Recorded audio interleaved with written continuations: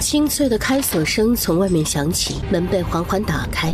怎么是你？而程如锦的手边还牵着一个2岁的孩子，他从未见过这个孩子，程如锦也未婚配，可这孩子的面容轮廓却和他的夫君沈昭极为神似。表姐，别白费力气了，你这辈子都走不出这间屋子，咱们的夫君也带着大夫来了。夫君？你叫谁夫君？你还有没有廉耻？你惦记他也没有，你这辈子都不可能嫁进沈家大门，就算我死了，你也不可能嫁进去。沈家门第之高，不是程如锦一个罪臣之后能肖想的。别说嫁进去为正室，就是做妾，程如锦都不够格。我自然有我的办法，不过一会儿就要辛苦姐姐了，别叫得太大声。你想干什么？话音刚落，沈昭就从外面走了进来，身边还跟着一个中年男人。那孩子一看见沈昭就扑了过去。姐姐抱，姐姐抱我。沈昭，你不是说自己不举吗？这孩子哪儿来的？他和沈昭成婚3年未圆房，沈昭给出的理由是那方面不行，因为一直无所出，她被婆婆刁难，被妯娌笑话，这些她都自己忍了。可沈昭居然和程如锦有了孩子。表姐，她不是不行，是面对你的时候不行。你除了占个侯府嫡女的出身，哪点比得上我？若不是家世所累，我怎么会输给你？你们什么时候开始的？你说第一次吗？我想想啊，就是沈家三爷的葬礼上，他的长辈们在研究，趁着热笑让你们成婚，他却在书房和我翻云覆雨，所以他不是不行，他跟我在床上的时候，不知道有多行。苏青瑜不可置信地看向沈昭。沈昭，你怎么能做出这样的事？你扪心自问，这几年我对你怎么样？自打沈三爷去了，长房和二房便开始争权，是我全力帮你，我的嫁妆钱全都用来帮你调度，生意上的事我还帮你去求舅舅和表哥，我还要承担你娘的咒骂，因为没有孩子，我成了沈家的罪人。我怕你忧思过度，甚至想着过继一个孩子，就算一直不能圆房也没什么。沈昭，你没有心。沈昭面无表情地看着苏青瑜，面容冷硬，只有深邃的眼底泛起了一层波澜。程如锦下意识地看了沈昭一眼，心底涌起一股浓重的不安。沈昭，我们和离吧，你是娶程如锦还是娶别人，都和我不相关。沈昭眼里忽然划过一抹纠结，动了动唇，想要说什么，可还不等沈昭说话。夫君，你先带着孩子出去，这里有我和周先生就够了。周先生，现在就动手吧。你们要干什么？表姐别紧张，我就是借你的脸皮用一用，以后我就是沈家的少奶奶，平宁侯府的嫡女了。放心，我会好好活着的，不辱没你侯府嫡女的身份。沈昭，你不能这样，我可以和离，你不能这么对我。此时的沈昭已经被程如锦推了出去。程如锦，这是在苏家，你怎么敢？我父亲呢？我祖母呢？他们知道不会放过你的。既然你都要死了，我也不介意告诉你，咱们两个说起来算是亲姐妹了。我娘寄居在平宁侯府这么多年，终于要嫁给爹爹为妻了。还有那个过继到你母亲名下的嫡子，其实是我的亲弟弟。你死了之后，我们一家4口就能团聚了。你以为没有爹爹和祖母的准许，我怎么能在苏家生下孩子，又怎么能对你动手呢？还有你和你娘的裴家产业，我们也不客气了。放心，我会给你多烧点纸钱的。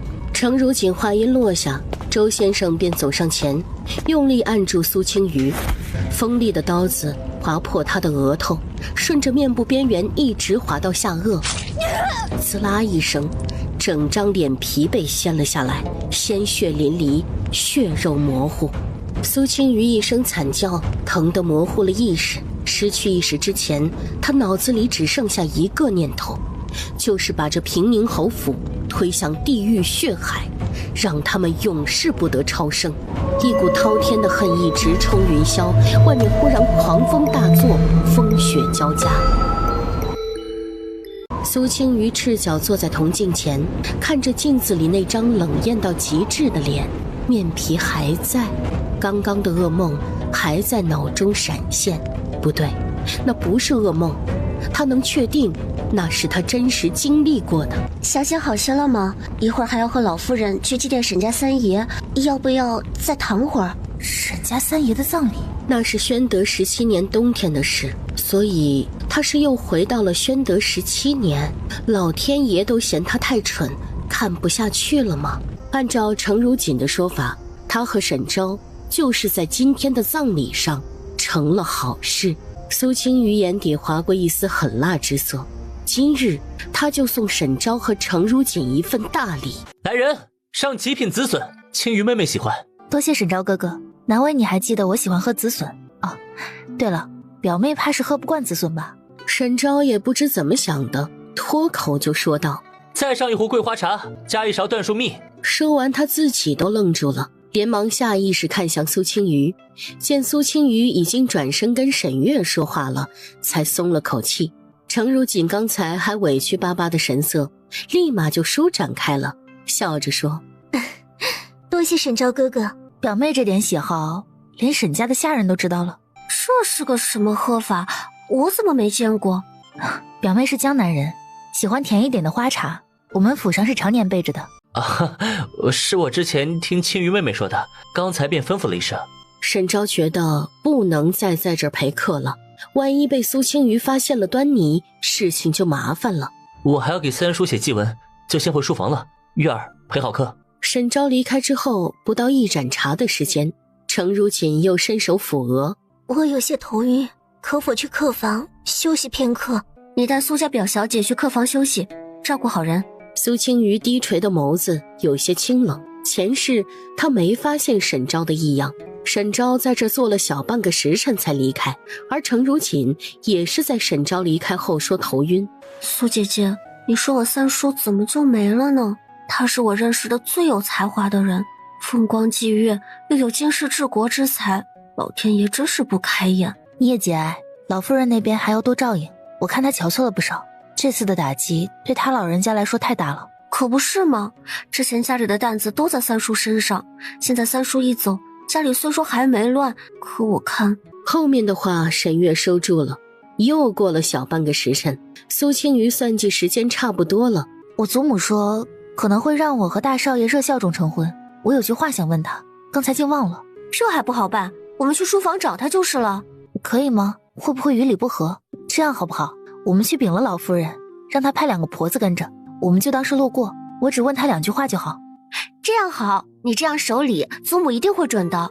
苏青瑜这么做是为了把沈月从这件事中摘出来，她要去捉奸就必须有证人，但是沈月一个未出阁的姑娘，真帮她作证，名声也就完了。沈老夫人身边的婆子则是最合适的人选。果然不多时，沈月就带着2个婆子走了过来。这2位是赵嬷嬷和花嬷嬷，陪着咱们去逛逛宅子。麻烦2位嬷嬷了。花嬷嬷，您怎么来了？大少爷不在书房，您有什么事儿先跟我说说。怎么回事？大少爷在哪儿呢？能在沈老夫人身边伺候的都是成了精的，一眼就能看出这里面有事儿。花嬷嬷和赵嬷嬷狐疑地对视了一眼，还未等做出反应，书房内就传出了不堪入耳的声音。沈昭哥哥，你真的要娶她吗？你爱的是我。好妹妹，我必须得娶她，她舅舅家可是皇上，对我是有大用的。紧接着就是断断续续的娇喘声和男子的荤话，院子里的几人都愣住了。苏青瑜心里冷笑，他还是第一次听沈昭这样的声音。他忽然有些庆幸沈昭一直说自己不举，他们并未圆房，不然他会恶心死。2位姑娘先出去吧。紧接着他快步转身离开，还带着哭腔：祖母，我不嫁了。这是怎么了？出什么事了？老夫人，夫人，大少爷在书房和一个姑娘圆房了，老奴没敢打扰，还不知道里面是谁，正好苏家大小姐路过，听了个正着。苏老夫人皱着眉没说话，却看向了沈老夫人。苏青瑜这一通哭不是装的，她是哭自己前世的无知，哭今生的畅快肆意。去把那2个畜生给我带过来，我亲自问问沈昭，怎么敢做出这么大逆不道的事。两位嬷嬷下去带人，沈老夫人又看向苏老夫人。弟妹啊，你放心，这件事情沈家一定会给你们一个交代的。好孩子，今天让你撞见不干净的事了，这事是沈昭不对，我绝不会轻饶了他。去把老大和老二都喊过来，有些主意还得他们来拿。不多时，沈家大老爷沈之衡和二老爷沈之术都走了进来。母亲，是我教子无方，还请母亲责罚。我看这事儿啊，也不一定是昭儿的错，兴许就是府上哪个狐狸精狐媚硬爬上了昭儿的床，也兴许是被下了药了，这些都要详查。苍蝇不叮无缝的蛋，你儿子若是恪守本分，会做出这样的事吗？母亲息怒，咱们昭儿是沈家嫡长孙，这盯着他的人也多，等会儿就知道是哪个小贱人了，敢做出这么不要脸的事儿。看我不撕了他，定是那种狐媚的小浪货，一心攀高枝的。你闭嘴，老大爷起来吧。话音刚落，花嬷嬷就带着人进来了。老夫人，人带来了，和大少爷在里面的是苏家表小姐。花嬷嬷这话一出口，第一个变脸的就是苏老夫人。苏青雨冷笑，程如锦不会以为被发现了就能顺势嫁进沈家了吧？程如锦确实是这么想的，觉得这种事儿过了明路也不是坏事，反正沈家是要给苏家一个交代的，大不了他代替苏青雨嫁过来，就算不能为正妻，先做个妾室也是好的。老夫人，我和大少爷是真心相爱的，求老夫人成全，求老夫人成全，我不求名分，只要能让我陪在大少爷身边就好。沈老夫人皱着眉头没说话，苏老夫人则微微闭上了眼睛，显然已经被气到了极致。苏青瑜站起身，走到程如锦身前。你和沈大少爷两情相悦，大可以请双方亲长出面说详。今日是什么日子，也由得你这么胡来？沈三爷的葬礼，朝野震动，前院都是祭拜的官员。你可知道，这件事传到前面，沈家将颜面扫地，还会影响沈大少爷的仕途。你若真心爱慕他，就该为他着想，怎么能让他做出这种不孝不义的事？说完这番话，苏青瑜也跟着跪在地上。我教导表妹，让老夫人见笑了。既然他们是两情相悦，还请老夫人退了我和沈大少爷的婚事。这丫头年纪不大，说话行事却极为妥当。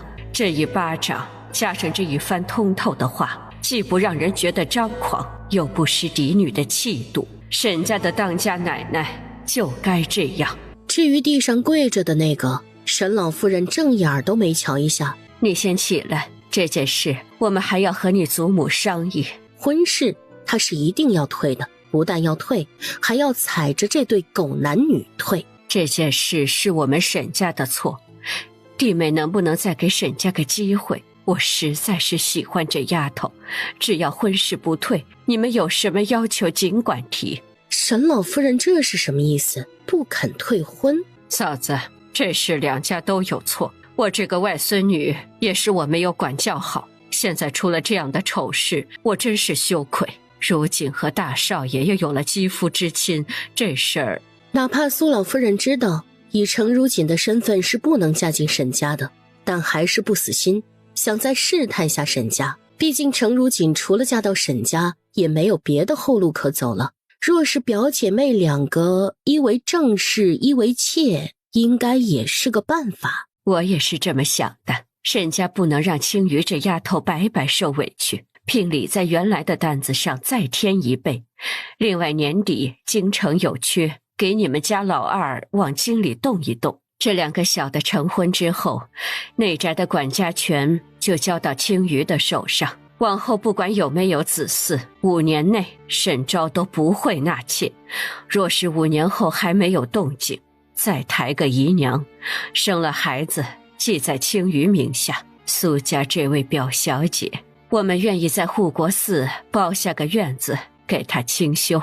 程如锦吓得脸色惨白，沈家众人则在等着苏老夫人答复。对苏老夫人来说，沈家提出的条件确实是诱人，尤其是把苏家二老爷调回京里，简直就是捏到了苏老夫人的7寸上。后宅女人的事再重要，也比不上家里男子的仕途重要。苏青雨眼见着祖母动容了，心里有些许的慌乱。老夫人，沈大少爷说了，他娶我就是因为能用得上我舅舅，他存了这样的心思，我怎么敢嫁给他？而且我相信大少爷说的，他爱的人是我表妹，这种情况下，我实在无法当做这事儿没发生，再加入沈家。若是传出去，还以为是我贪恋沈家的富贵呢，还请老夫人怜惜，允许我退了这门婚事。都是他迷惑了昭儿，昭儿平日最守规矩，怎么会突然做出这种事？还有那什么利用人的话，青雨，你可千万别信，那都是你表妹嫉妒你的好婚事，存心给你添堵。你现在退婚，不是正着了别人的道了吗？你还不解释几句？今天青雨不消气，看我不打死你！祖母、父亲、母亲，我和如锦妹妹两情相悦，我要娶她为妻。既然你都知道了，我也不瞒着了。你这样蛇蝎心肠的女人，根本不配做我沈昭的夫人。这么多年，如锦妹妹是怎么被你欺辱伤害？别以为我不知道。她单纯善良，从不与你计较，而你却变本加厉。正好趁着今天退了这门婚事也好。你这个孽子，猪油蒙了心了，胡说什么呢？要说此时最高兴的，一个是苏青瑜，一个是程如锦。苏青瑜心想，沈昭闹得越激烈越好，他正好顺势退亲。程如锦则满脸希冀，仿佛一只脚已经踏进沈家大门了。沈昭说出这样的话，我也没脸再求了，这门婚事就此作罢。苏青瑜长出了口气，就听沈老夫人又说道，我记得当年2位老太爷去护国寺，青雨也跟着去了。慈恩大师当时批了一卦，说是苏青瑜嫁到沈家，能解2家之祸事。沈昭既然不争气，不如考虑考虑2房嫡子沈红，他今年16岁，和你年纪也算相当。不是我自夸，我这个孙儿也是满腹经纶，才华横溢。苏青瑜眉色一拧，这意思她还必须嫁到沈家了？未成婚的都可以吗？那我选沈三爷，我愿以沈家3夫人的身份，生前为他守节，死后与他同葬。生前为他守节，死后与他同葬。苏青瑜的话让2位老夫人惊讶地张开了嘴，好半天都没合上。若是沈之修还活着，他们可以理解为是这丫头想攀附沈家3爷，毕竟京中没有人不想做沈家3夫人。可如今人都去了，嫁给沈之修守活寡有什么意义？真是胡闹！你什么身份？怎么能给人配冥婚？这种事虽然在京城屡见不鲜，但多是小门小户的姑娘，她们这样的门第，就算送姑娘去庙里修行，也不会愿意给人配冥婚。这不行，这样太委屈你了。若是老三还活着，我自然应允。可是他人都没了，你后半辈子的日子怎么过呀？苏青瑜心说，他人活着，他还不嫁呢，死人清净，还不会背叛他，更不会给他添堵。刚才说嫁给沈三爷，不过就是灵机一动，可现在越想越觉得这门婚事好。苏青瑜知道这门婚事还得祖母点头。祖母，这门亲事可以结。沈家3爷虽然去了，但名头还在，给别人配冥婚是丢人。可这是沈三爷，但凡沈家露出想给沈三爷配婚的想法，这京城肯定有不少人会蠢蠢欲动。而且这么一来，沈家等于欠咱们家的，一个欠字能办多少大事？祖母您说呢？牺牲孙女一个，换这么多好处，也值了。既然青瑜愿意，我也不说什么了。可怜我这孙女儿，弟妹，这事是我沈家欠你们的，以后2家就是一家人。沈昭没想到苏青瑜宁可嫁给死人，也不肯嫁给他，这样也正合了他的意，他就可以专心对待程如锦了。祖母，既然他的婚事说妥了，那孙儿和如锦的事……沈老夫人听他还在提程如锦，顿时火冒三丈。来人，把大少爷带下去，让他在三叔的灵前跪着，没我的命令不许起来。这丫头我不好管教，只能弟妹带回去管了。对程如锦进沈家的事是一点儿都未松口。苏老夫人知道这件事还得慢慢商量，但是出了这样的事，沈家最后一定会让程如锦进门，只不过需要时间。之后程如锦被带到了僻静的厢房，由苏老夫人的贴身大丫鬟知春看着。紧接着就是两家商量具体的事项，苏青瑜便不好在一边听着。沈老夫人吩咐丫鬟韩翠带她去找沈月。苏小姐，请这边走。沈家内宅怎么有陌生男子出入呢？他又好奇地扫了两眼，就是这两眼让他呼吸骤停，双拳紧握，居然是前世那位周先生，伙同程如锦扒他脸皮的人。苏青瑜随便找了个由头，把韩翠支开，又对珍珠说道：你在那边的亭子等我，我去看看就过来。可跟着就失去了那人的踪迹。不远处忽然走来了3、4个小厮，他便直接推开了身后的门，躲了进去。推门进去之后，才意识到这是沈三爷的小书房。此时书案后正坐着一个男人，不到30岁的样子。这人是沈三爷的朋友吗？应该是来书房睹物思人的吧，看这气度就知道是身居高位者。你怎么会想嫁给一个死人？这人到底什么身份？两家刚定下的事，他竟然这么快就知道了。可他总不能说就是看中沈三爷是个死人。我爱慕三爷很久，生不能同亲，死也要同学。一句爱慕应该能够把这件事搪塞过去，毕竟谁也不会追着一个姑娘问感情的事。他那个人无趣得很，年纪又大，有什么可爱慕的？可这些关他什么事儿？一个死人不需要有趣，更不需要年轻，嘴上却说道：你不懂，他若是真不好，金庄怎么会有这么多人想做沈家三夫人？打扰这位大人了，小女子告辞。三爷，东西我都收拾好了，咱们现在就可以离开了。只是三爷离京还需要些时日，这些日子咱们先住在京郊的别院吗？先住到护国寺吧，正好去看看慈恩大师。傍晚时分，祖孙3人坐着马车回到了苏家。姑母，祠堂那边都准备好了，族老族妻们也都来了，就等着姑母回来，就能写成嗣的文书了。苏青瑜定定看着顾若云，前世在他心里温柔得体的表姑母，竟是父亲的外室。想起上一世被害死的场景，微垂的眸子里再次浮现出滔天的恨意。这孩子是不是高兴傻了？今日往后，你娘就有嫡子了，你也有了嫡亲的弟弟可以依靠。过继，想得美。姑母说的是，那咱们现在就过去吧。怎么了？可是出什么事儿了？苏青瑜看着母亲，眼角流下一行清泪，唇角却带着笑意。下一刻，程如锦，我自问对你不薄，你却爬上了沈大少的床，坏我婚事，你到底是何居心？你一个罪臣之后，苏家能收留你已经是宅心仁厚，你怎么能不要脸干这么下贱的事？人都说品性随根，你这德行还真是随了你那个杀千刀的爹。苏青瑜特意看了一眼父亲苏成业，脸色阴沉的可怕，8成是被那句杀千刀的爹气着了。他就是故意这么说的，他不能骂自己爹，还不能骂程如锦的爹吗？青瑜，这事我们关上房门自己家在研究，今日是要办大事的，你别胡闹了。母亲，青瑜怎么是胡闹呢？她是被欺负的没办法了，才来求祖宗做主的。真是苦了这孩子了，还没成婚就遇上了这么脏的事。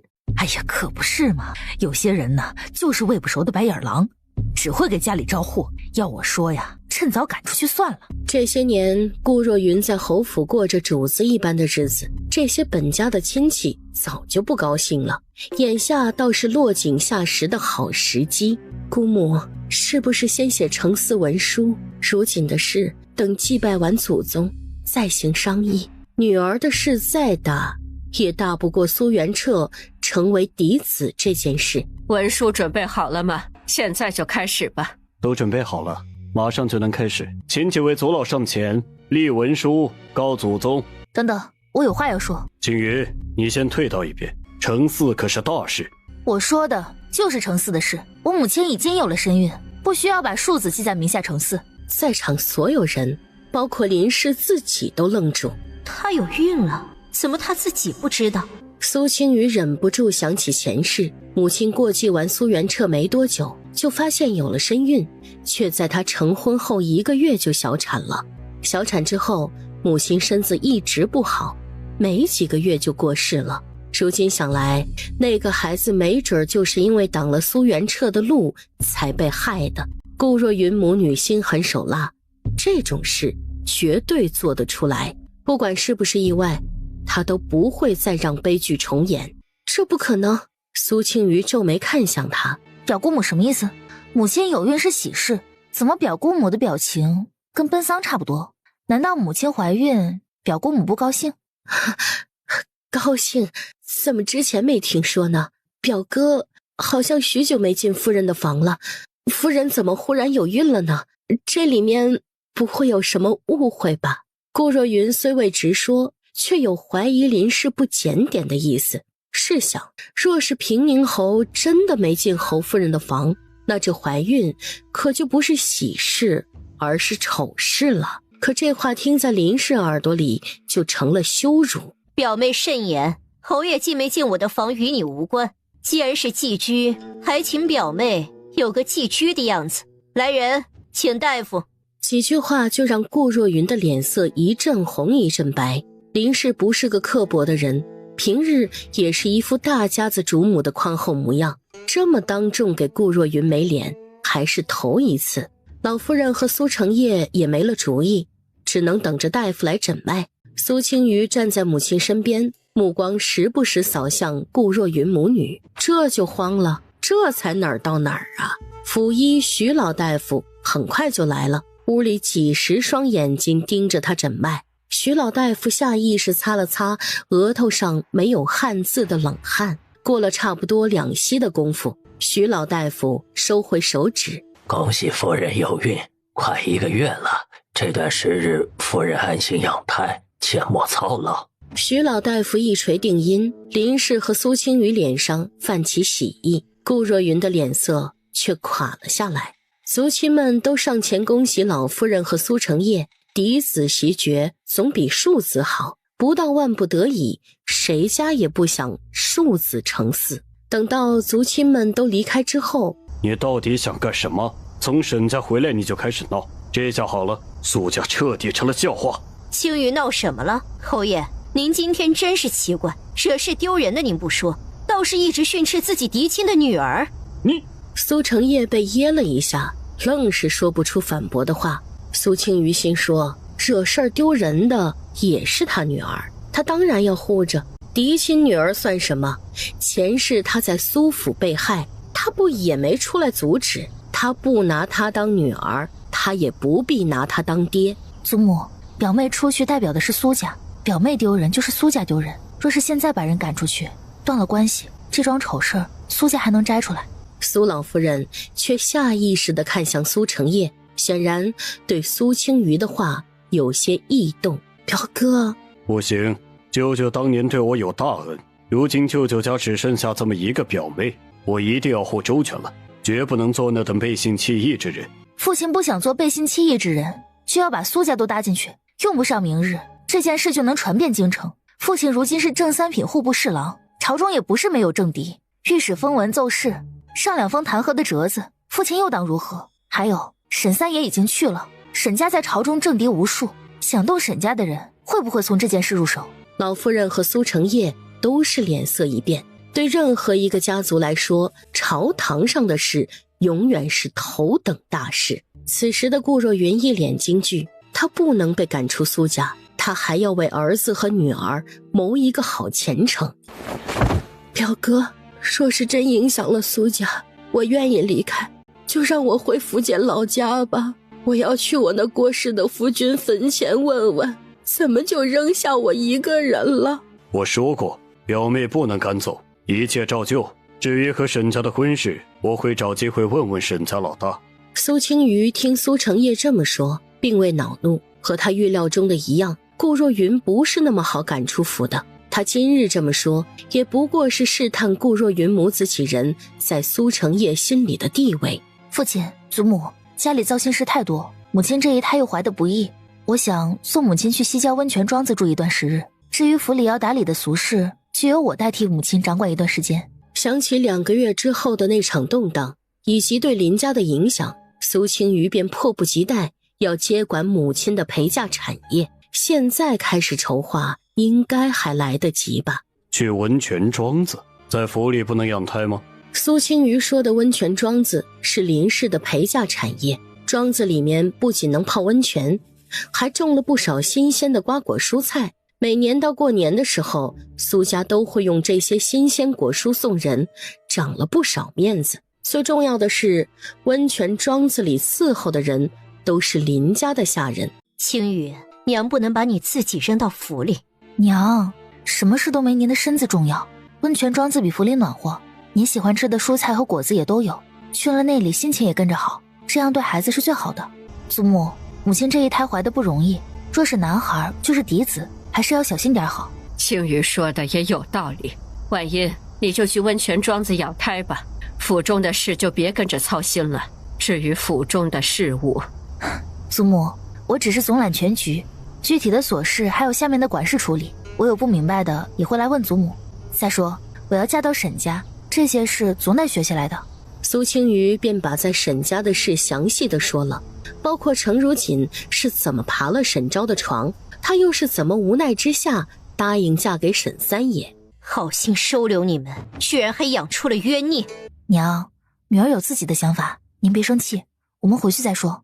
侯爷，这府里来路不明的人，还请侯爷料理好了，不然别怪我这个当家主母不客气。林氏虽是商贾出身，可这些年侯府的开销用度都靠她的嫁妆产业支撑着，所以有些话虽难听，苏成业却也只能听着。这次林氏有孕，还是因为她上个月喝酒，稀里糊涂的就去找了林氏。这事儿就这么定了吧，我先回去了，这一天的事搅得我头疼。苏青瑜也陪着林氏回了紫薇院，程如锦回了自己住的青云轩，苏成业则悄悄去了顾若云住的韶华堂。表哥，我到底什么时候才能光明正大站在你身边？我受够了这样寄人篱下的日子。还有袁彻，他才是侯府的继承人。我可以跟夫人说，纳你为妾。你若是担心孩子们的婚事，可以都记在夫人名下。另外，我还有点私产，都给袁彻和如锦。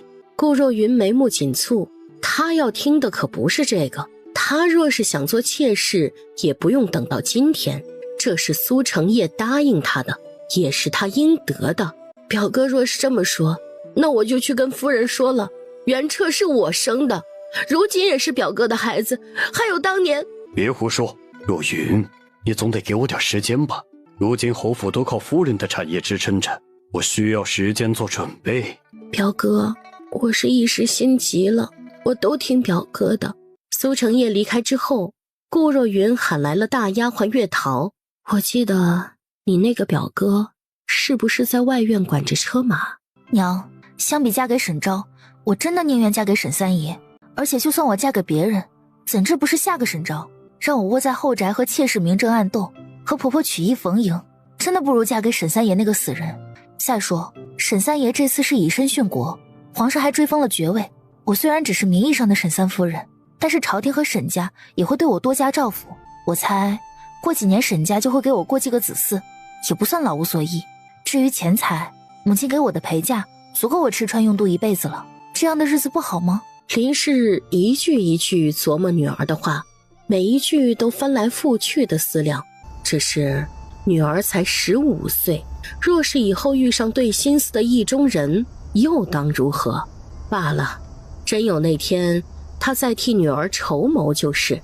那就依你，好在沈家老夫人仁厚，也不会为难你。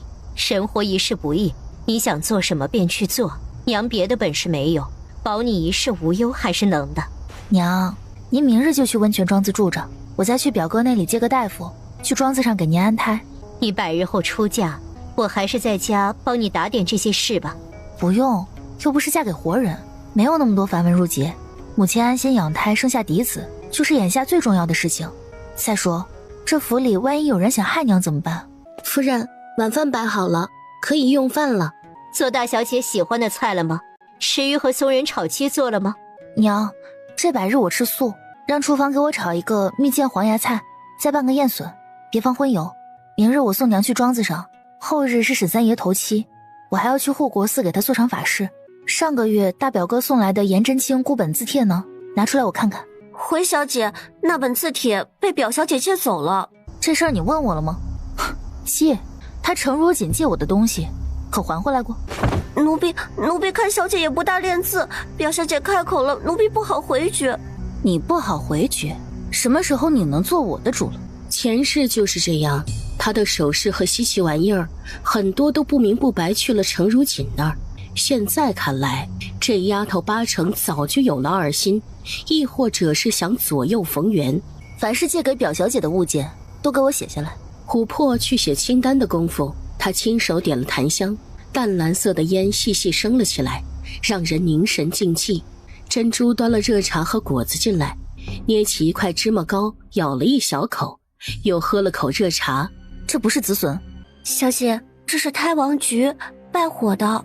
苏青瑜哭笑不得，这丫头不会以为她是嘴硬心里苦吧？换紫笋来，这东西我喝不惯。都写清楚了吗？都写清楚了。苏青瑜接过那张纸看了看，掐丝珐琅的盒子，嵌玛瑙的梅花瓣金簪，海外来的罗带，猫眼石簪子，颜真卿的字帖，前朝的孤本医书，林林总总将近20件。你和表小姐还有别的事吗？我只问这一次，你最好如实说。没有，奴婢和表小姐并无私下的来往，只是什么？表小姐身边的大丫鬟玉秀经常来找奴婢，有时候会打听小姐的事，因她每次来都带着吃的，有时候还送我首饰，奴婢不好意思，可能说了些不该说的。你怎么能做这样的事？小姐平日待你不薄，平日咱们院子里的赏赐也不少。去年你老子娘病了，还是小姐帮你请的大夫抓的药。你都说什么了？有2次小姐约了沈小姐去花会，她问什么时候去，都有谁之类的。还有就是打听小姐平日里说了什么，都在做什么，多数都是我搪塞过去了，她问的多了，我才答上2句。琥珀，我再给你一次机会，以后表小姐院子里的人和你来往，你照常和他们聊天，他们说了什么，问了什么，都来详细回禀我。你是府上的家生子，爹娘、叔叔、婶子都在府上做事，若是让我发现你背叛我，你们全家都不得好死，记住了吗？奴婢记住了，多谢小姐宽恕，奴婢以后都听小姐的。小姐，该起了，今日要送夫人去温泉庄子上。4辆马车已经停在了门口，第一辆是林氏母女坐的，里面铺了厚厚的羊毛垫子，暖炉也已经点上了。苏青瑜本想看看垫子够不够厚，她刚掀开车帘儿，这味道。白露，换一辆马车，这辆车也不用送回去，跟着走。等到把林氏送到京郊的温泉庄子上，苏青瑜一刻都未多做停留就回来了。回府之后，他让人把那个叫二喜的车夫叫到了偏厅。参见大小姐。知道我为什么叫你来吗？小人不知，请大小姐明示。哼，马车里的羊毛垫子是谁垫上的？从苏家到京郊黄庄，差不多半个多时辰的路程。密闭的马车内，空气又不流通，那么重的麝香，母亲很可能直接小产。小姐，小人知错了，求小姐责罚。说。二喜断断续续说出了实情。原来在顾若云身边伺候的月桃是二喜的表妹，也是她未过门的媳妇儿。昨天晚上，月桃拿了羊毛垫子和麝香去了二喜的家，两人弄到了半夜。二喜觉得这么做等于谋害主子，但是月桃说了，到时候夫人小产，没人顾得上查这件事儿。这羊毛垫子神不知鬼不觉，扔了就是。月桃还给了二喜10两银子，有了这10两银子，二喜就能风风光光娶月桃进门了。去查查他和月桃的卖身契在哪儿。珍珠点头下去查问了，一盏茶的功夫，珍珠便快步回来了。小姐，问清楚了，月桃的卖身契在表姑太太手里，所有少华堂的下人卖身契都在表姑太太那儿。至于这个二喜，他不是卖身进来的。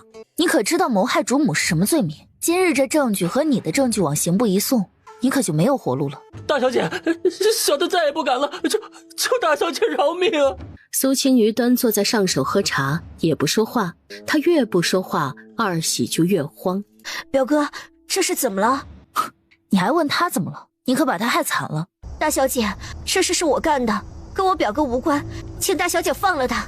大小姐，只是处置我就行了，求大小姐放了月桃。你为什么这么做？有次奴婢冲撞了夫人，被夫人责罚了，就一直怀恨在心。月桃，你若是这么大话，那我只能把你们俩送到刑部了。至于有没有幕后主使，就看刑部堂官的能力了。不过你猜，你们俩还能活命吗？可怜了，苦命鸳鸯，也不知道这么给人卖命，值不值得？月桃跪在地上，紧咬着下唇，面无血色。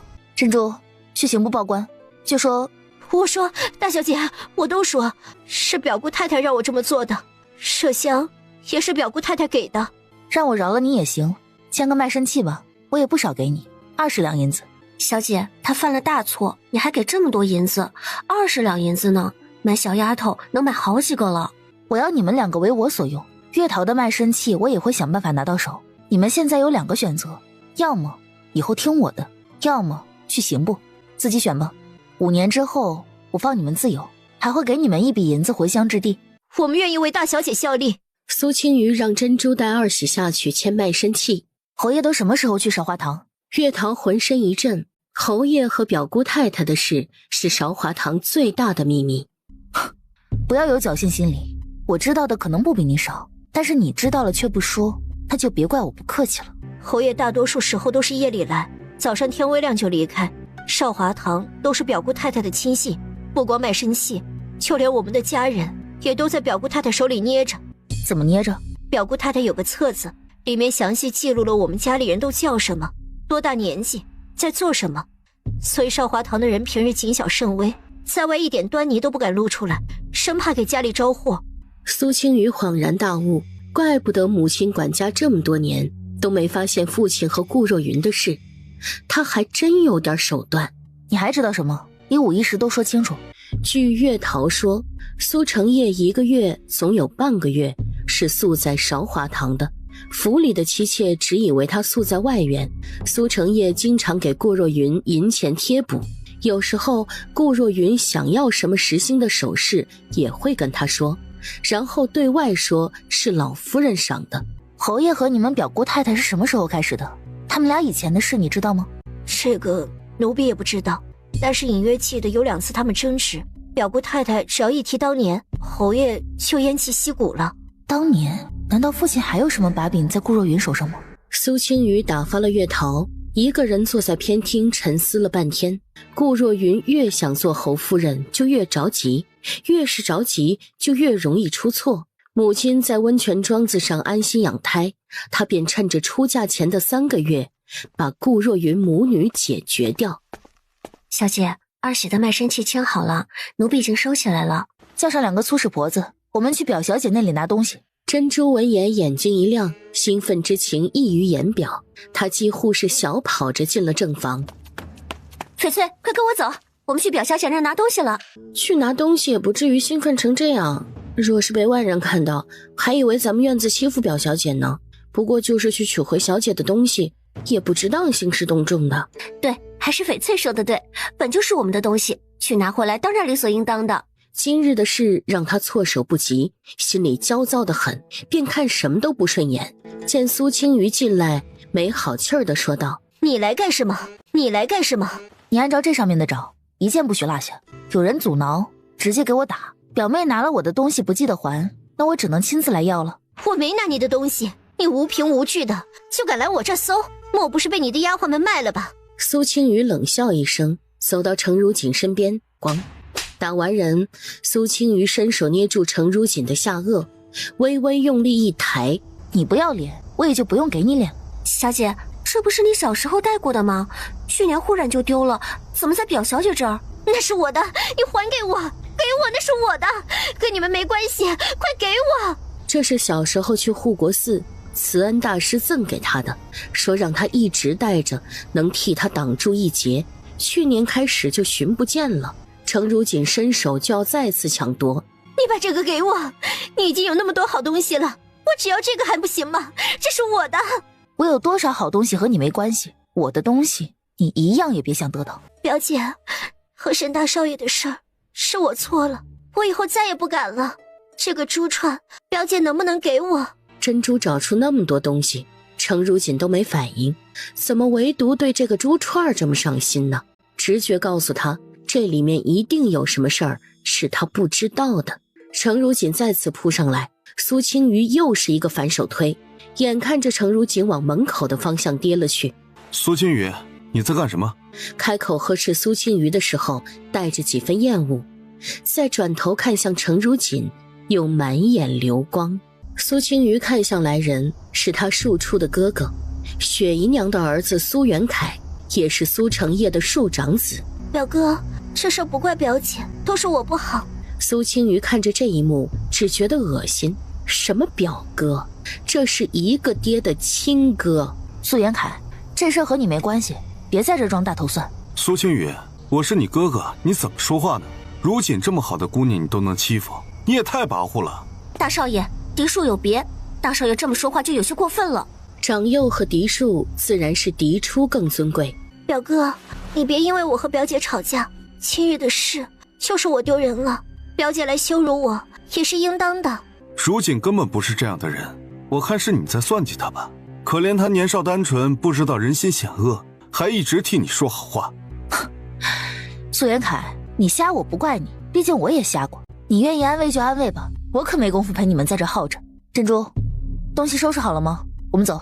表妹，你别哭，这事不怪你，你也是着了别人的道了。苏青瑜摇了摇头，嘴角泛起一抹若有若无的笑意。几人还未走到碧水阁，就遇上了带着丫鬟去给苏成业送点心的雪姨娘。大小姐安好。我们刚从表妹那儿回来，遇上了大哥。说起来，那桩丑事姨娘也知道了，可惜啊，大哥沉浸在温柔乡里，看不透。雪姨娘闻言脸色一变，你大哥仁厚，可能怕你表妹伤心。要说选程四的继承人，我一直觉得大哥是最合适的，可不知父亲怎么想的，非要立元彻。才5岁的孩子能看出什么资质？程四的事一直是雪姨娘心头的大事。眼下好了，夫人有孕也就不需要了。姨娘说的这些为时过早，母亲肚子里的是男是女还不知道。我是真心觉得大哥合适，才提醒姨娘一句，有些事早做准备。我是要出嫁的，以后还需要娘家兄长帮衬，就当跟姨娘结个善缘了。给我把大少爷喊回来，我有事跟他说。苏青瑜嘴角含笑，狗咬狗的场面他愿意看。回到碧水阁之后，苏青瑜先问了琥珀，那串7宝珠串是不是他送出去的。琥珀赌咒发誓说他真不清楚。苏青瑜见他神情不似作假，便没再多问，而是把珠串递给了翡翠，让他抽空送去范金楼重新换个绳子穿好。小姐，老夫人说今儿中午小辈儿都去她那儿用饭。程如锦也去吗？没喊表小姐和4少爷，只有大少爷、3小姐、4小姐，还有您。更衣吧，别让祖母等着。苏青瑜到的时候，苏怡慧已经来了。苏怡慧14岁，苏元凯的亲妹妹，雪姨娘的女儿。这莲叶绣的真不错，是大姐姐自己绣的吗？苏青瑜嘴角一抽，不是，我这个是自己绣的，大姐姐看怎么样？我们侯府已经穷到要小姐们自己刺绣了吗？都像3妹妹这样针线上的人可就没有活做了。大姐姐好，3姐姐好。苏顺慈是莲姨娘的女儿，今年12岁。苏怡慧用鼻音了一声，显然不大看得上这个谨小慎微的妹妹。苏青瑜则走上前，4妹妹好。老天爷既给了她重生一世的机会，她怎么也要保这个庶妹一世无忧，报答莲姨娘前世对母亲的照顾。你们都来了，坐吧。苏元凯正扶着老夫人进来，桌上已经摆好了饭菜。老夫人信佛，1日3餐都是吃素。祖孙5人坐下吃了午饭，用过饭之后，一到边上喝茶。伯母，明日我要去护国寺给沈三爷做场头七的法事。去吧，沈老夫人知道你这么尽心，也会高兴的。苏元凯听苏青瑜要去护国寺，心思一动，祖母，不如让表妹跟着一起去散散心。我早上去看过她，哭得眼睛都肿了。她就别去了，在家里思过吧。出了这么大的事，她不适合出去走动。苏元凯闻言没再说话，却悄悄对着苏怡慧说了句什么。只见苏怡慧先是皱了皱眉，不多时眉目又松散开。祖母，我前些日子给祖母抄了经祈福，正好明日跟大姐姐一起去护国寺供奉上。知道你这丫头孝心，那就带好人一起去吧，别被冲撞了。大姐姐嫁给一个死人，以后祖母对你可能就不如从前了。老夫人对待府里的姑娘，向来是看有没有价值。沈三爷已经去了，死了的人还能有什么价值？正好你可以压我一头了，你可要擦亮眼睛找夫婿了，看看找的人能不能比得过沈三爷。这世上能比得过沈三爷的人寥寥无几，哪怕他已经死了。他若是活着，你还有个高傲的资本；人都死了，不知道你狂个什么劲。不过也是，他若是活着，也不可能娶你。1个多时辰之后，马车停在了护国寺内。苏青瑜身边的胡嬷嬷进去找了主事的师傅，包下了苏家常住的院子。按照长幼，苏青瑜住正房，苏怡慧住东厢房，下人婆子们住西厢房。珍珠，我的东西放在正房，但是我跟你们一起在厢房休息，咱们几个一间屋子。小姐是说有人要使坏？也可能是我多想了，不过小心点总没有坏处。是天阴的这样厉害，看样子是要下雪了。若是下雪了，我们就在这儿住一夜，明日再下山。护国寺的素斋做的很是好吃，尤其是豆腐，听说是隐上山的泉水做的，豆浆不加糖而甘甜无比。下了雪之后，这山上的夜景就更美了，宝殿上灯火长明，恢宏大气。小姐从未在护国寺留宿过，怎么说起来还头头是道的？没吃过猪肉，还没见过猪跑吗？佛祖莫怪，小女子不是有意的。施主，慈恩大师在见客，今日不见其他人了。有客？可是头七不像是别的法事，总不好晚2天再做。小师傅能不能帮我问问慈恩大师，就说苏家女苏青瑜来给沈三爷做头七法事。若是慈恩大师实在没空，他便只能去找别的师傅了。小沙弥听说是苏家的人，又是给沈三爷做法事，那小僧再进去问问大师。不多时，小沙弥便走出来。慈恩大师请苏小姐进去说话，这2位女施主请跟我到厢房喝碗豆浆暖暖身子吧。苏青瑜闻言面露喜色，慈恩大师肯见他，这件事就8九不离10了。跟着小沙弥进了大雄宝殿后的禅房，一进门就看见2人席地坐在蒲团上，中间是棋盘，其中一人是年逾6旬的慈恩大师，另一人则是那日他在沈三爷书房见到的男子。见过慈恩大师，见过这位大人。我姓严，行三。苏青瑜一愣，姓严？沈家老夫人姓严？严三爷好，大师，我想给沈三爷做场头七法事，您可有时间？慈恩大师要落子的动作一顿，下意识看向对面的严三爷，见严三爷微微颔首，慈恩大师才说道：有时间我先让人去准备，你替贫僧下这一局吧。苏青瑜接替慈恩大师，在严三爷对面坐下，仔细看了一眼棋盘上的局势，忽然觉得似曾相识。姑娘好棋艺，我们再来一局。一连下了3局，严三爷的脸色也越来越扭曲，倒不是因为输棋，而是这位苏小姐下棋就跟能看到她心里一样。苏青瑜倒也不是故意要赢她，只是这严三爷的棋路也不知是怎么回事，下着下着就和棋谱上一样了。严三爷是特意来参加葬礼的吗？算是吧，你不来我都忘了他今天是头七了。你们怎么说也是嫡亲的表兄弟，小姑娘知道的还不少。苏小姐，接引殿那边准备好了。你不去给他上炷香？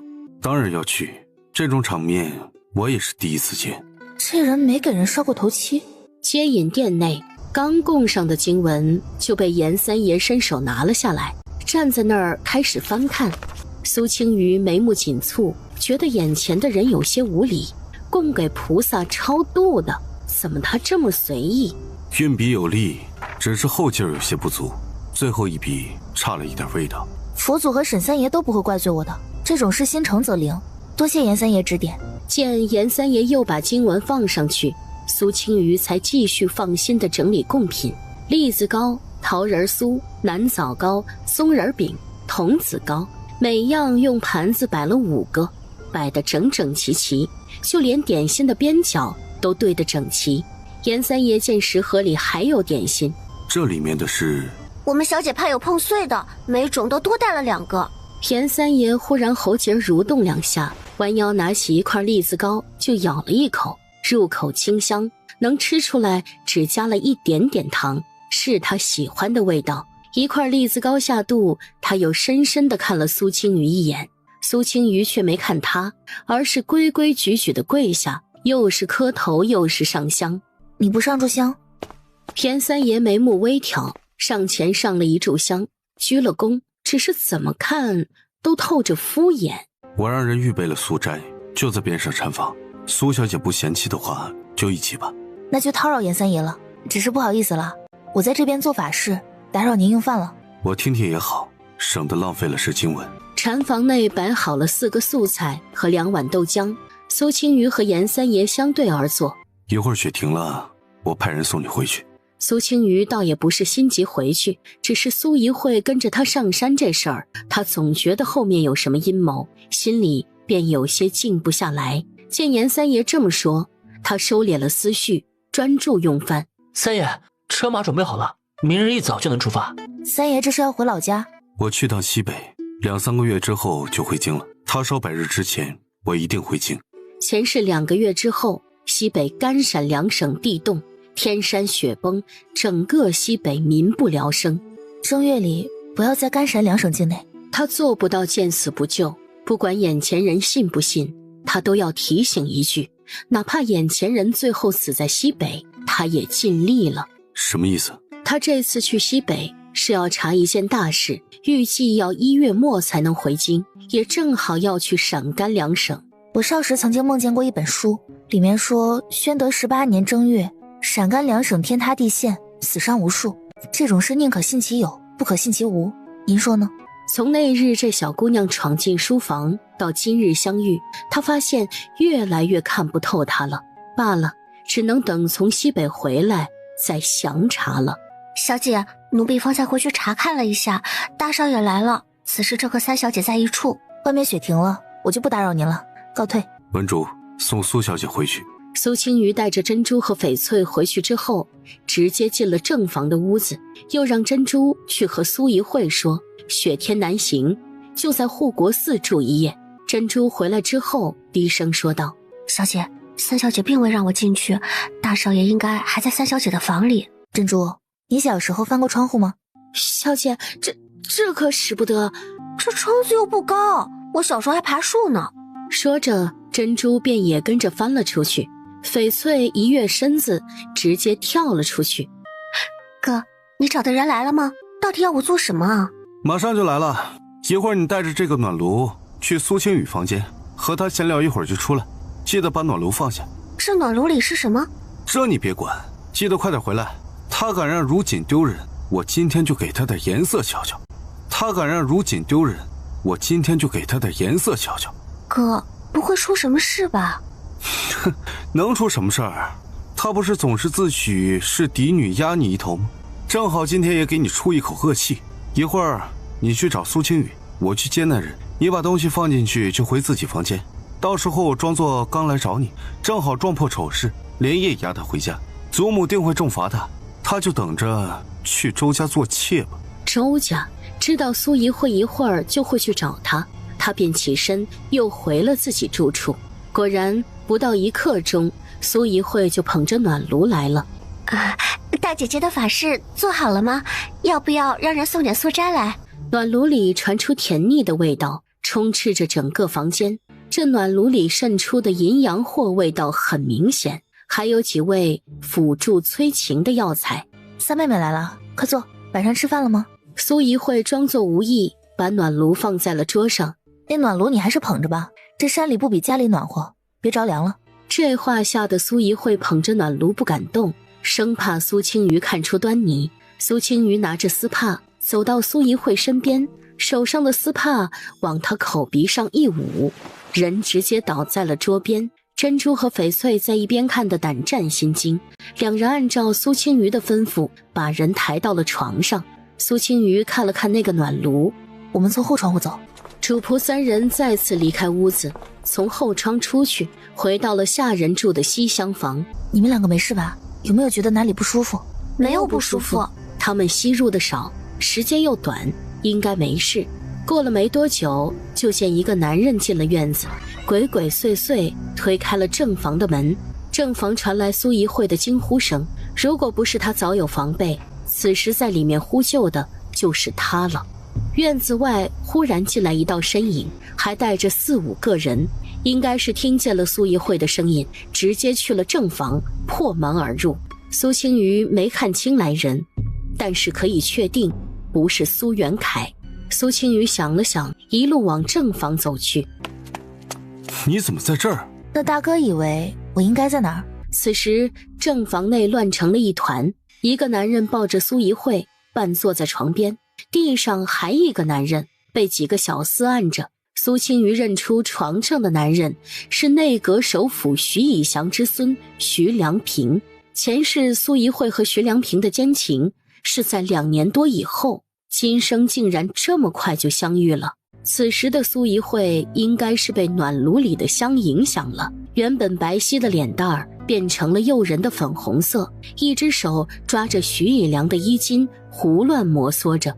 徐少爷，您怎么在这儿？多谢徐少爷救了我妹妹。徐以良低头看了看怀里娇艳欲滴的少女，一颗心也跟着躁动起来。这是你妹妹啊，这可怎么好？荒郊野岭的中了那种东西，你们都出去吧，这儿有我呢。苏元凯已经慌得不行了，妹妹的清白若是这么毁在他手里，他回家怎么交代？可眼下带着人下山也不现实，这玩意儿又没有解药，总不能把妹妹扔到雪地里吧，只能在慌乱中退了出去。你对怡慧做了什么？怎么是她在里面？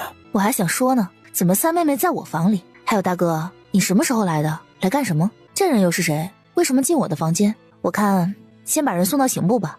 你一个姑娘家，别站在这儿了，赶紧回房去。摆明了不想让苏青瑜再问下去。还有周正，他得把人放了，他怕周正说出什么不该说的。三爷，属下去看过了，苏家大小姐无事，这事应该是冲着她来的，好在她机敏，提前有了防备。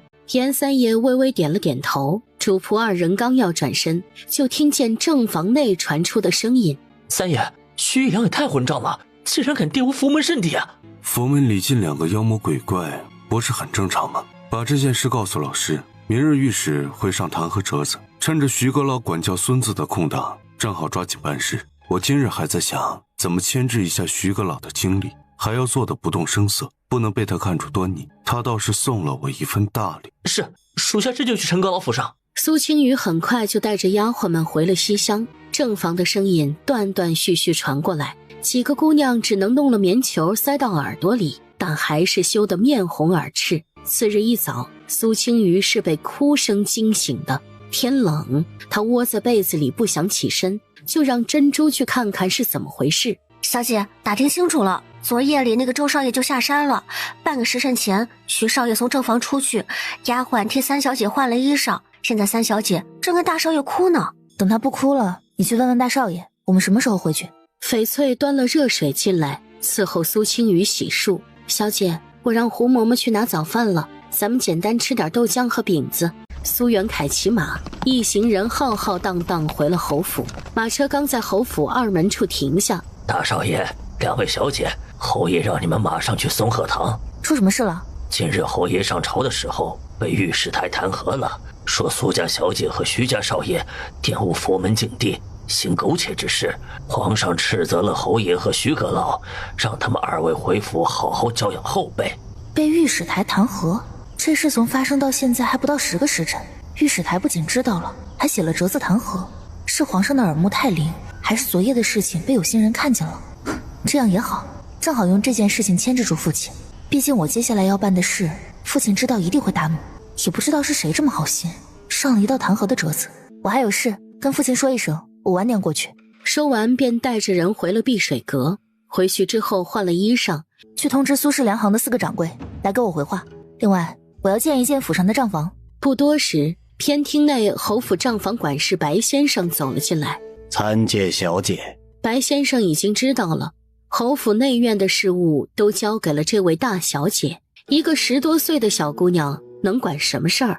白先生，今日请您来是要问问府上现在有多少现银？回大小姐，现在府上有现银差不多21万两，几个铺子的进项刚送进来，今年田庄的收成也还不错。您回去给我凑30万两，把林家的30万两银子还了。大小姐说什么？把林家的账清了？挂在账上10多年前的那笔账？这白先生怎么年纪大了，脑子还不转了？我说的还不清楚吗？还有这反应，至于这么激烈吗？就是那笔账，你现在账上有21万两，你看看有没有什么能卖的，库房里的古董字画，或者是宅子田地，抓紧时间给我凑齐30万两。既然父亲不拿他们母女当回事儿，该还的账也该还了，总不能母亲贴着嫁妆银子养家，外祖家还要贴钱给父亲养外室吧？正好他需要银子囤粮，这笔银子到手，他就能和表哥大干一场了。这30万两还给林家，侯府也就得喝西北风了。大小姐，这么大的事，我得去问问侯爷啊。侯府内外涉及钱财的事，他什么时候操过心？现在母亲去庄子里安胎，这些事都交给了我，出了是我担着，你怕什么？大小姐，这数额太大了，真的不行啊。30万两银子这么出去，侯爷还不得杀了他？再说了，这银子侯府若是想还，还会在账上挂了10多年吗？摆明了根本不想还林家。事成之后，如果父亲责怪，我给你500两银子，让你带着全家去江南生活。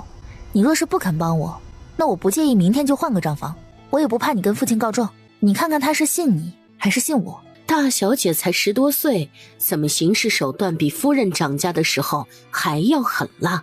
那小姐说咱们卖什么好啊？这宅子怕是一时半会儿不好出手，古董字画倒是有些值钱的。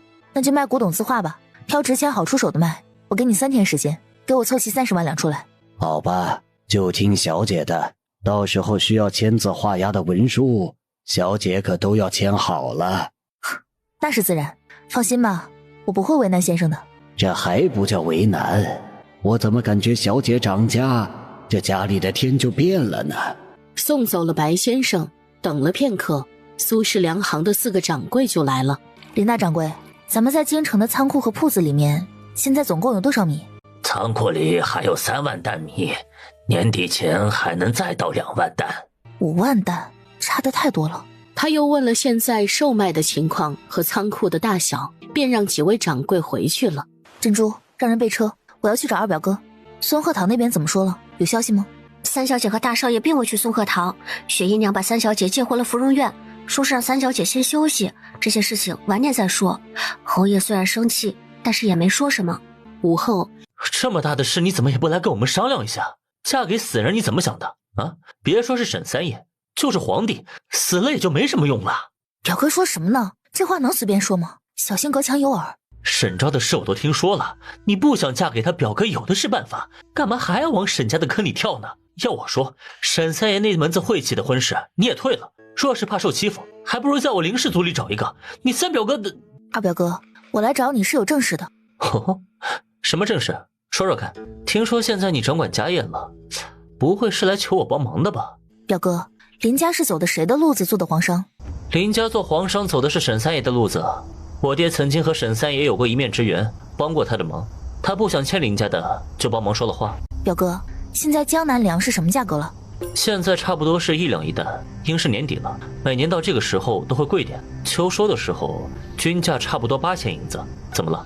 你现在手里能调集多少银子？5、60万两吧。这些银子年底是要交回父亲那儿的。想办法收100万担的粮食，年底前运到京城，能做到吗？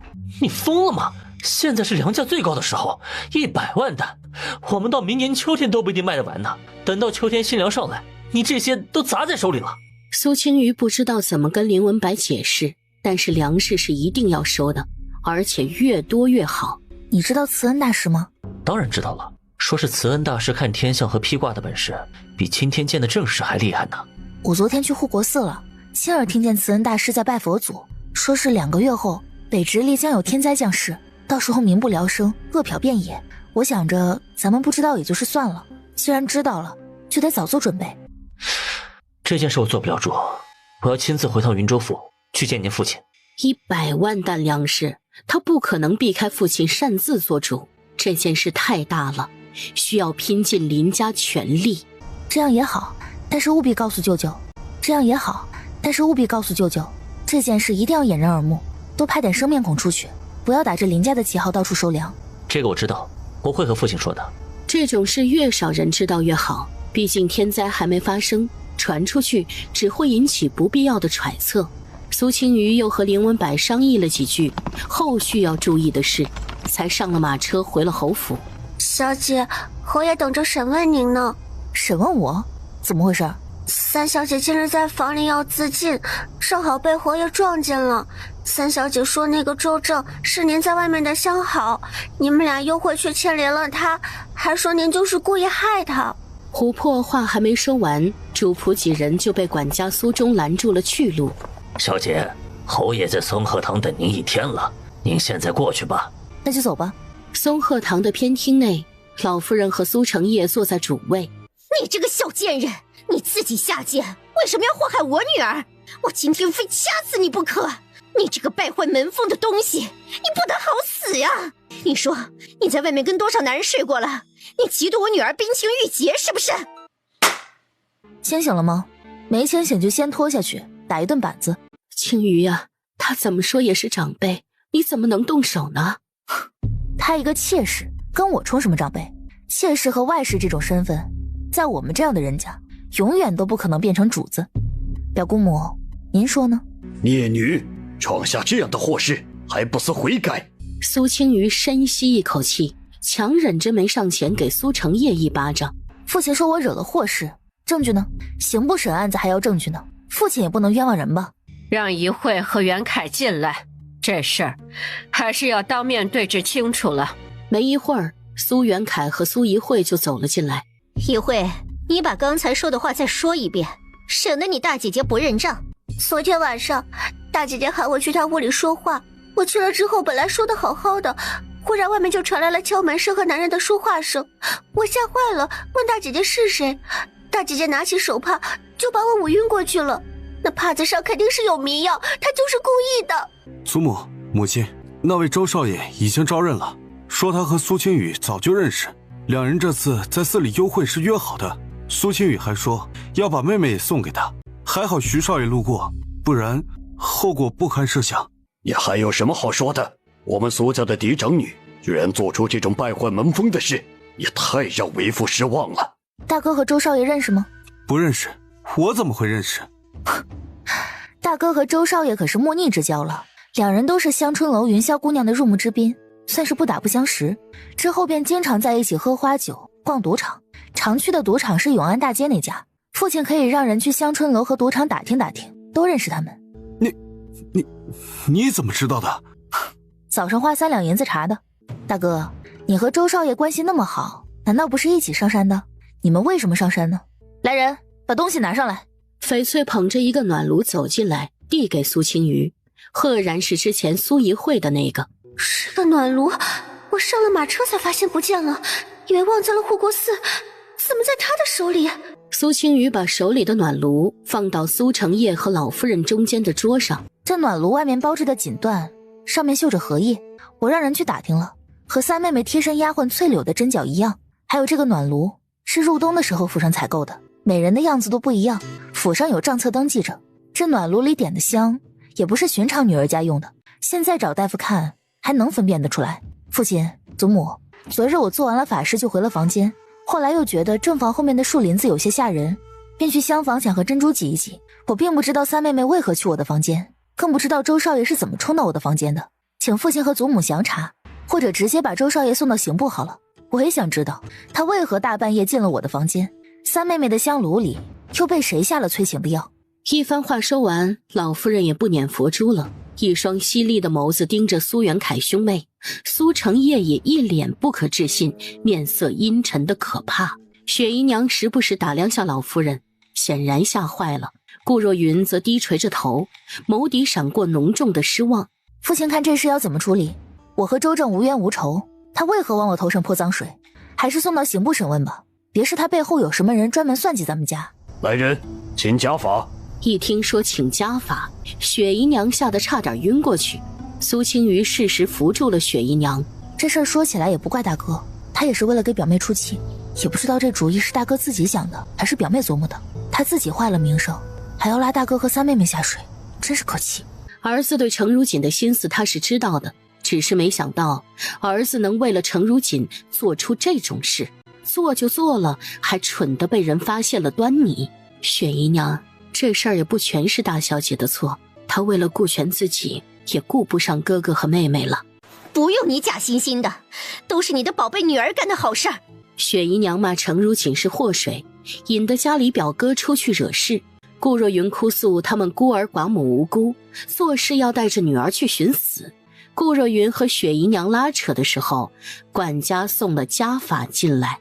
苏成业拿过鞭子，在空气中一甩，都给我闭嘴！薅着雪姨娘头发的顾若云闻言松了手，可雪姨娘修长的指甲却还在顾若云脸上。她垂手的时候微微用力，就听啊的一声，顾若云发出惊叫，左边脸被挠得血淋淋的。来人，带表姑太太下去上药。苏元凯和苏怡慧留下，每人10鞭子家法。表小姐陈如锦，天黑前出发，送去云州念心庵修行。表哥，你不能这样，她是你外甥女儿啊，你怎么能送她去庙里呢？你没看苏元凯动了不该动的心思吗？我不能让他把我的儿子给毁了，这件事必须听我的，别逼本侯。表哥说的是，我知道了。雪姨娘听说2个孩子要受家法，本想上前求情，可见苏成业这样的神色，也吓得不敢上前。老夫人，妾身知道这次的事儿，他们兄妹罪无可恕，只是受了鞭子，是要留下疤痕的，往后可怎么办？能不能换个惩罚的方式？雪姨娘说的也有道理，这样吧，都去佛堂跪着吧，跪上3天再说。一切尘埃落定，苏青瑜嘴角含笑出了松鹤堂。等到程如锦被送去慈心庵，她动手就方便了。小姐，表小姐怕是不能去慈心庵了。怎么回事？表小姐要带走的东西已经装上马车了，可是沈家忽然来人了，说是要给沈大少爷纳表小姐为贵妾，等到校期过了就入府。沈家怎么忽然改口了？那日看沈家老夫人的意思，分明是不想接纳程如锦，苏青瑜便想趁着2家婚事悬着，正好把人处理了。奴婢打听了，可是沈家人的口风紧得很，什么都不肯说。小姐，奴婢打听出来了，那日咱们走了之后，沈大少爷便不吃不喝的跪在沈三爷的灵前，后来沈老夫人叫起，他也不肯起。外人都以为沈大少爷是为叔父尽心守孝，实际上他是以此威胁家里，要让表小姐进门。听说从今日开始，不光不吃不喝，还一直磕头，额头都磕出血了，把沈老夫人吓坏了，这才让人来咱们家。你怎么打听出来的？不是说沈家的人嘴很严的吗？外面上茶的小厮是我表弟，这话是沈家的管事对侯爷说的。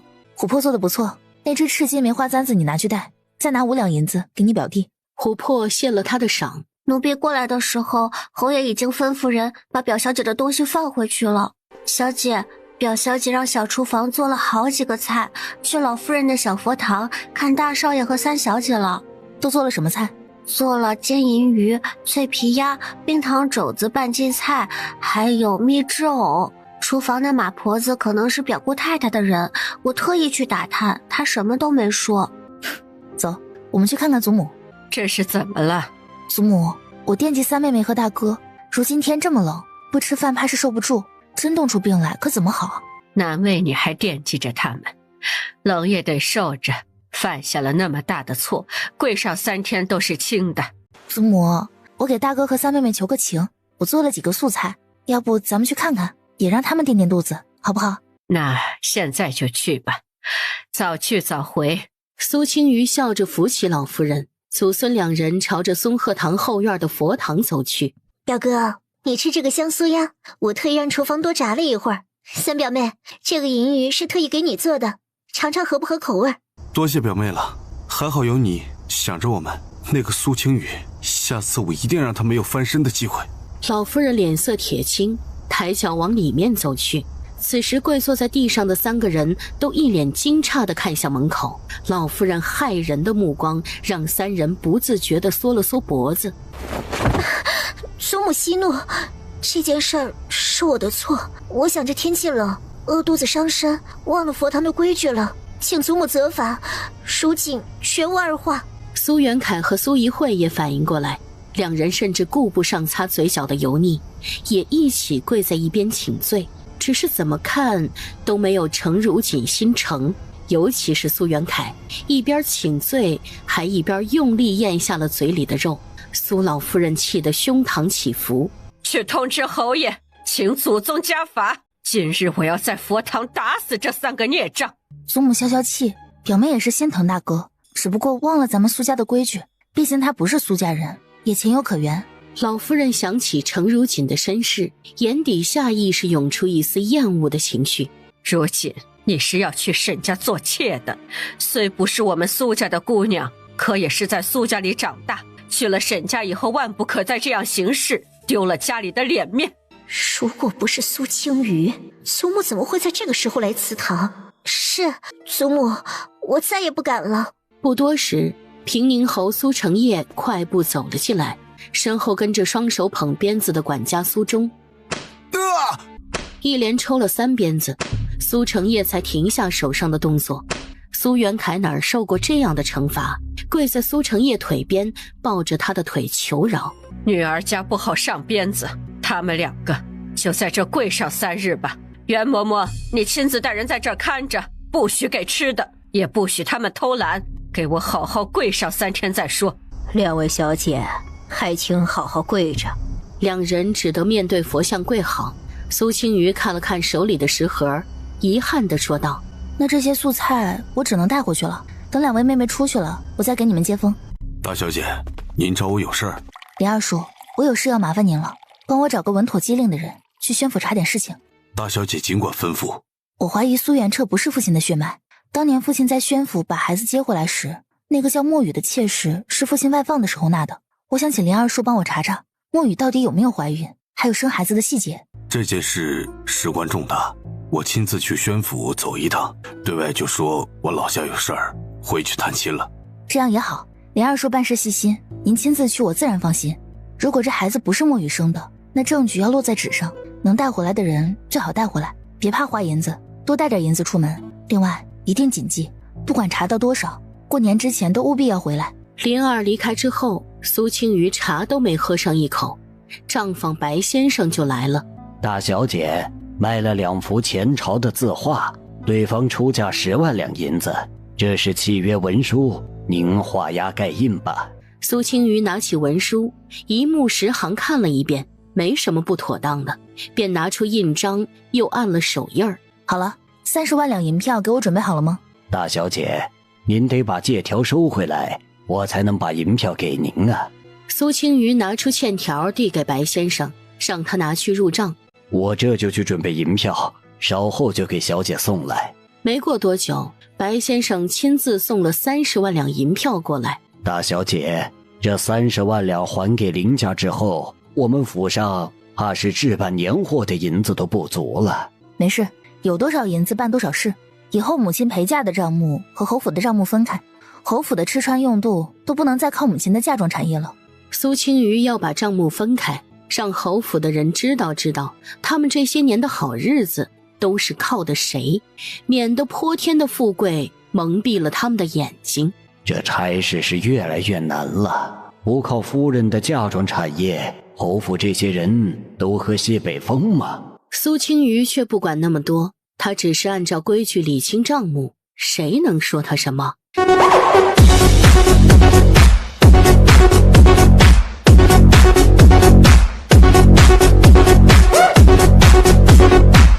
苏青瑜连着看了2天内宅账册，对内宅的各项事务也基本了解了。小姐，听说表姑太太在老夫人那儿跪了一早上，求老夫人放出表小姐，被老夫人给赶回去了。你多跟翡翠学学，稳重些，这么跳脱，以后嫁人了可怎么好？小姐说什么呢？奴婢不嫁人，奴婢伺候小姐一辈子。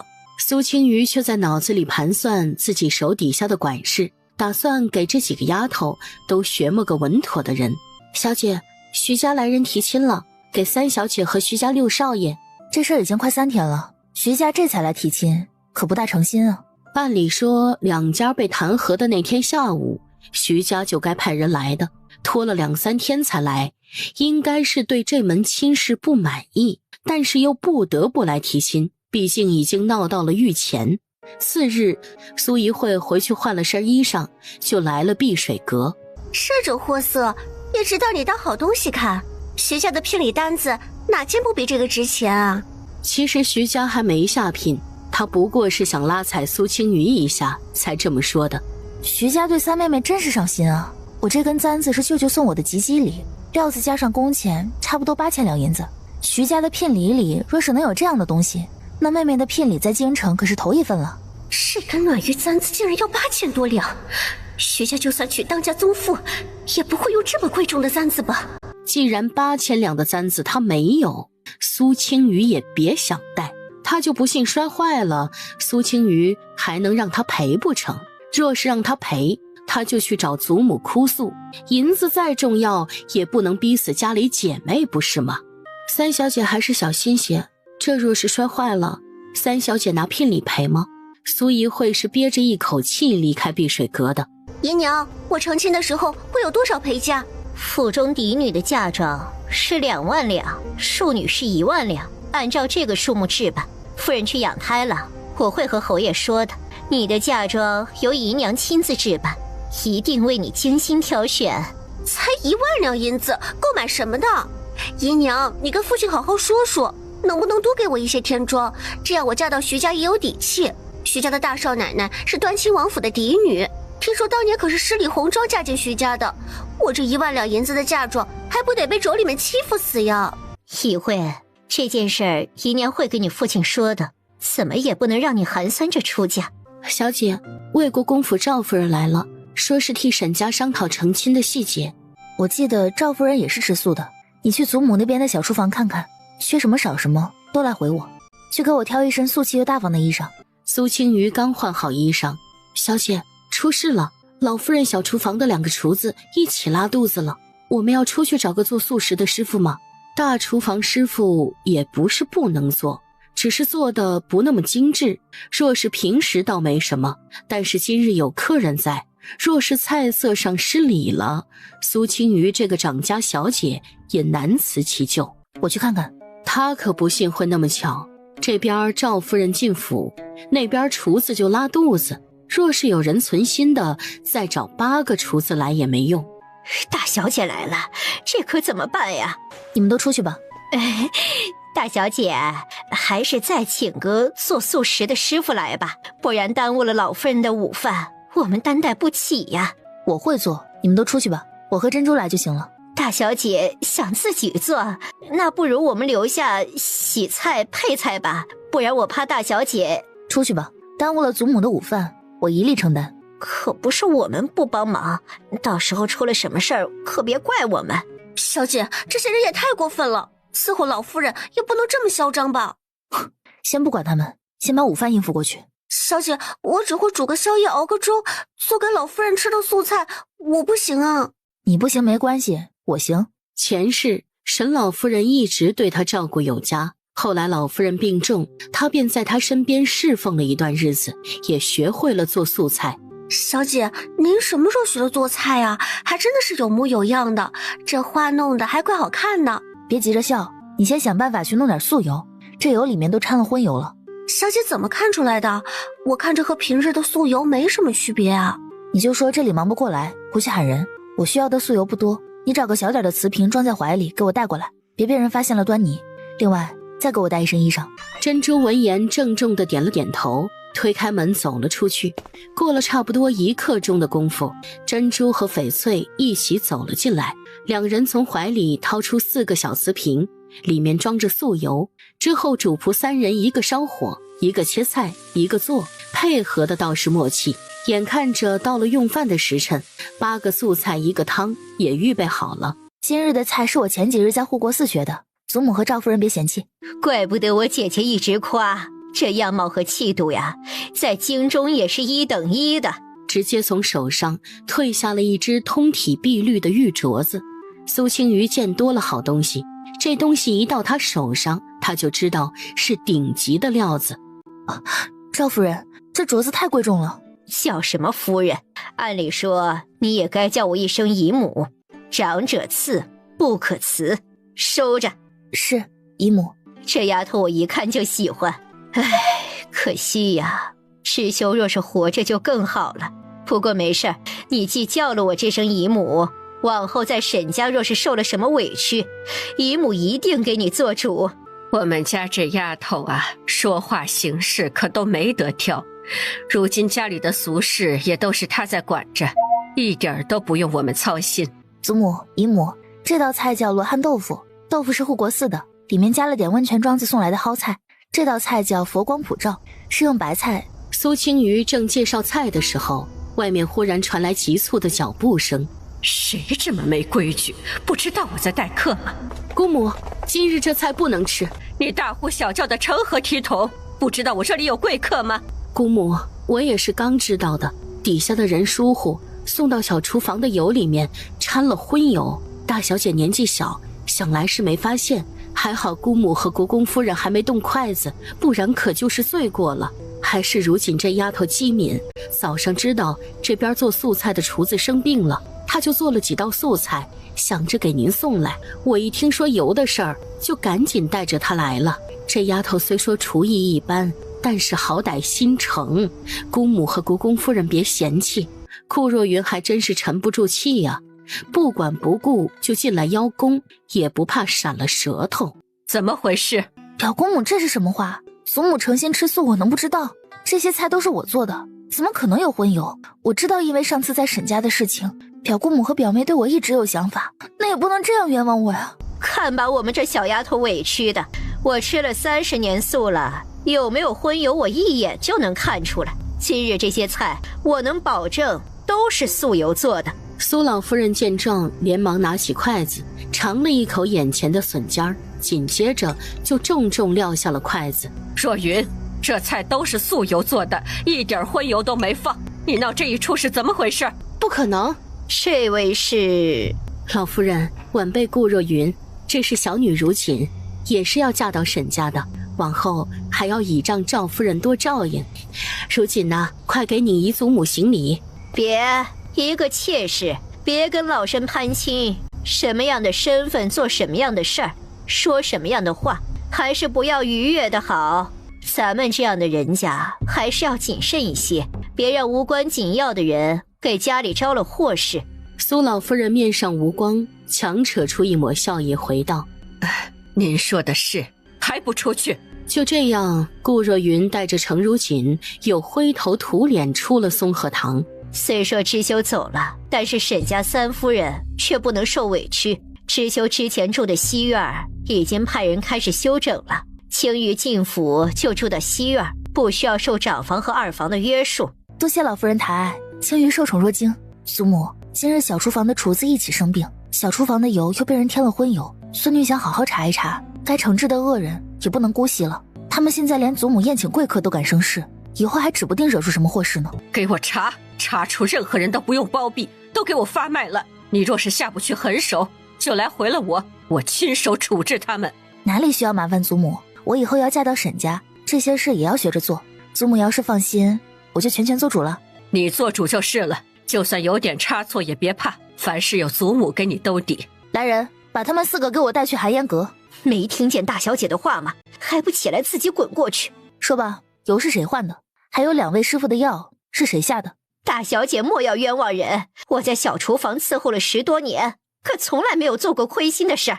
你以为我什么都没查清楚就会审问你吗？我给你机会说实话，你若是不说，那就只能我来说了。这些年你靠着小厨房捞了多少油水？别以为我不知道。大厨房采买的副管事是你的远房表弟吧？还有小库房管着珍稀药材的小管事，有一个是你女婿。我已经算过了，你们家这些亲戚都担着有油水的要职，这几年捞到水里的银子最少也有5万两。5万两啊，够你们全家死几遍了。大小姐，冤枉呀！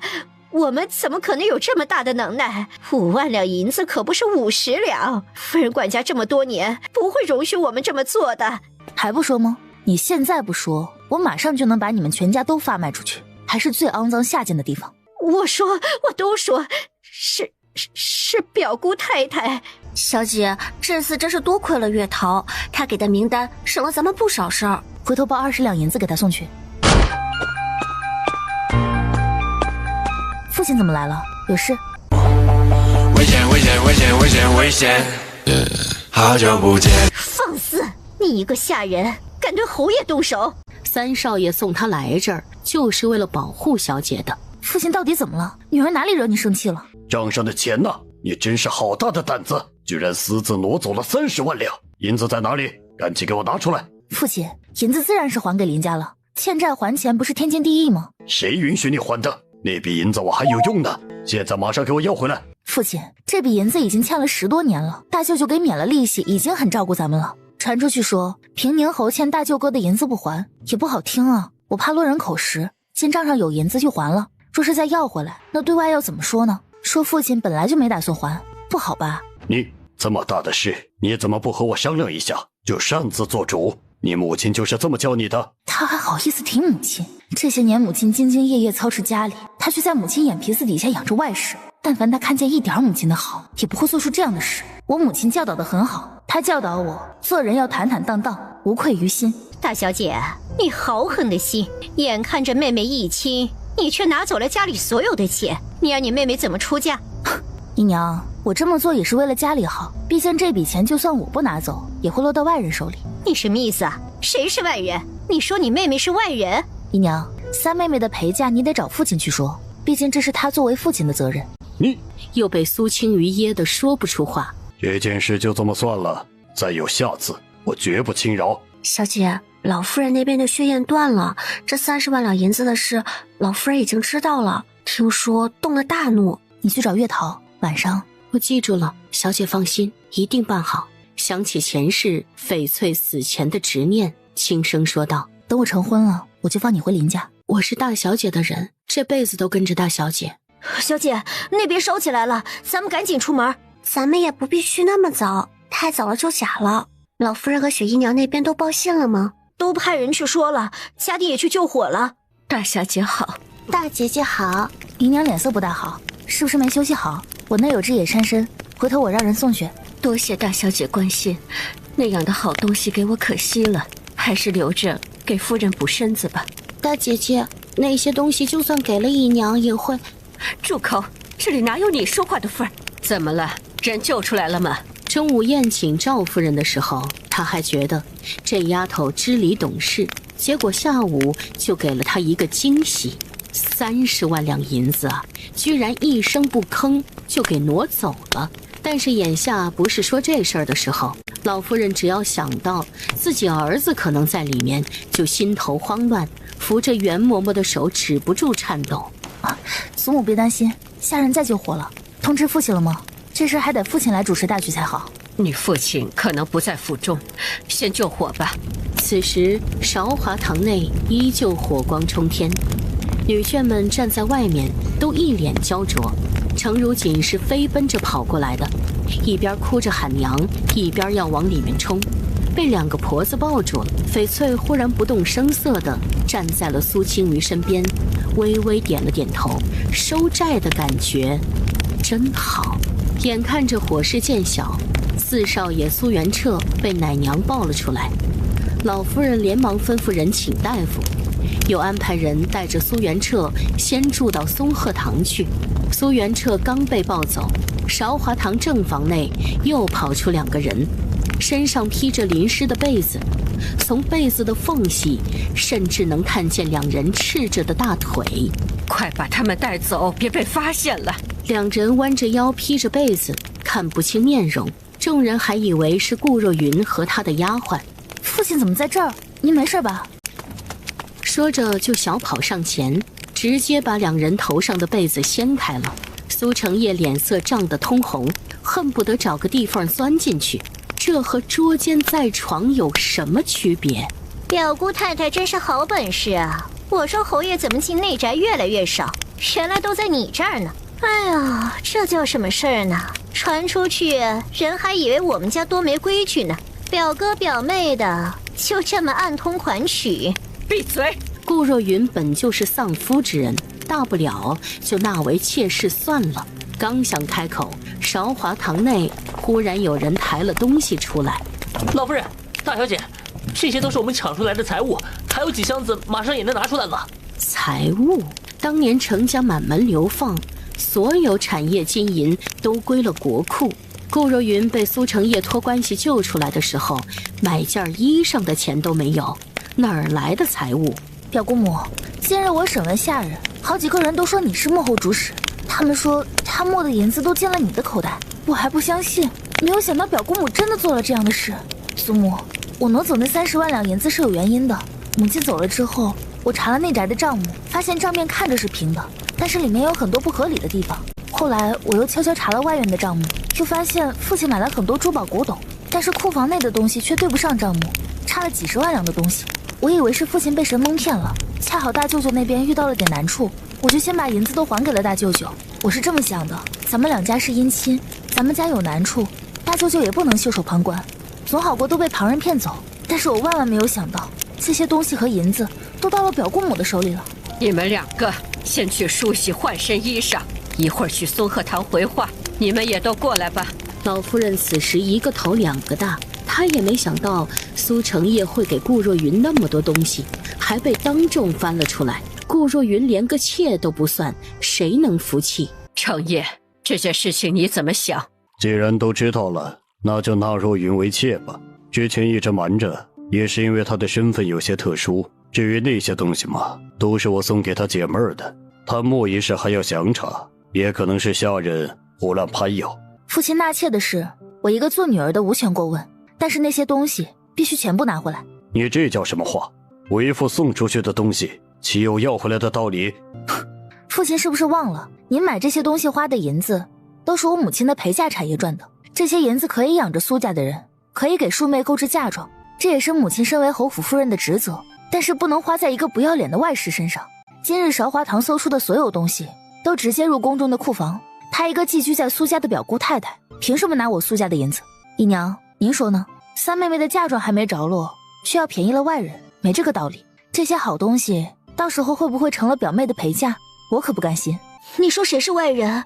我……淑琴，退到一边，这里没你说话的份儿。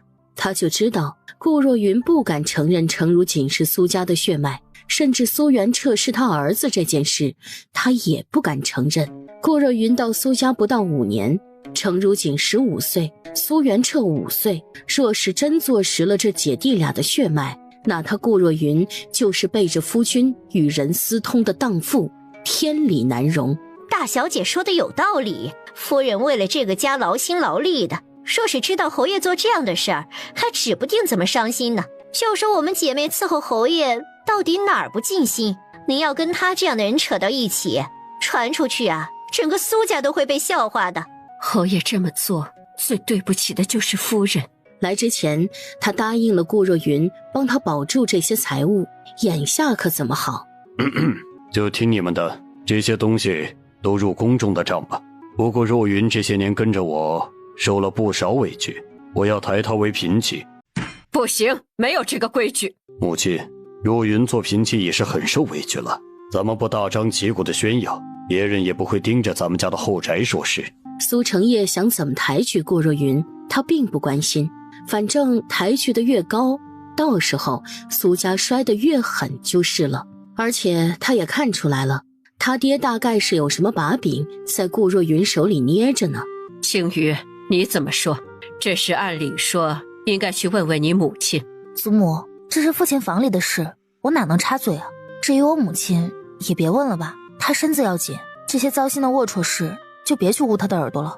一句糟心的龌龊事，让苏成业和顾若云脸色再次垮下来。一个活不了多久的下贱东西，做了嫔妻又怎么样？等到母亲生产完回府，这母女坟头的草，她是都要长出来了。眼下给她点甜头，她作死更快。不多时，又有韶华堂的下人进来禀告，韶华堂下人的卖身契都被烧没了。表姑母别担心，卖身契我会派人去衙门补办的。顾若云皱着眉头，想说不麻烦他了，又想起来补办卖身契需要府里的印鉴，他是没权利办的。侯爷，现在韶华堂被烧了，修缮可能需要一段时间。既然夫人在庄子上养胎，紫薇院空着也是空着，不如我先去借住一段时日。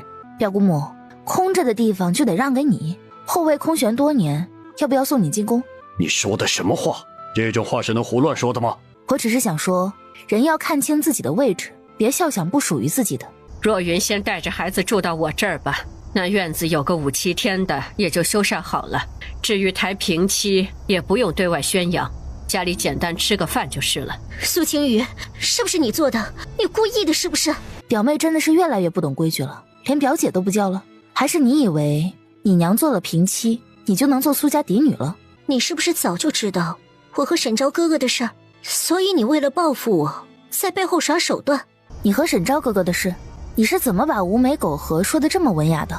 看来你娘没少教你这些狐媚手段，你们母女还真是一路货色，一个勾引我爹，一个勾引我未婚夫婿。现在好了，你们如愿以偿的都做了妾室，自甘堕落的下贱东西，你怎么有脸来质问我？沈昭哥哥喜欢的是我，你就算当场戳破了又怎么样？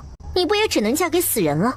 表姐，死人是没用的，等到时候我们都嫁进了沈家，你就知道差别了。表妹说错了一个字，我是嫁，而你只能从角门抬进去。你亲自走一趟云州府，让三表哥帮我查一查当年福建总督程文学赈灾不利的事情，重点查顾若云和他之前夫婿程宇的事情，越详细越好。小姐放心，奴婢一定办好这件事。我走了之后，小姐出去就多带着玛瑙。玛瑙虽然性子有些急，但是身手不比我差。你们干什么？你们别拿我姨娘的东西，再这样我就去告诉大姐姐。你去告诉啊？你有胆子的话，还用等到今天？和你娘一样，都是送货，还不把东西拿过来？这样上等的补品，你们也配？他们不配，你就配吗？放下！雪姨娘见苏青瑜进来，也吓了一跳，手里的东西立马放回桌上。连姨娘说这些东西吃不完，要送我一些。大小姐怎么来了？你骗人！我姨娘什么时候说吃不完了？哪次不是你硬抢的？你还威胁我姨娘，我姨娘怕给母亲惹事，便一直忍让。别胡说，雪姨娘没威胁我，这些东西是我自愿给她的。连姨娘这是怎么了？就算胆子再小，也不至于怕成这样吧？那你们聊，我先走了。走之前转头看了一眼连姨娘，她在威胁她，而连姨娘被那一眼看的下意识缩了缩脖子。别哭了，下次府里谁再欺负你，你就打回去，打不过就去找我。可以吗？姨娘一直告诉她，在府里要守规矩，听话，不能惹事，不能冲撞了哥哥姐姐们。姨娘说她们母女和别人不一样，也没有犯错的资格。当然可以啊，你是我的亲妹妹，谁敢欺负你我也不答应。到底是怎么回事？他们这样不是1天2天了吧？也不是经常这样，雪姨娘就是看见好东西便想要。什么不是经常这样？你这孩子别胡说，没有的事。大小姐别听她小孩子的，她是岁数小，受不得委屈。一大家子在一个屋檐下过日子，哪有不磕磕碰碰的？姨娘，四妹妹也不小了，我想着是不是让她跟着我学学管家？这不合规矩吧？她毕竟是庶出。姨娘，我要跟大姐姐学管家，我出息了，姨娘才能有好日子。大姐姐，我要跟你学算账管家，我一定好好学。那好，明天开始，早上吃完早饭你就去碧水阁书房找我。我记住了，一定每日都准时去。你们之前有听说过雪姨娘欺负连姨娘吗？并未听说，如果人尽皆知，夫人一定会过问的。青鱼呀，我今天让人去库房拿血验，怎么库房的人不肯给我？以前我院子里的人每个月都去领一次，没人阻拦过。血验？这府里只有正经的主子才有资格吃血验，雪姨娘和连姨娘也是没资格享用的。大夫说我身子不好，最好是坚持吃血验。这些老夫人和侯爷都是知道的。大小姐把持着家中的钟馗，故意为难我吗？故意为难？你还不配。从前你是府里的表姑太太，怎么说也算是客，所以吃穿用度都是最好的。现在你只是我父亲的妾室，待遇自然要比肩妾室，和从前不能比。你的今天就是你女儿在沈家的明天，你们母女一脉相承。夫人，您别生气，大小姐没多久就出嫁了，您的好日子长着呢。绿如，去告诉周不仁，我答应他的提议。他说了那么多次，夫人都拒绝了，怎么忽然又答应了？从前我想着能接管那4家粮行，所以我不愿意和周不仁合作。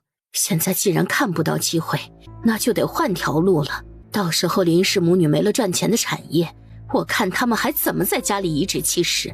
既然侯府是谁养家谁说的算，那我就只能下点猛料了。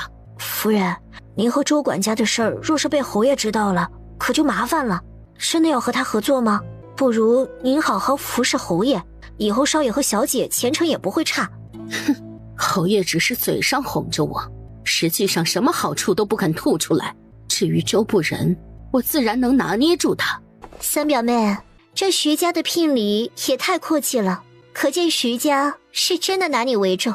苏侯，老夫人，徐阁老对这门婚事很是看重，苏家小姐有福了。聘金5万两白银，喜饼200斤，3升海味6台。徐家给了5万两银子的聘金，他记得聘礼单子上的聘金是5000两，怎么外面念的是5万两？苏家庶女和她女儿一样的聘礼，这不是在羞辱端亲王府吗？真是麻烦大姐姐了，我成亲还要大姐姐帮我操心聘礼，都要累成老妈子了。哎，听说这次是端亲王和邱尚书亲自来的，果然呢，还是得嫁给活人才能有这样的体面。沈家也快下聘了吧？到时候不会下一箱子纸钱吧？那也好过做妾，屁都没有一个。哼，我看等表姐收自己聘礼的时候，还能不能笑得出来？沈三爷都去了，沈家还会拿什么值钱的东西出来给你？你对沈家来说已经没有任何价值了。大姐姐以后有什么需要帮忙的，大可以去徐家找我，我不会袖手旁观的。三妹妹，你嫁的是徐家庶子，不是徐阁老。你就是嫉妒，有本事你也让沈家给你下这么重的聘礼啊！宣渠的暗指，广府的沉香，晨曦的朱砂，云南大殿的琥珀，没有一件是应付了事。屋内的端亲王此时面色已经扭曲了，这聘礼竟然没一件和聘礼单子能对上的，徐家到底什么意思？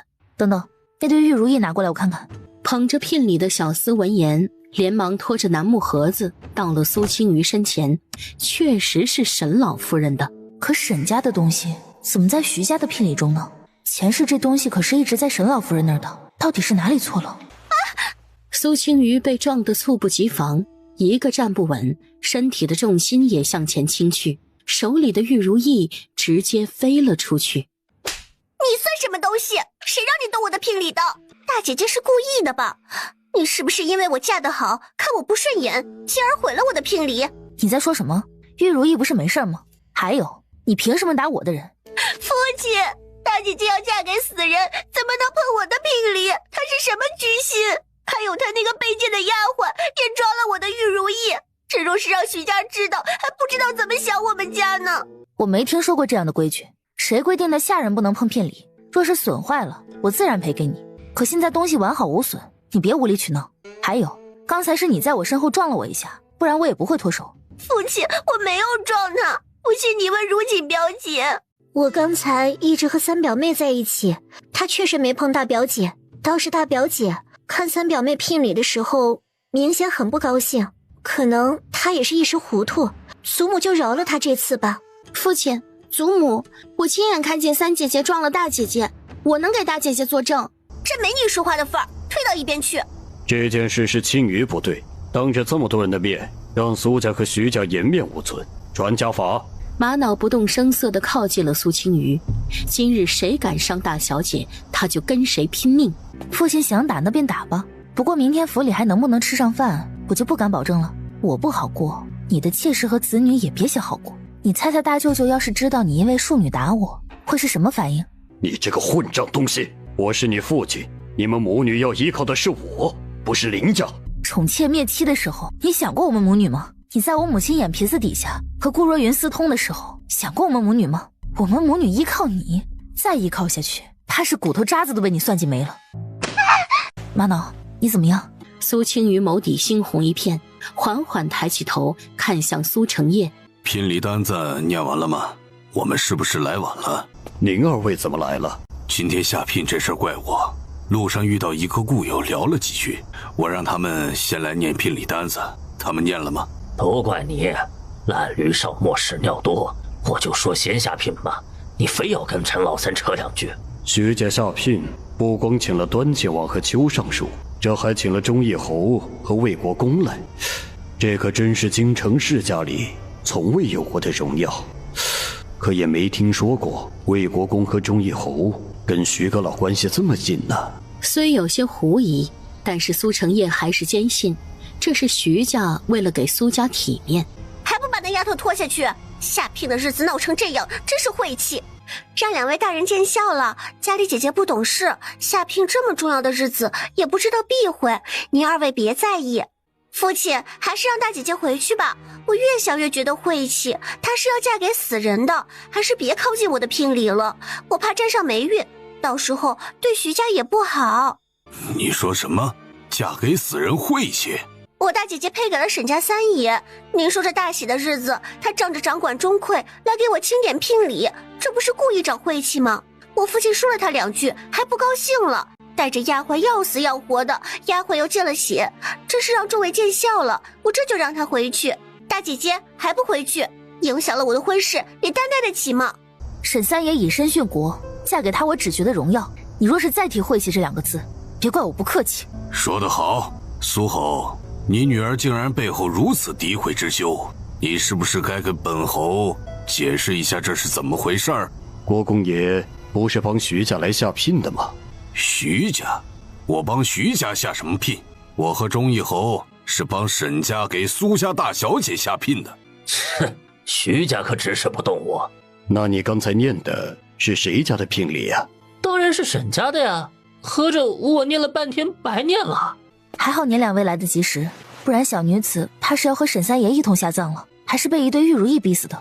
外甥媳妇儿，你跟姨父说说怎么回事，天大的事儿，我魏国公府给你做主。赵敬武和沈之修按照辈分是姨父和外甥，但是私下里两人却是莫逆之交。今日若是让人当着他的面儿欺负沈之修的媳妇儿，那就是他赵敬武无能。误会，都是误会。静瑜啊，刚才是爹爹不好，还好你那个丫鬟忠心，为父会重重赏她。青瑜，咱们还是先忙正经事儿，这些事我们关上门来再说。多谢国公爷关心，都是内宅的琐事，就不耽误您的功夫了。这姑娘明显是被苏家威胁了，什么都不敢说。今天这事儿必须说清楚，我和忠义侯进来之前，苏家到底出什么事了？你不光是苏家嫡长女，还是沈家魏国门的三夫人，岂能任人欺辱？他看出来了，刚刚来的两个人是能给大姐姐做主的，大姐姐再不说话，这两位大人走了怎么办？国公爷，他们好多人一起欺负我大姐姐，三姐姐说这是她的聘礼，又笑话我大姐姐嫁给死人，还说嫁给死人没用。后来我大姐姐看了下那个玉如意，三姐姐就推了她，但是东西没坏，父亲却怨怪大姐姐，还要动家法打她。要不是玛瑙忠心，大姐姐现在八成已经被父亲抽死了。我想问问国公爷，就因为我大姐姐要嫁给死人，就活该这么被欺负吗？若不是场合不对，他都要给苏顺慈鼓掌了。他没想到苏顺慈会站出来，本想再僵持一会儿再开口，但是他开口的效果可不如苏顺慈这个旁观者好，尤其是最后一句，嫁给死人就活该被欺负，简直等于把沈家和沈三爷的颜面踩在了脚下。平宁侯，给本国公一个解释吧，怎么知修去了，他魏国门的媳妇儿就被你们这么欺辱？这件事儿不解释清楚，沈家和赵家绝对不会罢休。哼，还有我宋家，绝不会看着沈三夫人受欺负。两人都是在边疆厮杀几十年的人，此时气势全开，苏家在场众人都吓得不敢开口。两位真的是误会了，我就这一个嫡出的女儿，我心疼还来不及呢。早就听说钟义侯宠妾灭妻，家里还弄了个平妻，今日看来，外面的传闻也不是空穴来风。这事儿我一定要上封折子弹劾，我要替知修去圣上那儿讨个公道。她是为国捐躯、为过门的夫人，却被人羞辱至此，简直是寒了忠臣的心。我还想要问问平宁侯，若是知修活着，你还是今天这副嘴脸吗？沈三爷活着才不会娶她。本国公说话，什么时候轮到一个庶女插嘴了？国公爷别生气，这个孽女我回去一定严加管教。另外，还请您移步厅堂喝口茶。青鱼啊，你不是最擅长煮茶了吗？煮一壶毛尖给几位长辈尝尝吧。魏国公也知道他是来下聘的，不是来打架的，就算给苏青鱼撑腰，也要掌握好一个度，不能太不给苏家颜面。正好苏成业递上了台阶儿，他也就顺势下了。那姨父今日就跟你这丫头讨一杯茶了，你可别嫌我们麻烦。哪能啊，您别嫌弃我才好。苏怡慧本想让下人们搀扶着去上药，可还没走出几步，就听见有人喊：徐家的聘礼到了。这叫什么事儿啊？之前沈家聘礼的大头都念完了，不如到一边交割，这边念徐家的聘礼单子，咱们也好早点回去。这边念徐家的聘礼单子，咱们也好早点回去。聘金5000两白银，喜饼100斤，3升海味4台。苏怡慧忍着后背的剧痛听着聘礼，听完只觉得全身更疼了。沈家聘金5万两，徐家5000两，高下立现。之前他对苏青鱼的嘲讽和愚弄，如今都原原本本打到了自己脸上。三表妹别生气，东西是死的，人是活的，只要徐六少爷宠着你，你还怕什么？苏怡慧脸色惨白，一边喘着粗气，一边转头恶狠狠地瞪了一眼不远处的苏青鱼，随后直接晕在了丫鬟怀里。你给我站住！今天的事还没有找你算账呢。我要回去看看我的丫鬟，父亲也去看看三妹妹吧，万一留疤影响婚事就不好了。别动，你要好好喝药。身上还疼吗？不疼了，大小姐别惦记，奴婢皮糙肉厚的，好得快。前世他差点死在玛瑙的短刀之下，这一世玛瑙又为他挨了一鞭子，他们之间算是两清了吗？怎么那几家粮行的银子还没入账？你催过了吗？那几家粮行是母亲的陪嫁产业，按理说陪嫁产业赚的银子都是我母亲的私产，之前错就错了，我已经吩咐下去，以后该是谁的就是谁的。你还是不是苏家的女儿？因为那点银子，你要和家里身份吗？你真是和你娘一样，都说商人奸诈无情，果然不假。我娘若是奸诈无情还好了，可惜我娘就是太重情义。吓死我了！你怕什么？怕父亲？啊，大姐姐，你不怕吗？父亲板着脸的样子好吓人。只要你足够强大，你就可以不畏惧任何人。苏顺慈似懂非懂地点了点头，把这句话记在了心里。路上辛苦了，见到三表哥了吗？他怎么说？这是三少爷让我交给小姐的，他说暂时查到这么多，他会继续详查的。还有件事，奴婢是跟着二少爷一起进京的，二少爷让我告诉小姐，林家一共筹措了150万担粮食，已经进京入库了，比他预计的还多了50万担。翡翠，你奔波了一路，我这边没事了，你回去休息吧。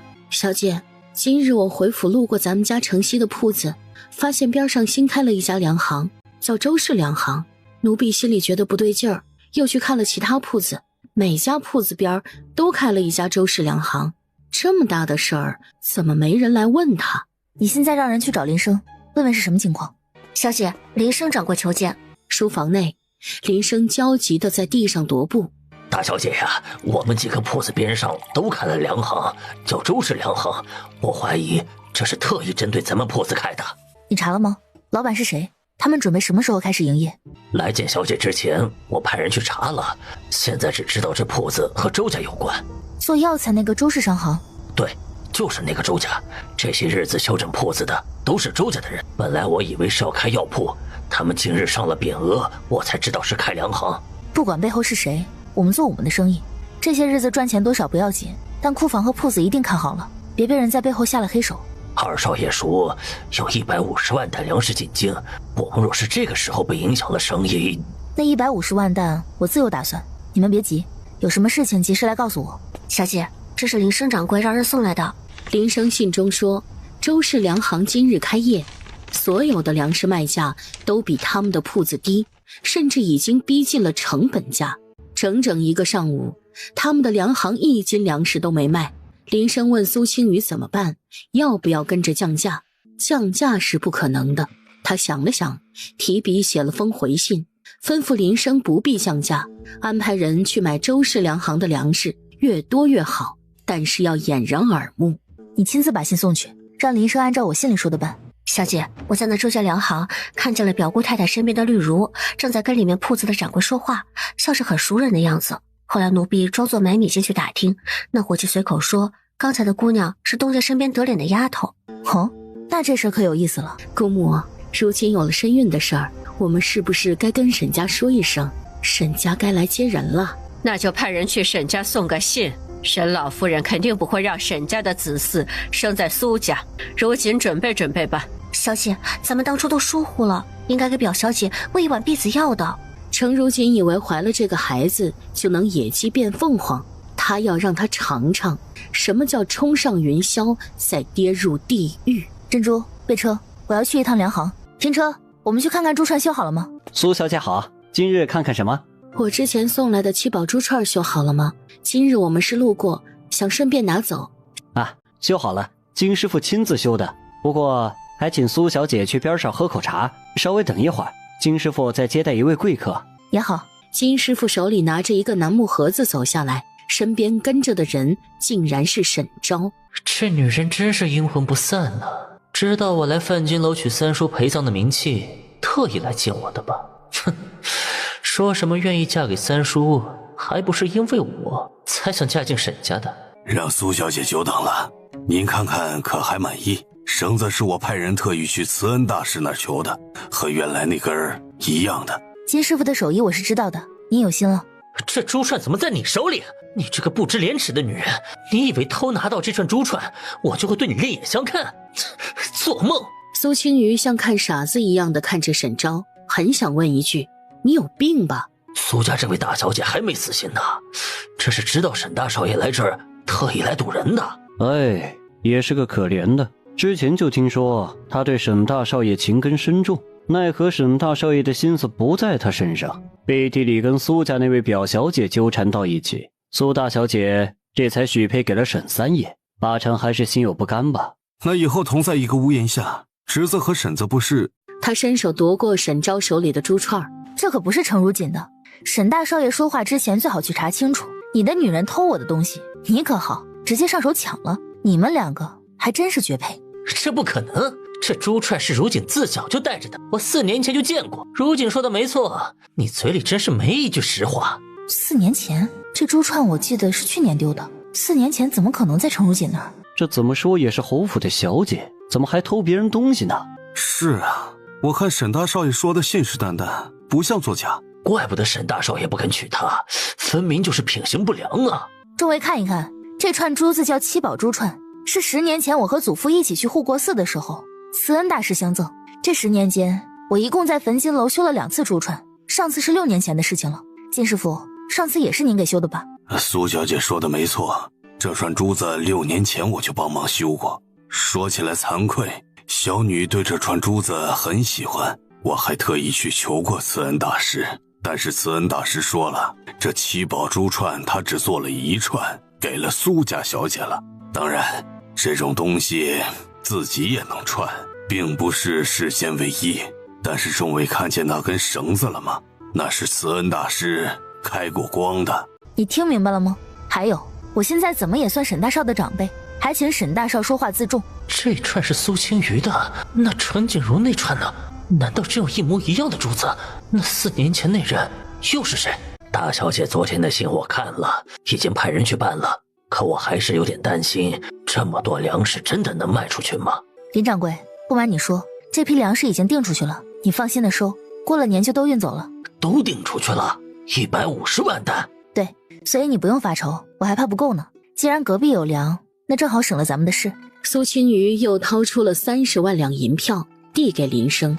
你找个知根知底的生面孔，对外就说是来找你做生意的，然后想办法让他被周氏挖走，把这30万两银子都变成粮食。苏青瑜昨日思来想去，觉得靠零买太慢了，所以打算做个局，一次性把粮食都买出来。大小姐放心，小人一定办好。我猜他们库房里面可能20-30万担都没有，如果没有那么多，你就把定金付了，让他们年前一定交割完，再打探下他们的粮食是从哪儿运来的，打探清楚告诉二少爷，就说我说的，年前所有周氏粮行准备运进京的粮食，我们都付银子节留下来。是。华厅内，沈昭抓着程如锦的手腕，正在厉声质问：你骗了我是不是？你说话！这人是疯了吗？总不会程如锦给他戴绿帽子了吧？刚要再次抬脚，沈昭却瞧见了他。青云妹妹，你先别走，我问你点事。你干什么？我有话问你。4年前，你有没有去过京郊西山脚下？沈昭哥哥，不是你想的那样，那个珠串确实是他的，但是那天的人是我，你相信我。你外祖母家的厨子做烤鸭很好吃是吗？你怎么知道？青云妹妹，那年是你救了我，你还给我渡气了，你忘了吗？就是京郊的那个山洞里，我摔晕了，你想起来了吗？你是山洞里那个少年？是我，青云妹妹，我今天才知道是你救了我，是你给我渡气，之前我认错人了，你别怪我。表姐，你为什么说谎？明明救沈昭哥哥的人是我。那天我说你那珠串好看，你就借给我戴了，后来我救了沈昭哥哥，回去又把珠串还给你了，你怎么能骗他呢？你对他还没死心是不是？你现在是他未过门的三婶，你不能做这么不要脸的事儿。借贷？表妹，你要不要去问问慈恩大师，这珠串能借贷吗？当初慈恩大师给我的时候就说过，不能让别人戴，除了我，谁戴谁倒霉。那时候我还不知道你这么无耻，我把你当亲妹妹，怎么会害你呢？你怎么爬沈大少的床跟我没关系，但是别想踩着我上位。青云妹妹，当初救我的是你，我被陈如锦骗了，我现在就回去跟祖母说，我们重新订婚。他只是不想让程如锦好过，可这不代表他想和沈昭继续纠缠。沈大少，我现在是你未过门的三婶，你说话还是过脑子的好。他忽然有点后悔，早知道沈昭是这样的想法，刚才就该说救他的是程如锦，把他们两个生生世世锁死在一起。你和我三叔的婚约可以取消，他人都死了，你嫁给他干什么呀？之前是我不对，我保证以后一心一意的对你，身边绝对不会有其他人，你原谅我好不好？沈大少，你若是再说这样的话，我不介意去沈家找老夫人给我做主。珍珠翡翠，我们走。青云妹妹，我一定会弥补你的，我知道你心里还有我。照着这个方子去抓药，悄悄的。另外，去库房寻一个好点的金丝软枕，越名贵越好，给我拿过来。小姐，这藏红花不是能引起夫人小产的吗？小姐是要……她不能生下沈家的庶长子。这事程如锦想靠孩子在沈家站稳脚跟儿，那是做梦。珍珠很快就抓了药回来，枕头也从库房寻了一个名贵好看的。主仆两人亲自动手，把药粉塞进了枕头里。苏青瑜让珍珠把枕头送回库房，又交代月桃想办法跟顾若云提起。果然没过2天，顾若云就去库房要走了枕头。又过了3天，沈家派了小轿来接程如锦入府。晚上，苏青瑜吩咐翡翠悄悄拿走了那个枕头，在碧水阁的小厨房直接烧掉了。我要见表姐，你进去通传一声。姑娘能不能到里间避一避？我这个表妹心思敏感，若是知道老夫人这么照顾我，我怕她心里多想，再影响了孩子。你们都下去，我有话跟表姐说。如果他预料的不错，程如锦这个孩子应该已经没了。可今日在沈家并未听说他小产的事，难道他没告诉别人？表妹找我什么事？坐下说吧。程如锦接过茶盏，直接摔在了地上。小姐，您没事吧？没事，你们不用管。表妹这是干什么？我哪里得罪你了吗？哼，苏青雨，你不用跟我在这装，你背着我挑拨我和沈昭哥哥的关系，现在沈昭哥哥不搭理我，你满意了？你要是还喜欢他，大可以光明正大的嫁给他。之前闹着退婚，现在又和他勾搭，算怎么回事？表妹，你还怀着孩子，别激动。你不用怀疑我和沈大少，他能做出成婚前和我表妹苟且的事，我就已经看不上他了。他能做出成婚前和我表妹苟且的事，我就已经看不上他了。我们之前本来就是父母之命媒妁之言，没什么感情。你们做的事我很是生气，但是这种事放到谁身上都会生气。如今你已经进了沈家，我也和沈三爷订了婚约，我便绝对不会做那种龌龊的事。你回去吧，今日这些话我只当没听过，对谁都不会说的。苏青雨，我不好过，你也别想好过。表姐，你怎么推我？小姐您怎么了？我这就去喊人。小姐您坚持住，肚子里还有孩子呢。疼。余秀，你快去禀告大夫人和老夫人，就说有人要害沈家长孙。这招讹诈还真是高明。苏青瑜则吩咐珍珠和翡翠把程如锦抬到床上。之前在屋内躲着的韩翠冲着苏青瑜点了点头，快步离开了。不多时，老夫人就带着大夫人陈氏过来了。老夫人身边的花嬷嬷先上前查看了一番。老夫人怕是保不住了。这到底是怎么回事？程姨娘怎么会来听雪堂，又怎么会摔倒？回禀老夫人、大夫人，我们姨娘听说今日大小姐来了，就想来看看表姐。表姐妹在屋里说话，把奴婢们都打发了出来。奴婢在外面就听见大小姐一直辱骂我们姨娘，说我们姨娘狐媚，勾引沈大少爷，还摔了茶盏。我们姨娘心里有愧，便一直跟大小姐道歉。后来就听见姨娘喊了一句：“大表姐为何推我？”然后就是姨娘摔倒的声音。等奴婢进去的时候，姨娘已经摔在桌边了，一直喊着肚子疼。你怎么这么狠毒啊？这是我们长房长孙，你怎么敢下手？老夫人，这事不是我做的，我身边的丫鬟可以作证。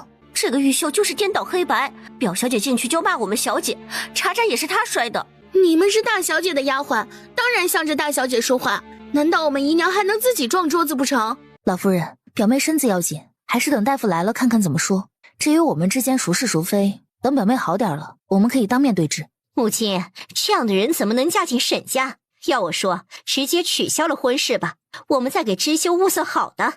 陈氏现在恨苏青瑜恨得牙痒痒，他儿子现在因为他整天魂不守舍，好好的孩子又被他弄没了。陈氏打定主意要给自己孙子讨个公道，哪怕不能一命抵一命，也不能让苏青瑜好过。先看看大夫怎么说，我相信青瑜不是这样的人。张大夫省亲回来了，正好给他看看。张大夫，肚子里的孩子没事吧？大夫人，这位程姨娘并无身孕，只是气滞血瘀，所以才会疼成这样。我开一副方子，喝2天就好了。她进府那日请了有安堂的大夫看的，说是有了1个月的身孕了，怎么到你这儿又没有身孕了？夫人，外面的大夫把错了脉也是有可能的。你为了进沈家，故意说自己有孕，又想栽赃到青瑜的头上，真是打得好算盘。大夫不是应该说孩子掉了吗？怎么会说我从未怀孕？你收买了大夫是不是？他给了你多少钱让你陷害我？你说他给了你多少钱？老夫人明察，我在沈家几十年，可从未做过昧良心的事啊。老身自然知道张大夫的为人，程姨娘别乱说。张大夫是我们沈家的府医，不可能被苏小姐收买。再说苏小姐也不会做这种事。母亲，就算程姨娘没有身孕，那也改变不了苏青瑜辱骂表妹有别的心思的事实。依我看，不能让她进沈家的门。她若是进门，这后宅还不是乱套了？到时候闹出池子和婶婶的丑事，我们苏家可就成了全京城的笑柄了。老夫人，今日程小姐进来的时候，我正在里间看苏小姐的绣样子，恰好瞧见了事情的经过。你说怎么回事？韩翠便复述了一遍事情的经过，包括程如锦进来是怎么骂苏青瑜的，苏青瑜又是怎么解释的，最后程如锦又是如何自己撞上桌子，韩翠都说得仔仔细细。来人，程姨娘先关到柴房，她的这个丫头满嘴谎话，拉下去杖毙。母亲，那苏青瑜，你若是再说这种话，也跟她一起去柴房吧。青瑜妹妹，我能不能跟你单独说几句话？大少爷怎么一点都不知道避嫌？沈大少爷有什么话就这么说吧，小月和花嬷嬷也不是外人。青瑜妹妹，之前是我不对，你说怎么样才能原谅我？我根本不想娶陈如锦，我要娶的一直是你，我就是认错人了。你若是顾及陈如锦，我现在就可以把她送到庄子上自生自灭。你若是在意那个孩子，我也可以让他直接打掉。只要你开口，我什么都能答应。三爷刚刚入土为安，沈大少说这样的话合适吗？三叔已经死了，你要守一辈子活寡吗？前世他可不就是守了3年活寡吗？嬷嬷，我先走了。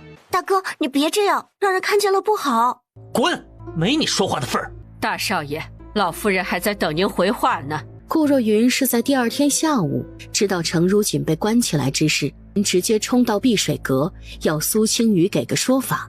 打回去。不到1刻钟，顾若云就满脸愤恨地回了韶华堂，走路一瘸一拐，挨了翡翠一顿打，却没敢声张。林二叔，怎么样？查到什么了吗？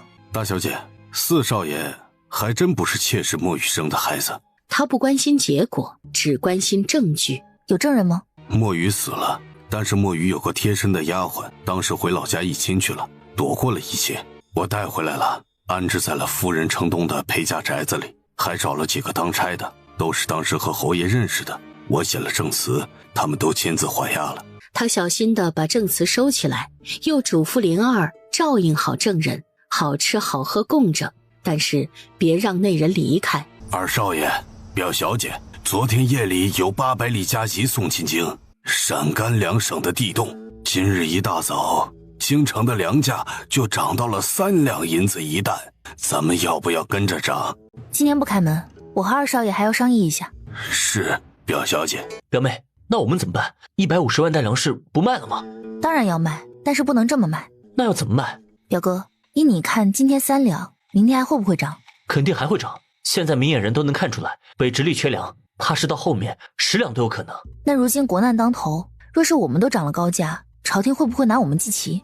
等到激起民愤的那天，我们几大粮商就是罪魁祸首，到时候赚到手的银子，怕是都得加倍吐出去。苏青瑜见他明白了，又说道：表哥，这次我们不求赚多少银子，只求林家能别被朝廷清算。那我们怎么卖？平价卖，可是把全京城的商户都得罪了。我有个想法。2人商议了小半个时辰。你们今天不开门了吗？众位，实在是不好意思啊，今日我们歇业。苏家是不是等着以后涨价？你们还有没有良心了？是啊，苏家是不是想等着更贵的时候卖？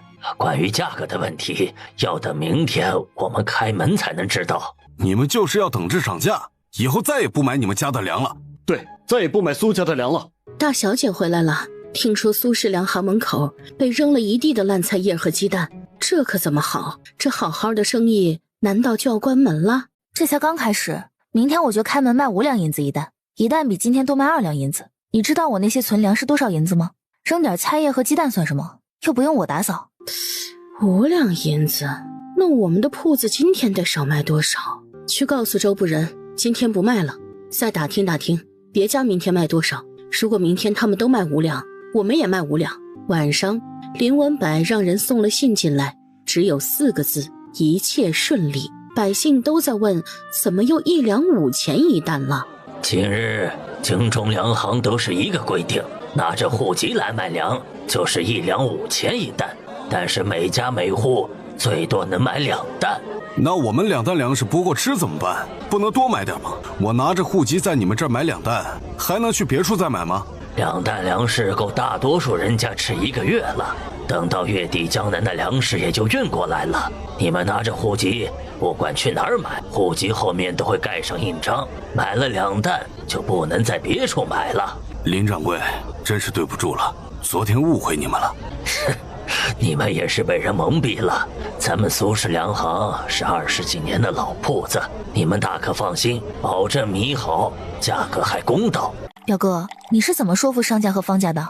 我没有想到这么顺利，他们都同意了。就把你对我说的话又对他们说了一遍，他们都是猴精的，一点没有迟疑就答应了。方家家主正好在京城，又牵头去找了徐阁老。徐阁老对这次我们几家的应对之策很满意，听徐阁老那意思，就这1、2天，朝廷就准备处理涨价的粮商了。见了徐阁老之后，方家和商家可是对我感恩戴德呢。另外，朝廷让我们拿出一部分粮食赈灾，我记得你的嘱咐，说京城的库房只能匀出20万担。那他们信了吗？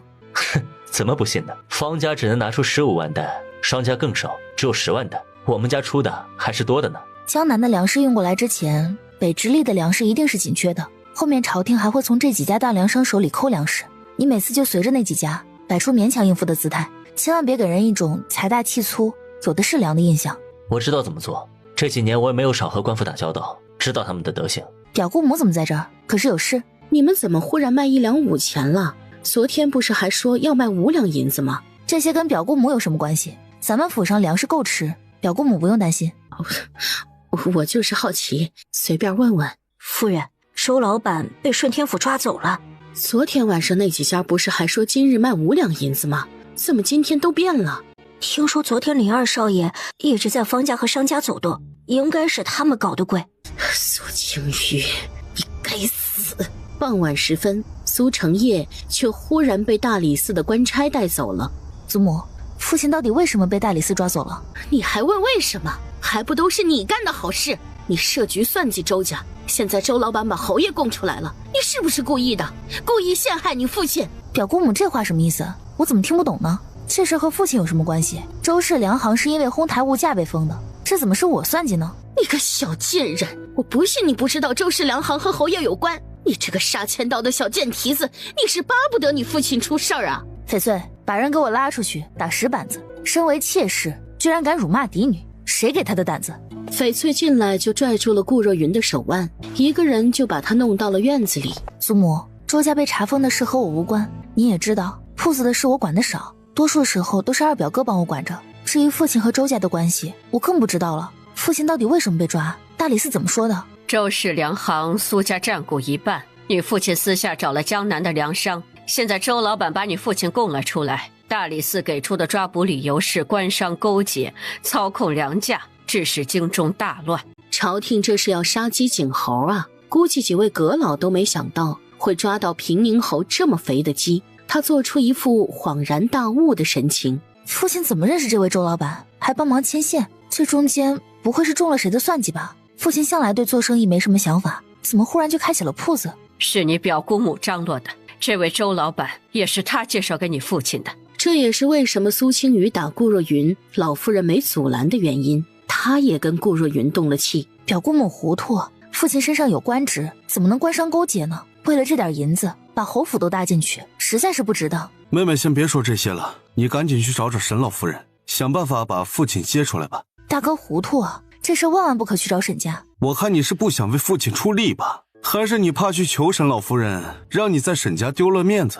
青雨，你大哥说的对，眼下不是顾及面子的时候，就算是跪下相求，你也要求沈家帮忙。祖母，不是我不想出力，若是能救出父亲，让我死我都愿意。但是祖母想想，沈三爷已经去了，沈家如今又能有多大的能力？我今日听说赈灾之事是徐阁老全权做主，有三妹妹和徐家这层关系，去找徐阁老不是更好？大哥，你和徐家6少爷是正经的郎舅关系，你正好趁着这时候去徐家走动，没准还能得了徐阁老的另眼看待。青雨说的有道理，现在去找沈家，确实不如直接求徐阁老。在一边的苏怡慧闻言微微扬起了下巴，俨然已经把自己当成了苏家的功臣。我去找徐6少爷能行吗？他自己有多少本事自己清楚，除非徐阁老瞎了，才会对他另眼相看。你是侯府长子，你父亲如今出事，就该你在外面斡旋走动。您老就放心吧，有徐家这门亲事在，侯爷不会有事的。商议好怎么行事，众人便都退出了松鹤堂。大姐姐，沈三爷再厉害，也不能从坟里爬出来帮你，可惜了。大姐姐堂堂侯府嫡女，竟然落得这样的下场。父亲的事就全靠三妹妹了，徐家若是看中三妹妹，一定会帮忙的。哼，这还用你说？徐家不会袖手旁观的。那我就等着三妹妹的好消息，到时候你就是咱们家头号功臣，父亲和祖母也会高看三妹妹一眼的。小姐，您这不是给大少爷和三小姐出风头的机会吗？出风头？苏元凯是不可能出风头的，他连徐阁老的面都见不到。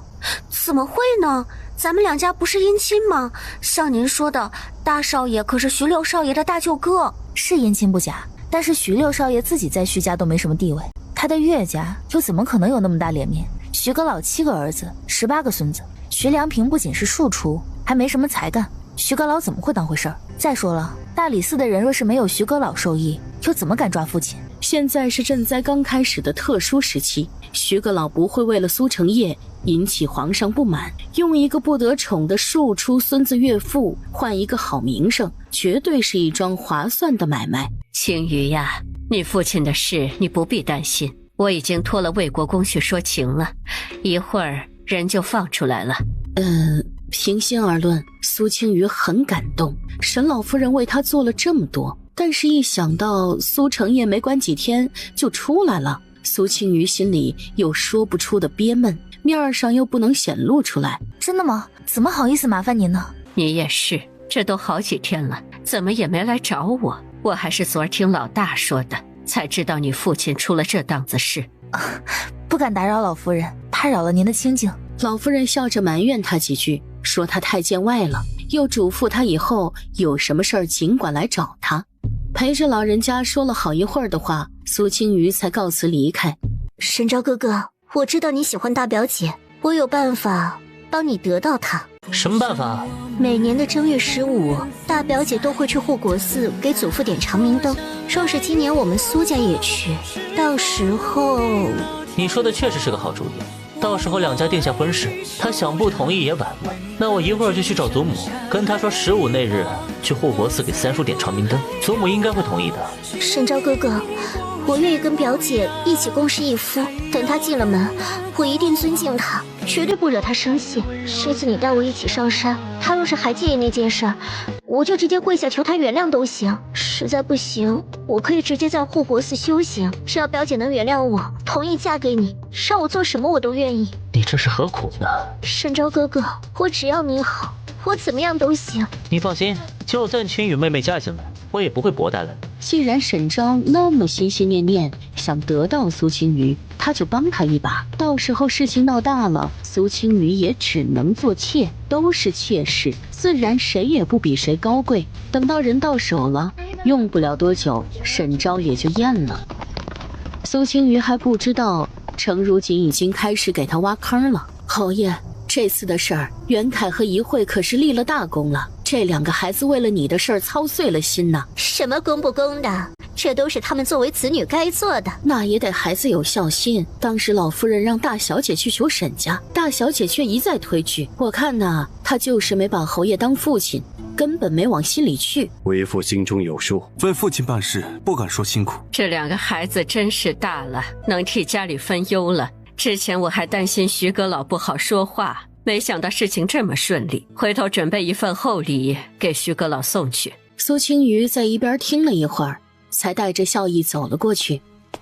父亲回来了，真是太好了。祖母、父亲，这次的事，沈家和魏国公府赵家都出了大力，咱们是不是该送点礼物过去，以表谢意？不是徐家帮的忙吗？怎么又扯出沈家了？你不是不肯去沈家求人吗？怎么又出来给自己邀功啊？我本来想着找徐阁老更方便，但是我见大哥连着3天都没进去徐家的门，便有些急了。今日我本来想求求沈老夫人，没想到等我进去的时候，徐老夫人已经托了魏国公去说情了。你没进去徐家的门？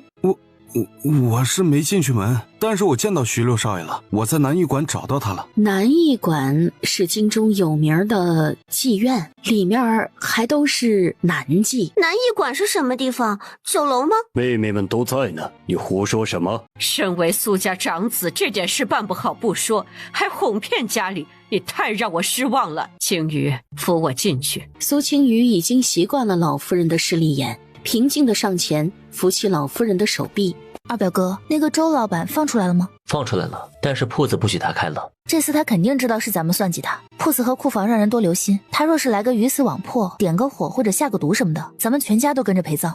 周家还是小事，咱们多防着就是了。最近出了桩别的事情，我还没跟你说呢。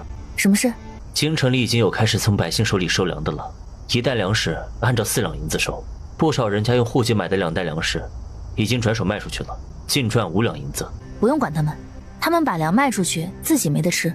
京城粮价很快还会涨起来，咱们该做的都做了，朝廷也不好再说什么。表哥，你说那些人怎么想的？就不怕家里挨饿？这个我真去查了，有人收粮的时候散布消息，说江南的粮食已经运过来了，用不了几天，粮价就能恢复正常。这不是造谣吗？江南的前几批粮食是要运到西北赈灾的，京城还有的等。这些人为了赚钱，还真是丧尽天良了。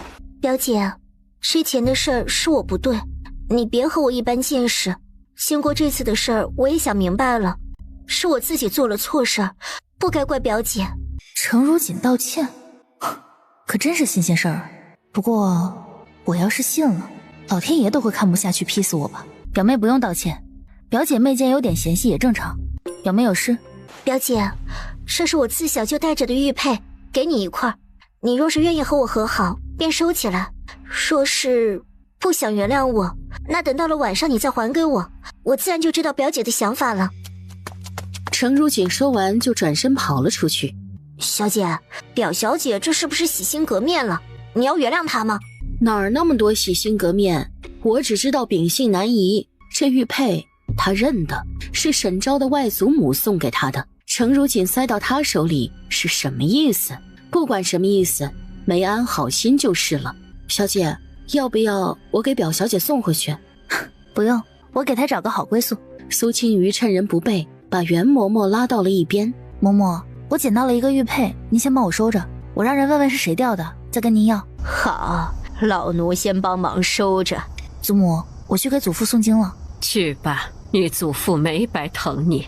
进去之后，你们两个就找个地方躲起来。胡松感觉这次遇到沈家太过于巧合，他今日特意带着翡翠和玛瑙，就是怕出现什么不可控的意外。进入大殿之后，苏青瑜在蒲团上跪下，身前放着抄好的经书。苏青瑜虔诚地看着大殿上方的佛像，小声诵经。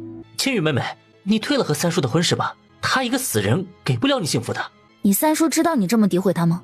说起来，他活着的时候算是撑起了整个沈家，现在他人没了，你就这么敲他墙角？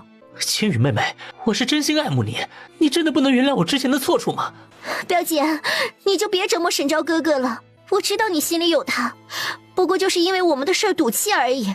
我保证，我以后绝不争宠。你若是看我不顺眼，我可以直接去庙里修行。表姐，你就心疼心疼沈昭哥哥吧，他爱的是你，你们有情人该终成眷属啊。你们走吧，别耽误我给祖父诵经。我要嫁的人是你三叔，你若是再说这些，我只能去找老夫人做主了。你不能嫁给三叔，你给我赌气了，我们就算有了继父之情。沈大少爷，那年我才11岁，心思单纯，就算是一条狗，我都会想办法救回来。扫逆书原之以手，全也。你读过书，应该懂这个道理。沈昭哥哥，这私定终身的婚书一签，他不认也得认。把这大殿的门锁上，等婚事一妥了，再放他出去。严三爷，你回来了。一想起严三爷可能因他的话躲过一劫，他心里莫名的就觉得开心。你什么时候进来的？他说爱慕你的时候。苏青瑜猛然想起眼前这位和沈家三爷的关系，觉得有必要解释一下。他想安安稳稳做好沈家三夫人，就不能让沈家以为他和沈昭有什么。他少年心性，一时没转过弯也是有的，您别往心里去。您什么时候回金陵？我给您准备点京城特产带回去。我怎么觉得你在封我的口？哦，没有，您是严家三爷，我这点东西哪够封口的呀？你还是关心那婚书吧，已经摁了你的手印了。翡翠，去把那婚书给我偷出来，再打探一下沈大少爷的动向。我已经吩咐人去办了。苏青瑜一愣，这位还是个热心肠。那就多谢了。翡翠，你不用拿婚书了，盯着沈大少爷就行了。你救我一命，这点事儿不算什么。现在灾情怎么样？路上难民多吗？此次地动是大周开国300年最严重的一次，天山雪崩，500多万百姓流离失所。一部分咱们已就近安置了，还有一部分往京城来了，有的是投奔亲戚，有的是因为实在走投无路。苏青瑜听着严三爷的话，不知道为什么有种听朝会的感觉。他若是为官，应该也能定国安邦吧。京城已经调集了不少粮食去西北，相信用不了多久就能安顿好灾民。三爷，东西拿到手了，笔墨纸砚也拿来了。严三爷回过身，铺开纸就写了起来。严三爷写的竟然也是一份婚书。您这是？严三爷也不解释，写好的婚书下面落款2个名字：苏青瑜、沈之修。新的婚书上面是沈昭的字迹。这位严家三爷应该是不常进京，怎么能模仿沈昭的字迹？给沈昭送回去。不多时，文竹再次回来。三爷，事情办好了，另外您要见的人到了。我去见个人，你若是有事，就差人去找慈恩大师，他知道我在哪儿。小姐，沈大少爷把苏沈两家的人都叫到了一起，说是和您私定了终身，要两家重新商定您的婚事。这沈大少爷也太不要脸了，这样的事都能做得出来，他和表小姐还真是般配。我只怕这么闹下去，小姐的名声就要坏了。这种事若是传到别人耳朵里，只会说沈昭一句少年风流，却会说大小姐是狐媚祸水，尤其还是侄子和婶婶的关系。之前他没急着对付沈昭，是想等着进了沈家再说，却没想到一个七宝珠串弄出了这么多事儿。青雨妹妹不好意思当着大家的面说，就由我来说，我们确实是两情相悦，之前的事她也原谅我了，有婚书和信物为证，请祖母和苏老夫人重新为我们订婚。难道这两个孩子真的又私定终身了？你说的是真的？青雨也是这么想。弟妹，你说这可怎么办呢？若是再改婚事，皇上那边好交代吗？人已经去了，皇上也不过多过问。不过这事我还是要亲口问问青雨。祖母，青雨妹妹面子薄，您这么问她，她怎么好意思说呢？这对玉佩的另一块我已经送给青雨妹妹了，她怕你们不信，也在婚书上摁了手印。怎么都聚在这儿研究什么呢？青雨妹妹现在正在商议我们的婚事呢。婚事？侄子和婶子一亲，这有点不合适吧？青雨妹妹，你之前收了我的玉佩，也答应了这门亲事，现在要反悔了吗？玉佩？什么玉佩？就是和这块一样的玉佩，这是外祖母送给我和未来夫人的。怎么凭一块玉佩就能定亲？是不是今天这玉佩在谁那儿，谁就是你沈家的少奶奶？那是自然，这是定亲信物。哦，严嬷嬷，我让你保管的玉佩呢？你拿出来让沈大少爷看看，是不是他的？沈大少爷，这玉佩是大小姐捡的，老奴可没和您私相授受。在场众人都探究地看向沈昭，这就是他说的两情相悦。好了，这件事就此打住，今日的事只当没发生过。那这张婚书呢？你怎么解释？这上面是咱们俩的手印，你刚才跟我说的执子之手，与子偕老，你都忘了？你在说什么？你要不要看看你拿的什么？沈昭一愣，看向纸上的内容，内容没变，字迹没变，但是底下的名字却变成了苏青瑜和沈之修。沈老夫人示意身边的花嬷嬷把纸拿过来，她盯着沈之修三个字看了半天，眼睛有些酸涩。那你刚刚在接引店跟我亲热，又是怎么回事？沈昭，你说话要有凭据，我可以对着佛祖起誓，我和你之间从未有过那些龌龊的事。我可以给大少爷作证，刚刚我陪陈姨娘去找大少爷，正好撞见了大小姐，她和大少爷抱在一起。你说的是真的？奴婢说的千真万确，奴婢也可以在佛祖面前起誓，绝无一句假话。苏青雨，你不能这么戏耍我儿子，一会儿和他亲热，一会儿又不肯嫁给他。我没有。哼，你说没有，那有人为你作证吗？除了你的丫鬟，可有人能证明昭儿说的是假的？要不要找那位严三爷？但是严三爷像是在偷着见什么人，若是喊他出来作证，会不会给他惹麻烦？既然没人能证明，你是不是该实话实说了？你到底是怎么勾引我儿子的？说！我给他作证。之修，你没死。他居然是沈家三爷沈之修，所以他根本没死。不对，他前世一直未出现，没有死而复生这档子事。难道前世他死在了西北，这次因为我的话才逃过一劫？那我不用伺候夫君，可以恣意人生的婚事怎么办啊？他吃了2个月的素，又是抄经，又是做法事的，这叫什么事儿？母亲先坐，我先料理了这里的事。之前我在接引店偶遇了苏家大小姐，并未看见沈昭说的事。沈昭，你重新说，到底怎么回事？三叔，我和千羽妹妹真的是两情相悦。重说，重说。三叔，是我一厢情愿，说的这些都是我编造的。回府之后动家法吧。那个作证的丫头，回府之后杖毙。母亲、叔母，天色渐晚，咱们回京吧。依你看，沈家会不会退婚？说不准，活人和死人是不一样的。不过有一点我可以保证，沈家若是退婚，给苏家的好处不会少。沈之修算之前是户部尚书，算是你的上司，你摸不透他的脾性。能不到30岁就入了内阁的人，我怎么能看透呢？我想起了一桩旧事。沈之修出事之前，其实沈家正在议亲，对方是单郡王府的昭云郡主。据说沈之修也没反对那门亲事，两家已经要合八字了。这个档口就传回了沈之修出事的消息。现在他忽然又活了，会不会和单郡王府重新议亲？不过就算沈家重新和单郡王府议亲也没什么，大不了他再退亲，又不是没退过。也许来到这个人世间是让你遇到我，花花世界繁琐想错过。大姐姐若是再被退了婚，可能就真的嫁不出去了，不会一辈子青灯古佛常伴了吧？三妹妹还是去打听打听那个男医馆是怎么回事吧，可别到时候进了徐家跟一群男人争宠。让厨房给我做一个松仁炒鸡，再做条石鱼。小姐不是要吃素吗？奴婢这就吩咐下去。不多时，松仁炒鸡和清蒸石鱼就端了上来。她倒是活了，我们小姐这2个月腰都瘦了一圈了。小姐，怎么了？脸跑得通红。沈家来退亲了？不是沈家退亲，是三少爷进京了。三表哥进京了，有事儿？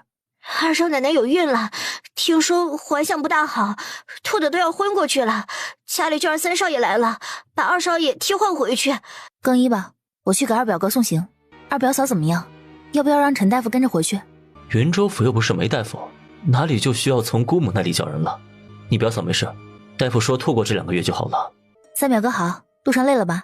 进门半天了才想起我，枉费我这么惦记你，还给你带了不少吃的。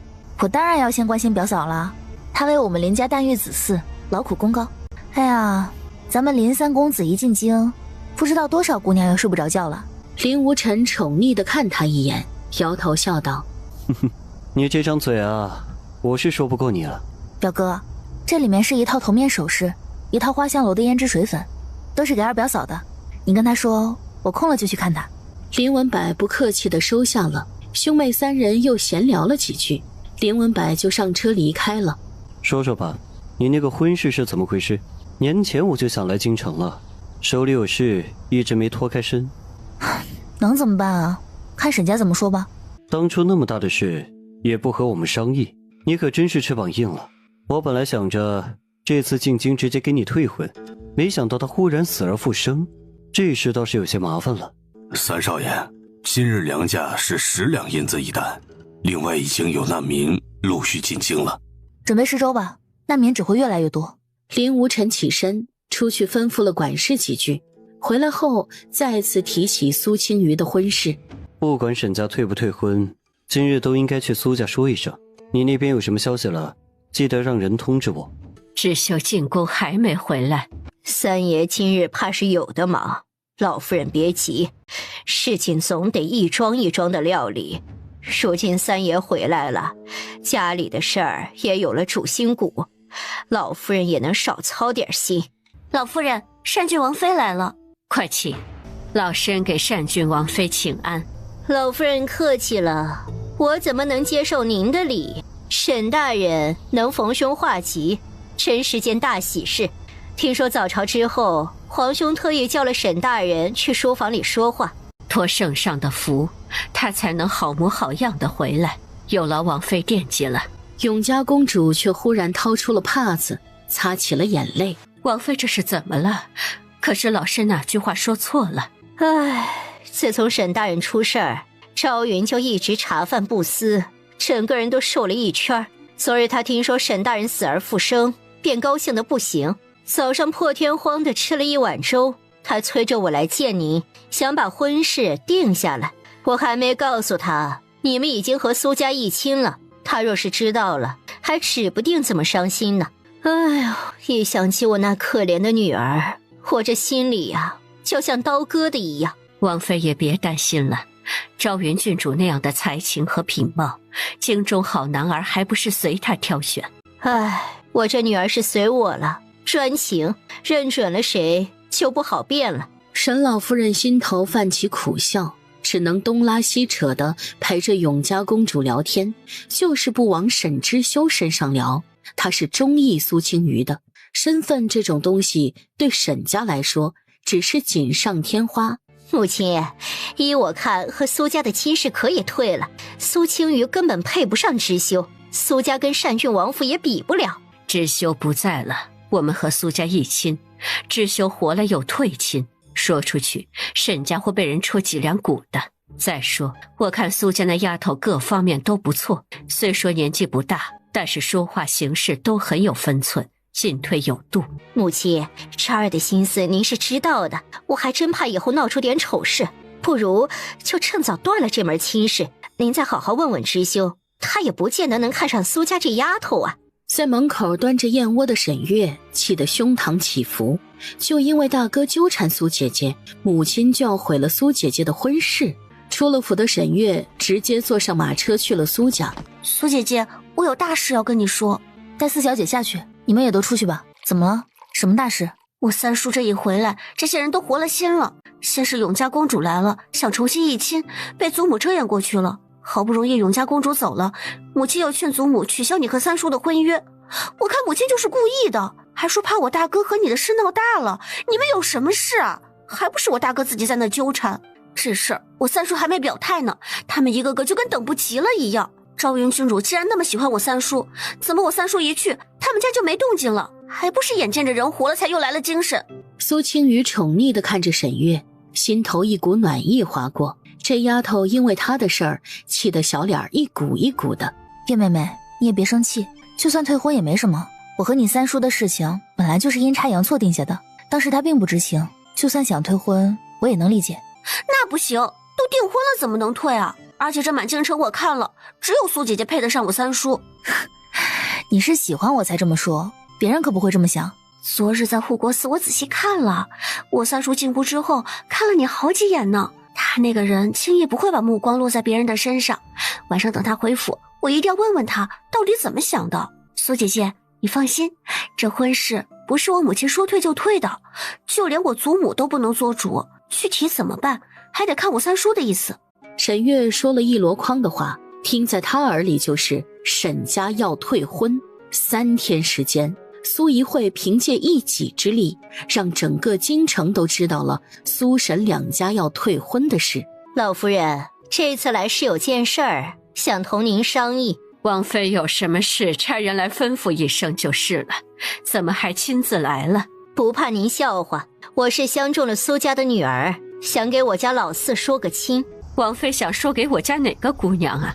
我相中的是你们长房嫡女，苏家大小姐苏青瑜。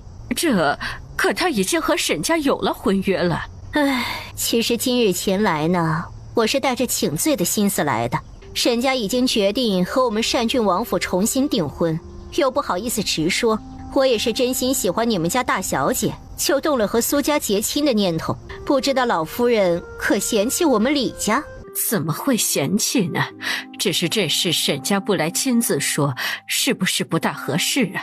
沈大人骤然回京，沈家也是一摊子事，就把这事儿托付给我了。沈家说了，聘礼不必返还，就当是给苏家的补偿。另外您二老调回京里的事儿，这2个月一定会有消息，还会连升2级。这事儿我做不了主，还得跟家里商议一下。要不我明日派人去给王妃送信儿。这有什么难的？有什么疑虑，咱们当面说开了。老夫人放心，我单郡王府给大小姐下的聘礼也绝对不少。沈家退亲的文书我已经带来了，就等着苏家签字了。只要你们2家退了婚事，明日我们家就来提亲。此时正在外院书房算账的苏青瑜也迎来2位不速之客。沈三爷，您这是微服私访？贸然前来打扰苏小姐了。怎么几日不见，三爷憔悴了这么多？他呀，这几天都没怎么睡觉，若是这粮价再降不下来，怕是真要以身殉国了。你们很熟？你别抬举我，这可是沈阁老。我们确实之前就认识，算是相熟的旧友。那三爷来是为了什么事儿？总不会是来亲自退婚的吧？不是来退婚，皇上交代给我一件事，让我不管用什么方法，3天之内要把京城的粮价降下来。3天？江南的粮食最快也得半个月才能入京吧？等江南的粮食是来不及了，京中这几户粮商存粮都不多，加在一起也不够掀起水花的。苏青瑜神色莫名地看向林无尘，看来三表哥已经把他们的家底都交代给沈之修了。三爷能保证京城的粮食不会被商贩运走吗？这边只要一降价，马上就会有粮商大肆收购，再贩卖到其他州府，到时候京城可就成了北直隶的粮食批发中心了。这个我想好了，到时候我派人驻守京城4个门，任何人不得运1粒粮食出去。京城是天子脚下，如今乱成这样，皇上面子上有些过不去，别的地方不归我管，我只管京城。你能接受的市面上最高粮价是多少？1两5000银子。那不可能，这批粮食本就是年底高价买的，成本不低。那你说多少？沈之修嘴角泛起一抹笑意，苏青瑜心里算计了一番，2两银子一担，我们再和京城几家粮商通个气，统一价格。我们只留少量赈灾市州的粮食，剩下的都可以投入市场。成交，就按照你说的价。我们帮了这么大的忙，沈阁老是不是该请我们吃个饭？你也太好打发了，这个恩情我记下了。往后林家和苏小姐有需要我的地方，尽管开口。小姐，永嘉公主带了沈家退亲文书来，说是要退了您和沈三爷的婚事，跟李家4少爷定亲。眼下侯爷和老夫人已经应下，再签退亲文书了。沈阁老这是一边占着我们家的好处，一边羞辱我表妹，你可真行啊你！夏家都帮我表妹找好了。这件事我不知情，人在哪儿？带路。难道他真的不知情？3人一起去了不远处的外院正堂。老夫人，苏侯，往后咱们就是一家人了。王妃抬爱了，能和单郡王府结亲，是我们苏家高攀了。苏家和单郡王府结亲了？许的哪位小姐？沈大人，您怎么来了？沈大人今日怎么这么闲？苏侯还没有回答我的话呢。苏青瑜和林无尘此时也走了进来，两人默默地站在一边，想看看到底是怎么回事。沈大人，我是来提亲的，给苏家大小姐苏青瑜和李家4少爷李云洲。苏侯同意了？同意了。苏侯这是把我未过门的夫人许配出去了。沈大人请看，这是沈家送来的退亲文书。这上面确实是沈家的印鉴，苏家这边也都签完了。律法上来说，这份退亲文书已经生效了。这份退亲文书是公主送来的，这边退完亲，公主就要直接给4少爷定亲。退亲的事儿我是受人之托，至于定亲倒是也不急。说完，永嘉公主就借口还有事离开了。这份文书我要回去确认真假，今日的事先到此为止，给我2天时间，我会给你们一个交代。这话是对林无尘说的，也是对苏青瑜说的。母亲，这是您的意思吗？老大媳妇，这是你的手笔吧？你可真是好算计呀，这样的事都敢做。这么大的事，你没问过母亲和知修？永嘉公主找了我好几次，我不好意思回绝。再说那苏青瑜实在不是知修的良配呀。是不是知修的良配用得着你说吗？跟你有什么关系呀？自己的儿女还没管教好，就来管小叔子房里的事，我这几年对你是不是太宽容了？今日起，府中的钟馗先由老二媳妇管着吧。是，母亲，儿媳一定不负母亲的期望。别以为我不知道你们心里那点子弯弯绕绕，都给我消停着点儿！谁敢闹得家宅不宁，我跟他没完！你们都出去吧，知修留下。这事你怎么想的？这婚事可就算退了，你是打算跟单郡王府继续结亲呢，还是再看看别家的姑娘？亲事退了，还能重新下聘结亲。既然你是这么想的，那我明日就亲自去一趟苏家，把这事定准了。母亲明日先别去，我再问问他，总要他心甘情愿的才好。那他若是不同意呢？不同意就算了，婚姻大事岂是能勉强的？那你抓紧问问，给我个准信儿。大姐姐，他们都说如意楼的肘子好吃，你吃过吗？大姐姐也没吃过，正好咱们晌午去尝尝。苏青瑜把如意楼的招牌菜都点了一遍。青瑜妹妹，这么巧啊？你们如意楼怎么什么人都放进来？谁都能打扰客人用饭吗？沈家大少爷进来，可不是他能拦的。你和三叔的婚事已经退了，不如直接嫁给我做正妻。沈大少爷这种满嘴谎话，阴险狡诈的人，我怎么配得上？我就不高攀沈大少了，你和我表妹倒是绝配。切，你以为你还能嫁到什么好人家？被沈家退亲2次的人，京城不会有人再敢娶的。你们沈家不是给我找好下家了吗？单郡王妃可是刚去一亲没2天。永嘉公主根本没想娶你进府，不过是为了哄你退亲，好让昭云郡主嫁给我三叔罢了。你现在最好的归宿就是嫁给我，还有机会做个正妻。请沈大少爷出去。这个请字特意加重了音量，翡翠和玛瑙听了，这就是能动手的意思。他俩早就看这位沈大少爷不顺眼了，能动手最好。苏青瑜，总有一天你会跪地相求，求着嫁给我。你给我出去，离我大姐姐远点儿。两人一个说一个踹，速度快的翡翠和玛瑙都来不及阻止。四妹妹，你怎么样？给我打，往死里打！姐姐马上带你去看大夫。什么人闹事？把这几个人都给我抓起来！啊，原来是沈大少爷，这是怎么了？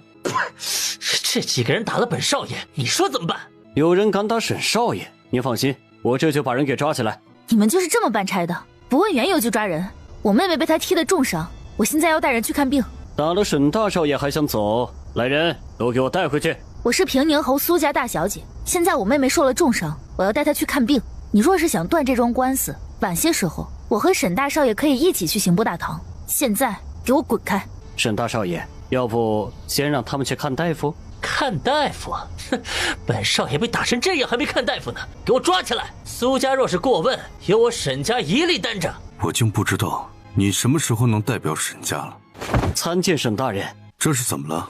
怎么闹成了这样？沈昭踢了我四妹妹，我着急送她去看大夫。这些官差仗势欺人，不问缘由就要抓我们走。我踢你妹妹是无心之事，你们打我是蓄意而为，这能一样吗？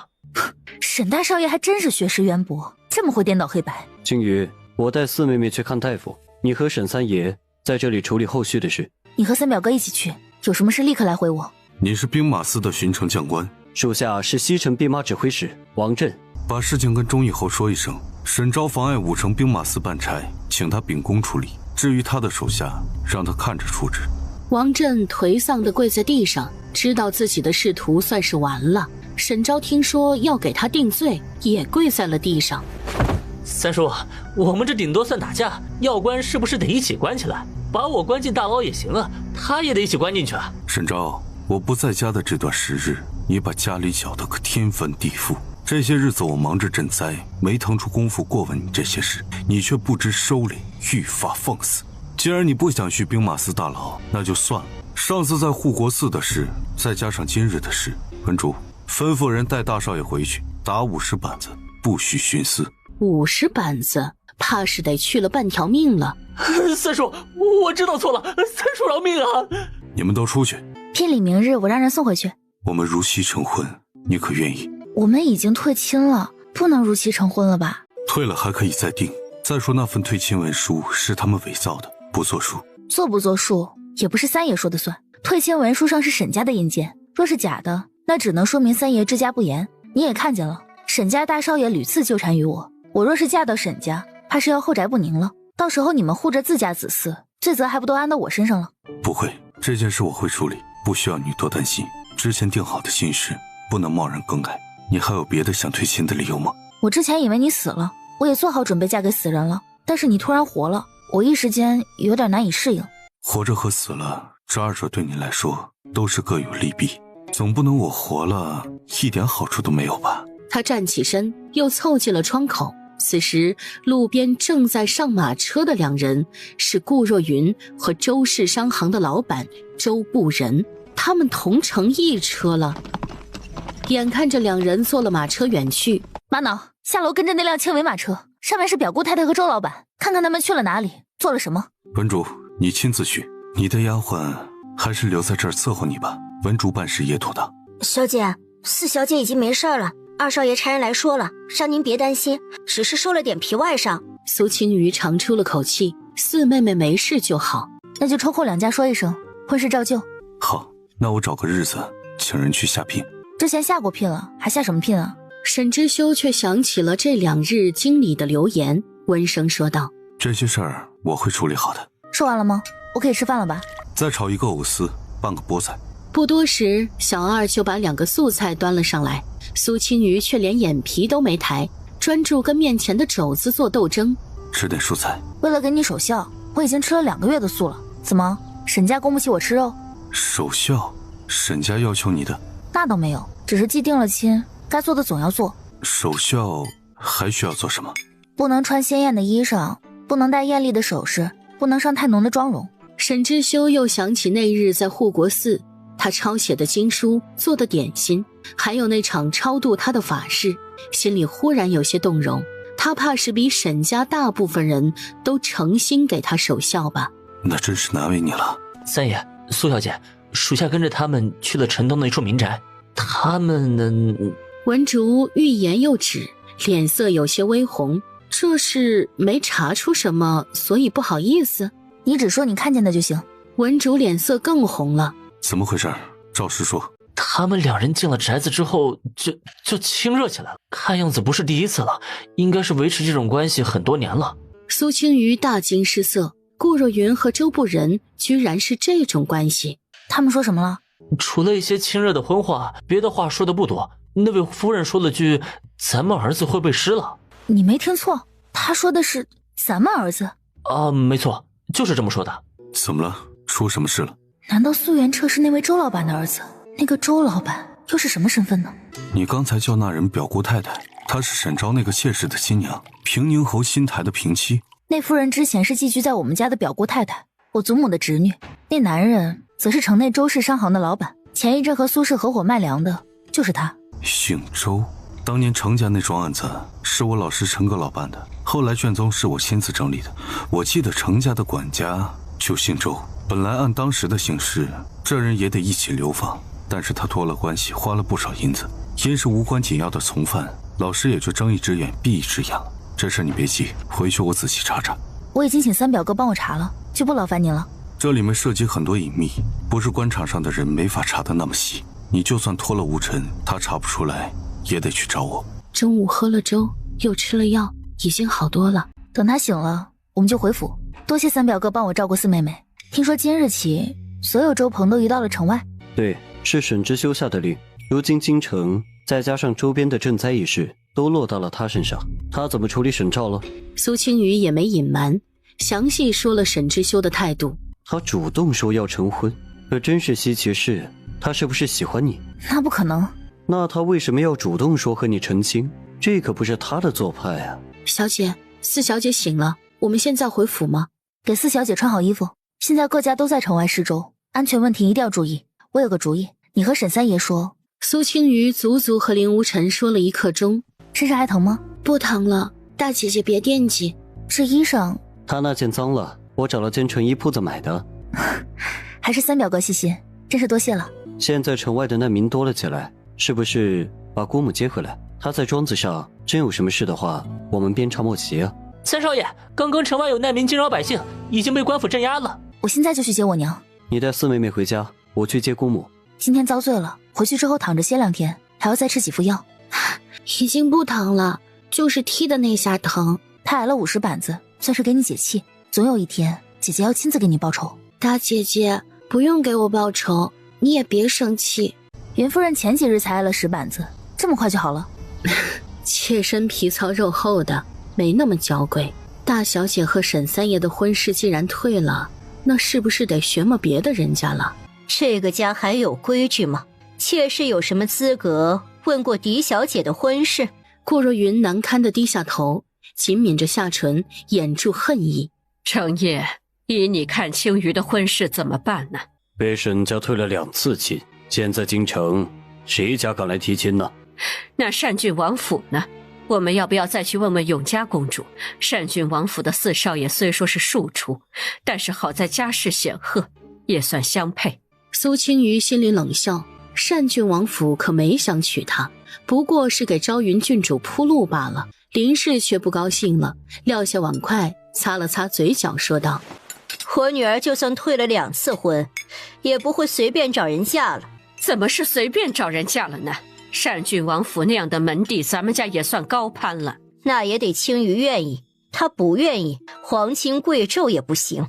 这是我亲孙女儿，我还能害她吗？眼下有合适的不嫁，往后就只能嫁到小门小户了。那就嫁到林家，我还有侄子没有成亲呢。苏青瑜被林氏的话吓了一跳，母亲竟然想让她嫁给三表哥。为了让她安心，便说了和沈之修的事。他大你13岁，是不是年纪差得太多了？苏青瑜只得说了沈之修一筐的好话，什么沉着稳重、仪表堂堂、温润如玉、君子端方，总之能用得上的好词儿都被苏青瑜说了。林氏便也没再说什么。小姐，三少爷传来消息，城外死了2000难民，官府现在怀疑是吃了我们赈灾的粥，现在施粥的人都被控制起来了。苏青瑜听到死了2000人，也吓了一跳。更衣，我要出城。前世林家施粥的时候死了1000多人，让林家直接伤了元气。这次他提前做了防备，但心里依旧慌乱，生怕有什么疏漏。还好你那日提醒了我，不然这件事还真是麻烦了。现在什么情况了？皇上派了刑部来彻查，沈之修现在和刑部的王尚书在一起。这件事现在牵扯很大，2000难民的性命，3家粮商和8家公侯伯府都牵扯在里面。一旦坐实了是我们的疏漏，首当其冲要问责的便是沈之修。三少爷，之前施粥的人都去配合审问了，现在前面干活的人不够了。我带着翡翠和玛瑙去，不然等着调查结果也是心焦。不好，表小姐，别被冲撞了。小姐，这些人也太可怜了。1个时辰以后，早上的粥全部都放完了。苏青瑜又低头收拾起了锅铲。怎么亲自做这些？人不够了。苏青瑜抬头看向他，目光却落在了他身后那人身上。他整个人僵在那儿，手里的勺子咣当一声掉在了粥桶里。前世临死前入骨的痛感再次传遍全身。他能看见的最后一个画面，就是那位周先生的脸。如果说程如锦和沈昭是害死他的刽子手，那周先生就是那把刀。现在那把刀再次出现在他眼前。怎么了？可能是累了，有点头晕。去各家问问，如果人员不够，中午让驻守的官兵去帮忙盛粥。周先生，请您帮他扶个脉。苏青瑜有些惊讶，他能听出来沈之修对这人很客气，不过转念一想，能给人直接换脸皮的应该有点本事。这位是周先生，医术超群，让他给你看看。我没事，就是早上施粥有些累了，就不麻烦周先生了。身子不舒服是闹笑话的吗？快进去，正好我有事跟吴晨说。三爷，王尚书还等着呢。沈之修一个眼神扫过去，文竹识趣地闭上了嘴，不再多说。稍后再说，先让周先生给他扶个脉。你怎么了？不舒服？我真的没事，不用麻烦周先生。麻烦您了。苏小姐今日是不是受到了惊吓，以至于心血不足，神思恍惚？我开一副方子，回去喝上3天就好了。怎么会受惊吓？来的路上遇到什么事了？没有，早上做了个噩梦。开好的方子交到了翡翠手里，苏青瑜却没打算喝。如果这位周先生是沈之修的人，那他前世为什么要帮沈昭做那么残忍的事？查得怎么样？王尚书怎么说？多亏了你之前的注意，每天的粥留养2天，专人看守。周先生已经检查过了，那些粥都没有问题，各家库存的米也都已经检查了，没什么异常。那你来找我是有什么我能帮忙的吗？就是来告诉你们一声，省得你们担心。我和周先生还要去验个尸，先走了。不是有事说吗？这叫有事？太子殿下驾到！我先去见太子殿下，这边也不缺你忙活，城外不太平，早点恢复。都说沈三爷在外惜字如金，怎么这几日接触下来，比我二哥还要碎嘴子啊？知道了，三爷慢走。苏小姐，你可真是心善呐，还亲自来城外做这些事。参见昭云郡主。来人正是单郡王府的昭云郡主，也是之前和沈之修议过亲的人。苏小姐不用多礼，我就是跟太子表哥过来看看。这里有些脏乱，别污了郡主的衣裙。污了衣裙也没事，马车上有备用的。请郡主喝茶。你在做什么呢？这些是什么？不知道是因为注意力不集中，还是手上滑了一下，李昭云手里的茶水直接倾斜着洒了出去。哎呀，对不起啊，苏小姐，我没有拿好。郡主不必客气，都是小事。小姐，咱们早上出来的急，没带衣裳。去，把我车上的衣裳给苏小姐拿来。啊，郡主客气了，我怎么好穿郡主的衣裳？一件衣裳而已。再说我把你的衣裳弄脏了，赔你一件新的也是应当的。那就多谢郡主了。换衣服之前，他和翡翠把那件衣裳从里到外检查了一遍，又拿起来闻了半天，甚至连线头处翡翠都看得仔细。苏青瑜却不敢掉以轻心，换好衣裳之后，让翡翠看看有没有什么不妥。翡翠上下打量两眼，没什么不妥，只是这衣裳真是昭云郡主的吗？和她身上那身比起来，显得有些寒酸了。苏小姐，衣裳还合适吗？多谢郡主，衣裳正合适，很合身，就像是为苏小姐量身定做的。太子这次出宫，一方面是安抚灾民，另一方面也是看中毒之事查得如何，又象征性的到各家施粥的棚子看看。沈之修和刑部王尚书跟在后面。都平身吧。表哥，那位是平宁侯府苏家大小姐苏青瑜，前几天刚跟沈三爷退婚的，听说她为人善良，还特别稳重，苏家的俗事都是她管着。太子身侧的沈之修见他一直盯着苏青瑜，心思一动，上前说道：殿下，时辰不早了，您该回宫了。太子回过神，也收回了目光。回宫。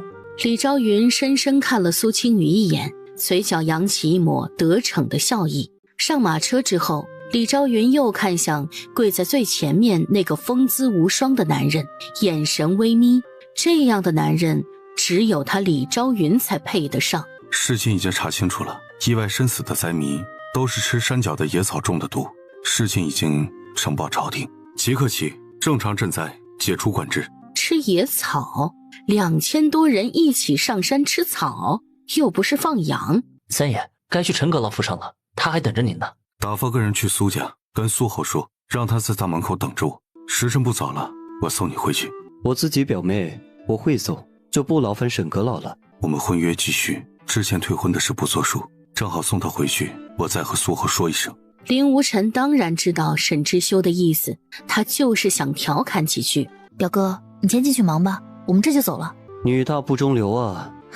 三爷，如果您是顾忌上次我在沈家西院书房的事才要和我成亲，那我可以保证绝对不会和任何人说。回去的路上，三爷可以再想想，现在反悔也来得及。他竟然是这么想的。可那日在书房的事，他并未放在心上。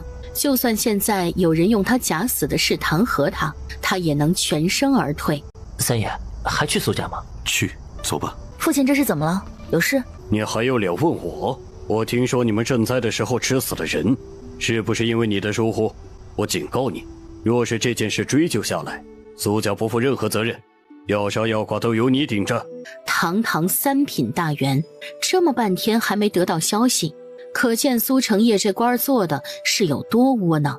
但凡他有点脑子，多打探打探，也能知道太子去了城外，紧接着就结案了。这事儿不管怎么扯，也扯不到苏家头上。父亲，您知道太子今日出城了吗？太子出城？我不知道啊。那父亲知道灾民意外身亡之事儿，沈三爷和刑部王尚书已经结案了吗？结案了？怎么说的？牵扯到我们家了吗？父亲把平日放在内宅的心思都用在朝堂上，仕途就是另一番景象了。苏青瑜敢确定，这2件事如今已经传遍了京城各大府邸。可他这个爹还只顾着跟自己女儿划清界限呢。你怎么说话呢？别以为现在你管着家，我就不敢打你。苏侯要打谁？沈阁老，我教训家里的逆女呢。这次灾民中毒的事，他办得不好的地方，沈阁老尽管罚就是，不管您怎么处置他，我苏家都绝无二话。刚才那几句话白说了，简直是对牛弹琴。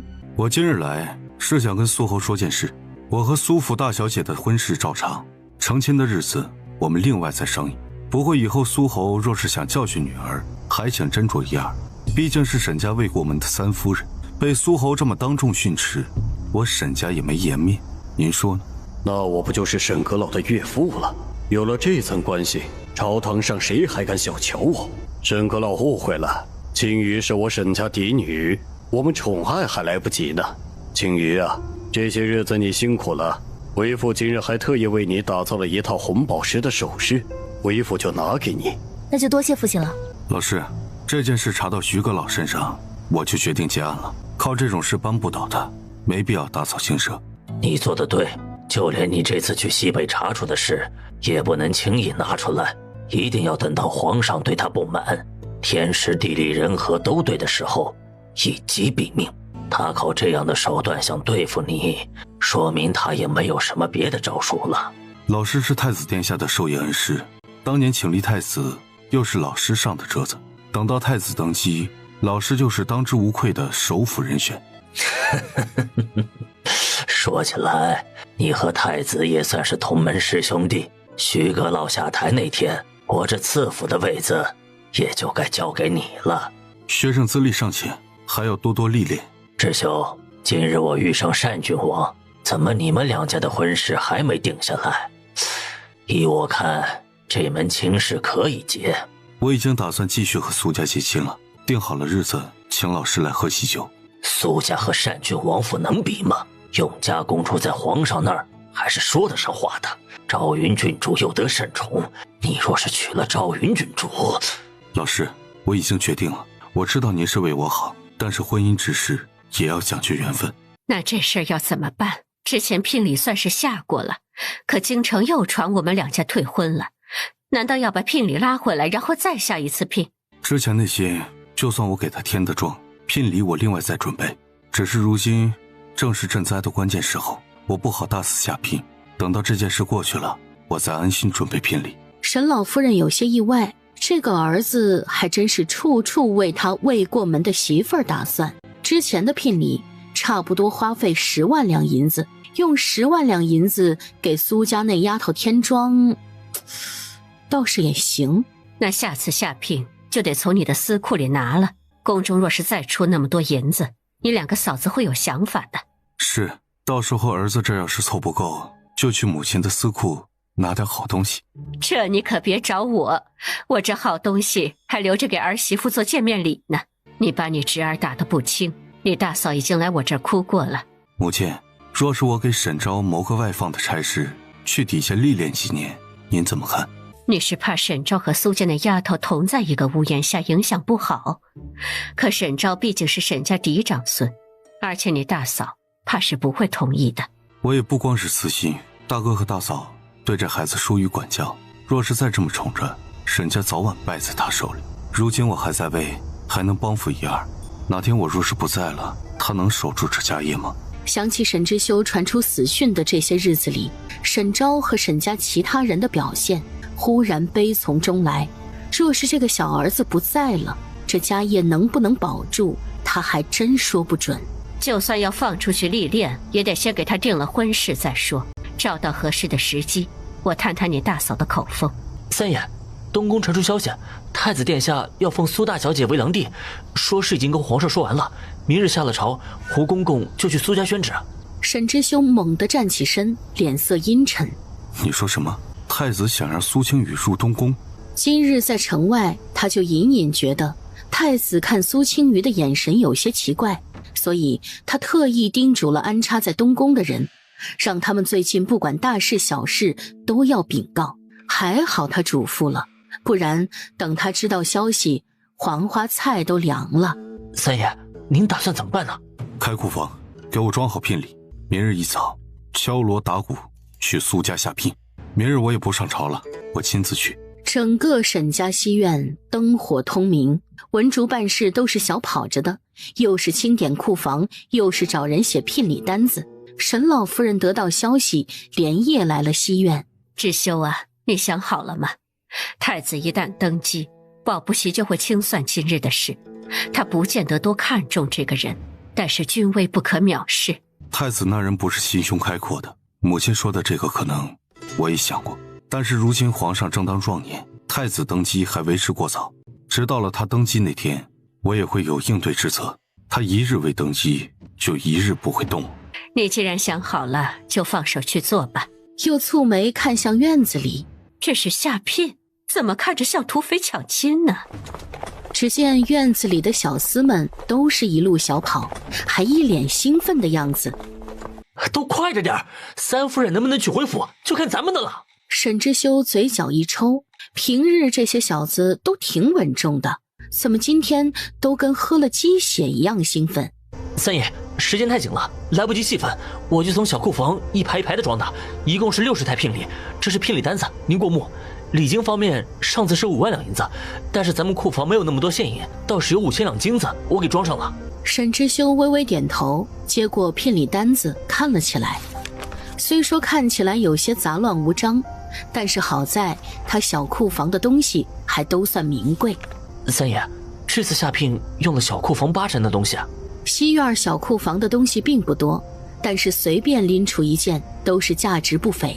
而下聘这种事讲究一个声势浩大，每一台的东西都不能太少，所以60台的聘礼，就算是家资丰厚的沈三爷也掏空了家底。这些都是小事，大不了以后让夫人养我。权倾朝野的沈阁老等着让夫人养，传出去谁信呢？夫人，小姐，沈三爷带着人来下聘了，敲锣打鼓的，热闹得很。小姐要不要去看看？那之前的聘礼怎么办？可要清点出来，让他带回沈家。小姐，前院刚传来的消息，沈三爷说了，之前的聘礼都算是他给您的天庄。10万两银子的天庄，京中从未有过这样的先例。沈三爷有心了，青羽，这门亲事啊，兴许真的不错。林氏不在乎聘礼是多少钱，他林家也不缺这些，但是沈之修的做法给足了苏青瑜颜面，只看这个态度，就不是谁都能做到的。你去吧，有什么事派人来知会我一声。京城下聘还有这个规矩吗？啊，没听说谁家下聘这么热闹啊！沈三爷这是生怕别人不知道他来下聘了，这是不是太高调了？真是沉稳金贵的沈三爷给他下聘吗？他走到近前，见沈之修正在跟苏成业还有老夫人寒暄，便站到一边，看向正在清点的聘礼，完全不是按照世家下聘的规矩来的，倒像是库房搬家。你这丫头有福气了。圣旨到，平宁侯苏成业，苏家长女苏青瑜接旨。沈阁老，您怎么在这儿啊？胡公公怎么亲自来宣旨了？我今日是来给苏家大小姐下聘的，等到成亲那日，还请胡公公一定来沈家喝杯喜酒。葫芦满脸的笑意就这么堆在了脸上，眼睛瞪得溜圆，半晌没说出话。沈三爷和苏家大小姐定亲了，还下聘了，那他手里的圣旨怎么办？总不能说沈阁老您别定亲了，您未过门的夫人被太子殿下看中了。沈家可不是普通人家，沈之修也不是一般人，这种抢亲的事皇室可做不出来。但是不念吧，他要怎么解释呢？宣了这么多年圣旨，还从未遇到过这样的难事。跪在地上的苏家众人都仰头看着葫芦，心说怎么不宣读呢？葫芦越是不宣读，苏成业越是忐忑，一瞬间已经想了无数种可能，甚至多年前犯的错都被他从记忆深处挖出来了。这种等着宣判的滋味实在是不好受。沈之修自然知道葫芦的纠结，便开口问道：胡公公这是怎么了？可是有什么为难的地方？还是这道圣旨需要我回避？沈大人多虑了，不需要您回避。苏侯爷起身吧，这道圣旨不能宣了，我要回宫跟皇上复命。胡公公说的是什么意思？本侯怎么听不懂呢？葫芦纠结了片刻，还是决定实话实说。当然不能说太子相中了苏青瑜，亲自去求了皇上。他组织了一下语言，笑着说道：皇上听说苏家大小姐才貌双全，品行端正，本想给苏大小姐赐门婚事，没想到苏沈两家已经定亲，咱家这就回去回禀皇上。胡公公，不知皇上赐婚的是谁家？我这个爹啊，不适合做官，只适合回乡下种地，这是刨根问底的时候吗？胡公公明显是想遮掩过去，他还非要追问。沈之修又在一边问出来不尴尬吗？皇上想让苏小姐入东宫，现在看来苏小姐和皇室无缘了，也恭贺苏侯了，得了沈阁老这样的家婿，京城不知道多少人羡慕呢。到嘴儿的富贵就这么飞了。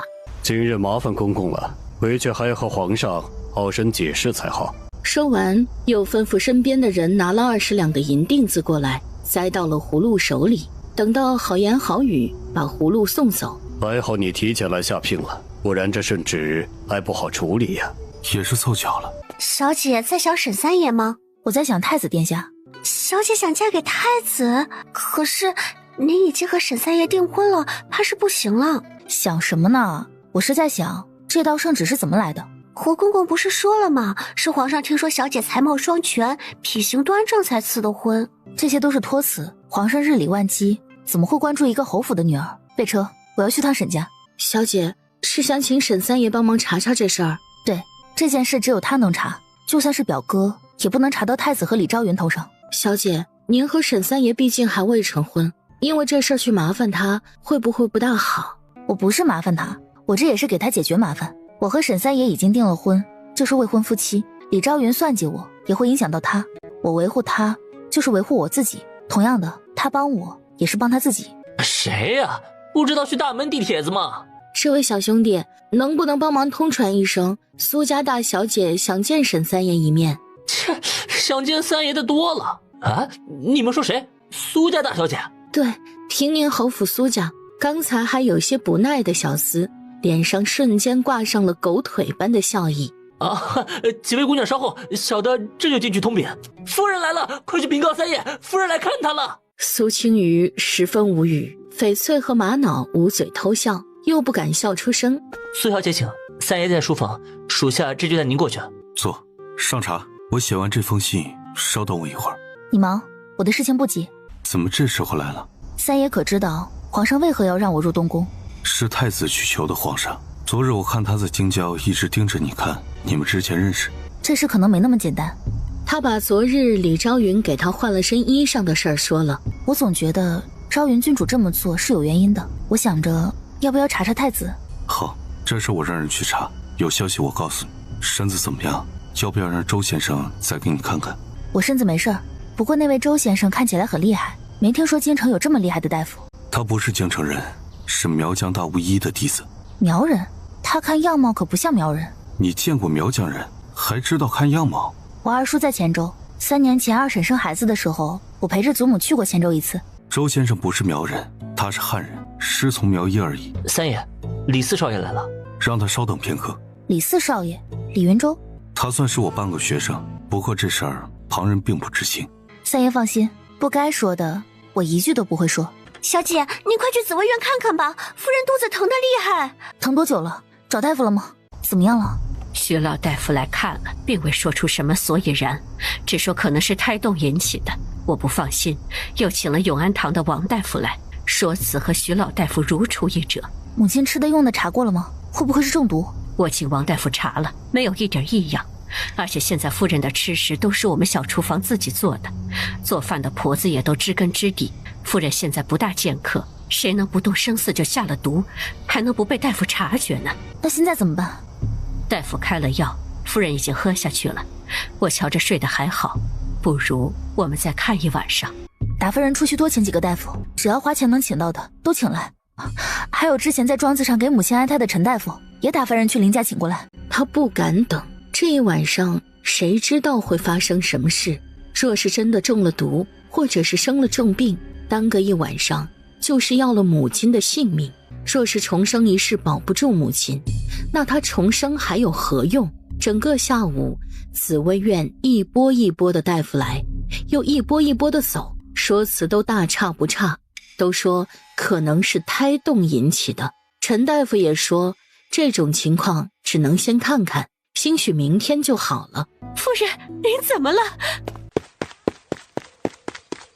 娘，您怎么样？很疼吗？快去喊大夫来，快点！翡翠撒腿就往外跑。小姐，沈三爷身边的文竹说是奉命给您送东西，你去见文竹，他送什么东西收下就好，替我道谢。又过了一会儿，徐老大夫匆匆赶来，扶过脉之后，他皱着眉说道：大小姐，恕小老儿才疏学浅，实在看不透夫人的病症。若是能请来御医给夫人看看，兴许还有办法。父亲，您能不能去请个太医？母亲刚才疼得厉害。大夫怎么说？徐大夫也看不透是怎么回事，父亲能不能去请个太医来，给母亲好好看看？太医是给皇上和后妃看病的，为父怎么好去请？父亲，母亲肚子里还怀着孩子，您忍心看他们母子一尸两命？别再耽搁了，您赶紧去请太医。至于到时候要还多少人情，我加倍给。大小姐，你也别为难侯爷了。朝中的事儿错综复杂，侯爷不便开口，怎么能逼迫他呢？苏青瑜冷眼看向顾若云，抬脚走到顾若云身前，端起书案上的鸡汤，直接扬到顾若云的脸上。我母亲若是有什么事，不管跟你有没有关系，我都会让你陪葬。父亲不想帮忙就算了，我去求沈老夫人。他相信沈老夫人一定会帮他。沈老夫人若是开口，找个太医应该不成问题。快来人，扶我去更衣。来人，备车，我要出门。大小姐，沈阁老来了。三爷，您怎么来了？听说伯母病了，我带周先生来给她看看。苏青瑜眼底瞬间闪过一抹纠结，如果沈之修带别人来，他肯定立刻带着人去内院，但是这位周先生他不敢赌。前世周先生扒了他的脸皮，谁知道他是因为钱财还是因为和苏家有仇呢？若是让周先生给母亲治病，却害了母亲怎么办？你去请太医院的刘彦正来一趟，刘彦正擅长妇人科，先让周先生看看，刘彦正稍后就来。沈之修的话等于给苏青瑜吃了一颗定心丸。小姐，不好了，夫人吐血了。先生请。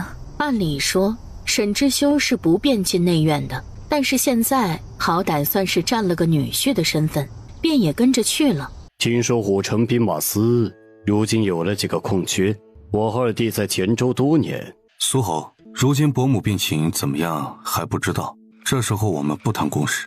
他叫林氏为伯母，却称呼苏成业为苏侯。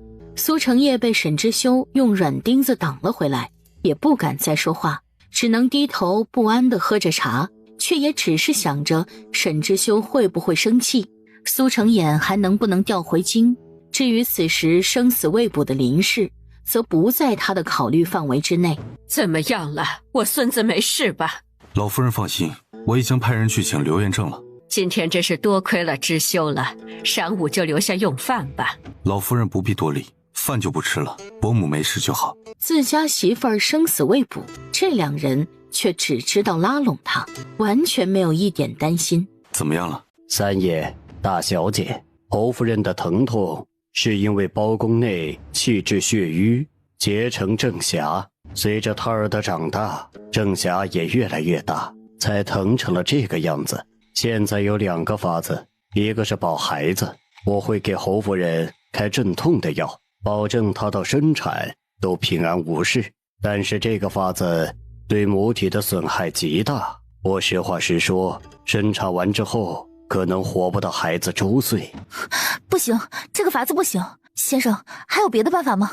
还有个办法，就是直接拿掉孩子，我再给侯夫人调理一阵子，就能恢复到之前的身体。这个法子好，至于孩子没了就没了，能保住母亲就好。用第一个法子，一定要保住我孙子。对，一定要保住孩子，我们苏家子嗣不忘，这要是儿子，就是长房嫡子。等刘彦正来，看看他怎么说，我们再做决定。依先生看，我母亲有中毒的迹象吗？没有，侯夫人没有中毒，此事你们可以再商议一下，暂时要不了侯夫人的性命，兴许刘彦正会有更好的办法。别怕，你只管做决定，万事有我。有他在，事情确实会变得简单很多。你这孩子要懂事，世家大族，子嗣是最重要的。老夫人，还是等刘彦正来了再商议吧，兴许还能有个2全的法子。沈大人，苏侯，老夫人，病人在哪儿啊？我带您去。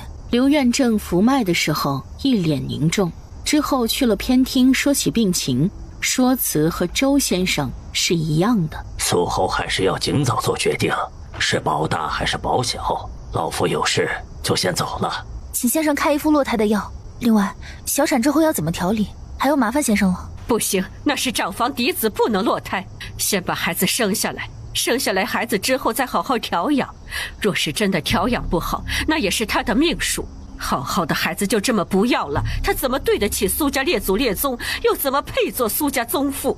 祖母若说这是身为苏家宗父的责任，那我母亲马上就能跟父亲和离。这个宗父我们不当了。我娘要是有个三长两短，这苏家谁也别想好。你这个不孝女，你说的什么混账话？你就是这么跟长辈说话的？我这么做也是为了你们长房好。身为苏家嫡女，这些事你想不明白吗？老夫人息怒，伯母还要休养一段时间。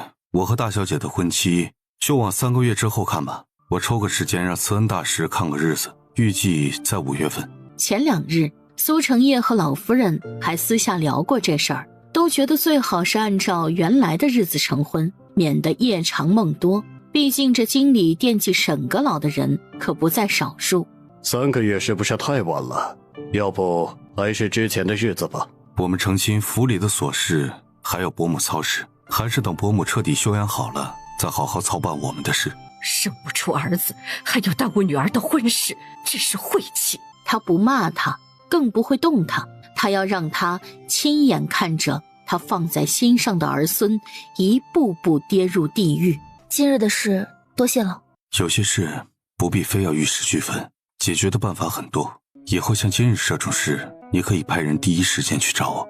苏青瑜一时间僵在原地，沈之修看出他的心思了。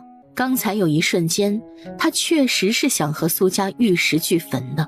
出手之前，先想好怎么保全自己。内宅的事和朝堂之事本质是一样的，把对手一击毙命之前，别露出獠牙。沈阁老这是教我怎么在内宅争斗。沈阁老这是教我怎么在内宅争斗。你不怕我嫁进沈家，对着你的妾室通房大杀四方？你想多了，没有妾室通房给你下手。母亲，您哪儿疼啊？阿慈给您揉揉。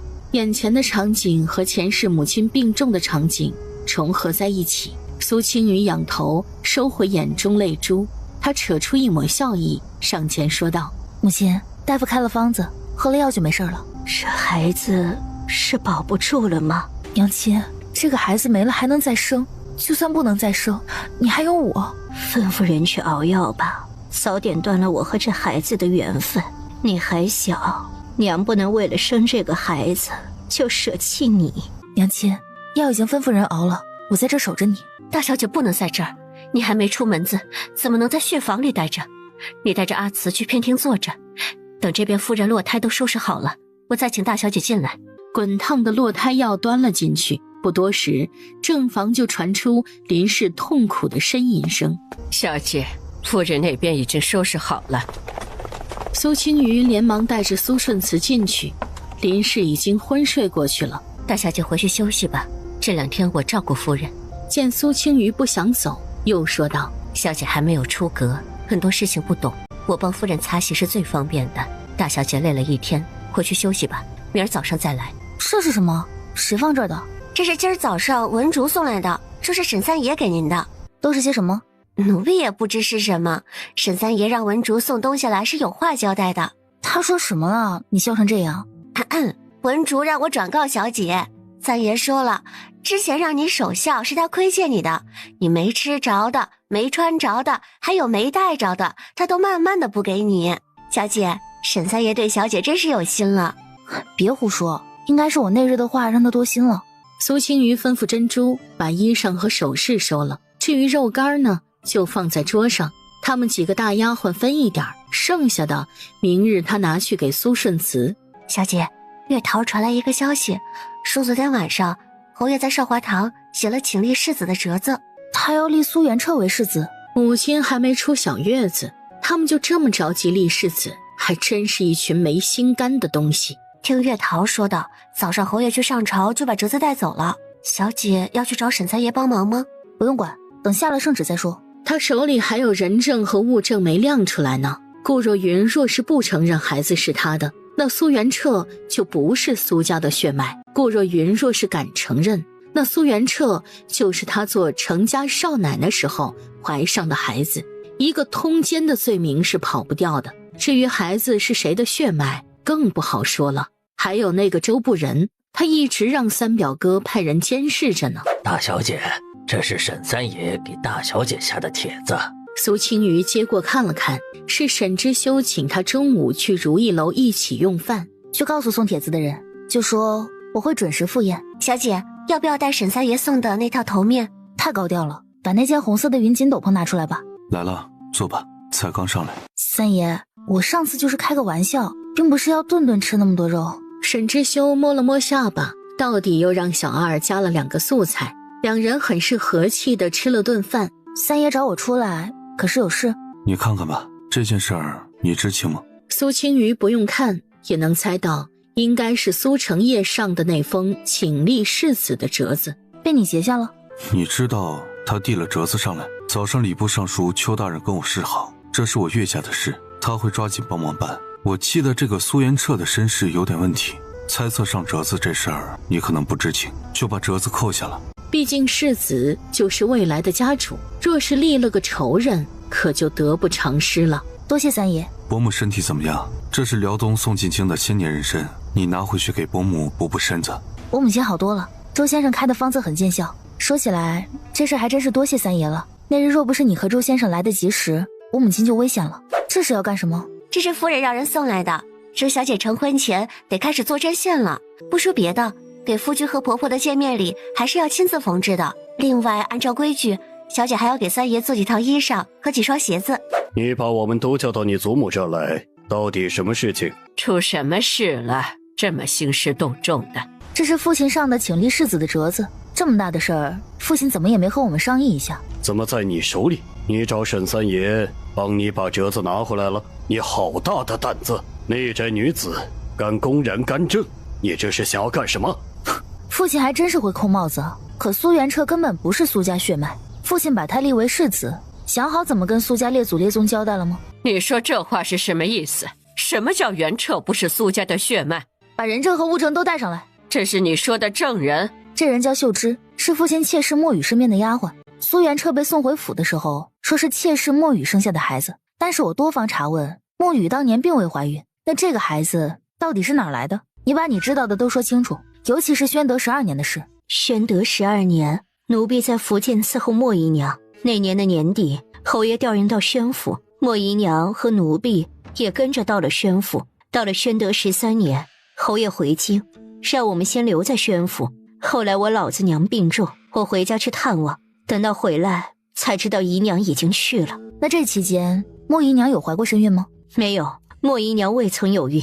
这是父亲外放宣府的时候结交的几个官差，他们都能证明未曾听说父亲的姨娘有孕生子。苏成业拿着证词看了看，又和老夫人对视一眼，两人都脸色阴沉。苏青瑜说的这些，苏成业和老夫人心里都清楚，就连莫雨都是苏成业派人毒死的。父亲可能是被骗了，是不是有人处心积虑的骗父亲，想给自己孩子谋一个富贵前程？可是不对啊，莫雨是父亲从福建带到宣府的，他有没有孕，父亲应该清楚。元彻的生辰是2月初10，根本不可能是莫雨的孩子。我也打听过了，宣德12年父亲在福建，身边就那一个妾室，伺候的下人也没有怀孕的。我倒是有点糊涂了，这孩子到底是从哪儿来的？难道是父亲捡的？那就更不能成4了。苏成业额角渗出冷汗，面色凝重地看了一眼顾若云。父亲，您怎么能让一个身份不明的孩子承袭爵位呢？侯爷可能也是被人蒙蔽了，兴许是那莫雨假意有孕争宠，有人借这个机会送孩子来享福呢。那姨娘觉得这孩子怎么处理好？咱们家老夫人信佛，自然不能做那种损阴德的事儿。依我看，就送到庄子上，找2个婆子照应着，不少吃不少喝的，也是他的福分了。这个主意好，父亲觉得呢？那孩子是我的，苏元彻是我生的，他不是来历不明的孩子，他是正经苏家血脉。当年程家是7月份被抄家的，若孩子是你生的，也是4、5月份怀上的，那就是程家的血脉，和我苏家有什么关系？对啊，你4、5月份怀上的孩子和侯爷怎么可能有关系？雪姨娘还没反应过来，这2人是通奸，这就是我和侯爷的孩子，不信你们问侯爷。你说什么？你们这是通奸？你身为程家少奶奶，怎么可以做这样的事？不说话也没人把你当哑巴，给我闭嘴！父亲，这事实在是太大了，依我看，还是把云夫人和元彻送到庄子上吧，等到时间长了，这事儿也就淡下去了。今日之事，谁都不准往外说。陈四的事以后再议。至于云夫人和袁彻，照常先留在府里。苏家的名声也是你的名声，苏家名声不好，你嫁出去也没有面子。今日之事到此为止，你们谁敢传出去，别怪我不客气。反正顾若云也蹦跶不了多长时间了，住在府里还是送去庄子上，对他来说都不重要。大小姐，夫人怎么样了？这几日大小姐辛苦了，今儿开始我去服侍夫人吧。苏青瑜心里清楚，雪姨娘是为了苏元凯才来讨好他们母女的。姨娘客气了，我母亲那边有人伺候，就不麻烦姨娘了。给大小姐请安。姨娘坐，找我有事。大小姐，我昨收拾库房，见这套首饰和大小姐很配，您看看喜不喜欢？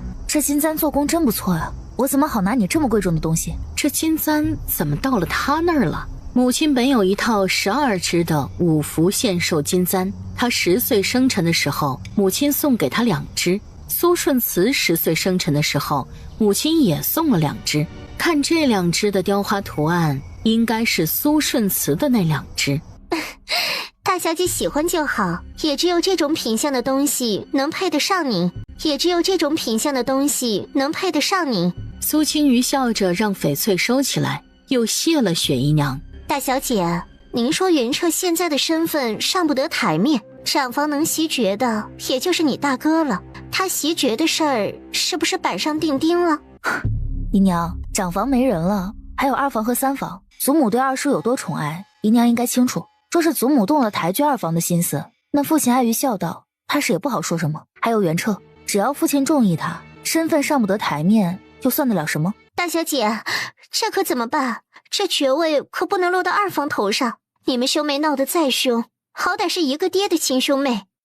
姨娘，您也知道，父亲现在最不喜欢的就是我。再说，我一个要出阁的人，有些话也不好说。姨娘若是信得过我，我倒是有个主意。大小姐请说。我是想着，若是大哥和徐家关系再近点，这世子之位还不是手到擒来。姨娘可以跟大哥说说，徐六少爷那边需要帮忙的地方，大哥都要上上心才好。和徐家这么好的关系不把握住，岂不是可惜了？大小姐说的有道理，我这就回去和你哥哥说。姨娘慢走。小姐怎么还教雪姨娘呢？难道您真想让大少爷袭爵？不是奴婢多嘴，就冲着上次在护国寺大少爷对您做的事儿，就不能让他得逞？他若是成了苏家家主，咱们夫人怕是都没好日子过。我又不傻，你放心，苏元凯若是照我说的做，有他苦头吃。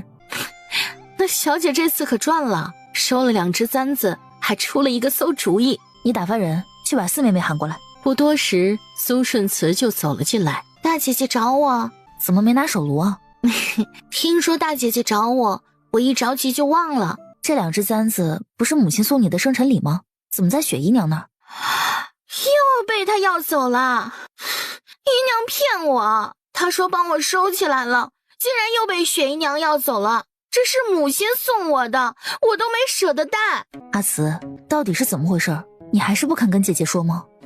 大姐姐，不是我不说，我也不知道怎么回事，我只知道雪姨娘每隔一段时间就去找我姨娘，他们说的话我听不懂，但是每次她都在我姨娘那拿走不少东西。之前母亲给我姨娘的首饰，还有大姐姐给我姨娘补身子的补品，都被雪姨娘拿走了。那你还记得他们说了什么？不懂也没事，你记得多少就说多少。雪姨娘说18年前夫人生下什么，还说这事儿传出去，夫人就没法做人，会被烧死什么的。每次她这么说，我姨娘都吓得脸色惨白，晚上还做噩梦。18年前不知道发生了什么事，对他娘影响很大。现在这件事被雪姨娘抓住了把柄，以此来威胁莲姨娘。四妹妹，下次雪姨娘再去找事儿，你第一时间来告诉我，好不好？我记住了，我一定来告诉大姐姐。次日上午，当年程家的事情查清楚了，平宁侯对程家这位少奶奶情深意重，可人家却把她给耍得团团转。这话怎么说？我昨日连夜审问了周不仁，这是他的供词，后面是根据当年的事，还有周不仁的供词推演出来的事情始末。原来苏成业和顾若云自小一起长大，青梅竹马。苏成业本来想娶的也是顾若云，可还没等一亲，就出了苏家二老爷苏成衍的事儿。苏成业为了救下弟弟，娶了林氏。苏成业成婚之后，经常和顾若云在外面苟且偷欢，这样的关系持续到顾若云成亲。按周不仁的说法，女儿应该是苏家血脉，是顾若云出嫁前一晚怀上的，儿子则是周不仁的。顾若云知道有孕后，为了给自己留退路，还特意去找苏成业同房了一次。轻点拍，仔细手疼。这个顾若云还真是个祸害人的。好在他没得逞，还来得及。那个周不仁现在人在哪儿？刑部大牢，昨日半夜我在刑部亲自审的人。你放心，这事我亲自经手，旁人并不知情。你是从刑部大牢直接来这儿的？审完了人，我又去了一趟大理寺，查了几份卷宗。你打算怎么办？还有什么需要我帮忙的？那个周不仁能不能先放了？你是想放他回去钓鱼？我那个爹有些拎不清，不让他彻底死心是没办法斩草除根的。既然是他惹下的事儿，他就自己动手吧。那好，我让人放了他，等到他和顾若云什么时候私会，我派人通知你。哎，以前这些可都是我的活儿，我这是失宠了，表妹都想不起我这个表哥了。要不你亲自去周家盯梢？算了，还是你找人去吧。把东西拿下来吧，这是我母亲特意给你捎来的上好阿胶，给你补气血的。替我谢谢大舅母，每年都要特意给我做。我姑母生我表妹时受了惊吓早产，所以这丫头小时候身子弱，瘦瘦小小的，看着都招人心疼。这些年家里养得精心，这才好了些。你放心，不会有人给沈三夫人委屈受的。你若是让她受委屈，我可不会罢休的。大小姐这是刚从外面回来？我从表哥那回来，他送我一盒上好的阿胶，我也用不上，就想着给莲姨娘送去。这些天她照顾我母亲辛苦了。夫人和大小姐有好东西都给了莲姨娘，还真是偏心。她却从没在他们手里拿到过好东西。这是表哥送的阿胶，姨娘这些日子辛苦了，补补身子。你这些年照应我娘，身子都消瘦了一圈。大小姐还是拿回去吧，这东西送到我这糟蹋了，您拿回去给夫人补身子。我母亲那补品多，既然是给姨娘的，姨娘就安心吃。这东西是我舅母吩咐底下人做的，用料上乘，姨娘自己吃，别拿去赏人。哎，我记住大小姐说的了，我留着自己吃，不给旁人。娘，你还是多躺着。哪能老躺着？这胳膊腿啊也得活动活动。娘，我记得您提起过，我还有个姐姐，出生就没了是吗？唉，你姐姐比你大2岁，恰好赶上宣德元年那场动乱。那娘看见姐姐了吗？她是不是长得很好看？她长得很好看，粉粉嫩嫩的，一点不像刚出生的孩子。这事也是命，偏赶上那天京中大乱，你祖父和你父亲都不在府中，叛军在城内冲进谁家，就是不管不顾的杀人。我们听说之后吓坏了，我把一半的护卫放在了你祖母的松鹤堂，剩下的护卫安排在侯府的各个门口守着。可能是我太过紧张，就忽然早产了。等我醒过来，孩子已经断气了。还好当时素莲在我身边，吓得她脸都白了。说起来都是娘无能，你姐姐是早产，你也是。母亲别这么说，我这不是好好的，我是小时候弱了点，现在养得多好啊。大姐姐，雪姨娘她去找我姨娘了。苏青瑜闻言站起身，快步往外走去。苏顺慈小跑在后面跟着。这个阿胶你不能拿走，大小姐吩咐了，这东西不让我送人的。哼，你不给我也行，我去找夫人要。夫人若是知道自己当年生了个什么东西，还不得生生把自己吓死？还有侯爷和老夫人，若是知道真相，你猜会怎么样？你别说了，你能不能别再提这件事啊？你要什么我都给你了，我求求你千万别说出去。看来是有什么母亲都不知道的内情，而莲姨娘为了母亲，默默承受雪姨娘的威胁。我不说出去也行，明天你就去夫人那儿说，还是应该立大少爷为世子。我答应你，只要大少爷成了世子，这件事儿我再也不提了。若是大少爷做不了世子，我也不会让夫人好过。到时候你就等着给夫人收尸吧。我答应你，这阿胶你也拿走吧。姨娘，你们说的话我都听见了，到底是怎么回事？是我不好，我对不起夫人。姨娘，你可以跟我说说是怎么回事，我保证不告诉我娘。我知道了真相，还能想办法不让雪姨娘再威胁你。18年前的晚上，到底出什么事儿了？18年前，夫人早产，生下了一只乌鸦。18年前，夫人早产，生下了一只乌鸦。你说什么？雪姨娘就是用这件事威胁我，我若是不听她的，她就把这事说出去。我不能让她说出去，那样的话夫人就完了。大小姐，你不必管了，我会解决这件事的。我已经想了好久了，一直没下去那个狠手，但是他越来越肆无忌惮，现在竟然还在觊觎世子之位。既然这样，也留不得他了。姨娘慢慢说，18年前的那个晚上发生了什么事？那时候我是夫人的大丫鬟，还没有给侯爷做妾室。那天晚上，夫人带着我巡视侯府各处，走到一半，她就肚子疼得起不来，边上正好是无人居住的寒烟阁，我就扶着夫人走了进去，又在附近喊了个小丫头，让她喊老夫人和大夫过来。当时寒烟阁内只有你和我娘？是，那天京城大乱，夫人吩咐下人们不许乱走动，护卫一大半都放到了松鹤堂保护老夫人，剩下的人还要在侯府各门守着。我见夫人那样子，怕是要早产，我就去了边上的小厨房，打算烧点热水给夫人喝。小厨房离夫人休息的屋子很近，我能听见夫人的声音，也不怕照应不到她。但是什么？发生什么了？可能是我太累了，我在小厨房睡着了，都怪我。我若是警醒着点儿，也不会睡着，可不会被雪姨娘看见。莲姨娘对母亲忠心耿耿，做事也稳重妥帖，怎么会在母亲早产的时候睡着？你睡了多久？醒来之后发生了什么？我在锅灶里加了一锅的水，火不大。我醒来的时候水刚刚要开，我估计应该是睡了2刻钟的时间，或者比2刻钟再长点，应该是没到半个时辰。我醒了之后，听见夫人那边没了声音，我连忙过去看。等我进屋，没事儿，都过去了。你只告诉我你看见了什么，其他的我会处理。我进去的时候，床上都是血，夫人身边是一只带血的乌鸦，已经死了。那之后呢？你是怎么做的？我吓坏了，我抓着那只乌鸦就跑了出去。我去了花园的角落，直接把那只乌鸦烧成了灰。但是夫人刚刚生产完，孩子没了，我必须给夫人找个孩子。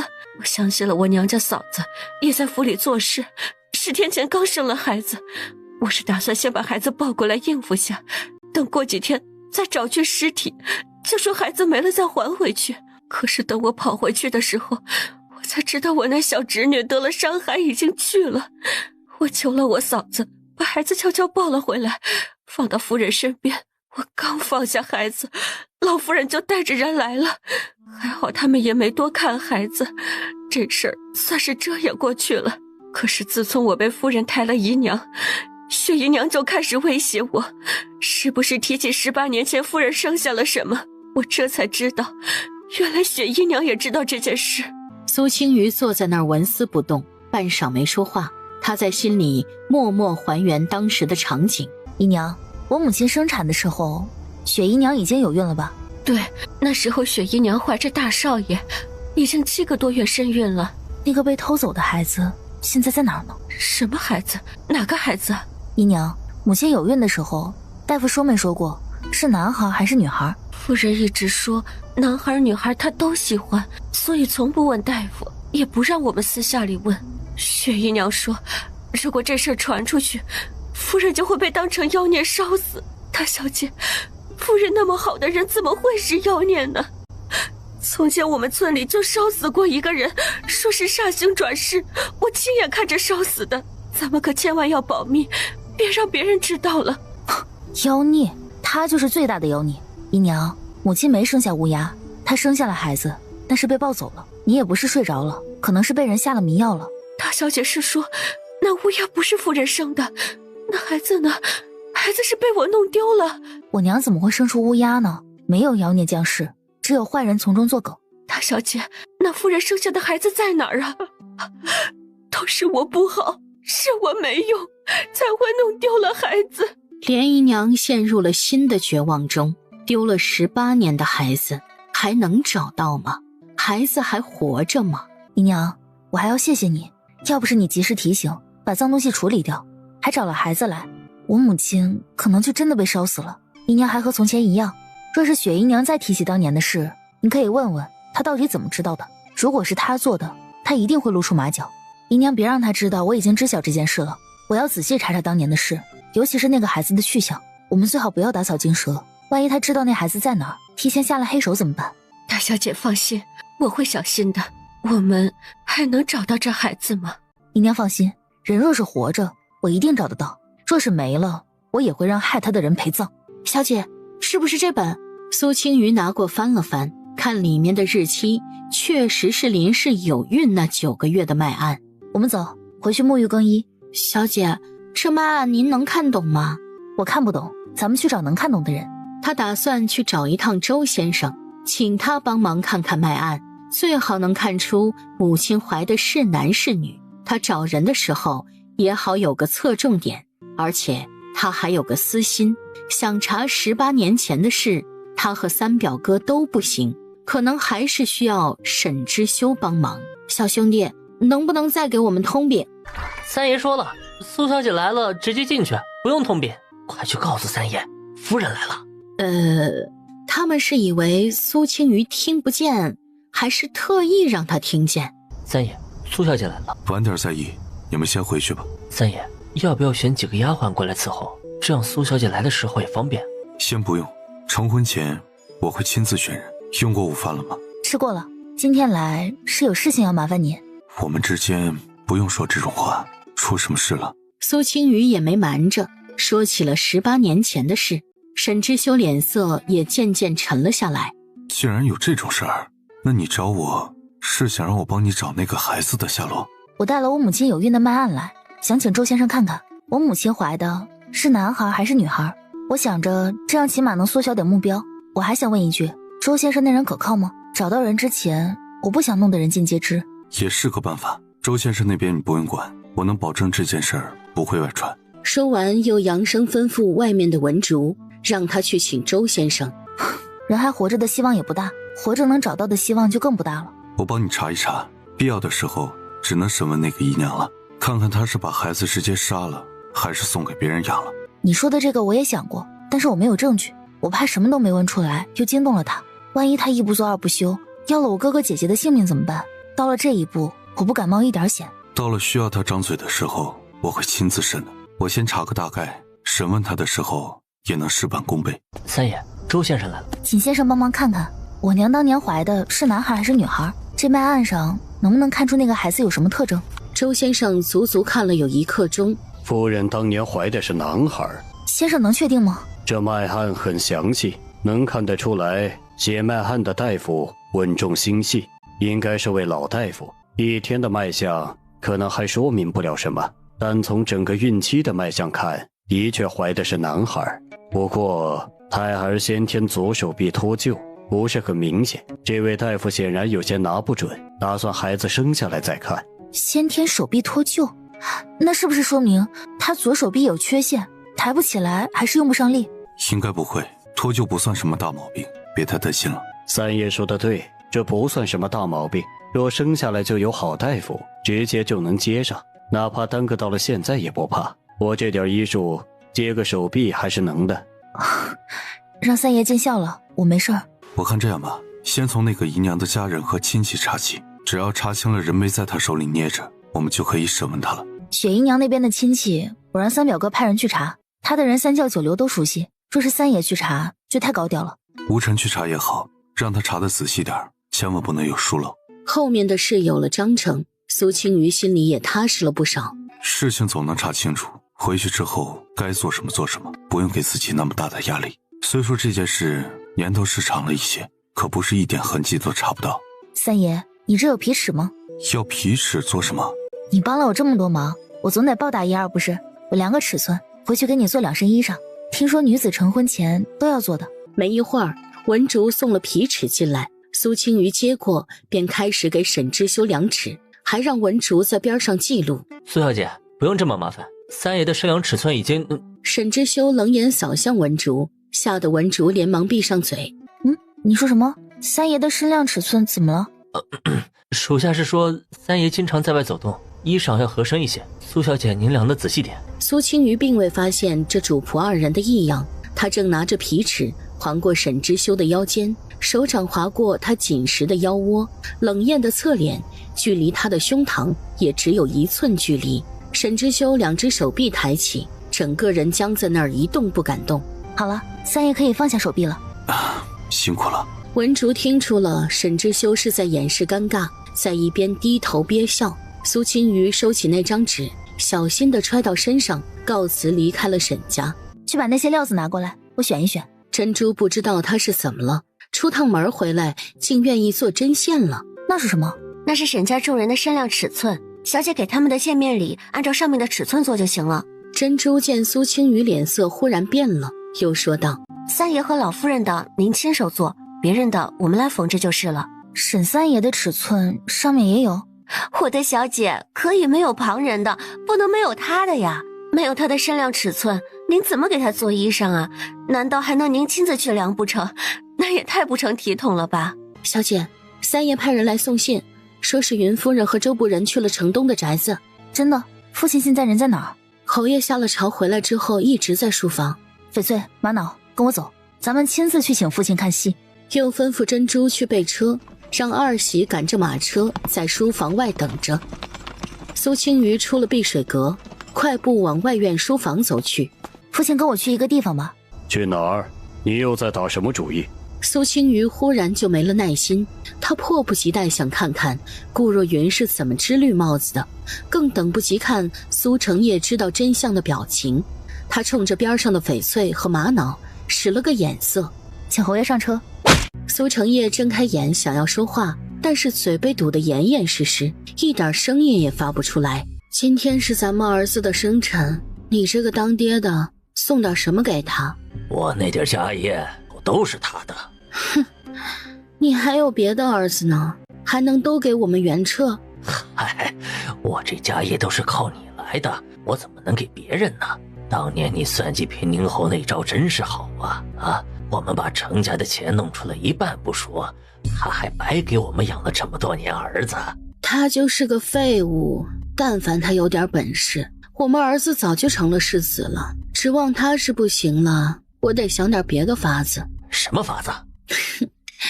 厂房只有2个儿子，那个死了，他还有别的选择吗？我态度也要坚决点，他再不立我儿子为世子，我就去告发他是程家贪墨赈灾银两的同伙。他若是知道那些证据都是你特意留下的，不知道是个什么心情。满京城啊，都找不出这样的活王八了。活王八？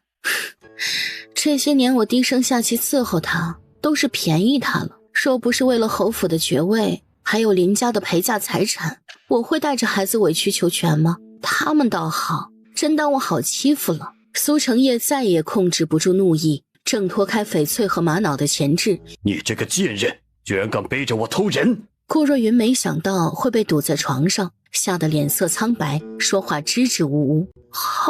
侯爷，您怎么来了？苏成业此时哪里还有理智，直接把顾若云拽到了地上，又扑到床边给了周不仁一拳，足足持续了1刻钟的拳打脚踢，最后因为苏成业体力不支才停了下来。父亲，今儿是袁彻的生辰，咱们是不是早点回府？他不提苏袁彻还好，这一提等于一把尖刀又扎到了苏成业心头。苏袁彻不是我的儿子，你这个贱人，居然骗了我这么多年！陈如锦也不是我的种吧？你们母女还真是谎话连篇，心肠歹毒。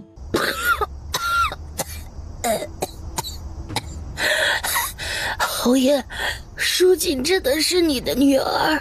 你觉得我信吗？你这水性杨花、到处勾搭男人的荡妇，孩子是谁的种，怕是你自己都不知道吧？你不能这么对我，你就不怕我说出当年的事？皇上若是知道当年程家的案子你是帮凶，能饶过你吗？你威胁我？你以为这么多年我是被你拿捏了？若不是顾念我们少时情谊，我早就杀了你了结那件事了。顾若云，你当真是蛇蝎心肠，这时候还想着威胁我？苏成业手上的力度加重，顾若云因为呼吸不畅，脸色憋得通红。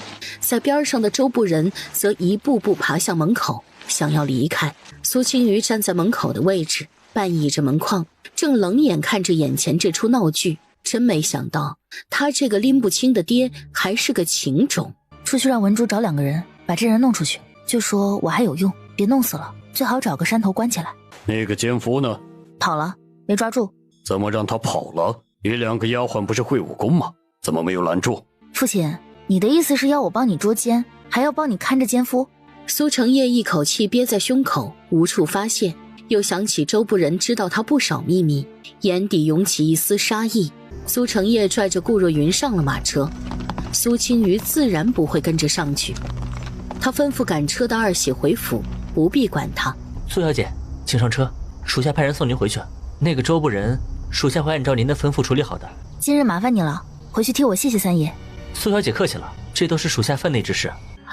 小姐，都是您爱吃的，三爷手下的人做事真是妥帖。他怎么会知道我喜欢吃什么？估计是巧合。小姐，没听说过那句话吗？有心之人不用教。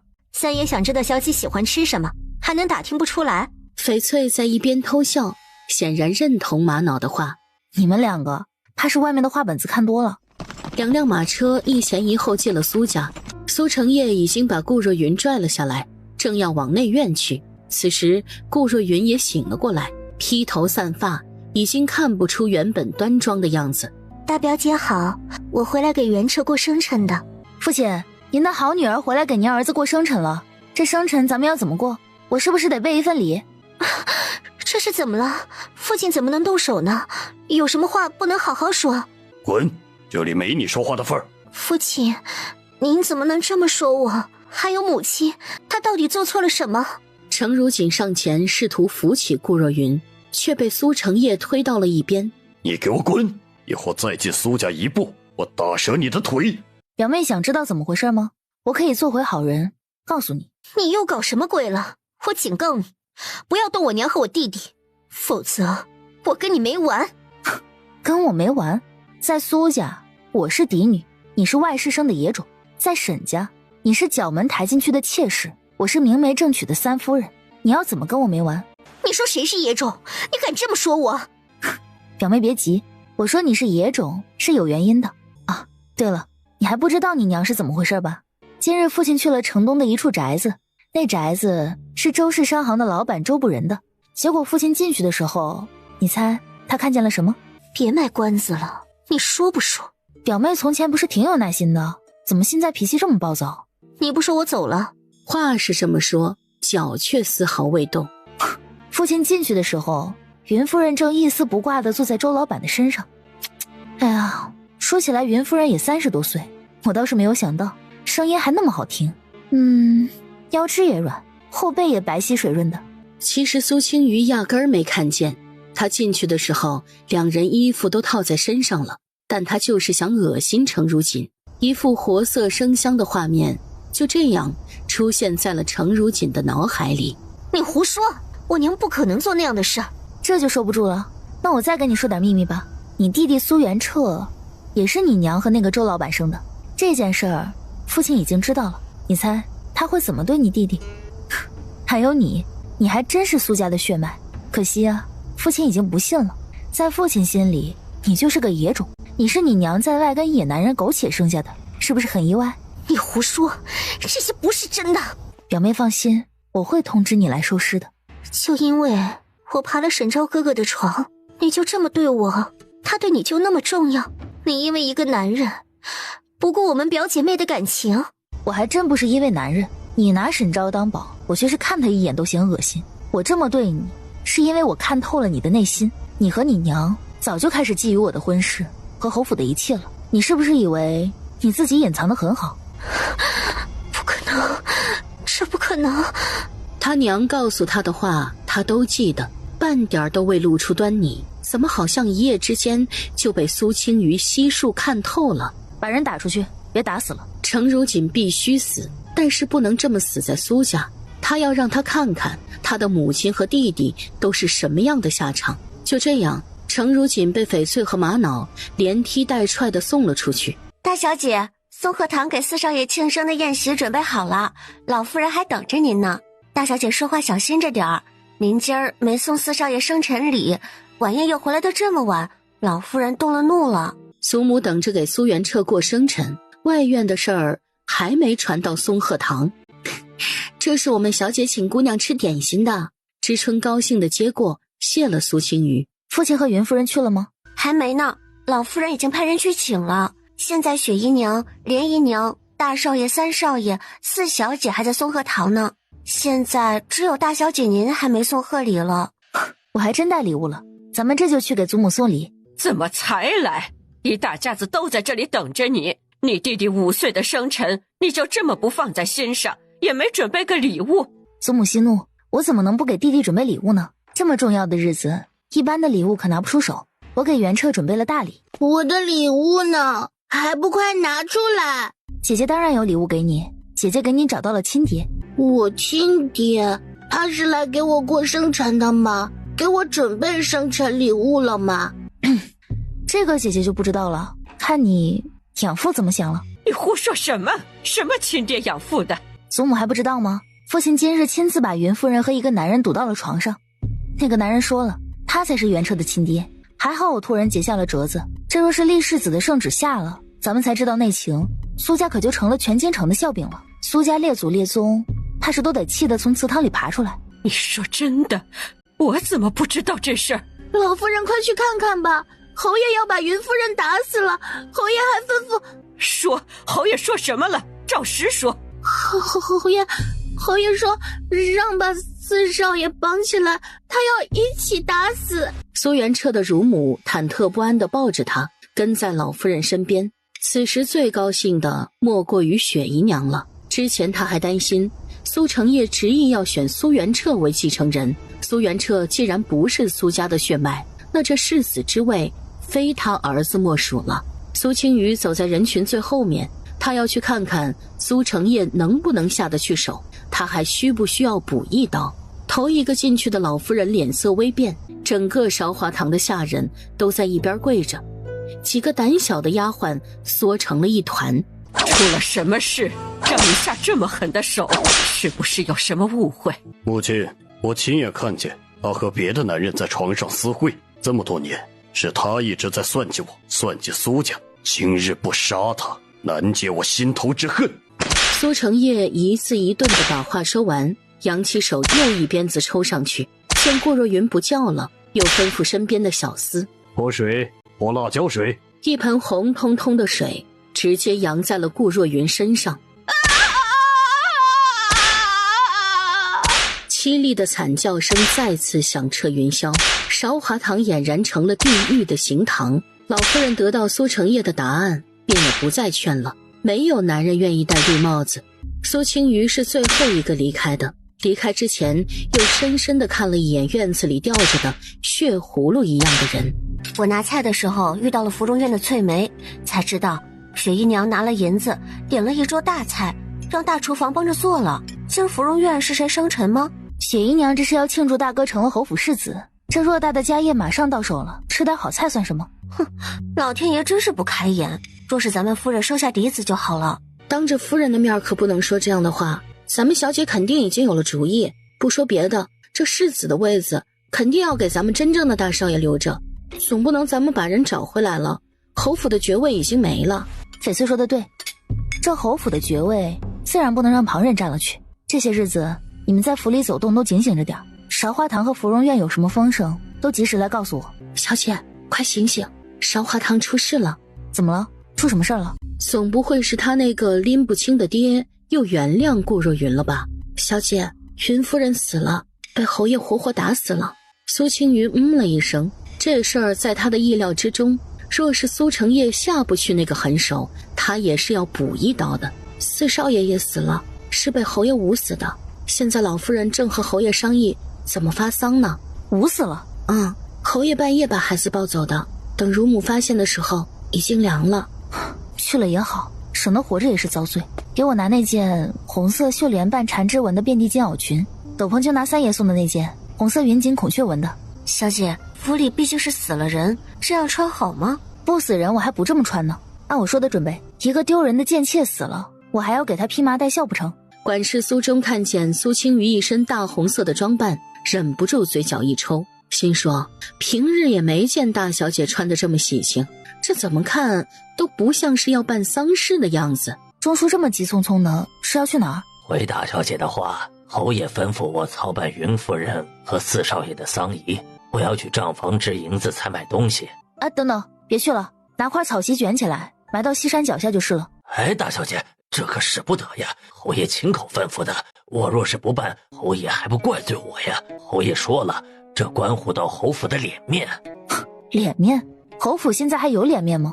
我不为难你，我这就去跟父亲说。你在这等着吧，你就是去了账房，也支不出1两银子。人已经死了，该给的体面还是得给，这也是给侯府体面。不管外面怎么传，只要我们不承认就是谣言，再好生的操办一场丧事，这事儿也就过去了。依我看，这丧事不但不能从简，还要办得大点儿。我不同意。苏成业见苏青瑜进来，下意识地别过脸。说起来，这件事他能知道真相，还是苏青瑜的功劳。但是他总不能说谢谢女儿带他去捉奸，父女俩一起捉奸，这事儿传出去都让人笑话。昨天的事，经历已经传得沸沸扬扬，这时候风光大葬，算怎么回事？我们苏家成什么了？父亲成什么了？那可真成了活王八了。就是因为这事传得沸沸扬扬，才要好好操办，平息了流言。青瑜，人死了，这恩怨也就消了。有些事是做给活人看。苏青瑜心里冷笑一声，死了恩怨就勾销了，在他这儿可勾销不了。祖母，就算他死了，也改变不了他通奸的罪名。再说了，这些年母亲兢兢业业操持外面那些产业，才让他在府里钻了空子。现在要用我母亲辛苦赚的钱替顾若云发丧，别说母亲了，我也不会同意的。苏成业心里其实也不想给顾若云操办丧事，但是他最听不得别人提起苏家的钱都是林氏赚的。丧事还是要办的，不然别人怎么看我们家？你祖母说的对，这事是做给活人看的，就按照你祖母说的办得风光体面些。你们兄弟姐妹都回去换上校服，再怎么说她也是府里的嫔妻。你们能咽下这口气，我却咽不下去。你们要办也行，那我只能自己找出气的方式了。只要事情体面的处理完，你要刨坟还是鞭尸都随便你。刨坟鞭尸，我对他的尸体没兴趣。我回去就把这件事编成画本子，然后送到京城各大茶楼，让他们说书。你这是什么办法？那我们苏家的脸面还要不要了？脸面？你们给一个在外面通奸又算计苏家爵位的人大办丧事，就有脸面了？他们也是真怕苏青瑜去找说书的，苏家可就真成了京中的笑柄了，祖宗8辈子的面子都会一朝丢光。那就按你说的，吩咐管家把人送到西郊埋了吧。管家就在外面候着呢，我这就让人去告诉他。这事儿就这么办，你们父女也回去吧。父女2人起身出了松鹤堂，苏成业往外院的方向走去。父亲留步。你还有什么事？3年之内侯府不能立世子。为什么？这事跟你没关系，你一个要出阁的姑娘，少管府里的事，安心备嫁吧。周不仁在我手里，父亲不想当年的事被揭发，丢了爵位和官职，最好按我说的话做。如果没有哥哥这件事，他可能已经把苏成业的罪证扔到御史手里了。什么侯府，什么爵位，他压根儿不稀罕。这侯府的爵位是哥哥的，他得帮他守住了。你威胁我？他人在哪里？我还真不知道他人在哪儿，但是只要我想，明天他就能去大理寺告发你。父亲考虑考虑吧，只是3年不立世子，对父亲没什么影响。小姐，那3年以后，若是还找不到大少爷怎么办啊？万一侯爷立了世子，我们第4年或者第5年找到大少爷了，又怎么办呢？那是3年以后的事了。只要我想，我能让侯府10年不能立世子。大小姐，之前侯爷说要大办丧事，我就让人通知了表小姐回来奔丧。现在侯爷又改主意了，可是表小姐已经来了，怎么办呢？还是沈大少爷陪着一起来的，我们是让进还是不让进？让进的话也没有灵棚，要怎么让他们祭拜呢？尸体现在在哪儿放着呢？哦，就在外院靠着西南墙角的地上，正打算往西交送呢。既然表小姐有这个孝心，就把人放进来吧。人先别往西交送了，先放在那儿，我们也过去看看。表小姐这么孝心，总要给她母亲守个灵吧。外院西墙脚下，2具尸体一大一小放在地上的席子上，身上盖着白布。沈大少爷好，表小姐好。2位来了，那就磕头上香吧。程如锦上前直接跪在了尸体边，趴在顾若云身边失声痛哭。不是说要大办丧仪吗？苏家就是这样办的。家里还是没准备好吗？云夫人做出这样的丑事，苏家是不可能给她风光大葬的。之前不是说要大办丧仪吗？是不是你从中作梗？大办丧仪，表妹是想怎么大办？该有的仪式要有，灵堂也要布置起来。另外直近的亲朋故交都该来送一送，还要请高僧超度亡魂，这些都是不能省的。表妹说的这些都不可能。不过我知道表妹一向孝顺，我之前已经托人问过了大师，有一个办法能让云夫人早登极乐世界，不受地狱恶报之苦。什么办法？大师说了，只要近千之人能在灵前跪上3天3夜，佛祖也会被感化，接云夫人去极乐世界。表妹是出了名的孝顺，别说是3天，就是让你跪死在灵前，你也绝不会说一个不字，对吧？这2句话让他僵在这儿骑虎难下。程如锦转头看向沈昭，希望沈昭能说几句话，但是沈昭的目光却落在苏青瑜身上，神色复杂深沉。程如锦心里愤恨不已，在苏青瑜放肆得逞的目光下缓缓跪了下去。若是程如锦真的为了守灵跪死在这儿，他一定给他订一副上好的棺材。程如锦看了眼沈昭，极恨得几乎要发狂。他不是说以后对苏青瑜只有恨吗？可这眼神怎么看都是爱而不得的偏执。姨娘怎么样？沈昭哥哥，我好像有了身孕。什么时候的事？我怎么不知道？不是一直在喝避子药吗？自从程如锦上次小产之后，沈老夫人就吩咐人送了避子药过去，每日都要喝的。老夫人说得很明确，正室没进门之前，妾室不许再有孕。我嫌味道不好，这2次就没喝了。不如让她回沈家诵经祈福，也是一样的。上次她给程如锦下的药很猛，按理说服了那个药，1、2年之内都不好有孕。沈老夫人又谨慎地吩咐人送了避子汤，程如锦怀孕的几率就更不大了。她为了不在这儿跪着，竟临时想出了这样的馊主意吗？也不怕搬起石头砸了自己的脚。表妹这是和肚子里的孩子一起给表姑母尽孝，那表姑母肯定能早登极乐。子嗣大事为重，苏小姐别强人所难了。沈大少爷这话说的，我按着他让他跪了，他自己来尽孝，跟我有什么关系？说的好像我害了你们沈家的孩子一样。说是敢害了沈家的孩子，我跟你没完。沈昭怎么在这儿？你要跟谁没完？三叔还好。你要跟谁没完？给三叔请安，还请三叔别怪罪大少爷，他是陪我来给母亲上香的。大表姐让我跪在这儿，想让我尽尽孝。大少爷担心我腹中的孩子，说话才急了。三叔千万别怪罪他。你哑巴了？我问你的话，什么时候轮到一个妾室带你回答了？三叔，我说错话了。你陪着妾室来奔丧，谁教你的规矩？妾室先进门已经是大忌，也还敢公然陪着妾室来奔丧，怎么想的？你是要学那些糊涂东西宠妾灭妻？程如锦抬眼看向沈之修，移不开眼，这才是顶天立地的男人。和沈之修比，沈昭就像扛不起事儿的孩子一般。凭什么？凭什么她退婚了还能嫁给沈三爷这样的人？三叔息怒，气大伤身。一个妾室一而再再而三地在他面前插话，沈家的规矩已经形同虚设了吗？沈昭察觉到沈之修的冷意，瞬间就明白怎么回事儿。啪！三叔说话哪有你插嘴的份儿？苏青瑜站在一边冷眼旁观，自然看出了程如锦刚刚盯着沈之修的眼神，那眼神让他极为不高兴。身边的人怎么说也是他未来的夫君，卧榻之侧岂容他人酣睡？惦记也不行。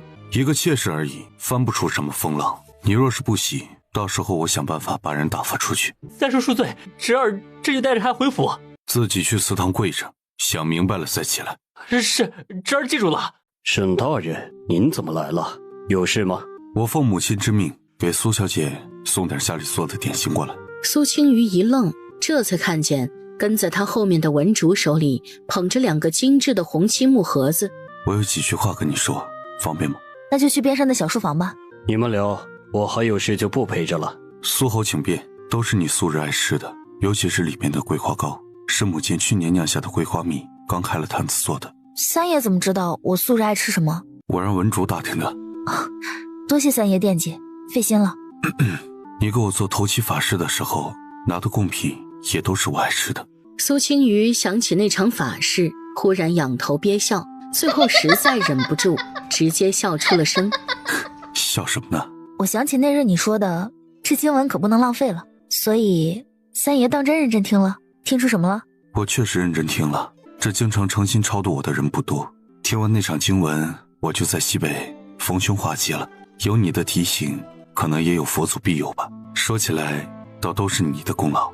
那这算是救命之恩了。三爷要怎么报答？我不是以身相许了吗？啊？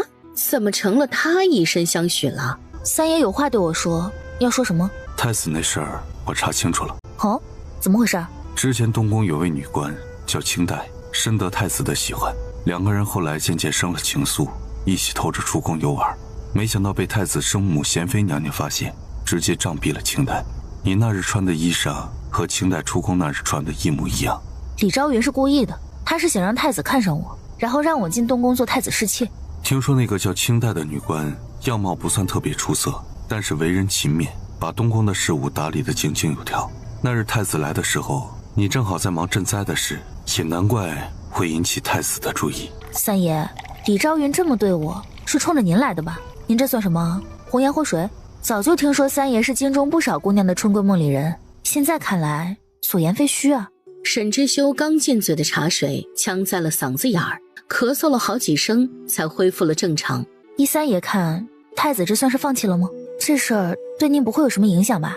我是不是给你添麻烦了？那日的事情确实怪我仔细检查了衣服，没看出什么异样，再加上我那身衣裳脏的实在是不能见人。这不怪你，只有千日做贼的，没有千日防贼的。再说太子这桩隐秘，一般人都不知情，就连我都是派人仔细详查才知道的。你不会未卜先知，怎么防得住？往后若是我再见到太子，有什么需要注意的吗？太子不喜欢端着的世家女子，他喜欢务实本分的。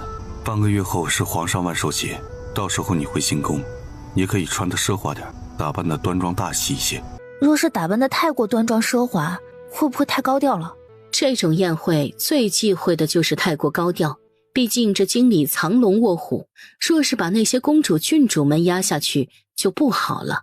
放心，未来的沈三夫人想穿什么戴什么，没人敢妄议一个字。好，我记住了。这次的万寿节是徐阁老准备的吗？算是吧，说是交给徐阁老，其实也是交给徐明杰的意思。徐明杰是徐阁老的长孙，端亲王的女婿，深得皇上的喜欢。徐家得圣宠，太子又和你生了嫌隙，那你的处境岂不是？苏青瑜有些担忧地看着沈之修。也没那么严重，太子登基还为时过早，在那之前他不会动我的。真到了那天，他能不能登基还要另说。苏青瑜想起前世徐良平惹出的事，忽然心思一动，幽声问道：若是有合适的时机，或者徐家出现重大失职，你会对徐阁老下手吗？我和陈阁老确实是想扳倒徐家，但是需要一个好的时机。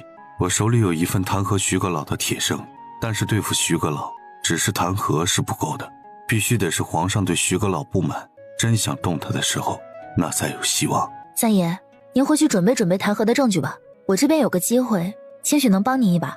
其实他也不算帮沈之修，就算没提起这事儿，他也会借这个机会除掉苏元凯。若是再算计上徐家，那就只需要把事情再弄大点儿。你要做什么？我对上徐家也得斟酌再三，你万万不可为了我犯险。这种事牵一发而动全身，真的出事了，整个苏家都要受到牵连。沈之修话里警告意味十足，生怕苏青瑜一时冲动去算计徐阁老。徐阁老若是能被个内宅小姐算计的下台，也做不了这么多年的内阁首辅。您放心，我不会自己动手的。我那个庶出的哥哥最近在和徐良平密谋一件事情，我想要借力打力。你不用管了，这事儿也不一定能成，你只要准备好弹劾的证据，别错失机会就好。至于我这边，一定不会让自己留下任何痕迹的。需要我帮忙吗？你千万别，这事儿你若是掺和进来，就真露了痕迹了。我不和徐家的人接触，我要算计的人是我那个哥哥，至于徐家就看天意了。我还有事要忙，就先走了。三爷回去替我谢谢老夫人，做点心还惦记着我。若是真谢，你就多去看看他，这些日子没少念叨你。三爷说的是，正好庄子上明天早上送新鲜的荠菜来，我给老夫人送下去。苏青瑜记得老夫人爱吃芥菜馅的小馄饨。好，你去悄悄找人做几个火折子，要防水的，多花点银子不要紧，千万别被发现了，也别让人知道你的身份。翡翠不明白苏青瑜要干什么，但还是认真的记下，也不多问。韶华堂的下人怎么处置了？还没处置，管家正等您的示下呢。给月桃20两银子，放他出去。至于二喜，跟他说一声，等我出嫁了也放他走。至于韶华堂其他人，都发卖了吧。那个绿茹怎么处置？她是云夫人的心腹，那就下去伺候云夫人吧。明日庄子上的人会送荠菜来，你让人去庄子上传话，就说尽量摘点嫩的好的过来。苏青瑜心里有点没底，重生后很多事情都变了，不知道徐良平这事儿会不会按照前世那样发展。大姐姐，我来看看你。大姐姐，这些日子的账目我都对完了。账目对完了，怎么不去练针线？我看你前些日子练得有模有样的，你若是喜欢，我找个好点的刺绣师傅来教你。别，千万别。大姐姐，我实在是不擅长刺绣，人家绣出来的是花，我绣出来的就是乱糟糟的一团。我宁愿整天打算盘，也不想再碰那针线一下了。那你想干什么？我想去铺子里，我想学外面的事。行吧，那你带好丫鬟，以后咱们铺子和林家对账交涉的事儿就交给你了。我后面要准备婚事，可能没时间照顾你了，有不懂的你就去问三表哥或者问母亲。苏姐姐好些日子没来了，祖母都想你了。这些日子家里事情多，也没来给您请安。月儿就是故意逗你，我知道你家里事情多，你祖母身子还好吧，你多劝劝她。儿孙自有儿孙福，这些糟心事别太往心里去。祖母身子还好，就是这2日被家里这事闹得有些头疼。你说的是，回去我再劝劝他老人家。苏青瑜吩咐人把荠菜拿进来，然后对老夫人说道：之前就听说你喜欢吃荠菜小馄饨，正好庄子上送来新鲜的，我就想着给您拿过来了。难为你还想着我，晌午在这陪我吃饭吧，咱们好好说说话。老夫人，二小姐来给您请安了。让她进来吧。怎么这时候过来了？我想祖母了，就来看看。我刚从大哥那回来，他昨在祠堂跪了一夜，差点着了风寒。苏姐姐，怎么大哥每次遇到你回来都要受三叔的罚？你不会还没过门就在我三叔身边吹耳边风吧？昨日是你大哥不讲规矩，和你苏姐姐有什么关系？回去告诉你母亲，就说是我说的。要是再不管教子嗣，我就亲自管教了。是，祖母，孙女知错了。老夫人，那荠菜馄饨就别给程表妹吃了。我听说有孕的人是不能吃荠菜的。有孕？谁有孕了？您还不知道吗？程表妹又有身孕了，她可能身子不舒坦，还没给您报喜呢吧？虽说表姑母这事儿有些难堪，但程表妹毕竟是无辜的，还请老夫人别对她有什么看法。让大少爷和程姨娘来一趟，就是我有话问他们。老夫人是顾及大少奶奶还没进门。这正妻的位置还悬着，这身子相看的几个人家都没说妥。上次他和陈如锦的丑事传出去之后，这婚事就不好说了。若是庶子先生下来，还能娶到什么好人家的姑娘啊？还不都是他，不然我哥哥怎么会……话未说完，就被老夫人一个眼神打断了。听说程姨娘有孕了，这事儿怎么没人来告诉我一声啊？表姐没证实的事儿，也要拿到老夫人这儿说。昨日回府我就看了大夫了，只是脾胃不和，并未有孕。祖母，确实是脾胃不和，如锦自己也没有弄清楚，让祖母担心了。老夫人，是我的不是了。昨日表妹本来是说要跪在那儿守孝3天，以超度表姑母的在天之灵，没想到刚跪了一会儿就说有孕了，我这一夜都没睡好，生怕这孩子有什么闪失。花嬷嬷，即日起，程姨娘房里按照最末等的妾室对待，没有我的准许，程姨娘不许出府。还有，给她喝1碗绝子的药，断了她的念想。程如锦整个人跌坐在地上，脸色白得吓人。绝子的药，那他后半辈子还有什么指望？最末等的妾室，他是要做沈家少奶奶的，怎么能做最末等的妾室呢？求老夫人饶命，我再也不敢了！求老夫人饶命，我再也不敢了！老夫人开恩，老夫人开恩！你怎么说？一切都听祖母的。程如锦仰头看着沈昭，心口一片寒凉。这就是他费尽心思要嫁的人，就是这么对他的。你也下去吧，我们娘几个说几句提己话。我记得你今日要去魏国公府赴宴的，怎么回府了？宴席改日子了，我来看看母亲。那你也留下吃午饭。也好，好久没吃母亲小厨房的菜了。你们聊你们的，不用在意我。老夫人看了看时辰，午饭还早着呢。她又瞄了眼沈之修，还给他使了个眼色。可今日的沈之修完全没有往日的眼力，丝毫没明白老夫人的意思。之修，你亲自去我的小库房一趟，选一套适合皇上万寿节进宫戴的头面，我要送给青鱼。这是嫌弃他在这碍眼，要把他打发出去。什么找头面首饰，不过是个由头罢了。母亲肯定早就选好了。母亲让我选套头面，我选了这套东珠的。母亲觉得怎么样？你的眼光自然是好的。苏青瑜看向那套东珠头面，一时间移不开眼。沈莹上前几步，凑近了仔细看着那套东珠头面，喜欢到了心坎里。他认得这套首饰，这是祖母成婚的时候先太后赏的天装，这样的东西怎么能给苏青瑜呢？看看喜欢什么。我想着你要进宫参加皇上的万寿节，这套头面正合适。老夫人，这太贵重了，进宫的首饰家里会准备的。长者赐不可辞，我送你的，你就安心收着。再贵重的首饰也是给人戴的。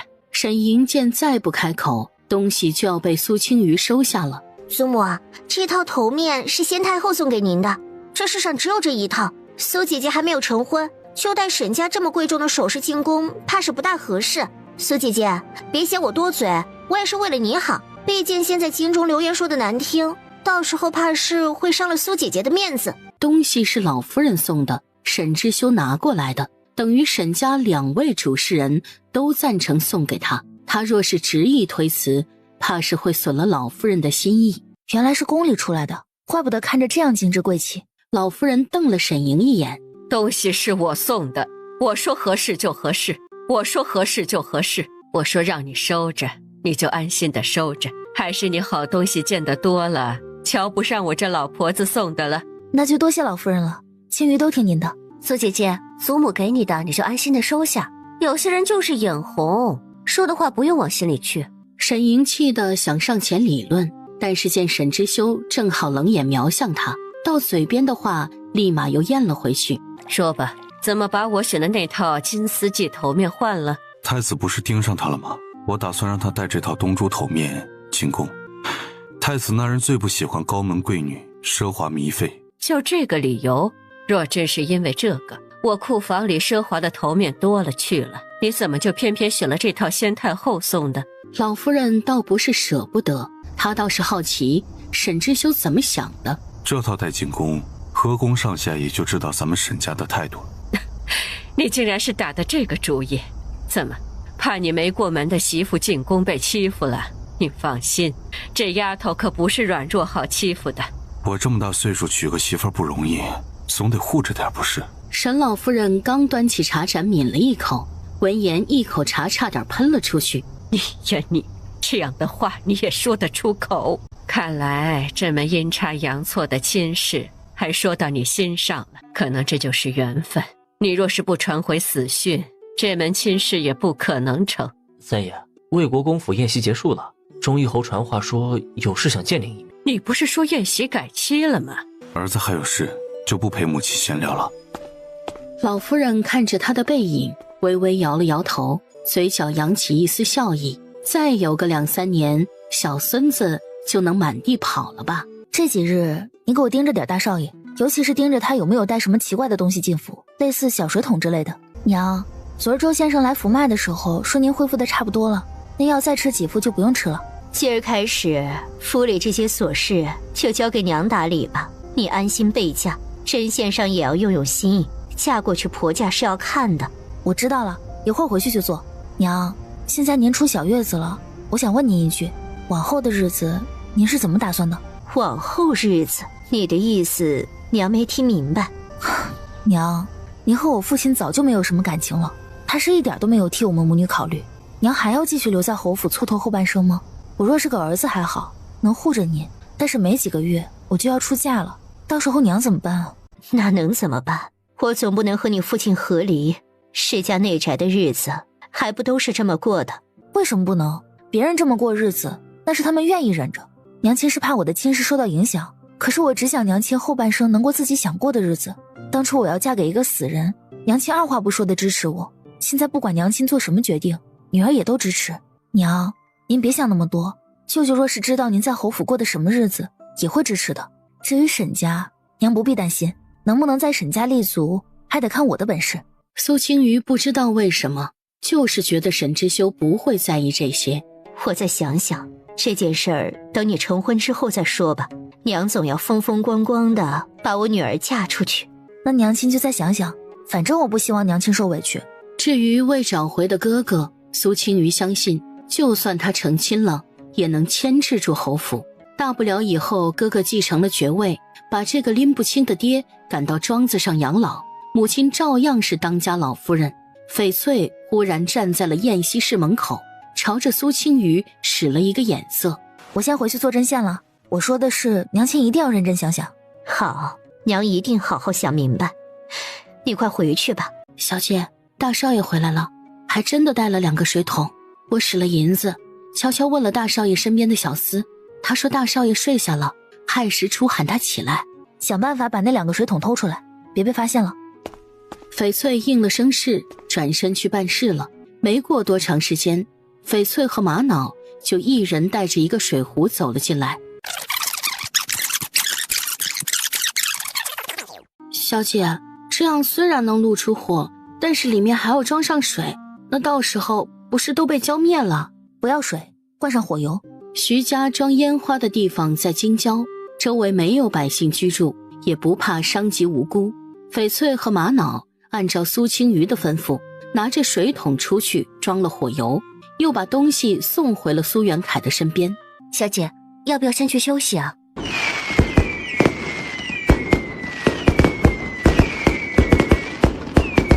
苏青瑜嘴角泛起笑意，真好看。小姐怎么知道今日京里要放烟花？皇上万寿节还有5天呢，怎么这时候放烟花了？看来计划成了，后面的事就看沈之修的了。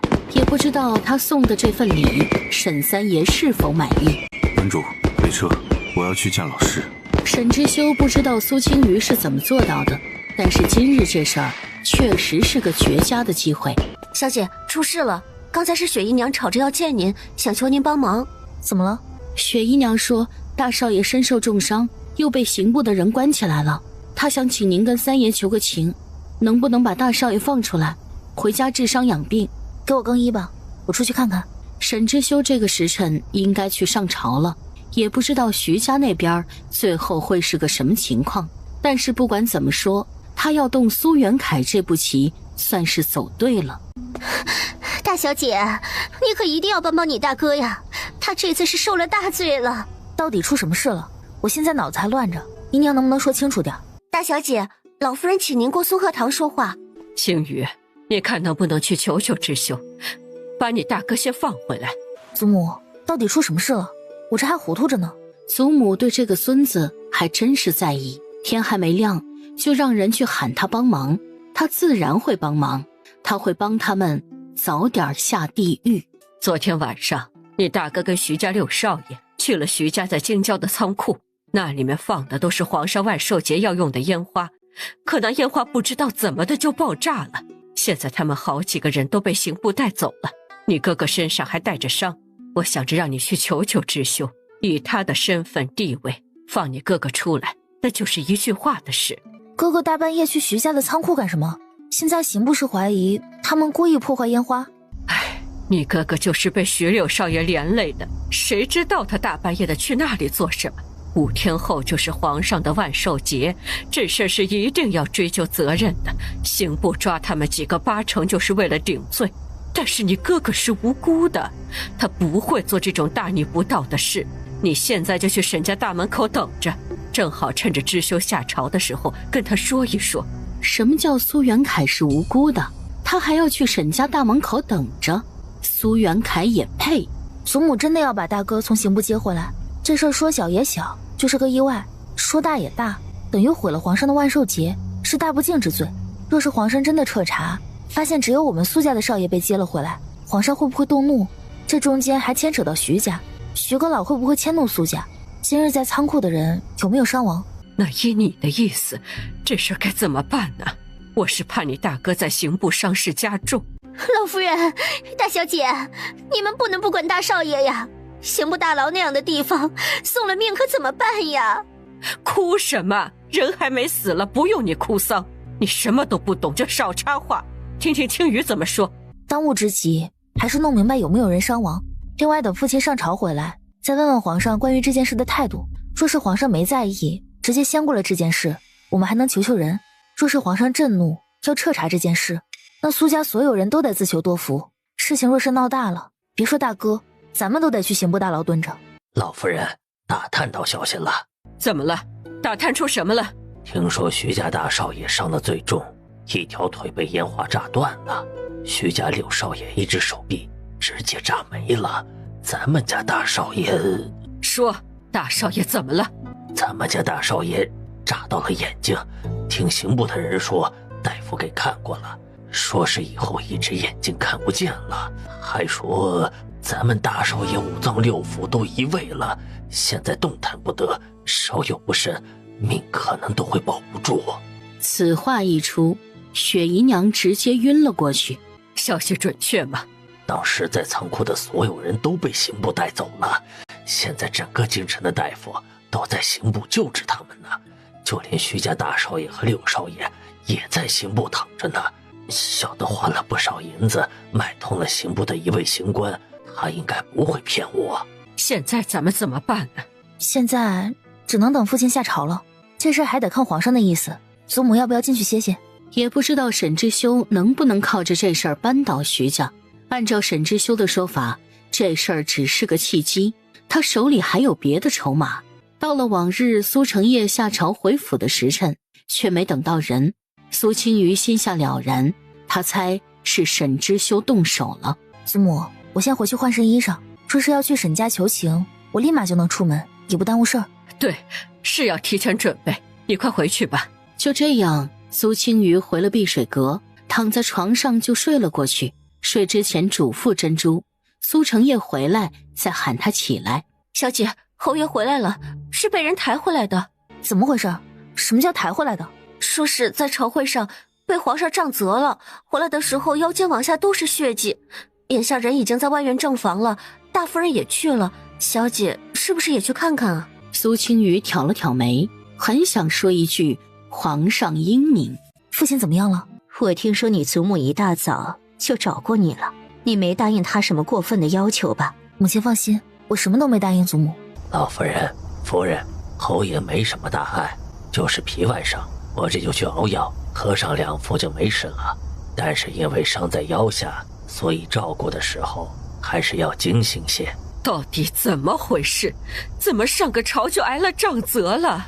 你在朝会上惹怒皇上了？昨日在京郊库房的几个公子哥的爹都挨了杖责，皇上说了，子不教父之过。那这事查清楚了吗？到底怎么回事啊？袁凯为何大半夜去那个库房，怎么就毁了皇上万寿节的烟花了？已经审问出来了，徐家六少爷想要陷害徐家大少爷，就带着袁凯他们想给烟花动点手脚，不知怎么着就给点着了。跟着去的都是京里有名的纨绔。皇上说了，炸得好，就该炸死他们。苏青瑜仰头憋住唇角的笑意，皇上这话说的怎么这么让人痛快？真要是都炸死了，京城也能少几个祸害。今日回来的这么晚，就因为打你们几个板子，那皇上是不是消气儿了？袁凯什么时候能放回来了？放回来？你们还不知道？因为昨天夜里这件事，徐阁老已经被抄家革职了。皇上顾念和徐阁老的师生之情，限他全家2日内离开京城。此话一出，在场几人都惊讶得合不拢嘴。沈之修手里是什么筹码，竟然直接让徐阁老革职了？他可不信，就因为一仓库的烟花，皇上就能做出这样的决定。今日朝会上，先是说起昨天晚上烟花的事，御史弹劾徐家办事不力，紧接着就有人弹劾徐阁老和徐家的几位公子以权谋私，皇上便有些动了怒了。没想到沈之修又上了折子，弹劾徐阁老的亲信威远将军李忠在西北吃空饷10余年，涉及白银200多万两，这些银子最后都进了徐家。若是早知道沈之修还活着，他一定不和这个女儿发生那么多争执。想起今日沈之修在朝堂上的雷霆手段，苏成业打心里忌惮不已。今日起，内阁首辅由陈阁老担任，内阁次辅则由沈阁老担任。说出沈阁老这3个字的时候，他还特意看了眼苏青瑜，只见苏青瑜神色未变，没有一点欣喜和张狂之色。苏成业忍不住在心里感叹，若苏青瑜是个儿子，他们苏家没准儿还能再兴旺3代，可惜了。那咱们三小姐怎么办？她已经和徐家订婚了，也和徐家6少爷圆房了，这时候徐家出事，她还怎么嫁？还不都是你教出来的好女儿？如果你教她洁身自爱，怎么会出护国寺的事？徐家的婚事肯定是要退的，她这样的名声，就等着去庙里修行吧。侯爷，说是徐家不肯退婚怎么办？哼，不想退也得退。徐家的小姐少爷们不少都定了婚事，都得退掉。我们先看看别人怎么说，兴许明日徐家就来主动退婚了。你还受着伤，就先歇歇吧，这些事慢慢再商议。你们在这好生照应，别再让他操劳。大小姐，您看这事儿，雪姨娘在这好好照应侯爷吧，我先回去了。至于大少爷的事儿，侯爷自然会想办法，你就别在这打扰侯爷休息了，正好我有事找你。说着就跟在老夫人身后，带着苏青瑜和莲姨娘一起离开了。不管你父亲、祖母还有雪姨娘说什么，你都不要为了他们去沈家求情。娘不希望你还没有成亲，你就在婆家低声下气求人，娘同意你嫁过去，可不是为了给苏家这些人办事铺路的。苏青瑜心头一热，母亲才是真正为她打算的人。小姐，这是3少爷吩咐人送来的，是不是他之前托付3表哥查雪姨娘的事已经有眉目了？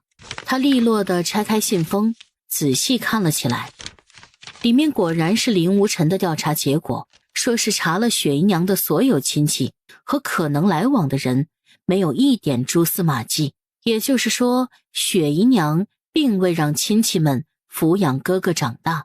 大小姐，雪姨娘求见。哦，请雪姨娘进来。姨娘不是在照顾父亲吗？怎么这时候来了？可是有事？大小姐，你哥哥的事儿，姨娘问过父亲了吗？父亲怎么说？苏青瑜只看一眼他的神色，就大抵猜出怎么回事了。他那个爹只爱自己，亲儿子也得排在后面。我知道姨娘的意思，但是你求我也是没用的。我实话告诉你，就算现在大哥站在苏家大门口，父亲都不见得让他进来。姨娘还是回去好好照顾父亲，再趁机跟父亲求求情，从刑部往外捞人。父亲这个正3品的户部侍郎，肯定比我这个内宅小姐要容易得多。既然雪姨娘的亲戚故交没抚养哥哥，那是不是可以审问他了？他现在因为担心苏元凯，已经乱了心神，这时候审问应该事半功倍吧。想到此，苏青瑜便有些坐不住了，恨不得立马把雪姨娘绑起来，好好问问3爷安好。苏青瑜在信里先说了林无尘的调查结果，又说想要审问雪姨娘，知道三爷一定忙着徐家的事，希望三爷能帮忙找个擅长审问的人。三爷应该是没在家，你跟守门的说一声，三爷回来把信交给他就行。小姐，这是三爷给您的回信，也是巧了，我刚到沈家西院大门口，就碰上了三爷回府，明日巳时初带着人去刑部后门。次日一早，雪姨娘再次来到了碧水阁，央求苏青瑜帮帮她。这次苏青瑜没拒绝，而是在雪姨娘哭求完之后说道：姨娘跟我去个地方，我就考虑答应你。去哪儿？只要大小姐答应帮忙，去哪儿都行。苏小姐，请跟属下来吧。雪姨娘认出这里是刑部，立马就来了精神。大小姐带我来刑部，是要接你哥哥回去吗？姨娘说的对，咱们先去看看哥哥。一进去就能闻到浓重的血腥味儿。三爷不是应该忙着徐家的事儿吗？怎么有功夫亲自来这儿？我没那么忙，帮你审个人还是有时间的。你们要干什么？大小姐，你不帮忙就不帮忙，为什么把我吊起来？我不用你帮忙了还不行吗？你快放我下去！你坐，我来审。18年前那个孩子，现在人在哪儿？什么孩子？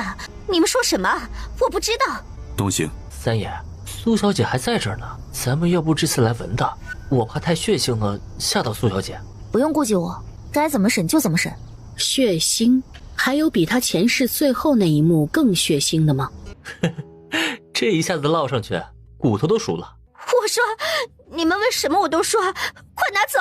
说吧，那个孩子去哪儿了？你为了偷那个孩子谋划了多久？我没有谋划，我是无意中看见夫人要生了，才动了心思。那个孩子呢？那个孩子被我扔到街边了，后来我要离开的时候，发现那孩子被人抱走了。那个孩子是男孩还是女孩？抱走孩子的人你认识吗？是个男孩，抱走孩子的人我不认识，是个20多岁的妇人，我没见过那人，但是看马车应该是大户人家的。那孩子身上有什么特征吗？我把他包起来的时候，发现他一只手臂耷拉着，还有他胸口的位置有个心形胎记。你先去坐一会儿，我让人给你上一壶茶。他说的是不是真的，我还得再问问。别担心，只要人活着，就一定能找到。让人上一壶茶进来。沈之修又问了半个多时辰，确认这里面没什么疏漏，才停止审问。这人你打算怎么处置？人还是留着吧，若是找到哥哥，他就是人证。苏元凯不是还在刑部吗？这边能放人了，就把人送到京郊的庄子上，只要挟制住了苏元凯，就不怕雪姨娘不听话。这样也好，就按你说的办。三爷，您2天2夜没合眼了，先回府休息吧。沈之修转头瞪了文竹一眼，就差骂他多嘴了。这么重要的消息，不得告诉苏小姐一声吗？不然苏小姐怎么知道三爷的付出啊？你2天2夜没休息了，那身子怎么受得住啊？我没事儿，一会儿回府睡一觉就好了。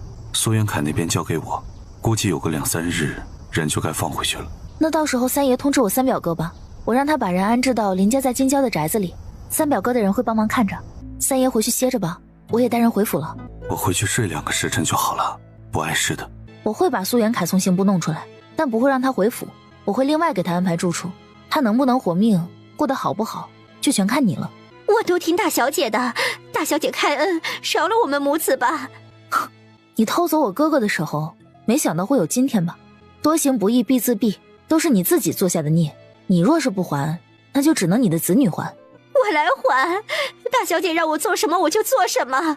姨娘好自为之吧，不然我不介意送你们母子3人一起到地狱团聚。这些女人的心肠都怎么长的？怎么这么恶毒啊？表哥有所不知，越是昌盛不衰的簪缨贵胄，内里越是龌龊不堪。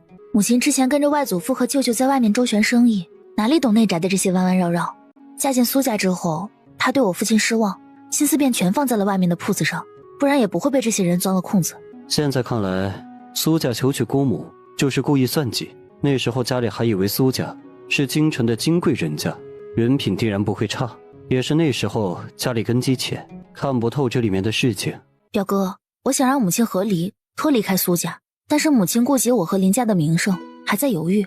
表哥能不能帮我问问大舅舅的意思？若是大舅舅愿意劝劝他，这事就简单了。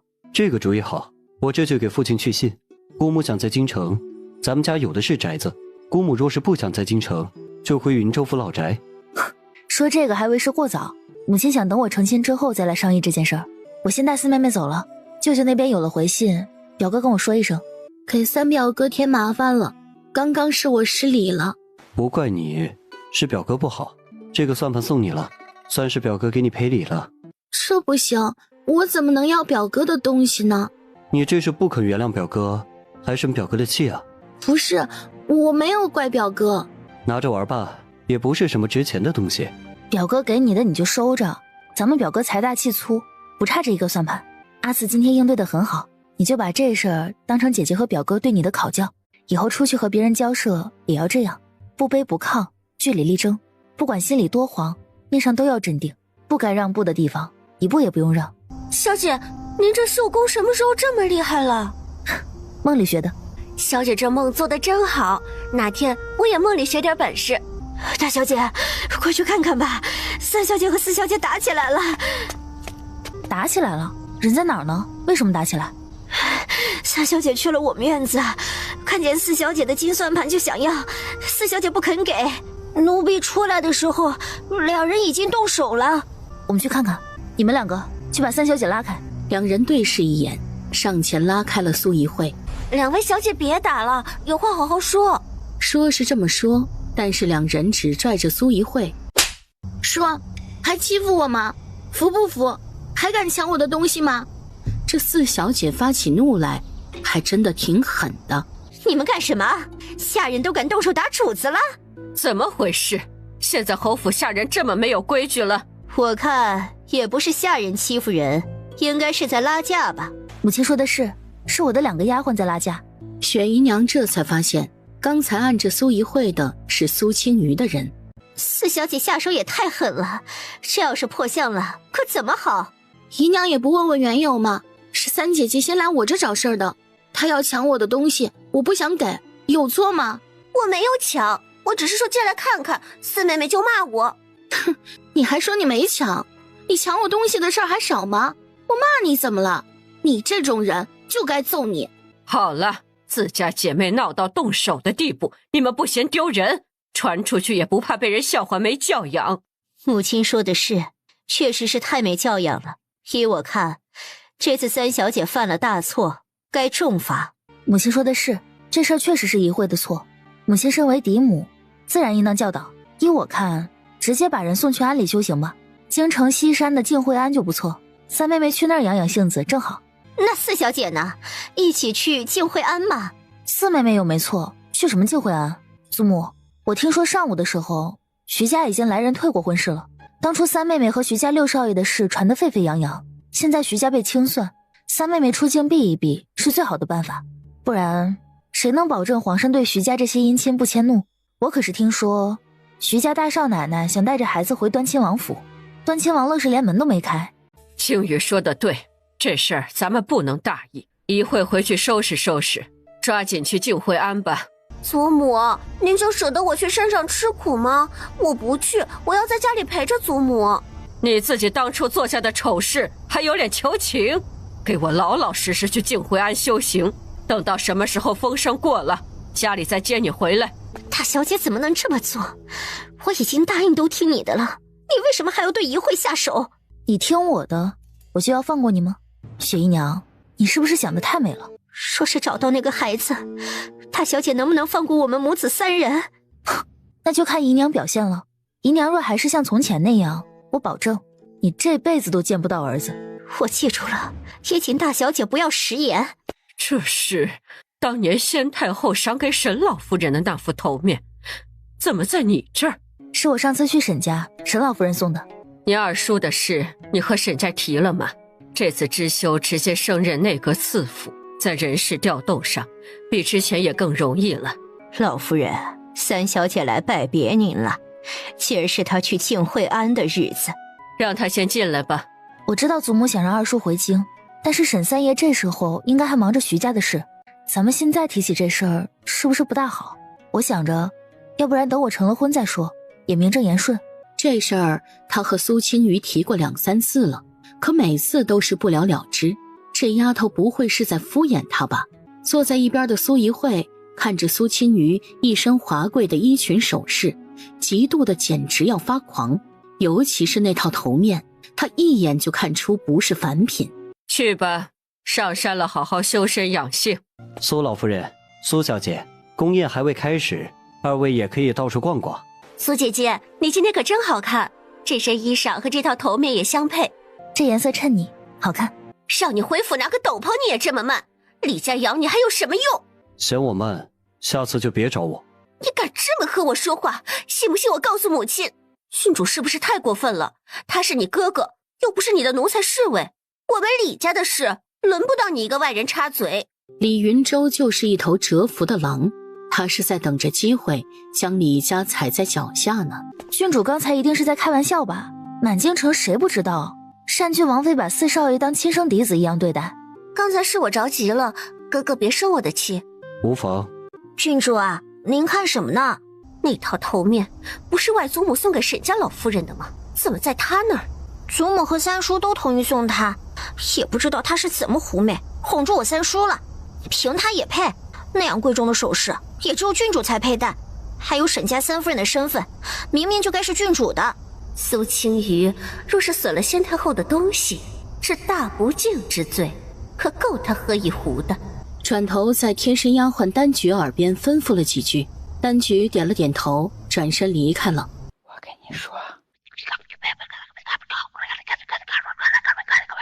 苏姐姐，你可真是我们沈家的福星，你和我三叔订婚，我三叔就化险为夷了，如今又高升了，都是因为你旺他。我祖母都说了，三叔能和你结亲是他的福气，要不然的话，他老人家怎么会把这么贵重的首饰送给你啊？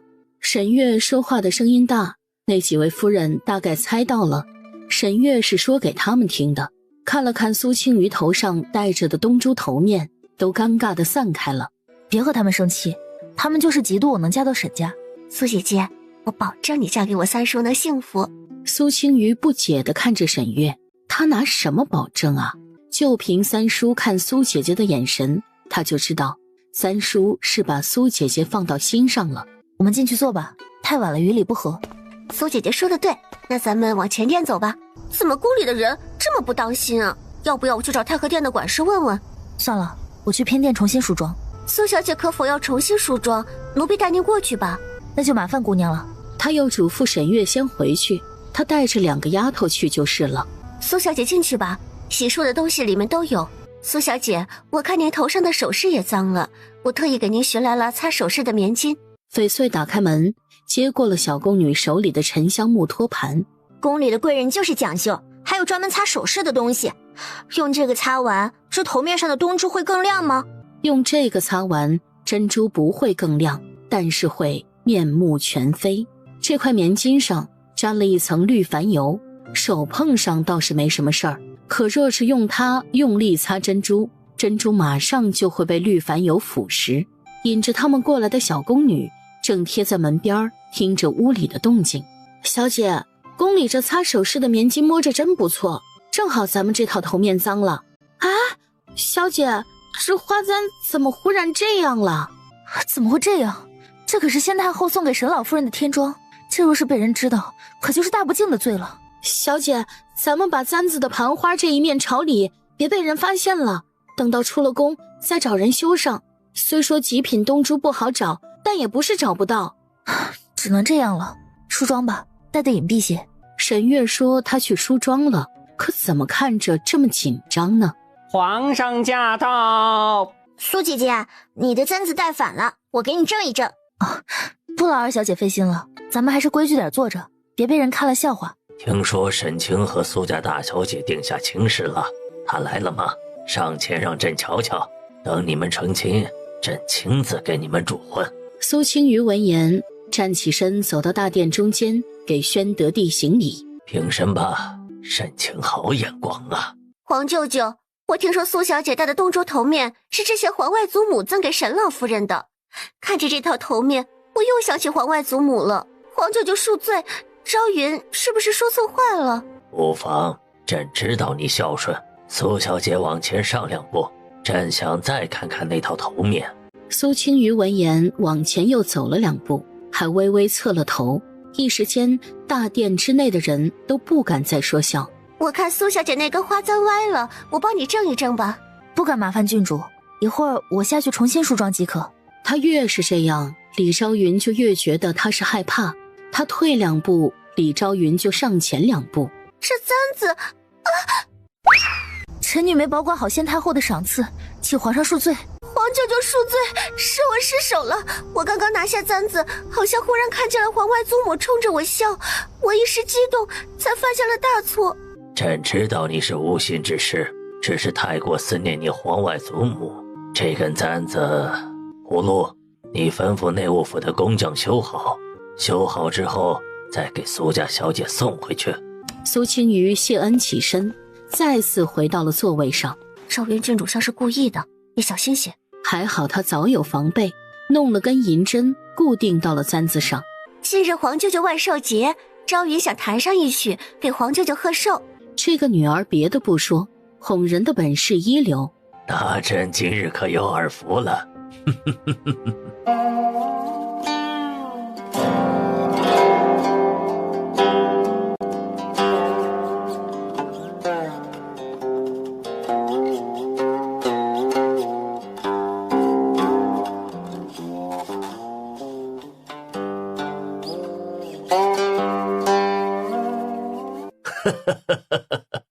来人，赏，把库房那把交尾赏给昭云郡主。皇舅舅，昭云听说苏家大小姐琴艺也很出色，不如请她也弹奏一曲。当年沈大人的琴艺可是得了琴曲大师钟柳的夸赞，他的夫人想来也不会差到哪里去吧。昭云这个主意好，沈清可是难得的才子，朕还真想看看什么样的才气才能配得上沈清。苏青瑜拒绝的话便说不出口了。现在已经不是他弹不弹的问题，皇上一开口，他必须得弹，还得弹好。他想在琴曲上压过李昭云一头，就必须弹那首曲子。私心里他是不想再弹那首的，今日却不得不弹了。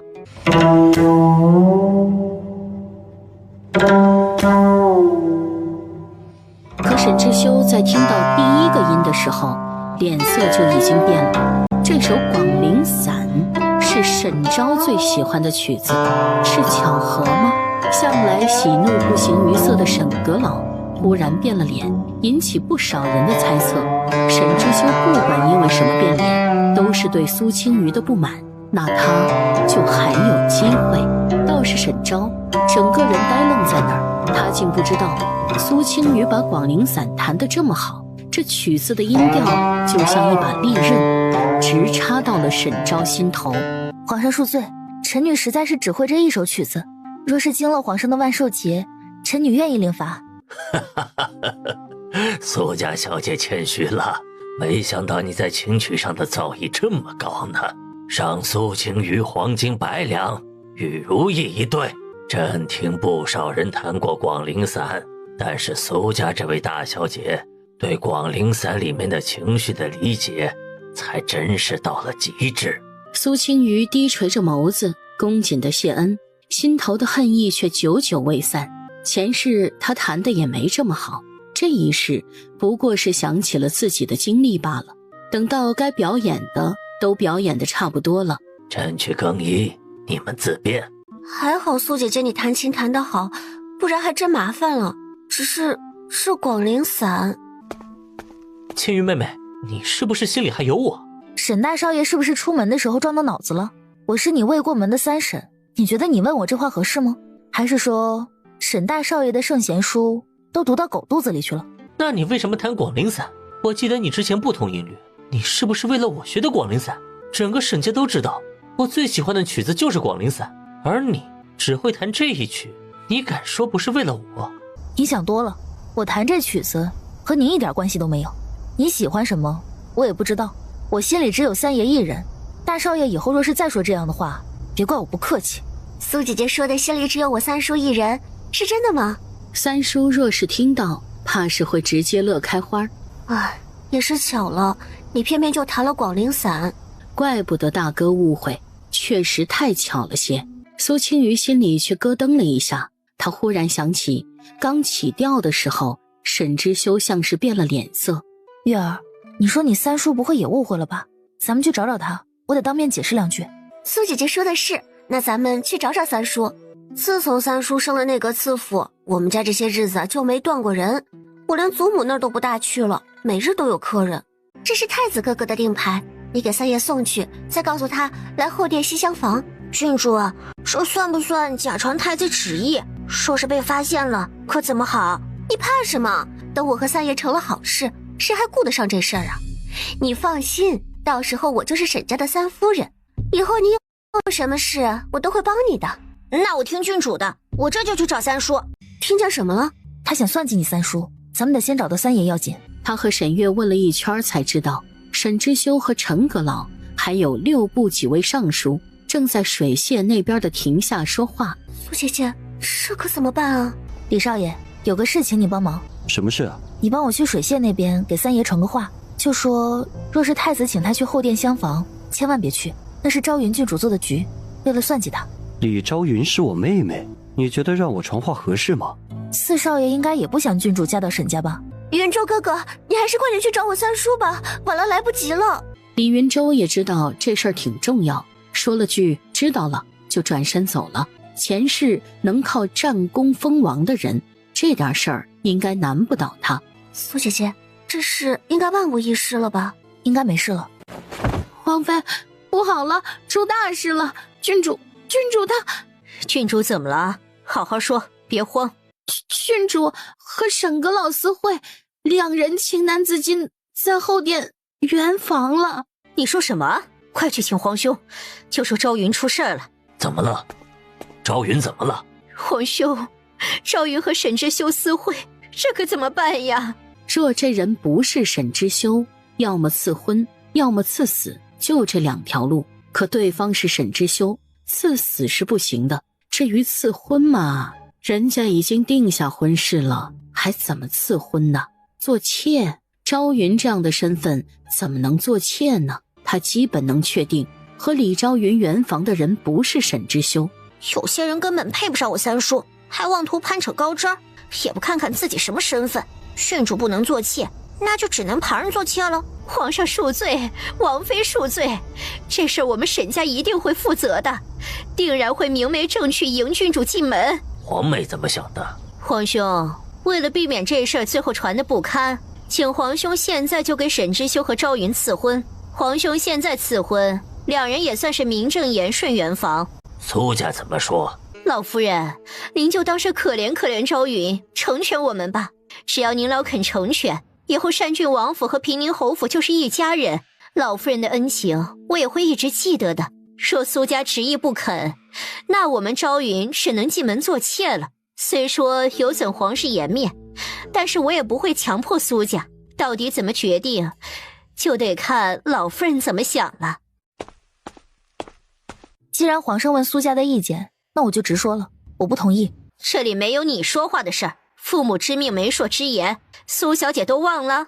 陛下，郡王妃既然说了父母之命媒妁之言，那我正好问一句，当朝郡主就能抢人家夫婿，我和沈大人正是父母之命媒妁之言，我不同意他另娶昭云郡主，有错吗？不是抢，苏家若是不同意，朕是不会下旨赐婚的。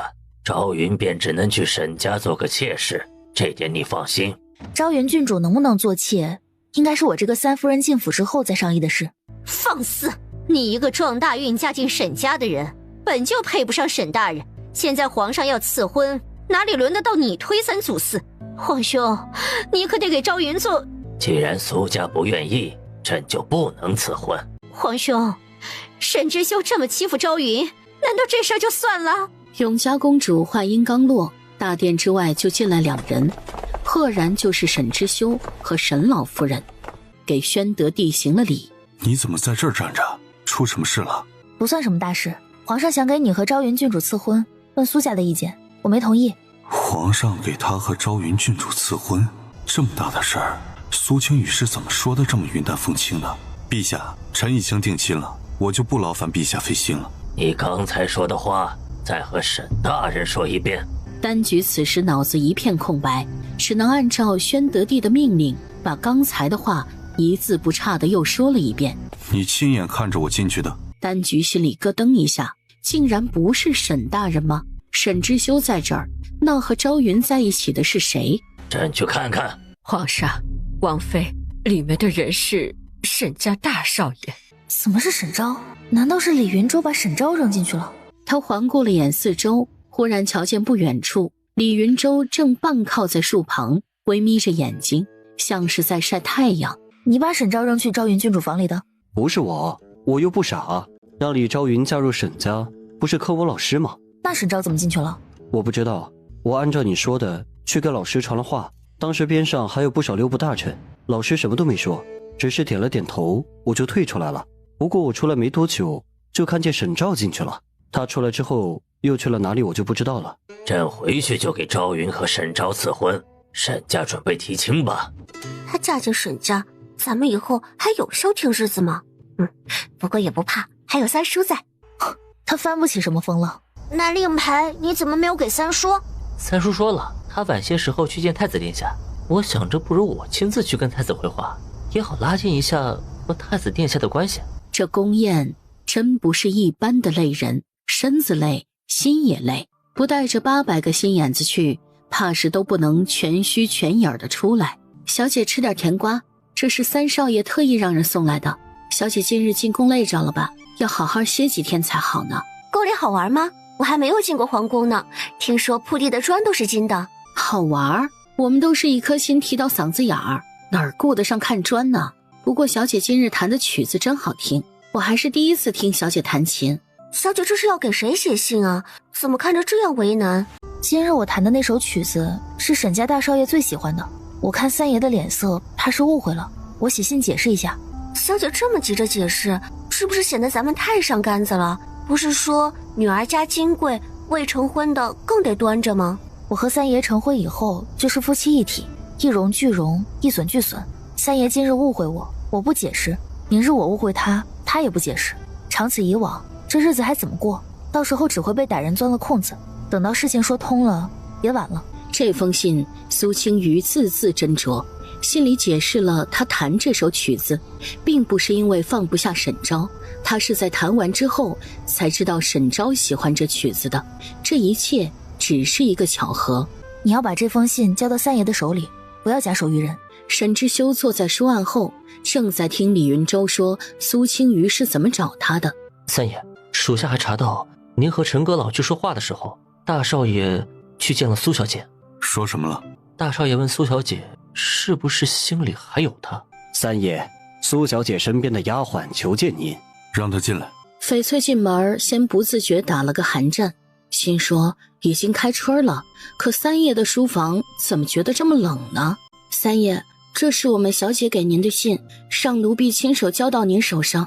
沈之修打开信，站在那儿一动不动地看了好半天。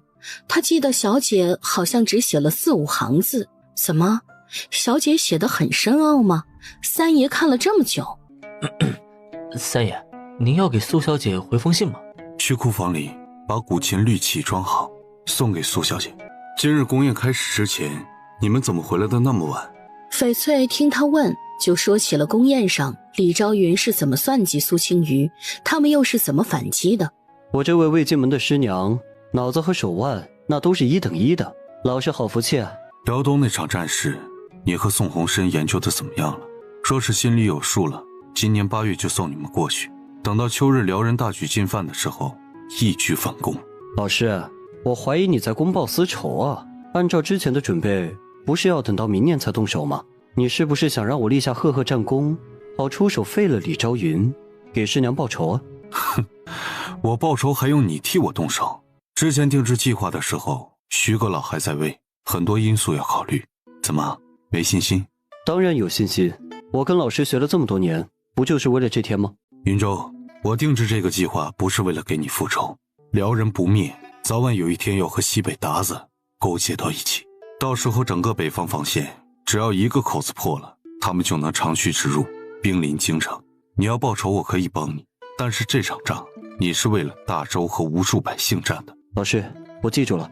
至于这战功你能不能拿下，能不能靠着这战功封侯拜相，把欺辱过你的人踩在脚下，就看你的本事了。咱们虽然没有正式的拜师仪式，我也一直说你只算我半个弟子，但是你放心，等你告捷回京那天，你就是把天捅个窟窿，老师也兜得住。李云洲眼角忽然有些酸涩，他不敢想，若是没有沈之修，他现在会是个什么光景。三爷，属下把人送回去了，属下还有话没说完呢。什么话？之前说起大少爷去找苏小姐，后来苏小姐把大少爷骂了。怎么骂的？苏小姐说大少爷脑子被门夹了，还说他是她三婶，大少爷圣贤书都读到狗肚子里去了。苏小姐还说了，那琴曲和大少爷一点关系都没有，她根本不知道大少爷喜欢那曲子。她还说她心里只有三爷一人。你是怎么查到这些的？是三小姐说的，三小姐怕您误会苏小姐，就托我跟您说一声。我知道了，去请大老爷来一趟。三弟找我来，有事吗？沈之修示意他坐，开口说起了今日在宫里的事，尤其是陈氏当众请皇上给他和李昭云下旨赐婚，还有沈昭私下找苏青瑜的事。大哥，大丈夫修身齐家，治国平天下，大嫂在外行事无状，丢的是你的脸，败的是沈家家风。我是小叔子，总不能越过大哥去训斥嫂子。都说当面教子，背后教妻，有些事大哥也该过问过问。你放心，这件事我会处置。等到我成了亲，府中的人和事就更多了。若是有人无端挑事，沈之恒抬手示意沈之修不必再说，沉着脸走了。三爷，大爷把大少爷打了，又罚大夫人在主院佛堂跪着呢，说是什么时候长记性什么时候起来。不过这事儿并未声张，大老爷是必忍人的。小姐，三爷给您送东西了。什么名贵的东西，让你急成这样？小姐看看就知道了。竟然是绿绮。小姐，这琴很名贵吗？现在市面上的古琴，绿绮能排前3。有人传言说司马相如曾用绿绮琴弹奏凤求凰，向卓文君示爱。小姐，这琴比起皇上赐给昭云郡主那把，哪个更名贵些？绿绮稍胜一筹。听说绿绮更名贵些，翡翠心里舒坦了。你把信给三爷之后，他怎么说？我进去的时候，三爷在跟人说话，脸色很不好看。后来看了半天的信，又吩咐人拿琴过来，脸色又没那么冷了。苏星宇点了点头，误会说开了就好。小姐若是再不行，我就该喊您起来了。怎么了？府里有什么事？也不是什么大事，三老爷差人送信回来，说是下个月要调回京里。听说老夫人动了怒，奴婢是想问问小姐，今日是不是不去请安了？三叔调回京里了，消息准确吗？怎么不准呢？是三老爷身边的管事回来送的信，说是趁着三老爷没回来之前，把清音院收拾出来。走吧，我们去劝劝祖母。老夫人着急请大小姐过去，一来是为了二老爷的事，二来就是为了大少爷的事。侯爷和夫人也在，老夫人心急，就差奴婢来迎迎您。你就这么一个亲弟弟，现在还在琼州那种地方受苦，我这心里总是不落忍。一想起程颜，我就整宿的睡不着。母亲是思子心切了，还是身子为重？朝廷官员的任免，咱们也插不上话。母亲若是实在思念二叔，不如我派人送母亲去黔州住一段时日。苏青瑜听了林氏的话，差点笑出声来。祖母上次去黔州住了1个月，病了大半个月。母亲若是真把人送去，怕是祖母能直接在黔州出殡了。青瑜，你三叔都调回京了，你二叔的事……三叔要调回京了，调到哪儿了？去督察院任正四品迁都御史。看来三叔在苏州这几年政绩不错，不然也不会陈阁老一上台就调了三叔去督察院。听说之前徐阁老在的时候都是任用私党，这下好了，只要有能力就不怕得不到升迁的机会。老夫人要说的话卡在了喉咙里，咽不进去又说不出口。母亲若是思子之情还是没有缓解，我下午就让人给母亲收拾行囊。二叔若是知道母亲亲自去黔州看他，一定高兴。老夫人被林氏和苏青瑜轮流怼得偃旗息鼓了，他怕再说下去就要上路了。程夜，你去刑部问了吗？袁凯如今怎么样了？昨日我刚问过，徐家那2位都死了，剩下的人说是逐一要审问清楚才能回家。当初抓起来7个人，现在放回去6个，袁凯应该用不了几日就能回家了。抓起来7个，放回去6个，父亲就没觉得哪里不对吗？事实上，苏元凯已经不在刑部了，2天前就被林无尘送到了城外的庄子上，派人严加看管。老夫人又问苏青瑜，能不能想办法跟刑部说一声，把人先放出来。祖母高看我了，父亲在朝为官都办不到的事情，我有什么办法？父亲有事？为父是想问问周部人在哪里。父亲别白费心思了，我说了，人在我手里，只要父亲别把侯府的爵位传给乱七八糟的人，我保证您能安安稳稳坐在平宁侯的位置上。不让立世子，你还想自己袭爵吗？父亲不用多问，照我说的做就是了。你这不孝女，你就是这么威胁你亲爹的。今日这话传出去，我看你身败名裂，还怎么嫁到沈家？都说父慈子孝，父亲慈吗？你都不慈，我还孝什么？父亲想往出传就传吧，大不了咱们侯府一起身败名裂。不过到时候就要麻烦父亲去刑部大牢待上10几年了。亲爹，他们之间的父女情分，在他前世身死那刻就消失殆尽了。小姐，3小姐回来了，在大门口呢。别让她进门，直接把人送回静惠庵。小姐，3小姐被老夫人的人迎回了松鹤堂。哦，可知道因为什么？3小姐拿了一张调令回来，是把2老爷从黔州调回京城的调令。三妹妹回来了，看来苏怡慧这是找到靠山了。三妹妹这是想家了，我已经吩咐厨房备下洗面了，咱们好好吃顿饭，早点用饭，我也早点派人送三妹妹回去。说好了在佛祖面前修行，三妹妹这忽然走了，佛祖可别怪罪。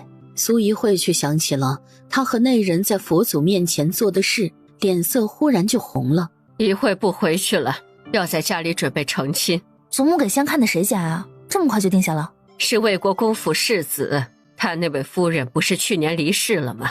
想求娶你三妹妹做继室。魏国公府世子赵季，苏怡慧还是会挑人，赵季能拿到二叔的调令，那就不奇怪了。三妹妹好福分啊，这可真是一桩好亲事。祖母，这调令我还要给世子爷送回去，他说连夜派人送到黔州，再有1个多月，二叔就能回京了。快去吧，让下人跟着，别被冲撞了。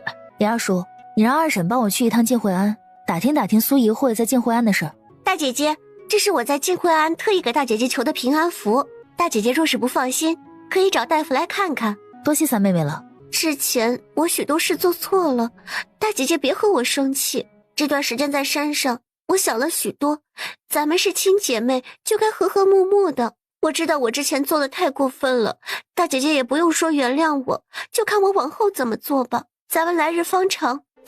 静惠庵的菩萨这么灵吗？三妹妹这是受佛法洗礼了？小姐，那静惠庵的菩萨那么灵吗？要是真那么灵，我也去拜拜。能把之前那么高傲跋扈的人变得这么谦卑恭谨，这哪是菩萨显灵，这是菩萨上身了吧？小姐觉得三小姐说的话哪句是真的，哪句是假的？她说什么了？我都快忘光了，反正我是一个字都没信。你们这些日子都警醒着点，三小姐有什么不对劲的地方，记得来回我。她还留着苏怡慧是为了牵制雪姨娘，可若是苏怡慧肆无忌惮的蹦跶，也别怪她不客气了。小姐，一大早上魏国公府世子爷就派人送了礼过来，有给老夫人、侯爷和夫人的，也有给几位小姐的。现在东西都送进了松鹤堂，老夫人传话让小姐早点过去。魏国公世子不年不节的送什么礼啊？国公府来传话的人说了，赵世子感激苏家对三小姐的照顾，一点薄礼不成敬意。这赵世子还真是重情重义，既然祖母催了，咱们这就过去吧。大姐姐，这是世子爷送给你的礼物。苏青瑜打开手里的沉香木盒子，惊讶地看着里面的东西。广陵散，这本曲谱是李伯年的真迹，太贵重了，妹妹帮我还给赵世子吧。苏家其他人的礼物加在一起也没有这本曲谱贵重。姐姐说的这是什么话？赵世子送出来的东西怎么可能再收回去啊？赵世子说了，姐姐姐那日在宫里一曲动京城，这本曲谱送给姐姐，才能算是不糟蹋好东西。苏青瑜看着手里的曲谱，心下一动，然后把曲谱递给了翡翠，算是收下了。大姐姐，我今日要去范金楼打套首饰，大姐姐能帮我去选选吗？我这眼光终究是不如大姐姐好，我怕选得不好看。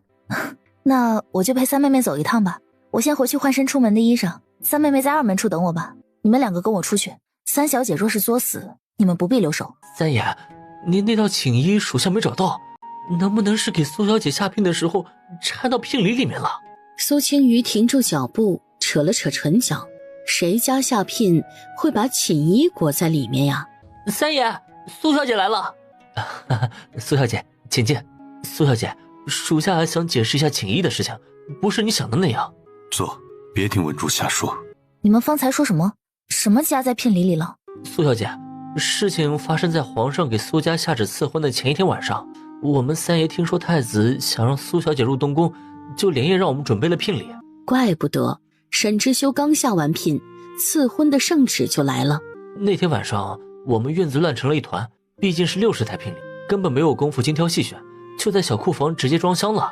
贴身伺候三爷的小厮德喜本来是去针线房拿了三爷的锦衣回来，但是临时被人拉去库房装聘礼，他就把锦衣放在了边上。后来他就把这事儿给忘了，今天清点三爷的衣物才想起来。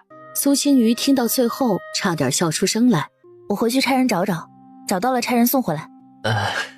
也不用找了，等您嫁过来归置东西的时候自然就看见了。您和三爷先聊着，属下先退下了。沈之修为了他不进东宫，算是彻底得罪了太子。他不敢想，若是那日沈之修没察觉宫里的动向，亦或是不想得罪太子，他会是什么结果？皇命不可违，他应该已经在东宫了。苏青瑜心里一阵后怕，这是怎么了？不过就是聘礼装得太仓促了，不碍事的。他仰头看着他，视线交汇纠缠，随后就是2人同时下意识的躲闪。所以你那日夜里就知道消息了？那太子是不是已经知道你是故意的了？就算他知道我是故意的，也没什么大不了。我虽是陈阁老的弟子，但是也不算正经的太子党，我并未在詹师傅任职过。再说我入朝也不是为了追随太子。我不会让你出事的。你说什么？我说三爷以后想做什么就去做，后宅的事交给我。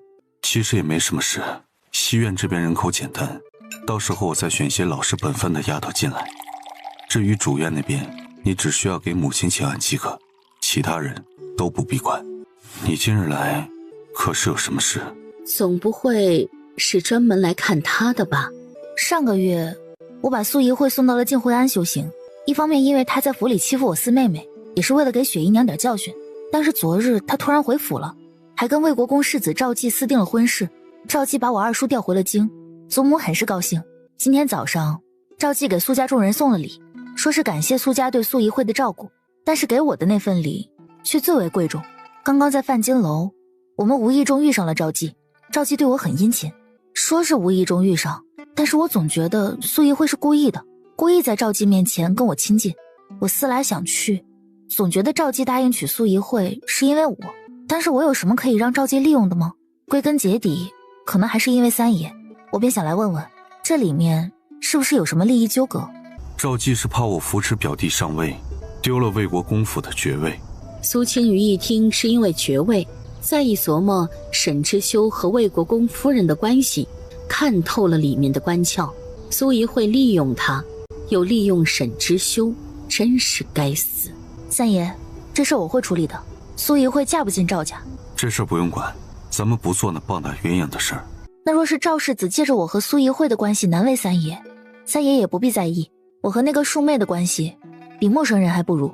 不管是我还是严家，亦或者是赵瑞，都没想动赵姬的世子之位。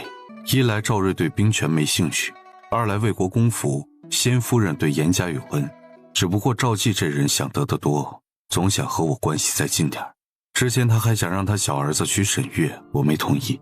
他那个小儿子今年才10岁，你也不用担心你那个庶妹会借赵姬的事，她嫁进赵家讨不到什么好处，怕是以后有的后悔。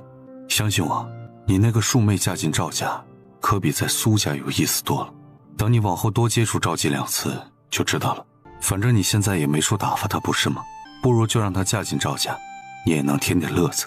沈之修眼见着他冷艳的侧脸一点点泛红，两人都僵在那儿一动不动。三爷，是屋里太热了吗？要不要把窗户开个缝隙啊？不用，虽然已经入春了，但是外面还是凉。酒香屁嚷回来的，别被这京城的富贵晃花了眼。三姐姐，你若是没见过世面，就多看看书。江南富庶，苏州更是繁华之地。咱们这好多新兴的料子和首饰都是江南传过来的。三姐姐居然笑话三叔他们是穷乡僻壤回来的，说出去让人笑话。自从上次苏顺慈揍了苏一慧一顿，就像是打开了一扇新的大门。苏一慧这次回来之后，苏顺慈丁点亏没吃不说，还经常把苏一慧说的哑口无言。牙尖嘴利。夫人，马车已经进府了。前头第一辆车上，苏成勋扶着三夫人海氏和女儿苏芷兰下了马车。第二辆马车上，三房嫡子苏家三少爷苏元义也下了马车。青鱼已经这么大了，这若是走在大街上，三叔都不敢认了。我上次见到青鱼已经是4年前的事了，真是越长越标致了。三叔三婶可是没什么变化，我瞧这三叔更有气度了。三婶比之前还要年轻，都说江南养人，果然不假。大嫂，您这孩子被您教得真好，样貌气度一等一的不说，这小嘴也跟抹了蜜一样。你们2个快给姐姐行礼。苏青瑜看向苏芷兰，这孩子才是真正的大家闺秀，和苏一慧总是故意端着比。苏芷兰一举一动都透着优雅端庄，才12岁，已经能看出是个美人胚子了。三叔弟妹，咱们现在就去松鹤堂给母亲请安吧。当年苏成勋为什么外放，他到现在都记得。这次若不是陈阁老下了调令，不好推拒，他根本就不想回京。弟妹不用太过担心，婆母若是再提那等过分要求，你只管跟我说。儿子给母亲见礼，这几年儿子不孝，没在母亲身边侍奉，请母亲宽恕。老夫人脸上虽然带着笑意，但是怎么看都透着敷衍。这若是二叔回来，祖母怕是得老泪纵横了。不过也能理解，不是亲生骨肉，终归差了一层。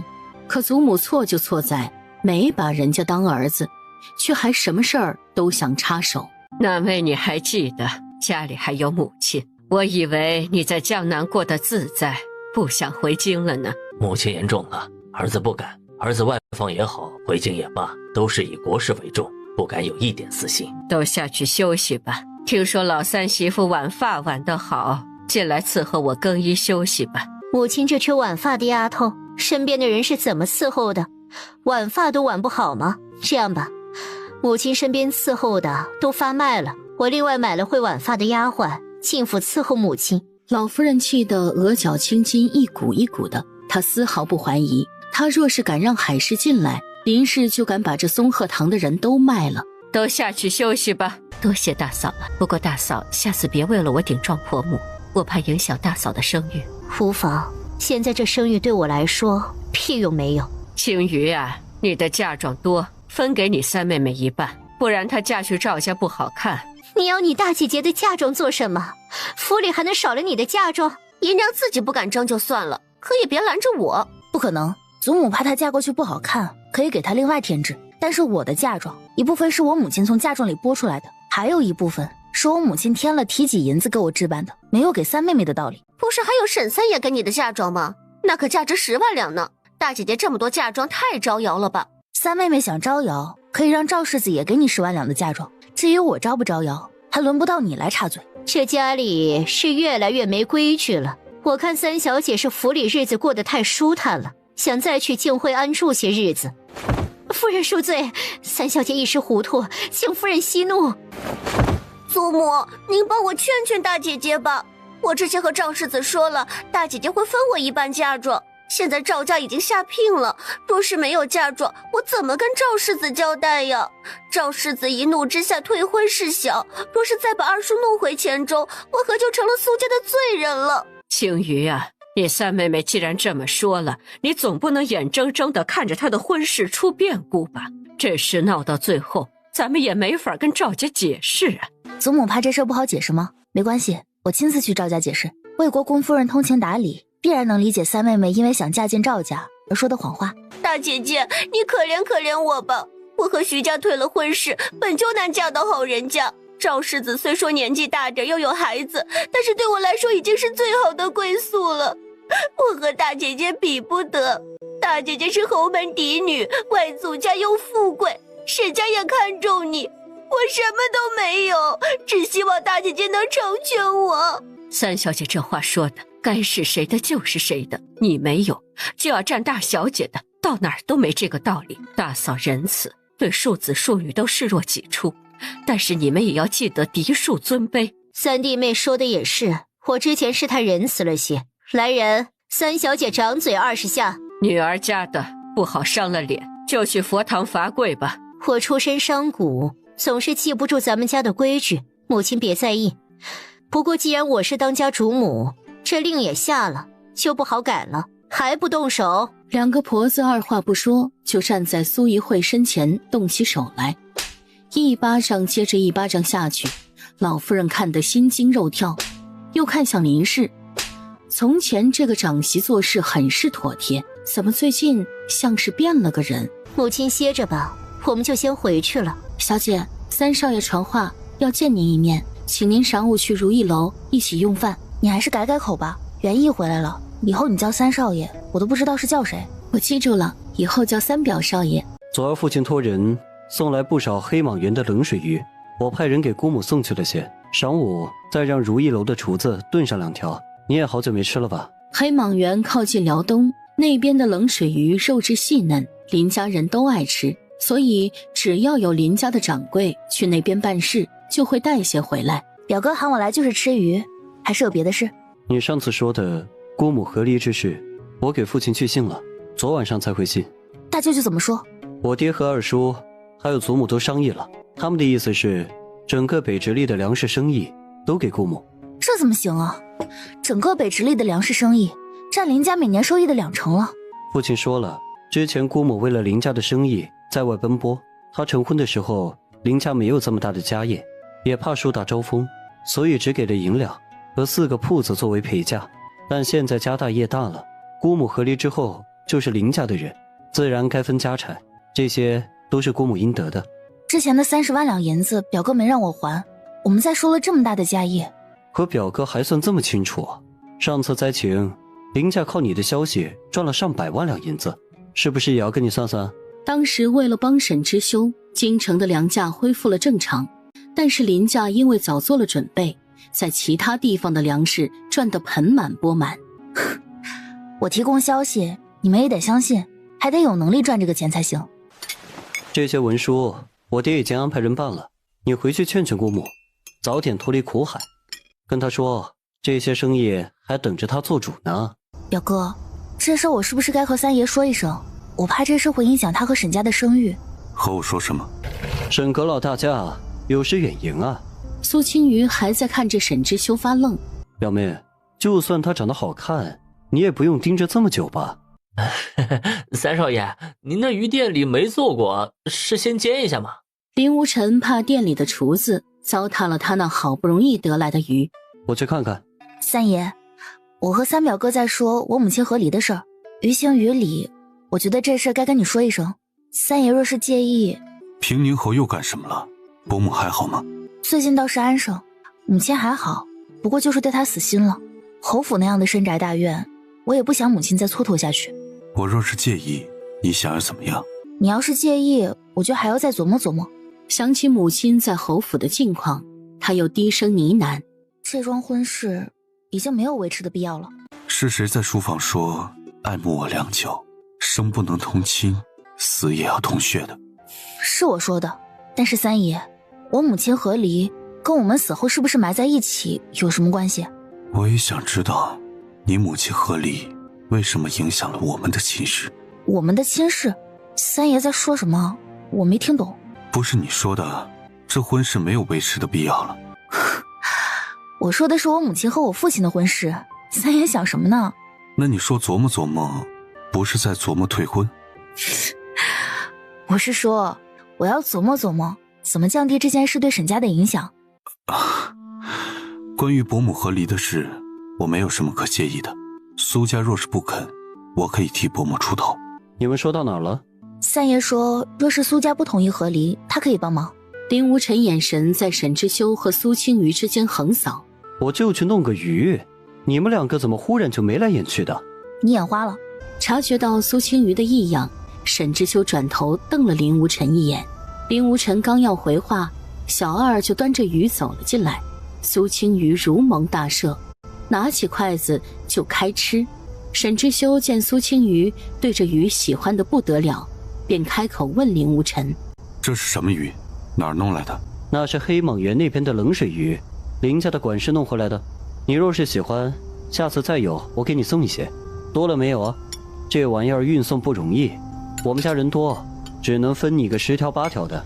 饭桌上，苏青瑜和两人说起了苏怡慧想要她一半嫁妆的事。林无尘大骂苏怡慧不要脸，还说等苏青瑜成亲，一定让她10里红妆。知秋，苏大小姐。知秋，苏大小姐，真是巧啊！你们吃过了吗？要不要一起再吃点儿？沈之修微微颔首，叫了声表哥。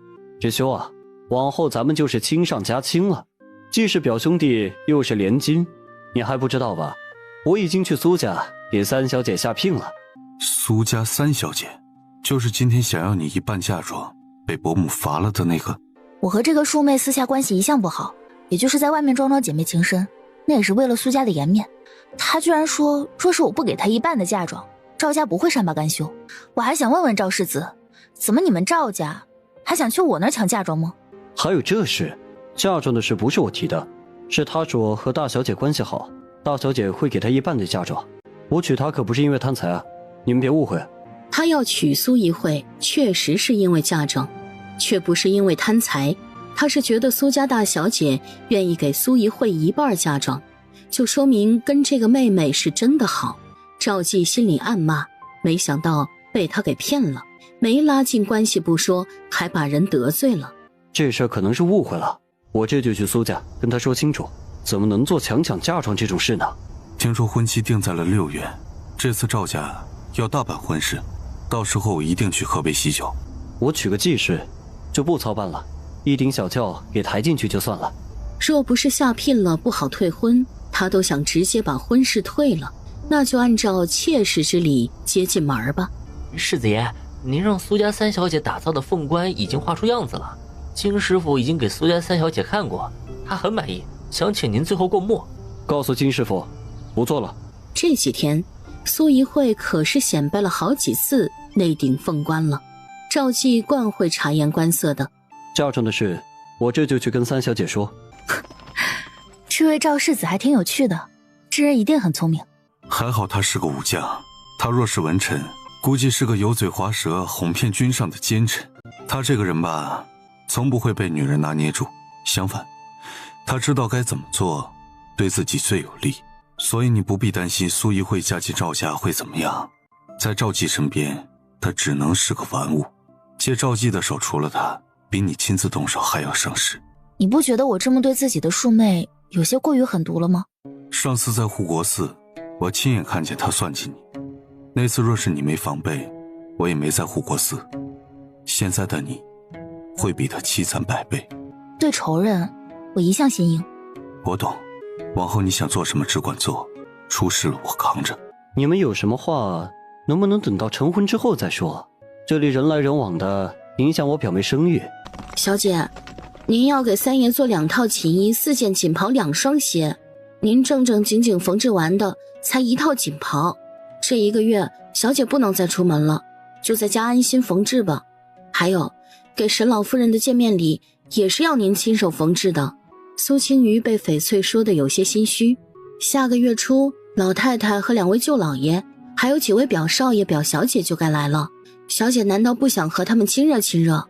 小姐这个月把针线做完，下个月还能好好陪陪老太太。翡翠说的对，回去我就开始做，这些日子都别打扰我。世子爷怎么这么说？咱们之前不是说好的吗？八抬大轿明媒正娶，还有那凤冠，怎么就没了？本世子不想把话挑破，这里面的事情你心里清楚。我警告你，你若再敢打着赵家的旗号跟大小姐要嫁妆，看我怎么收拾你。啊，大小姐回来了，事情我已经说明白了，她不会再给大小姐添堵了。说完，赵继警告般的看了苏怡慧一眼，转身离开了。你为什么害我？你就是见不得我好是吗？我好不容易谋划个好亲事，你为什么就是不肯成全我？三姐姐这话说的好没道理，明明是你自己先处心积虑的算计，这事跟大姐姐有什么关系？大姐姐好。这里哪有你说话的份儿？这是我们大房的事。他是苏家的儿子，怎么就不能说话了？你别忘了，你这个世子夫人的位子是打着我的名号来的，你信不信我再多说几句，赵家就能退婚？苏怡慧怔愣地看着苏青瑜，信吗？她信。母亲、大嫂、二嫂，想娘了吧？这次我多在京城住些日子，陪陪你。林氏在侯府的事，还有要和离的事，老夫人都知道了。等到林氏和老夫人还有两位嫂子寒暄完，苏青瑜才带着苏顺慈上前行礼。听家里的管事说，四小姐已经开始管铺子了，还管得像模像样的。大舅母别叫我四小姐，叫我阿慈就好了。这些日子我没少麻烦三表哥，他教得好，我才能学得好。这丫头生得真好，再过2年长开了，准是个大美人儿。多谢二舅母。你打算什么时候跟苏成业和离？按理说青瑜大喜的日子，我不该提这话，但是不提又不行。你跟我说说你怎么想的，我心里也好有个算计。娘，孩子们还在呢。老夫人摆摆手，给了苏青瑜一个眼色。苏青瑜起身，带着苏顺慈和2个表妹出了正房。她在石桌边坐着，苏顺慈带着2个表妹跑跑跳跳，3人熟悉了之后笑成一团。你们说四小姐这小半年是不是长高了不少啊？四小姐这样的年纪，正是抽条长个子的时候。奴婢看连姨娘的身量，四小姐不会矮的。只长个子不长心眼，有什么用？语气里尽是满满的厌恶和嫌弃。苏青瑜不动声色地用余光瞄过去，就见玛瑙正阴鸷着眼色盯着苏顺慈和林无尘。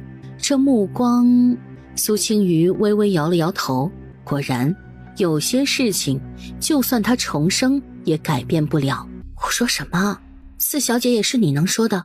前世沈家一批货被云雾山龙虎寨的人给劫了，林无尘和龙虎寨的大当家是把兄弟，便带着他上山见大当家。巧的是正好赶上龙虎寨2当家造反，就把他们都关了起来。当时林无尘被带走了，他和翡翠还有玛瑙被关在一处。玛瑙话里话外说林无尘是被苏青瑜连累的。玛瑙拿着刀指着他的脖颈，说要杀了他，说只要杀了他，3少爷就能平安下山。但是拿刀的手又隐隐发抖，迟迟下不去手。翡翠挡在苏青瑜身前和玛瑙对峙之后，林无尘来找他们，一剑了结了玛瑙。这些日子他一直在思量怎么安置玛瑙。前世玛瑙没要他的命，这事又替他挡了一鞭子。他本想给他找个老实本分的人嫁了算了，但是从今日玛瑙看苏顺慈的眼神就知道，这人留不得了。翡翠，你是想跟着我去沈家，还是回三表哥身边？小姐，奴婢是不是哪里做的不好，惹小姐不高兴了？你怎么会这么想？奴婢知道，小姐心里明镜一样，奴婢是喜欢三表少爷，但是奴婢对小姐忠心耿耿，求小姐别把奴婢送回去。奴婢以后一定谨守本分，再也不想三表少爷。你既然喜欢三表哥，怎么我送你回去，你还不愿意呢？奴婢这样的身份，哪里配得上三表少爷？再说当初三表少爷送奴婢来的时候就说过，若是伺候不好小姐，我们只有死路一条。小姐好，我们才能好。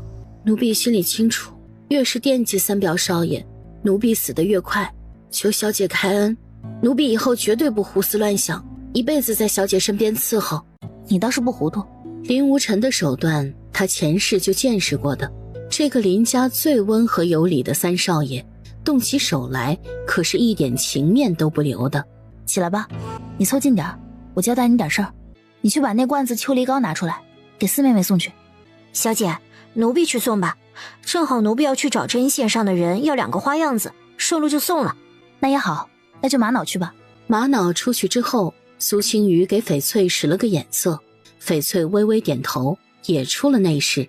你好大的胆子，居然敢给四小姐下药！我给她下的药不要命，只是让她变得痴傻，是让她整日跟在三少爷身边。那么大点的人就那么狐媚。苏青瑜站起身，一脚就踢在玛瑙的身上。你算个什么东西？三表哥身边有什么人，还要看你的脸色不成？只是变得痴傻，他是不是觉得没要苏顺慈的命，还是他仁慈了？拉下去，直接乱棍打死。小姐，还有半个月您就成婚了，这时候见血是不是不大好？他不是给玛瑙求情，他是真的怕不吉利。这样的祸害留着才是不吉。哪个皇帝上位不是血流成河？也没见谁登基的时候说不吉利。玛瑙被乱棍打死之后，整个碧水阁的下人喘气都不敢大声。你们是不是觉得我太心狠了？玛瑙不过是一时糊涂，我却一点机会没给他，就把人打死了。他今日能给四小姐下药，明日就能给小姐投毒。奴婢们只是怕小姐连我们也不信了。你们又没有做错事，我怀疑你们做什么？今日把你们都叫来，是想问问你们以后有什么打算。再有10天我就要成亲了，我定了马老大一家和张顺一家做陪房，你们几个是想陪嫁，还是想留在府里？今日咱们也定下来。我要跟着小姐，我不留在府里。琥珀和翡翠也跟着说要跟着苏青瑜。苏青瑜在3人脸上扫过，目光落在了琥珀身上。琥珀，你比我还大1岁，也到了该成亲的年纪了。连二叔家的大小子，现在跟在母亲身边做个小管事，为人厚道，办事也妥帖。我想请母亲给你们说个媒，你觉得怎么样？你先别急着回我，先回去问问你爹娘。哎，我听小姐的，晚上我就问问我爹娘。你们2个都还比我小1岁，你们就跟着我去沈家，在我身边再跟2年，我慢慢替你们筹划亲事，你们也帮我调教几个能用的大丫鬟。珍珠和翡翠也都应了声势。苏青瑜又交代珍珠给赶车的二喜送20两银子，卖身契也还给他，放他离开。林家老夫人给大小姐添妆30台嫁妆，林家大舅老爷给大小姐添妆10台嫁妆，林家二舅老爷给大小姐添妆10台嫁妆，林家4位少爷给大小姐添妆10台嫁妆。外祖母、舅母，你们累了吧？快坐下歇歇。青瑜呀，紧张吗？不紧张，就是有点舍不得我娘。等你成完亲，我亲自料理你娘的事，你就安心的出嫁吧。这时候别想这些。沈家老夫人不是个刻薄的婆婆，沈阁老虽说位高权重，但看着也不像不讲理的人。只要你伺候好夫君，善待婆婆，这日子也不会差。小姐，看热闹的人都说从没见过这么多的嫁妆呢。苏青瑜却想起过府后要归置这些，顿时一个头2个大。大姐姐，我要送你一件首饰做天妆，你别嫌弃。你要送我什么呀？你送我什么都喜欢，我不嫌弃。苏顺慈从怀里小心翼翼掏出了一个长条的沉香木盒子。这是你自己做的？是三表哥教我的，我自己做了1个月，后来我做完，他说我做的太丑了，又帮我修了修。姐姐怎么会嫌弃呢？我让翡翠收好，留着成婚之后戴。那大姐姐只在自己屋里戴，可别带去外面，她怕丢人。更怕苏青瑜因为这簪子丢人。京城之前成亲的妆容都太艳了，我看苏州那边的妆容就很好，更清丽些。咱们家大小姐样貌本就冷艳出挑，若是画得太过浓丽，就失了本来的气韵了。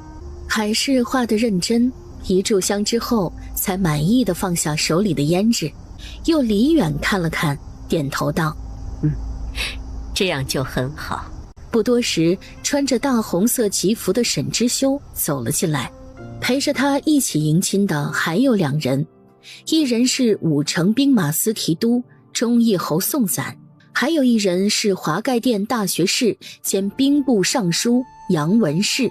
苏成业一时间不知道他该先给这几人行礼，还是沈之修先给他磕头。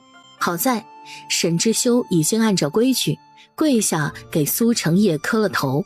苏成业因为紧张，说话的音调有些发虚。贤婿，快起来吧。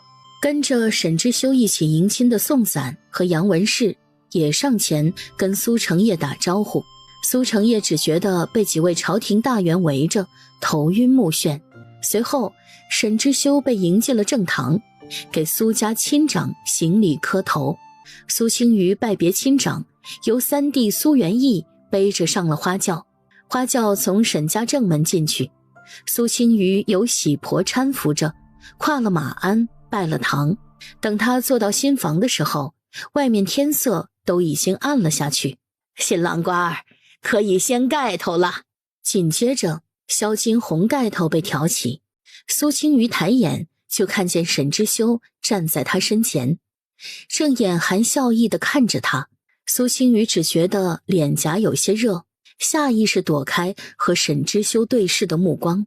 紧接着就是撒帐的仪式，再之后是共饮合卺酒，吃生饺子。这些讨彩头的事儿都走了一遍过场之后，喜婆也都退了出去。沈之修在床边坐下。累了吧？折腾了一整天了。还好。他今日虽然不是上的浓妆，但一张冷艳的脸也比平日多了几分妩媚。沈之修的目光落到他娇艳的红唇上，本该起身去招待宾客，却又忽然身子前倾，一只手揽住苏青瑜的腰，薄唇附了上去。苏青瑜两世为人，第一次经历这样的事，全身紧绷到不敢动。好在沈之修只是浅尝辄止，他怕再亲下去就出不去屋子了。把人松开之后，沈之修深吸2口气，平复心口的躁动，柔声说道：我去招待宾客，你换身松散舒服的衣裳，我让人给你送桌席面，你先吃着。直到沈之修出去，苏青瑜才抬起手抚了抚胸口的位置，他一颗心都要跳出来了，又伸手摸了摸滚烫的脸颊，神思恍惚。这就出嫁了吗？怎么跟做梦一样？给夫人见礼，奴婢春桃是伺候夫人的，三爷吩咐备的席面马上就送来了。夫人还有什么吩咐？也别上席面了，让厨房给我熬点粥，上几个清淡的小素菜。是夫人。奴婢去厨房传话。另外您的2个陪嫁丫鬟还是在边上的屋子等着，奴婢请2位姐姐进来伺候夫人洗漱更衣吧。让他们2个进来吧。春桃转身出去，一会儿的功夫，珍珠和翡翠便走了进来。小姐，奴婢先伺候您换身衣裳吧，还有这凤冠，我先给您摘了，压得脖子疼。翡翠并未多言，上前仔细地给苏青瑜取下了凤冠。等苏青瑜沐浴之后，换上了松散舒坦的寝衣出来，翡翠已经把床也整理好了。床榻中间是沈家提前准备好的圆帕。苏青瑜的脸色瞬间变得通红，眼神飘忽，就是不往床上看。小姐，您饿不饿呀？要不要奴婢偷着去厨房给您弄点吃的？这事儿哪用得上偷偷摸摸的？小姐是沈家3夫人，吃点东西还要你去偷？我已经吩咐人去准备了，一会儿就送来了。话刚说完，丫鬟春桃就带着下人送了粥和小菜进来。小姐要等三爷回来一起吃吗？不等他了，他在前面肯定吃了，等他回来想吃，再让人去承热乎的过来。他拿起筷子，刚夹了一筷子黄瓜丝，还没送进嘴里，沈之修就推门进来了。珍珠和翡翠见状，扶了扶身，都退到了外面。沈之修喝了酒，脸颊泛着一抹酡红。你先吃，我进去洗洗。他一身酒气，怕熏了他。三爷，需要妾身伺候您沐浴吗？不用，我一会儿就好。你先吃吧。苏青瑜放下筷子，打算等他出来一起吃。不到一炷香的功夫，就从里面走了出来。怎么没吃？等我呢，已经凉了。来人，换2碗热粥进来。喝了许多酒吗？要不要让人熬个解酒汤送进来？没喝多少，平日我不大喝酒，只是今日这场合不喝不好。春桃送了2碗热粥进来，又退了出去。还是你想的周全，吃这清粥小菜可比那油腻的稀面舒服多了。马上要休息了，苏青瑜也不敢吃太多，半碗粥下肚便也撂了筷子。清粥小菜最养人，尤其是夜里吃那么油腻的对身子不好。夫人，咱们安吃吧。听三爷的。说着，苏青瑜站起身，朝着床边走去。三爷，妾身给您宽衣。沈之修看着苏青瑜紧绷的神色，不戳破，只是含笑低头看他，任由他毫无章法的在他身上乱摸。夫人，你摸了半天了，还没摸够。苏青瑜这才发现，他连衣裳带子都没解开呢。只是这衣裳今日也不知怎么了，这么难解。沈之修也不逗他了，自己3、2下就解开了衣带，除了衣裳。你撩拨我半天了，怎么算？我没……他想说我没有，可话还没说完，就被沈之修封住了唇，再说不出什么。沈之修一只手从他的小衣里伸进去，一只手解开他衣襟的带子，床幔放下，屋内只留下了昏昏暗暗的2只红烛，映出床幔内2道交叠在一起的身影。三爷，叫我知修。知修，乖。夜半此时，苏青瑜昏昏沉沉窝在沈之修怀里。沈之修伸手抚了抚他满是汗渍的额角，又看着他泛红的眼尾，低头在他额头上亲了一下。下人送了热水进来，他抱着苏青瑜去了后面的盥洗室，又吩咐春桃换了床上的褥子。进入浴桶的时候，苏青瑜疲惫地睁开眼。我帮你简单洗洗，你睡吧。苏青瑜累极了，只觉得一沾到热水，刚刚还酸软的腰肢舒服了不少。但是沈之修给他洗，他又觉得别别扭扭的，索性就一直闭着眼睛。好在很快，沈之修就把他裹在宽大的棉巾里，又抱回了床上。他把头往软枕里一窝，睡了过去。他侧着身子，手肘支着头，借着烛光看着苏青瑜。沈之修又忍不住低头亲了亲他的侧脸，他皱起眉哼唧了一声，翻了个身，留给沈之修一个光滑紧致的脊背。沈之修在他身后躺下，从后背环住他，头埋在他的脖颈间，不知不觉也睡了过去。次日一早，苏青瑜迷蒙地睁开眼，才发现他被沈之修禁锢在了怀里，他的手臂环着他，腿也压在他身上，他整个人在他怀里缩成了一团。身后的人察觉到他醒了，铺天盖地的吻落在他的后背上。醒了。声音低哑，情欲未散。察觉到他想做什么的苏青瑜立马往里面挪了挪，转过身面对着他。三爷，该起了，要去请安的。本来想把人搂住的沈之修见苏青瑜起身的时候，眉头紧皱。还很疼吗？苏青瑜白他一眼，没说话。那我让周先生弄点药。不用，我歇2天就好了。这种事去求药，他不嫌丢人，他还觉得臊得慌呢。和春桃一起进来的还有一人，叫秋月。你先用着看，觉得不好咱们再换。春桃和秋月很自觉地进了盥洗室，收拾2人换下来的衣物，贴身伺候，上妆梳头的事儿都由珍珠和翡翠来。很好看。苏青瑜跪下，给老夫人敬了茶，叫了声母亲。大哥大嫂。陈氏了一声，神色冷淡。二哥二嫂，三弟妹嫁过来了，往后咱们就是一家人了。有什么事需要帮忙的，尽管来吉芳园找我，千万别跟二嫂客气。多谢二嫂，以后免不了要叨扰二嫂。三婶好。苏青瑜点头回了一句客气话，又示意珍珠送上见面礼，是一支上好的狼毫笔。沁园居的早饭很简单，清粥小菜，外加素包子。用过早饭，沈之修担心苏青瑜身子受不住。母亲，昨日外院客房还有客人未走，我要去照应一下。西院的丫鬟婆子们也都等着给青瑜请安。另外，我还有些西院的琐事要交代她，我们上午就不陪母亲说话了。老夫人哪能看不透这个儿子的心思？昨晚上西院的婆子来回话了，说是两人闹腾到了后半夜，后来又是要热水，又是让丫头换褥子，等到他们睡下，天都快亮了。想起早上春桃送来的盒子里装着的原帕，老夫人脸上挂满了笑意。去吧，但是今儿晚上得来我这儿吃。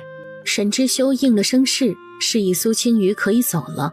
苏青瑜一愣，这就可以走了？进了内室的苏青瑜摘了簪子，换了家常宽松的衣裳，躺在床上闭目养神。一早上折腾下来，腰和腿酸得厉害。想起昨天晚上的场景，他把脸埋在了被子里，羞涩不已。不知不觉间，苏青瑜昏昏沉沉就睡了过去。苏青瑜这一觉一直睡到了晌午，睁眼入目就是一张清俊的脸，他这才发觉他正窝在他怀里。哪怕两人已经有了夫妻之实，苏青瑜依旧不大适应跟他这么亲密，毕竟他们昨日之前都还不熟呢。他微微动了动身子，想从他怀里挣脱出去。要去哪儿？沈之修本来揽着他腰肢的手直接扣住他的后脑，唇齿间肆意的纠缠，让苏青瑜整个人软在了他怀里。半个时辰后，三爷，属下有要事禀报。沈之修愣了一下，穿了衣裳起身出去。3、5句话的功夫，他又再次进来内室，脸色有些不好。我让人进来伺候你更衣梳头。离吃饭的时辰还早，可是还有别的事。他早上起来身上本就有些疼，刚刚这一折腾更疼了。我让人叫了周先生过来，你跟我一起过去。苏青瑜闻言脸色一红。三爷，我也没那么疼，就不麻烦周先生了。沈之修宠溺一笑，也不多解释，只扬声喊了丫头们进来，帮苏青瑜梳洗。珍珠看了眼床上凌乱的痕迹，又见苏青瑜敞开的领口露出大片的胸膛，上面星星点点青紫的印记。小姐，三爷对您还好吗？你要改口了，以后记得叫夫人，让其他人听见要笑话咱们没规矩的。三爷待我很好，这些事也是我身为他夫人应该做的。别看他两世为人，但是男女之间的事到现在他还懵懵懂懂的。成婚前那天晚上，母亲身边的白嬷嬷跟他说了不少，无非就是对夫君要恭顺，尤其是房里的事。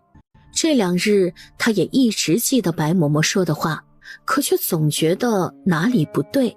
他若是每日都这么顺着他，怕是用不上几日他就下不去床了吧。三爷，我好了，真的要去找周先生吗？是不是不大好啊？沈之修知道他是误会了，也不戳破。走吧，周先生已经等着了。三爷，三夫人。苏青瑜每次见周先生都提起12分的警惕，前世周先生对他动手的事还没弄明白，他不敢有丝毫大意。三少爷可是有什么事，但说无妨。沈三爷岁数不小了，怕是心急子嗣的事，应该是找他开坐胎药，或者给三夫人调理的药，不然也不会新婚第2日就喊他过来。我夫人出生的时候，岳母受了惊吓难产，所以他生下来就有些先天不足，想请先生给仔细瞧瞧，需不需要再调理调理。三爷不必担心，夫人这些年调养得很好。那就劳烦先生再开副方子。三爷放心，在下别的本事没有，坐胎安胎还是难不住我。我这就给夫人开方子，保证三爷明年就能抱上儿子。苏青雨转头看向沈之修，他这么急着要孩子，那也不至于成婚第2天就要他喝药吧？周先生误会了，我可不是让你开坐胎药。那三爷说的开方子，我说的方子是避子的方子。我记得之前翻看杂书，说女子18岁有孕最好。她这样的年纪，身子骨还没长开，这时候怀孕生子，就是在鬼门关打转。先生看看有没有男子喝的药，是药3分毒。我身子还好，我来喝最好。沈之修一番话说完，苏青雨整个人僵在了椅子上。他居然愿意让他晚2年有孕，还要求周先生给他开方子。三爷没开玩笑吧？你看我像开玩笑吗？请先生照我说的办。三爷对夫人还真是情深意重呢。我这里的确有个避子的方子，是给男子服用，喝下去之后，夫人1年之内都不会有孕。另外我再给夫人熬1碗药，也就万无一失了。三爷，您怎么忽然想起这事儿了？这事儿母亲知道吗？世家大族没有比子嗣更重要的事了。再说就算避子，也没有男人喝药的先例。今日这事儿若是被老夫人知道，她不敢想会是什么后果。今日我忽然得到一份辽东边陲的消息，因为事情有些急，就让文珠把消息给兵部尚书杨文士送去了。刚刚文珠找我说是杨文士的继室夫人今儿早上难产去了。杨夫人是去年进的门，今年17岁。你是担心我？是，子嗣的事再重要也没你重要。母亲那边你不用管，她若是问起来我会解释清楚的，不过你可得保密，这事儿只能咱们3个知道。沈之修倒不是怕别的，就怕被母亲知道了，以为是苏青瑜暗中出的主意，影响了婆媳关系，那他可就罪过了。三爷，你一直没身孕，母亲肯定会过问，到时候我就说是我年纪大了，有些不中用。哪有这么说自己的？你的意思是夫君我还算中用？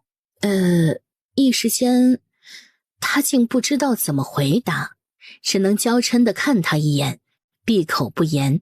很快周先生就端了2碗药进来，一碗递给沈之修，一碗递给苏青瑜。我闻闻你的，苦吗？实际上他还是对周先生有些不放心，闻过之后又自嘲一笑，以周先生在医术上的造诣，若是想毒死他们夫妻，怕是都不用费心熬药。你有没有男子喝了之后以后都不会有孩子的药啊？断子绝孙丸，这得是多大的仇，给人家下这种药。周先生能送我1丸吗？等明日他回门，正好给他那个拎不清的爹吃上，免得到时候哥哥回府了，底下好几个庶出的弟弟，弄不好还要上演一出兄弟相杀的戏码。周先生看了眼沈之修，见他微微点头，便也不多问。那我一会儿给三夫人送过来，只是这药可千万别给人吃错了，只要吃下去可就无力回天了。三爷夫人该去主院用饭了。夫人走吧。三爷，这位周先生看起来很正直，医术又这般精湛，这样的人可不好遇。他这人确实人品极好，做事很有自己的底线。他不光医术精湛，用毒也是一绝。那请他用1次毒得花费不少银子吧？想什么呢？这样的人怎么可能为了银子去下毒？他既然是苗疆人，怎么来京城了？他女儿2年前病死了，他无处落脚，就说来这边散散心。三弟妹，你刚来还不知道家里的规矩，一起用饭的时候，里间的都是咱们妯娌自己伺候母亲的，这是母亲的汤，你端过去，他老人家一定高兴。陈氏这时候向他示好，明显没安好心。苏青瑜接过汤盅，顺手就掀开了，跟他想的一样，里面是一盅山药汤。大嫂，您是说这盅山药汤给母亲送去吗？苏青瑜说话的声音不算大，可也不小。这话一出口，不光沈家其他人看着他们妯娌二人，下人们也都悄悄看了过来。老夫人不喝山药汤，全府怕是只有这位新进门的三夫人不知道。大夫人这么做，不是摆明了给三夫人难堪吗？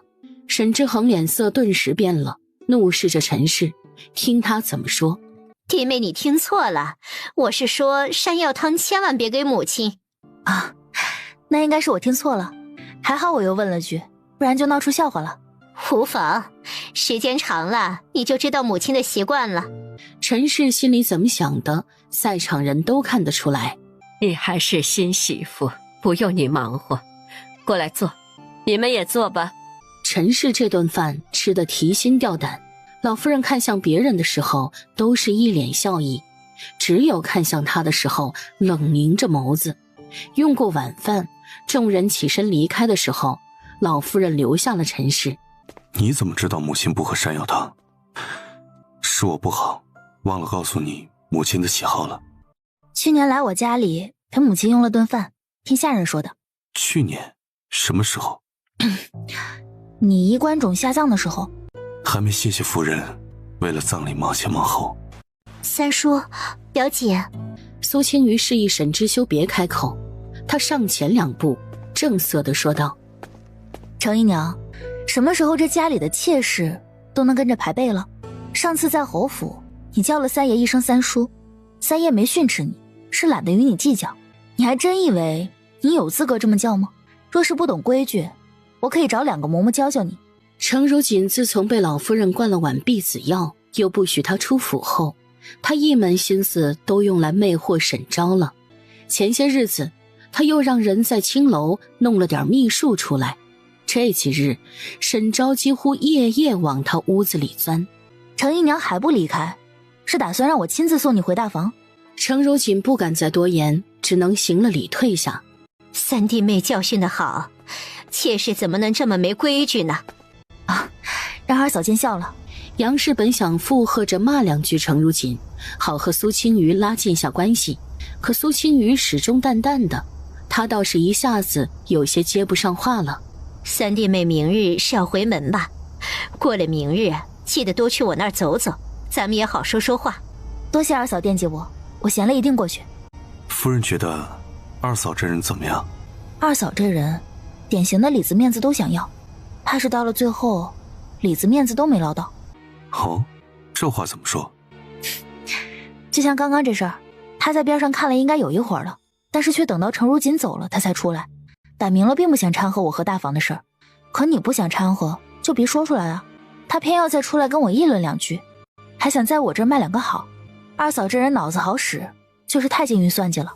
沈之修赞赏地看着苏青瑜，他的本意是给苏青瑜提个醒儿，别太相信二嫂杨氏。没想到他自己看得门清，丝毫不需要他再提点什么。夫人没看见，程姨娘的眼睛一直在三爷脸上乱瞟。依我说，这样的人就该拖出去乱棍打死，一脸的狐媚样，眼睛都要勾出花来了。翡翠，你怎么说？夫人刚嫁进来，乱棍打死肯定是不行的。不说大房有没有意见，老夫人那儿也会有想法。新进门的夫人杖毙了侄子的妾室，传到哪儿都是桩让人笑话的丑事。翡翠说的对，你们俩也要记着，沈家不比侯府，说话行事要谨慎。你那句什么程姨娘眼睛勾着三爷的话，不许再说了，传出去于三爷和我的名声不利。是夫人，奴婢记住了。那夫人就任由程姨娘这么蹦跶？大少爷的婚事是定在6月末了吧？到时候昭云郡主进门就是现成的刀子，哪用得上我动手？晚上，苏青瑜要起身伺候他更衣，被他拦住了。这些事我自己都能做，不用你伺候。他是娶夫人回家，又不是找丫鬟。三爷，你白天胡闹过了，晚上就不能再闹我了，不然明日回门我腰酸腿疼，要闹笑话的。沈之修眼底一层郁色，像是没听到他这句话一般。三爷刚才还说，你有不对的地方我可以说。听你的，什么都不做。睡吧。苏青雨紧绷的身子松了下来，没一会儿就睡着了。沈之修一时半会儿睡不着，思绪飘忽。16岁的小姑娘是怎么做到谈论房事都这么冷静的？次日一早，三爷呢？夫人，三爷每日早上习惯在小花园练套拳。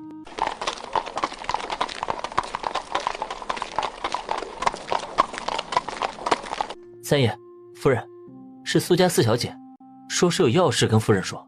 阿慈，今日他回门，阿慈守在这儿等他，必然是府里出了什么事。文竹，让我四妹妹上车，你把马车停到一边不起眼的地方，我们说完话再去苏家。三爷，您看我这么处置成吗？沈之修轻笑了一声，他若是回话晚点儿，苏顺慈怕是都上车了。夫人这么决定很对，为夫没什么意见。紧接着，文竹把马车赶到了一处死胡同里。大姐姐，姐夫，可是府里出什么事了？还是你受委屈了？大姐姐，昨日祖母在家提起了父亲纳妾的事，说是要抓紧接那2个妾室进门。本来这也没什么，这是早就想看好的，但是祖母提出长房子嗣为重，要让母亲拿出些钱财给这2个妾室置办些穿戴和补品。母亲不同意，说可以拿宫中的银子，祖母却说宫中那点银子什么都不够的，让母亲把铺子的收益还是放回家里。这是她出嫁了，祖母就觉得母亲好欺负了是吗？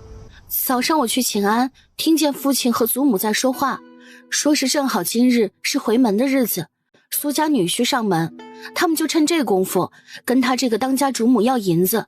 祖母说到时候母亲顾及大姐姐的面子也会答应的，总不能当着女婿的面把家里这点事儿闹大。他今日虽说是来通风报信的，但也是特意在沈之修面前说了这番话。他想看看这个姐夫能不能护着大姐姐，若是他为了面子劝大姐姐息事宁人，那他可不依。岳父大人若是把这心思用到了办差上，怕是早就高升了。别急，我们回府看看怎么回事。苏顺慈下了马车，说是还要去铺子溜一圈再回府，他是用这个借口出来的。知修啊，青雨这2日有没有失礼的地方？若是有，你就告诉我，我来说他。家里女儿回门，不问问他在夫家过得好不好，居然问他有没有失礼的地方。祖母该问我有没有失礼的地方才是。青雨嫁到我们家，初来乍到难免拘束，沈家生怕待她不周，我也生怕她心里不舒坦。能嫁到沈家是她的福分，她若是还不舒坦，那就是不识抬举了。祖母这话说的我不敢苟同，能娶到青雨才是我的福分，她若是不舒坦，就是我做的不好，可怪不到她头上。夫人，管家有急事找您。夫人，侯爷说今日要给即将入府的2位姨娘置办首饰，账房现在只有不到500两银子，怕是不够啊。昨日我已经跟侯爷说过了，这银子宫中出，有多少出多少。再说今日是什么样的日子，你为了这点小事来跟我说？夫人别为难小的了，就是1000两银子的事儿，夫人就高抬贵手吧。苏成业在等着林氏妥协，只要林氏今日能为了女儿回门的颜面拿出银子，明日他就有办法让他拿出多余的嫁妆银子。苏青雨脸上笑吟吟的，实则眼底一片寒凉。他也在等着关键时候为母亲出头。夫人，大小姐回门的日子，姑爷还在呢，夫人就别为难小的，小的也是奉命行事啊。他忍了20年，不想再忍。既如此，那就索性把这块遮羞布扯下来。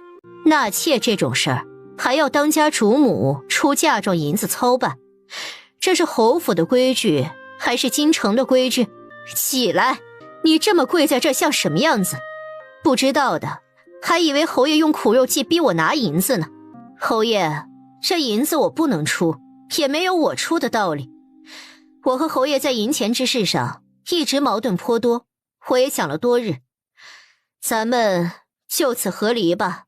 和离的话一出口，苏成业顿时僵在原地。他做梦也没想到林氏会跟他和离。大嫂，怎么好好的说到和离了？有话好好说，怎么也不至于和离呀？孩子还在边上呢。弟妹不用劝了，这事我已经决定了。你说什么？大喜的日子，你敢提和离？你也不怕女儿和女婿笑话？有你这么当娘的吗？苏青瑜见苏成业打着他的旗号说话，站起身走到林氏身边。这种时候，他是一定要和母亲共进退的。你别说话，这事我自有安排，你们两个置身事外就好。娘，您听娘的，这事娘会处理好。林婉英，你是不是疯了？苏家哪里对不起你？你放着好好的日子不过，你胡闹什么？林婉英一步步走上前，走到离苏成业一臂的距离站住脚。哼，我是疯了，我是被你们苏家逼疯的。当年你处心积虑求娶我，结果进了门我才知道，你是为了给苏成言堵窟窿才求娶我，这也就罢了。几十万两银子我们林家也认了，就当喂狗了。可你这么多年怎么对我的，又是怎么对我女儿的？我兢兢业业照应家里的产业，赚的银子都花在了家里，你却背着我养外室，还想让我养外室的儿子。我教养长大的女儿，你也一次次算计。你这种自私到极致，心里只有自己的人，我跟你和离，你还觉得意外吗？你别说这么多没用的，信不信我让人直接把你关起来？你想和离？下辈子吧。林家大老爷林万里和三少爷林无尘走了进来，两人身后跟着的苏顺慈不动声色地走到苏青瑜身边。大姐姐，我在铺子遇到三表哥，就跟他说了，别告诉别人是你说的。林婉英见大哥和嫡亲的侄子来了，神色又镇定了几分。苏青瑜和沈之修上前跟舅舅还有表哥打了招呼。娘亲就大，我就多大一回，这件事一会儿我全权处理，你们两个最好置身事外。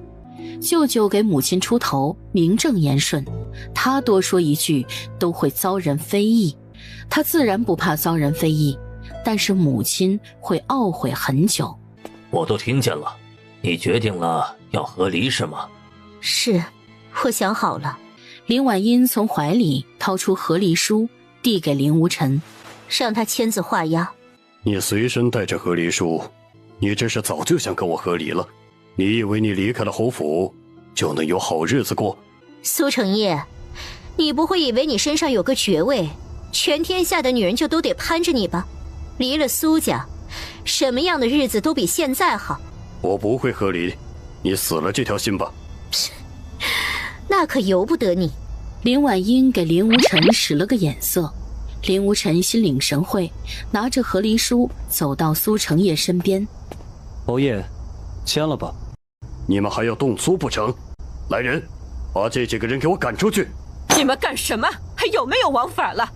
来人，让小厮都进来，把人给我弄出府去。管家苏忠应了声是，刚要去喊人，就被苏青雨喊住了。干什么去？我外祖母和舅舅来家里坐一坐，你还敢对他们动粗？你要干什么？你要跟着你母亲胡闹是吗？祖母，您年纪大了，这些事还是让父亲自己处理吧。若是再把您气出个好歹，又是父亲大不孝的罪过了。我被气死了，那也是你母亲气死的。苏青瑜心说，母亲若真有那么大本事还好了。祖孙俩对峙的时候，林无尘已经按着苏成业的手按了手印儿，但苏成业却怎么都不肯签字，还是沈之修上前淡淡说了句：岳父，再闹下去就真难看了。苏成业到底是顾及沈之修，再一想，林氏既然动了心思，他不同意就会一直闹下去，长此下去对他也没有好处，便提起笔签了名字。签好的和离书被林婉英揣在了怀里，又低声吩咐林无尘：你去弄几辆马车来，我的嫁妆要带走，还有我这些年给苏家花的银子都清算好了，他们没有银子抵偿，就用库房里的古董字画，仅以首饰折算，合离数1000，我和苏家再无瓜葛。现在我要去紫薇院收拾我自己的金银细软，你们若是不放心，可以跟着一起去。还有丫鬟和婆子，给我陪嫁的，我都带走。出门的时候，林婉英看了苏顺慈一眼没说话。莲姨娘是苏成业的妾，苏顺慈是苏家四小姐，她不能带走。别怕，姐姐不会不管你的。就算母亲和离了，她也是苏家大小姐，护着一个妹妹还是能做到的。再说哥哥还没回来，她还得把这个家守住了。大姐姐放心，我长大了，不会被欺负了。苏成业看着妆台上那些准备带走的首饰，张嘴想说什么，又憋了回去。我们家现在住的是那处城西的宅子，修整的还不错，你直接住进去，我们陪你10天半个月的也就得离京了。那宅子里都是咱们家的下人，你住那儿我也放心些。大哥就别跟着我操心了，我住到我的陪嫁宅子去，他们4个还跟着我，说是使唤的人不够，我再买就是了。那就按你说的办，反正有吴晨在京里，你就拿他当儿子使唤。那我可真使唤了，大哥到时候可别心疼。大舅舅放心，还有我和青雨呢。有些事你这身份不适合出面，就大发吴晨去办。不远处的苏成业看着几人谈笑风生的样子，面容扭曲到了一起。侯爷，林家三少带了好几辆马车和不少人过来，说是要把夫人的嫁妆都拉走。拉嫁妆？你们先把这些给三少爷送去，我去开库房。苏成业和苏老夫人听见这话都慌了。在苏成业和老夫人心里，林婉英的嫁妆就是苏家的产业。你哪儿还有嫁妆？我有账目，你们放心，是我的我都带走，不是我的我也不会动。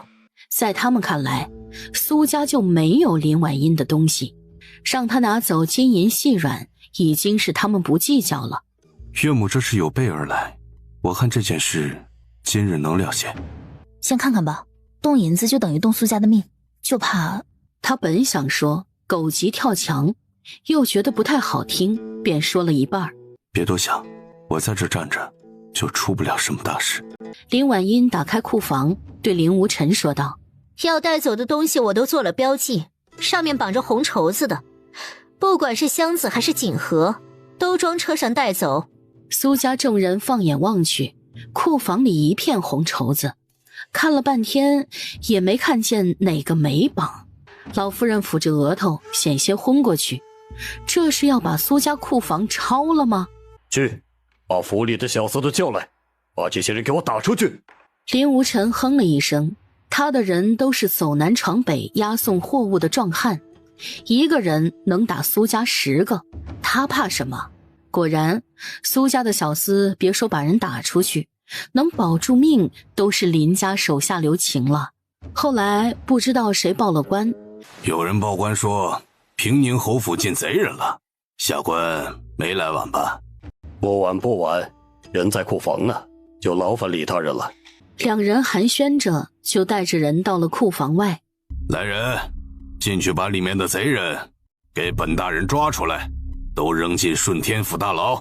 敢在平宁侯府作乱，活得不耐烦了。大舅舅，我出去见见李大人。你去，这事还就得你出面。李大人怎么来了？沈大人也在啊。下官听说平宁侯府进了贼人，特意来捉拿的。李志用心里还隐隐浮现了几分喜色，心说今日他运气好，还能卖沈阁老一个好。李大人回去吧，自家有点误会，还不至于报官。这位平宁侯刚才可不是这么说的。贤婿的意思是，就让他们这么拿着东西走？那里面可是苏家所有的家底了，他一想起这茬儿，心头都感觉在滴血。里面是不是多数都是岳母的嫁妆，还有这些年岳母陪嫁铺子赚的财物？是。那你怎么拦着？平宁侯府300年的声望不要了？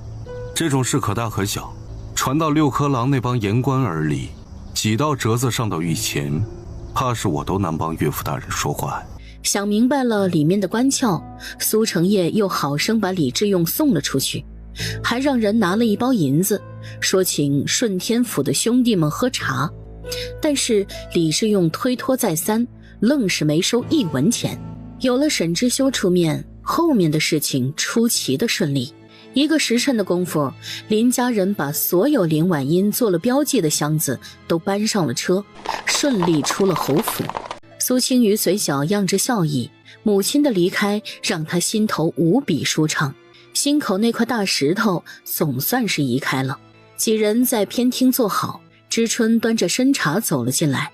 苏青瑜心思一动，这参茶别熬太浓，祖母和父亲年纪大了，不适合喝那么浓的参茶。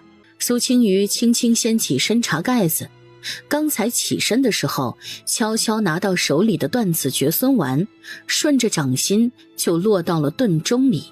药丸遇水则化，除了颜色略微深一点，看不出别的异常。父亲今日累了吧？喝口参茶，缓缓精神。苏成业一时间有些恍惚，他们父女这段时间一直剑拔弩张，怎么他和离了，女儿反倒平和了？手里的参茶一饮而尽。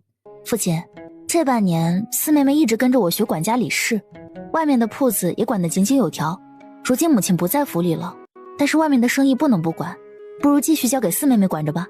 这样也好，这些日子四丫头长进了不少，听说外面铺子的管事都是服她的。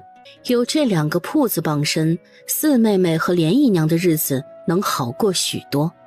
你回去睡一觉，我去书房要处理一点公务。那我能去吗？我去你书房躺着看会儿闲书。好，那就一起去书房吧。老师，师娘。这苏青瑜没记错的话，她比李云舟还要小2岁，怎么就成师娘了？云舟算是晚辈，也去书房里间喝茶看书，我们在外间说话，不妨事的。苏青瑜随手拿了一本游记，窗外是一处小花园，此时正是繁花盛开的时候。他看几页书，再看看外面的花草重叠，这样岁月静好的午后，让他整个人放松下来。他又动手了。苏青瑜神色一滞，放下书，起身走了出去，就见李云舟衣上袖子被翻了起来，露出一小截精壮的手臂，手臂上纵横交错的鞭打痕迹，有些地方还未结痂，新伤的下面隐约还能看见陈年旧伤的印子。苏青瑜的心头像是被什么重重击了一下，永嘉公主怎么能下这么重的手？李云舟见苏青瑜走了过来，连忙慌乱地放下袖子。这怎么回事啊？怎么被打成这样？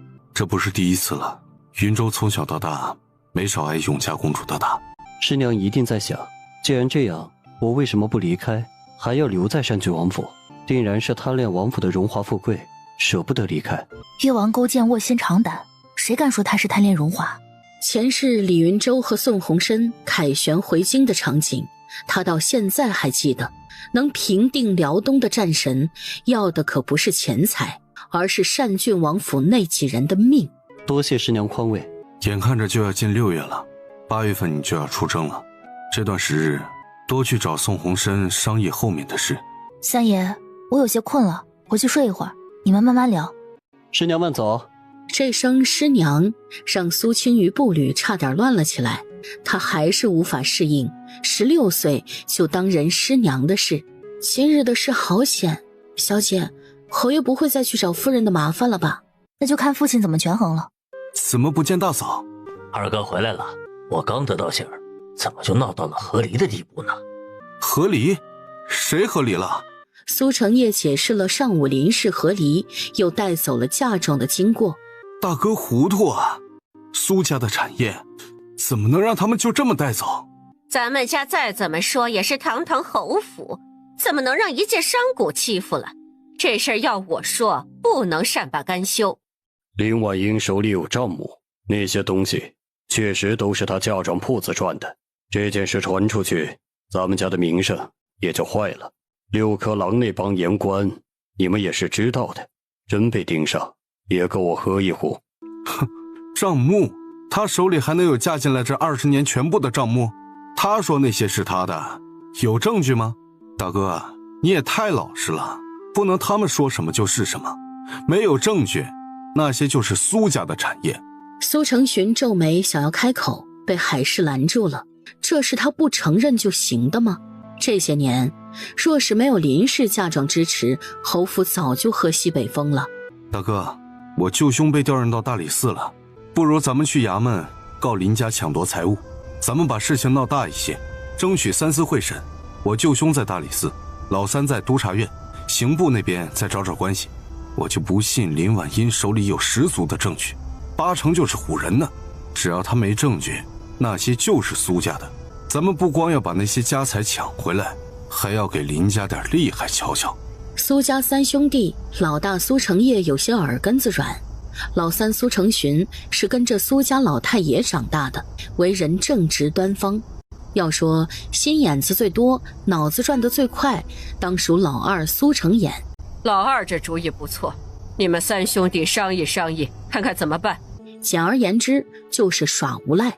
林婉音嫁进来20年，不可能笔笔账目都清清楚楚。他们可以利用这一点，给林家扣上一个抢夺财物的罪名，这确实是个好办法。老三，你怎么看？你如今在督察院，若是到时需要3司会审，能不能帮忙疏通关系？今日知秋和青羽也回来了，他们怎么说？知秋是什么态度？大哥心里有数吗？大哥，知秋是你女婿，也是大嫂的女婿。苏成业听他提起沈知秋，也有些纠结了，便把今日沈知秋对他说的话重新说了一遍。按照大哥说的，他们小夫妻并没上前帮着林家，有没有可能姑爷心里也不赞成啊？至于跟大哥说的那番话，也是想息事宁人，怕闹大了伤了沈家的颜面吧。我那个娘家侄女上个月入了东宫了，现在是太子良娣。听说姑爷在朝堂上跟太子殿下又一向亲厚，这事儿他应该不会向着林家。商贾之事怎么能入得了当朝阁老的眼？你娘家侄女是之前来过咱们家的娇娇吗？就是她，也不知怎么的就入了贤妃娘娘的眼了。我哥哥本来还说今年一定想办法把我们调回京里呢，还没等疏通关系，没想到调令就来了。这丫头真是出息了，小时候我就说她那一双凤眼透着贵气，果不其然。话说到此，老夫人当机立断，决定状告林家。苏成寻见状，借口还有点公务要回去处理，便带着海氏离开了。这事儿是不是要跟大嫂说一声？苏成寻四下看看，示意海氏别在外提这事儿。等到回了清音院，苏成寻换了一身不起眼的小厮衣裳，从苏家角门出去，悄悄去了沈家。三爷，夫人，苏家来人要见夫人，说是夫人的三叔。三叔这时候来是为了什么事儿？今日那场闹剧，三叔不在场，难道是想让他劝劝母亲？还是说我走后侯府又发生什么事了？请三叔到书房说话。奉茶。沈知秋猜苏成寻不会无缘无故这时候来，所以直接把人请到了书房，方便说话。苏青瑜看着苏成寻的一身打扮，就知道是苏家出事了。三叔这是偷着来的。三叔，怎么了？可是家里出什么事儿了？苏成寻详细说了今日苏成衍回来后发生的事，包括苏成衍的提议，老夫人最后的决定。知秋、青羽，这事儿你们得提前有个准备。苏成衍虽说是耍无赖，可就怕真被他赖成了。苏青瑜气得脸色铁青。苏成寻说完这事儿就起身回去了。三爷，你觉得二叔胜算多大？这就要看岳母的准备了。咱们去趟榆树胡同。苏青瑜和沈知秋神色凝重地进了林氏的宅子，等到再次出来，两人眉眼都松缓下来。我就说岳母这次是有备而来吧，这下安心了吧？母亲说的对，京里盯着你的人太多，越是身居高位就越是要谨慎。这事儿你先别出面了，明日早上你照常去上朝，我去找表哥商议对策。也好，先看看刑部怎么说，不出意外的话，这事儿很快就能了解。苏青瑜微眯的眸子里隐着一道寒光，他手里还有个周部人，必要的时候也可以拿到父亲那儿威胁威胁。次日一早，别想那么多，问题不大，有什么处理不了的事儿就差人去找我。我走了。不必穿得太高调，寻常的衣裳即可。夫人不打扮得高调点吗？到时候那些官差知道您的身份，才不敢小瞧了您。三爷越是身份高，我在外越是要低调。再说今日他们有准备，也不需要以身份压人，只要刑部那些官差不仗势欺人，苏家就不会得逞。听说了吗？林氏商行的人左逼着自家女儿和离，还抢了平宁侯府的库房。我也听说了，这事是真的吗？保不齐就是真的呢。听说平宁侯要纳妾，侯夫人怎么都不肯。这还不算，还带走了家里的钱财，库房都搬空了。这些话一定是苏家一早上散布出来的，这是要搞臭母亲和林家的名声，真是好算计。别的话我就不多说了，今日咱们林家就和这京中权贵斗上一斗，我就不信了，一个侯府还能颠倒黑白了不成？不到万不得已，你和智秀不要插手这事儿。林家有钱怎么了？再多的钱财，不也只能站着？不对，一会儿怕是还得跪着。王建见人都到齐了，拿起金堂木就要敲下。大人，林家有话要说，还不能开始审问。你什么意思？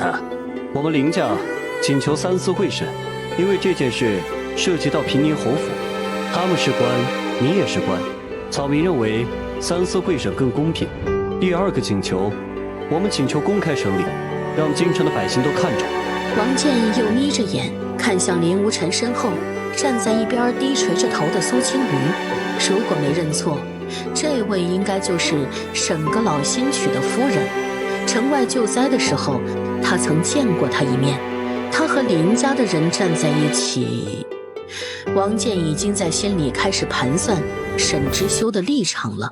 平宁侯，苏家可同意三司会审和公开审理？本侯没有意见，别说三司会审，就是预审，本侯也不怕。林家都不怕丢人，我们苏家自然也不怕，正好让京中众人都知道林家的嘴脸。林家是早上得到的通传，定然没有准备，慌乱之下说的越多，错的越多。而且林无尘的话倒是正中苏家的算计，他们一早上就和大理寺还有督察院疏通关系了，还使了不少银子。王建本以为要择期再审，没想到不到半个时辰，他就和大理寺少卿温荣还有督察院副都御史刘太清坐到了堂上。当然主审官员还是王建。大人，学生钱明代表平宁侯府苏家状告林家抢夺财物，主犯就是林家三少爷林无尘。学生建议案子没审清楚之前，应该先把林无尘拘押。拘押？那也得先审了再说，没有无罪羁押的道理。诸位大人，我们昨日在苏家拿走的是我姑母的嫁妆，大周律明确写了，女子和离，嫁妆原数带回，若是病故，嫁妆留在夫家，娘家不准过问。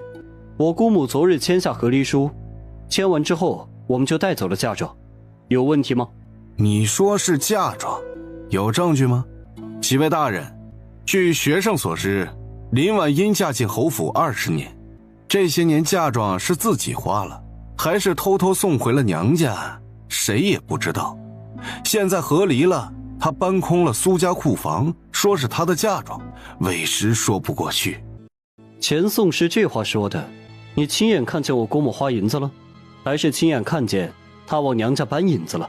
身为宋师，无凭无据的就这么当堂乱说，该当何罪啊？那我想请问林三少爷，你们是怎么认定苏家库房的东西是林婉英的嫁妆呢？有一点我要说明，我们带走的东西不全是我姑母的嫁妆。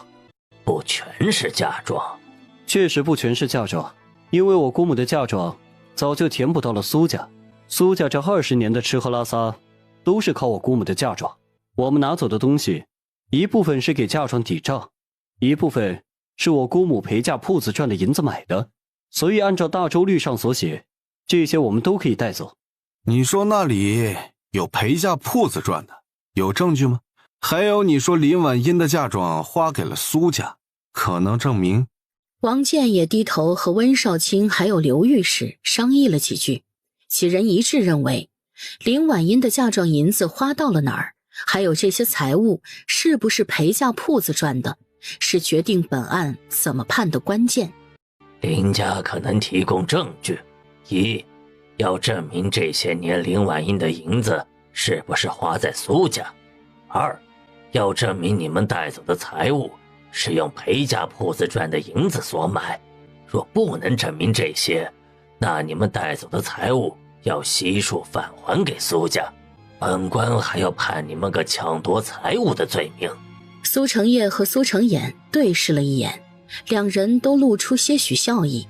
事实和能不能证明是两码事。大人，可否容许我家小厮把证据抬上来？王建颔首表示同意。把东西抬上来。紧接着有小厮抬了4个樟木箱子进来，放下箱子又退了出去。这位大人，这2箱子都是我姑母嫁接林家开始花销的明细，每一笔从嫁妆里支出的银子都详细的记录着。这2箱子是苏家这些年的账目，包括平宁侯买这些东西在府里支的银子，还有府里的进项。几位大人应该都会看账册，你们只要看看就会发现，苏家自己的产业进项很少，就2个田庄，2个绸缎铺子。我说句难听的，要是靠着苏家这点进项，平宁侯可不会这么红光满面，怕是早就饿得骨瘦如柴，面黄肌瘦了吧。一番话说的围观百姓轰然大笑，不少人都肆无忌惮地打量着平宁侯苏成业。巧言厉色，你以为这么说几位大人就会信你的？几位大人自然不会这么糊涂，我们林家的账目不怕查，可以请户部官员来查，当场查也可以。大人，既然林三少爷说可以当场查，那不如学生随便翻几页问问。这是20年的账册，当场问能问出什么呢？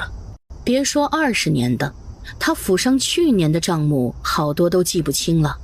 既然钱宋师这么说，那便当场问吧。这些账目都是我亲自经手的，我林家人做的账，每一笔都清清楚楚。王建发现这位平宁侯的原配夫人提起账目的时候，眼睛里迸发出极度的自信。他不自觉看向苏成业，总觉得他今日要折在这儿。这一笔是宣德12年5月初3的账目，3000两银子支出，后面只写了翠禾2个字。您给解释解释吧，这银子是花到哪儿了？苏成业和苏成衍也对视了一眼，两人完全没印象翠禾是谁，3000两银子又是怎么回事儿？这是我记得，那年苏家二老爷苏成衍和兵部郎中张玉的小妾勾搭上了，被张玉当场捉住，张家不干了，要打折苏成衍的腿。后来还是老夫人哭着求我，我才出了这3000两银子给张家，算是补偿。苏成衍猛地一拍脑门，他想起来了，张玉那个小妾就叫翠禾。嚯，东市茶楼说的评书都没这么精彩。这是宣德13年10月份的账目，500两银子，上面写着血燕。林婉音的目光越过钱明，看向苏成业，见苏成业丝毫没明白这笔账目是怎么回事儿，他嘴角忽然就泛起了冷笑。哼，这笔账目说来话长了。平宁侯府之前有位表姑太太，在苏家寄居了几年，那年秋天她刚来，大夫给她把脉，说是身子有些虚，最好能一直服用血燕。这500两银子就是第一次给她买血燕的银子。但是直到前几个月，我才知道这位表姑太太是平宁侯的外室，2个人苟且多年，还生下了孩子。他还妄图把那个孩子记在我的名下，继承侯府的爵位。可笑的是，那个孩子其实是别人的，平宁侯也是受害者。你会不会问？换一本问。我知道了，这就换。这怎么有笔1万两银子的支出啊？但是没写明细。宣德9年正月15，这不会是回娘家花的吧？苏青瑜眼底满是悲痛，微微垂下眸子，自嘲地笑了一声。若是他老人家看见今日苏家的场景，怕是要气得从地下爬出来了。苏成业和苏成衍听到这个日子，脸上都不自觉浮上慌乱。苏成业刚要开口，想让钱明换个事情说，但是已经晚了。这1万两银子是花在了老太爷的丧事上。当年老太爷过世，老夫人提议风风光光的办，但是侯府没那么多银子，我就从嫁妆银子里拿出了1万两。这1万两银子我可以还给苏家，老太爷的丧事就当是我为他老人家尽的孝心。可这话听在苏家两兄弟耳里，就是赤裸裸的打脸。谁家给爹发丧还要别人出银子呀？不用，这银子我们苏家出。3位大人听了半天，是不是也明白的差不多了？还认为我拿走的是苏家的财物吗？王健在林婉英眼里看到了不耐，可这事儿事关重大，他又低头和另2位商议了起来。其实我有个简单的法子，这些财物里大部分的东西都是平宁侯近几年买的，你们可以查查苏家的账册，老太爷没留下多少东西，苏家进项也少，那这些东西是哪儿来的？不是我的，难道是平宁侯贪墨来的？你别胡说，我怎么会贪墨呢？我也没说你一定贪墨，这不是还得大人们查吗？他们3人商议了半天，决定判林家无罪。大人，若是户部核查完了，我们的账目没有问题，那苏家诬告我们要怎么算呢？你想怎么算？今天早上平宁侯派人在外败坏林家的名声，说我们家抢夺财物，贪图侯府的富贵。我们是生意人，如今声誉受到影响，还怎么跟人做买卖？这件事若是传到宫里贵人的耳朵里，我们皇上的资格怕是都要被削了。我只要求平宁侯亲笔写下事情经过，签字画押，张贴在京城的各处，给林家洗刷名声。大周律里可没有这条，你们想都别想。平宁侯说的是，确实没有这个先例。草民也不为难王尚书，但是泥人尚且还有3分脾气，我们林家被这么污蔑，实在咽不下这口气。不过王尚书若是不好这么判，那就算了。王健长出了口气，心说这林家还是通情达理，我们林家再去告御状就是。这件事就是拿到乾阳殿上，也得辩明白了。听到告御状3个字，王健一口茶水差点喷出去。林家的要求合情合理，不要银子，不要别的，就要洗刷名声，这怎么就不行了？要我说，就是官官相护，谁让人家是权贵呢？可不是嘛，咱们普通老百姓想告官难呐。今日一个不好，刑部就要威望扫地，不只是刑部，还有整个3法司和大周律的公正也要受到怀疑。王健没办法呀，只能继续跟温少卿还有刘御史商议。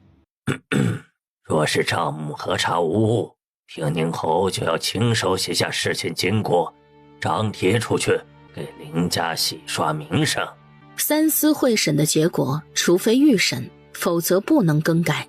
给苏成业800个胆子，也不敢把这事儿闹到御前，他只能咬着牙应下这判决。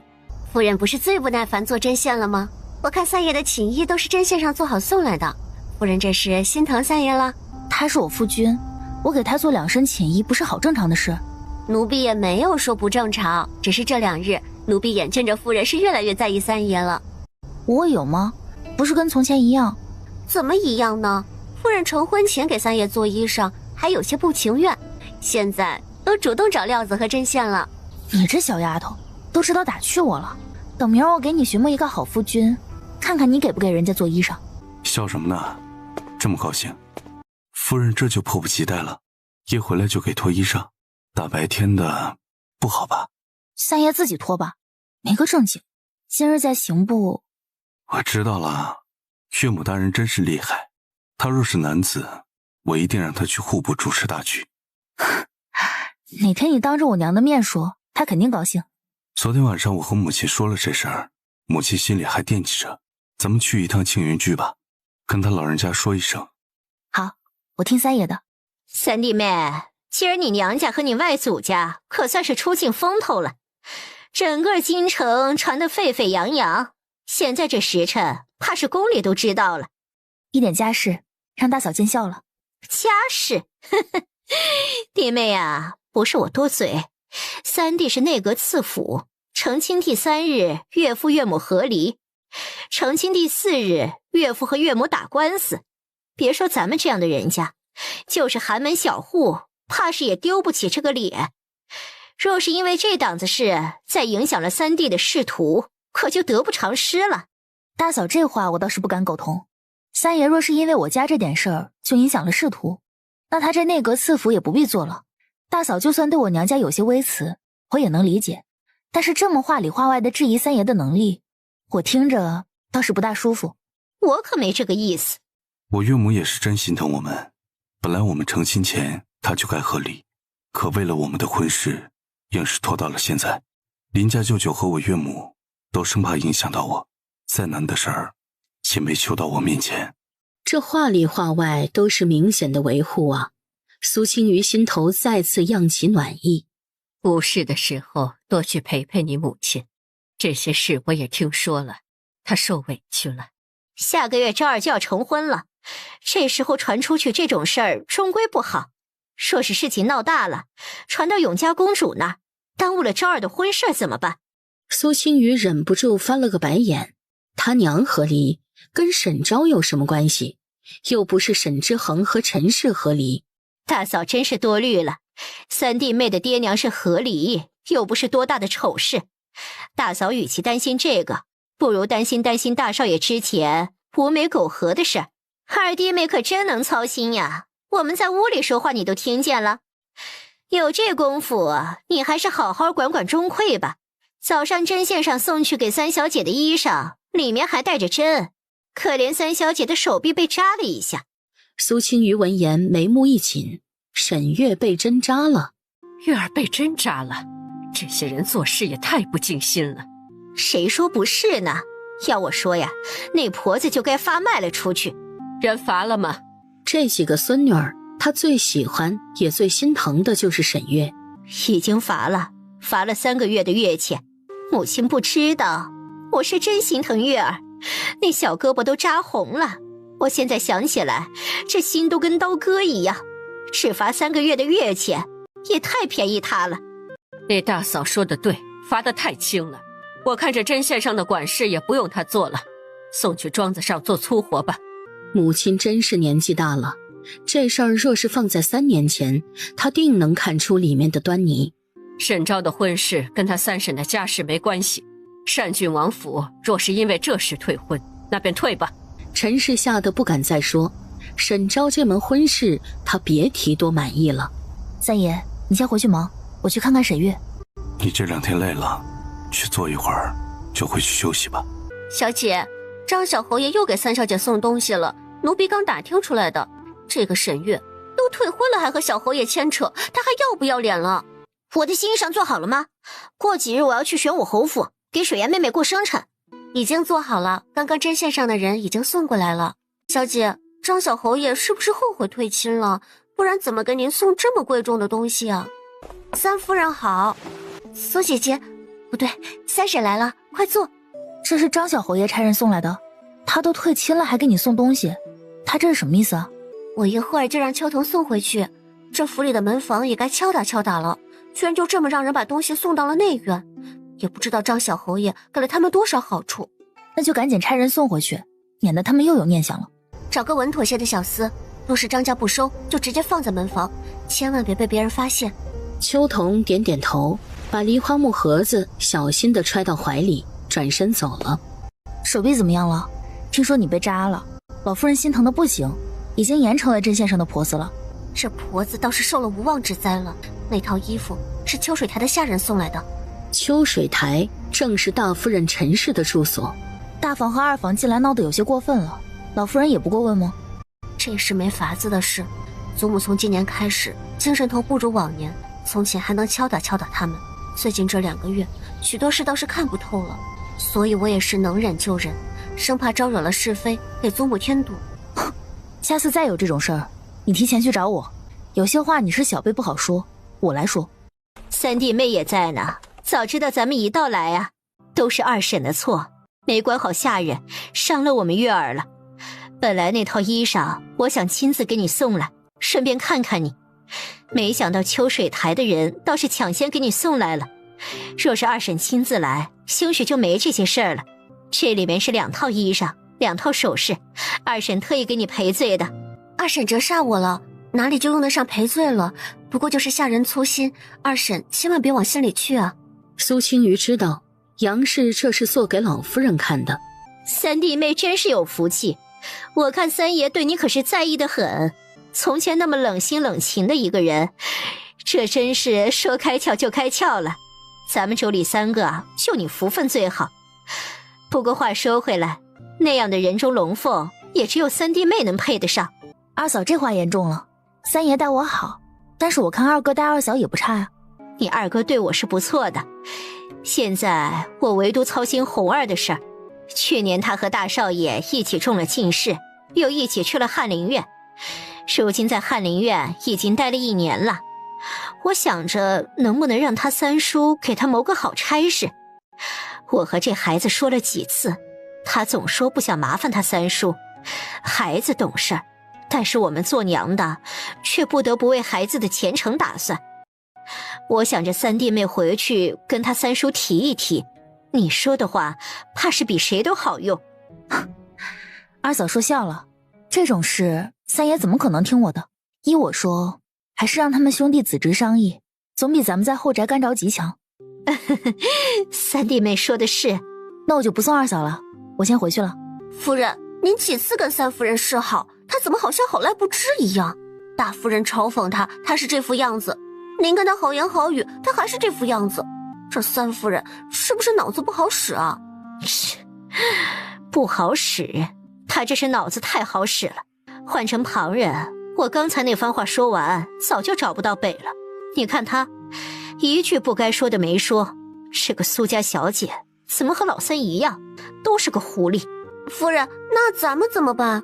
夫人，这次给清源居采买的笋里面芯子都烂了，老夫人动了怒，听说发了大脾气，还怒斥夫人您这点小事都办不好。怎么会这样？我这次特意没用大嫂的人，去给我请大夫，就说我头疼。夫人的意思是？哼，明儿我就跟老夫人说，把这管家权给三夫人。夫人，这管家权到手不易呀，您就这么轻易的要给三夫人？这管家权肯定是不能给大嫂了。大嫂在宫里犯下那么大的错，她若是继续管家，老三也不会同意的。再有1个月，就是大少爷成婚的日子，正好把这烫手的山芋丢了出去，让大嫂和老三媳妇儿掐去。那万一三夫人管好了，不撒手了怎么办呀？奴婢听说三夫人在侯府的时候就管家理事了。侯府和咱们沈家怎么能一样？侯府才几个人，咱们这样的人家，怕是一顿早饭就够他忙得晕头转向了。他管家，大少爷的婚事必定要出纰漏，到时候母亲就又能想起我管家的好了。这管家权最后还是落到我手里。夫人，您看什么呢？珍珠，你说我若是去帮母亲管北池里的生意，三爷会同意吗？夫人，三爷这样的身份，您怕是不好在外做生意。就算三爷同意，老夫人应该也是不会同意的吧？三爷，今日张小侯爷差人给沈月送了东西，沈月又退了回去，张家是想要重新续上婚事吧？你脑子转的倒是快，今日张家托了钟以后来跟我说这事儿了，说是之前因为想着沈月要守孝，张盘又是张家独苗，才退了婚事，眼下不用守孝，婚事自然也想续上。哼，说的好听，若是那时候张家提出热孝中成婚，母亲也会答应，他们商议都没商议就退婚，摆明了就是要跟沈家划清界限了。也就只有你这么傻，主动嫁给一个死人。我可能是傻人有傻福。今日钟义侯跟我说了一桩事，说张盘当时是不同意退婚的，为了让张家老太君改变主意，还在祠堂跪了3天。三爷说这话，难道也动了让沈月嫁到张家的心思？不，张盘越是这样，我越不能让沈月嫁进去。哦，怎么说？当年玄武侯战死沙场，夫人也跟着殉了情。10岁的张盘承袭了爵位，和张家这位老太君相依为命。可这位老太君一心想着收复玄武侯府往日的荣光。当年提出和沈月的婚事，恰好是我入阁的那年。本来沈月嫁进去也没什么，沈家出来的女儿做一个合格的侯夫人还是能的。但是张家退亲又反悔，张盘又对沈月情根深重，这事儿反倒麻烦了。沈月嫁进去，怕是会受着老太君的刁难。还好，我看沈月对这位小侯爷没什么心思，这事儿回绝了也就是了。夜上柳梢，红烛浮动，春光好。苏青雨冷艳的面容上浮了一层情欲之色，比平日又妩媚了几分。一双滚烫的大手紧握着她的腰肢，一股酥麻的战栗感从腰窝传遍全身。青青，等到两人叫了热水，简单擦洗完，珍珠又进来换了新的被褥，已经是夜半子时了。苏青瑜被沈之修揽在怀里，白皙细腻的肩膀裸露在被子外，他的手随意搭在他紧实的腰间，眼睛半眯。累了。苏青瑜了一声，尾音还带着情欲未散的调子。这一声又勾得沈之修喉咙一紧，宽大的手掌不自觉在苏青瑜后背摩挲。真累了？那怎么又软了？三爷，我有事跟你说。说吧，什么事？嘴上这么回他，手却没停。我跟你说正事儿，你别动。我在府里实在是无事可做，母亲又刚和离，接手了北直隶的粮食生意，肯定有许多事情要忙。我能不能去帮他呀？就这事儿？对，就这事儿。我让文竹给你选2个侍卫，你出府的时候带着。你这是答应了？答应了。下一刻，他就掐着他的腰肢，把人抱了起来。苏青瑜一时没防备，整个人趴在他身上。就听沈之修贴着他的耳畔说道：“你的事我答应了，现在……二嫂这是怎么了？可是身子不舒服？我这是老毛病了，头疼起来就这样。我刚才还和母亲说呢，这管家的事儿啊，我怕是不能胜任了。听说三弟妹之前在娘家一直管家，我还和母亲商议着，把这事儿交到你手上呢。杨氏要把管家权交到我手里，这怎么可能？二嫂太抬举我了，我在侯府也不算管家，就是帮帮我娘。咱们家这么大的家业，我怎么能管呢？再说，也没有弟媳妇越过2个嫂子去管家的道理啊。给三婶请安。三婶看起来气色不好，是不是这2日没休息好？劳大少爷关心，我很好。请过安，说了几句闲话，众人便都起身回自己院子用早饭。大少爷这是做什么？知道你是晚辈孝顺，可以不需要亲自送我回去。你是不是早就知道三叔没死？那日你捉奸就是故意的吧？你为了嫁给我三叔，不惜带着人去毒我。苏青雨，没想到你是这种攀附权贵之人，就连那日在府里遇见我三叔，都是你提前设计好的吧？大少爷在说什么？我听不懂。哼，别狡辩了，这话我是听我三叔亲口说的。退亲那日，你们在府里见过。我说你怎么那么决绝的不肯嫁我，原来是找到高枝了。三爷那日不在府内，你听错了。这话若是传出去给三爷招了祸，我绝不轻饶你。这件事他必须告诉沈之修。朝堂上想置他于死地的人不在少数，一个疏忽就会要了整个沈家的命。想什么呢？母亲找你去是有事吧？那你猜猜什么事？母亲也想让我接下府里的钟馗。什么都瞒不过你，正好我们聊聊这事。那三爷怎么想？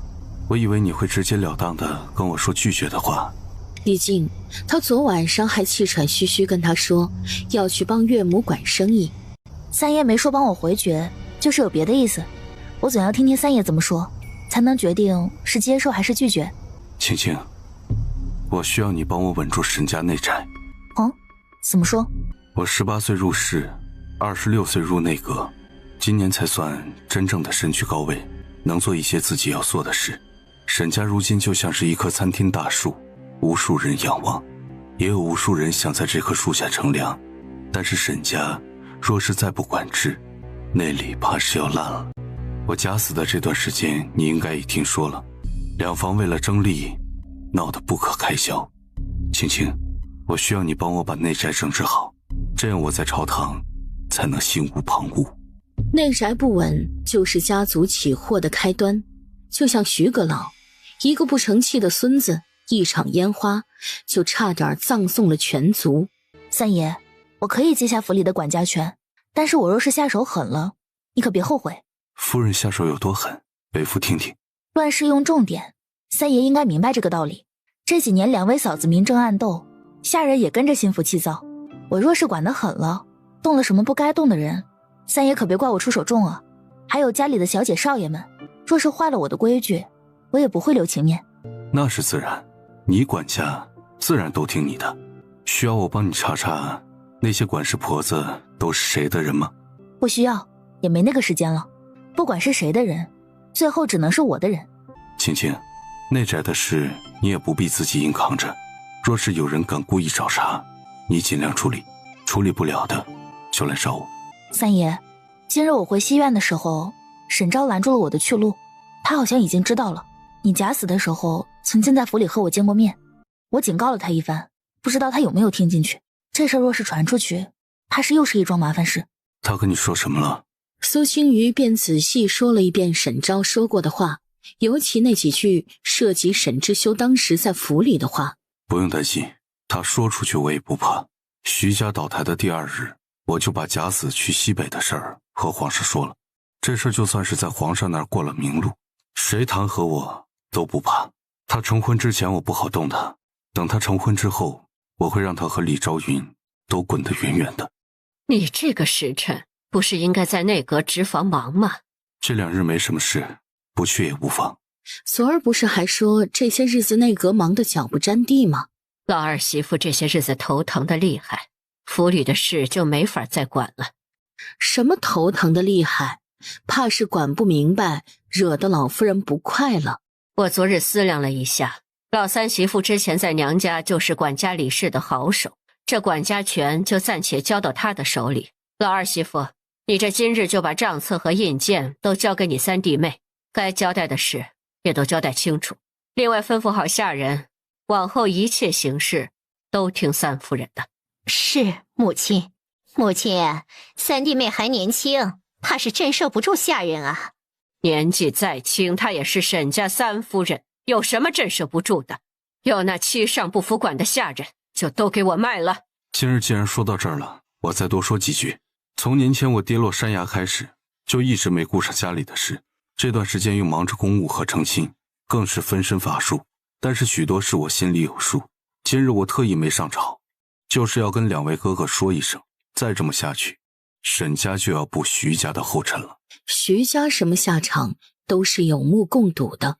老三，你这话什么意思？大哥，我听说昨日你和工部尚书荣海的马车相遇，他还给你让了路。沈之恒一愣，然后了一声。大哥，荣海虽说不在内阁，但好歹也位列9卿，你就是一个五品吏部郎中，这样实在是欠妥。知修，这件事也不全怪我呀。荣尚书听说车里是我，立马就让路了。还不是你的车夫狗仗人势，见荣尚书坐的是普通马车，就跟人家吆五喝六。荣尚书大度不跟你们计较才让了路，但是他可以让，大哥你不能过。老大，这就是你的不对了，一会儿你就带着东西去荣府致歉。我知道你们心里想的什么，在京里世家大族多了，皇亲贵胄更多，身份高了，在外面自然能端得上架子，可架子端得太高，早晚要闪着胳膊。还有二哥，前2日还嘲笑朱雀将军出身乡野，日子过得穷酸。朱雀将军虽是寒门出身，但是这几年胜仗一场接着一场打，家里小辈也不是平庸之辈，家族兴旺只是时间问题。为国在沙场上立下汗马功劳的武将，二哥也敢嘲笑？你是觉得咱们沈家最近日子太好了吗？我还只是个内阁次辅，家里就已经张狂的不像样子。我看再这么下去，我还是直接告老吧，不然沈家败落也不远了。老三，我那是跟朱雀将军开个玩笑呢。开玩笑？朱雀将军和胡御史向来不和，他们两个吵起来，你跟着插嘴算怎么回事？还是说二哥想帮着胡御史对付朱雀将军？老三若是不说，我竟不知道你们在外这么威风。你们父亲去世之前的话，你们都忘了是吗？老大，你说，你父亲去世之前是怎么交代的？父亲去世之前，嘱咐我们不得张狂，更不得忘了自己的身份。你们记得就好。今日知修这番话说得对，自古世家大族张狂就是招祸的开始。母亲，我和青羽说了，这家要管得严一些，还有府里的小辈、少爷、小姐们，今日起都该拘着些。就该这样，青羽放手去做，有什么事我给你兜底。是，母亲。沈知修敲打完沈家两房的人，就匆匆离府去了内阁职房处理政务。苏青瑜则跟着杨氏去接管府里的账目。往后就辛苦三弟妹了，若是有不懂的地方，尽管去问我。苏青瑜道了声谢，心想杨氏怕是还没他知道的多，起码这府里哪些人是大房的心腹，他心里门儿清，杨氏却不见得都清楚。二夫人、三夫人，这些账目都整理好了。他若是想管好沈家内宅，第一步要啃下的硬骨头就是账房。三夫人，咱们府里的规矩是小的每10天去你那儿报账。钱先生的意思是，这账目我不能看，还是钱先生觉得我看不懂？小的不是这个意思，只是府里政策复杂，三夫人怕是一时半会儿看不透，不如小的报账的时候详细跟您说说。不必了，往后你不必去找我报账，我想看账的时候随时来。三夫人，没这个规矩呀。规矩？我今日说的话就是规矩，你若是觉得这样不适应，我可以换个人管账。是，小的都听三夫人的。今日这位三夫人怎么在这耍横，来日就有怎么求她的一天。管账这么多年，这点底气还是有的。果然还是年纪小啊，一点城府都没有。想管好家，最不能得罪的就是这位账房先生。三弟妹，你要先看看账册嘛，没问题，我就把钥匙和印鉴都交给你了。不必看了，二嫂把那些都给我就是了。看什么呢？都是抹平的账，能看出不对才怪。这三夫人一看就是外强中干的，看着气势挺足，估计就是为了吓唬吓唬他们。账目给他看，估计他都看不懂。杨氏也这么想，心里琢磨，不会2天就撂挑子了吧？接了杨氏的印鉴和钥匙之后，苏青瑜离开账房，带着几个丫鬟去了厨房。三夫人来了，您可有什么吩咐？你忙你的，我就随便看看。见苏青瑜这么说，严婆子便继续指挥手底下的人过秤，又在送货的账本上盖上了印鉴。苏青瑜余光瞄了一眼，那上面写着8斤的羊腿，100文1斤。可苏青瑜看那羊腿应该也就5斤，100文的价格也太高了。这羊腿有8斤？三夫人哪懂这些粗话，这羊腿看着不大，但是骨头沉。我掂量着有8斤多了。三夫人放心，咱这手就是秤，常年过手的东西不会差的。夫人，我从前跟着三表少爷的时候，去过北边贩卖牛羊的地方，那羊腿看着可没有8斤，他们这是打量着咱们什么都不懂，诓咱们呢。这事儿要不要告诉老夫人？告诉什么？厨房采买的人说收了8斤，厨房说做了8斤，账房支出去8斤的银钱。那羊腿现在已经下锅了，咱们不管跟谁说，都拿不出证据。夫人，您的意思是这些人都串通一气了？那咱们明日要不要抓他们个现行？这事在厨房下手没用，他们顶多说是疏忽了，或者被骗了。要想彻底解决，还得从账房入手。他的目的可不仅是整顿内宅，还要对大房出手，前世的仇恨还历历在目。这么大的事，老夫人不知道吗？怎么可能不知道？不过是水至清则无鱼，只要不出大事儿，老夫人不会太过问的。三夫人，明日二小姐要去玄武侯府参加花会，之前二夫人选了3幅画，说任选其一就可。奴婢想着如今是您管家了，您能不能去帮着看看，到底选哪幅画做礼物好？苏青瑜眸底闪过一抹冷笑，他正愁不知道选谁开刀好呢。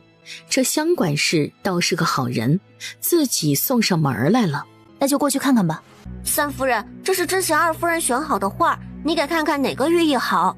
这画是二小姐送给张家小姐的，您看是不是这幅还没初开的好点儿？苏青瑜若是不知道内情，估计就被湘东带到沟里了。这3幅画上面既无落款也无印鉴，一幅画着千军万马征战沙场，一幅是寒梅初开，瑞雪兆丰年，还有一幅则是雨后清明，春意盎然。乡管事这可为难我了，我看哪幅都好看。这是哪位大家的画作呀？画的真是好。倒不是什么出名的大家，不过就是家里早年买的。二夫人说小姐们互相送礼，不必送那么贵重的，这才决定送画。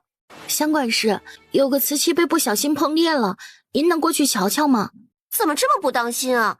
你们先放着，我一会儿去。没看三夫人在这儿吗？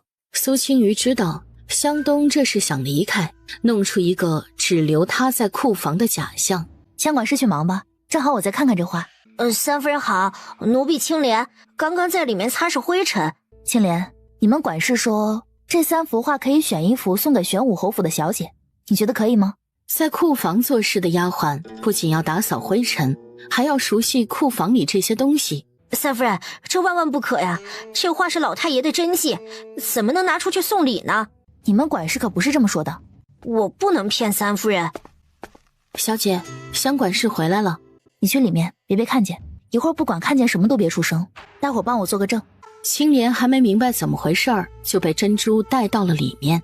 让三夫人久等了，您选的怎么样了？若是选好了，奴婢就装好给二小姐送去。乡管事也觉得送画合适。这事儿奴婢不懂，府里的小姐少爷们出门送礼，都是当家夫人说送什么，我们就帮着预备什么。那依照乡管事说，还是那幅寒梅的合适吗？奴婢的愚见罢了，还得看三夫人的意思。这到底是谁的真迹啊？真是有大家之风。听说就是在门口路过的穷酸书生，老爷们可怜他，就用银子换了几幅画。二小姐送给张家小姐倒是正好，风雅又不俗气。落魄的穷酸书生，你可真敢说呀！翡翠，把人给我绑了，咱们去趟沁园居。苏青瑜话音刚落，就听咔嚓一声，夫人，奴婢手里没绳子，就这么压着去吧。三夫人这是干什么？奴婢有哪儿做错了，您大可以直接说，奴婢可以解释。解释？一会儿有你解释的。他要动府里的管事，还是从沁园居出来的管事，于情于理都该跟老夫人说一声。三夫人绑了乡管事的消息也快速传遍了府里。苏青瑜抱着那3幅画，带着人进了沁园居。湘东刚要喊，被翡翠直接一个帕子塞进了嘴里。你若是惊扰了老夫人，10条命都不够赔的。老夫人见苏青瑜进来，以为他第1日管家就遇到难处了。怎么这个时辰来了？可是遇到什么事了？这是今日库房准备的画，说是选一幅当做明日二小姐去张家的礼物，您看一眼就知道怎么回事了。老夫人只看了一眼卷轴，脸色就变了。是谁准备的？湘东。怎么会是湘东呢？若是小丫鬟还可能拿错，湘东那么稳妥的人怎么会犯这种错？湘东跟我说，这3幅画都是二嫂选的，让我从中定下一幅，明日给二小姐拿去，当做她去玄武侯府的礼物。我开始还不知道这是公公在世时的真迹，还是库房的小丫鬟告诉我的，我这才知道，差点犯下大错。老夫人气得胸膛起伏，她不用想都知道，湘东这是故意的。好孩子，是我疏忽了，没告诉你这些事。我看这样吧，让花嬷嬷跟你一段时间，协助你把这家业接下来。哎，这可使不得，花嬷嬷是母亲身边使唤惯了的，我那边慢慢捋顺就是了，哪里就非要从母亲这里要人了？沁园居的人他一个也不会用，身边人多了，很多事就不好办了。儿媳听说湘东是从沁园居出去的人，便想来问问母亲，这人要怎么处置？怎么湘东在外面跪着呢？这是怎么了？苏青瑜便又把刚才的事跟陈氏说了一遍。这里面是不是有什么误会啊？湘东之前是跟着母亲的，应该不会做这样的事儿。既然三弟妹把人带来了，不如就叫进来问问。我也是这么想的，总要问清楚了才好。很快，湘东就被带了进来，跪在了地上。湘东，你说说吧，到底是怎么回事？老夫人，你一定要给奴婢做主啊！奴婢冤枉。先别喊冤，你先说到底怎么回事。前日二夫人说二小姐要去张家参加花会，送什么没定下来。本来这事奴婢是打算去问二夫人的，但是听说现在13夫人在管家，奴婢又连忙去问3夫人。奴婢带着3夫人去了库房，册子也给她看了，请她定夺这事。中间底下的小丫头惹了点祸，就把奴婢叫走了。等奴婢回来，3夫人已经拿出了这3幅画，说在这3幅画里面选。奴婢马上跟3夫人解释了，这是老太爷的真迹，不能送人。可是3夫人却骂了奴婢，说奴婢当众驳她的面子。3夫人，奴婢不是有意冲撞您的，奴婢就是一时着急了。奴婢知道3夫人刚管家要立威，但是也不能冤枉奴婢呀。唉，三弟妹，你也太心急了。就算要立威，也不能打母亲的脸面呢。湘东对母亲可是忠心耿耿，之前在沁园居伺候的也妥帖，不然也不能在她丈夫死了之后，又让她进府做了管事。母亲，我看三弟妹也是一时糊涂，这事就别外传了，就让湘东受点委屈，对外就说是冲撞了3夫人，此事也就过去了。大嫂也太心急了，不知道的还以为湘东是您的人，您这么维护，现在我们各执一词，那就得找个证人了。三弟妹说的不会是你的丫鬟吧？他们可不能给你作证。哪能啊，我真有证人。母亲，让花嬷嬷和我的丫鬟珍珠一起去一趟吧。老夫人知道苏青瑜的意思，若是珍珠自己去，就会被人怀疑买通下人，带上花嬷嬷就不会有人质疑了。这样也好，花嬷嬷跟着走一趟吧。怎么忽然有了证人？他下意识看向湘东，湘东也慌乱地看了他一眼，满是错愕。杖毙了湘东，后面的事儿可就好办多了。没过多久，珍珠和花嬷嬷就带着青莲走了进来。青莲跪在地上，给老夫人、大夫人、3夫人请安。青莲，刚刚我和湘管事在门口说话的时候，你在哪儿？奴婢在里面擦拭灰尘。那你听到我和湘管事说话了吧？我们说了什么？你跟老夫人还有大夫人说一遍。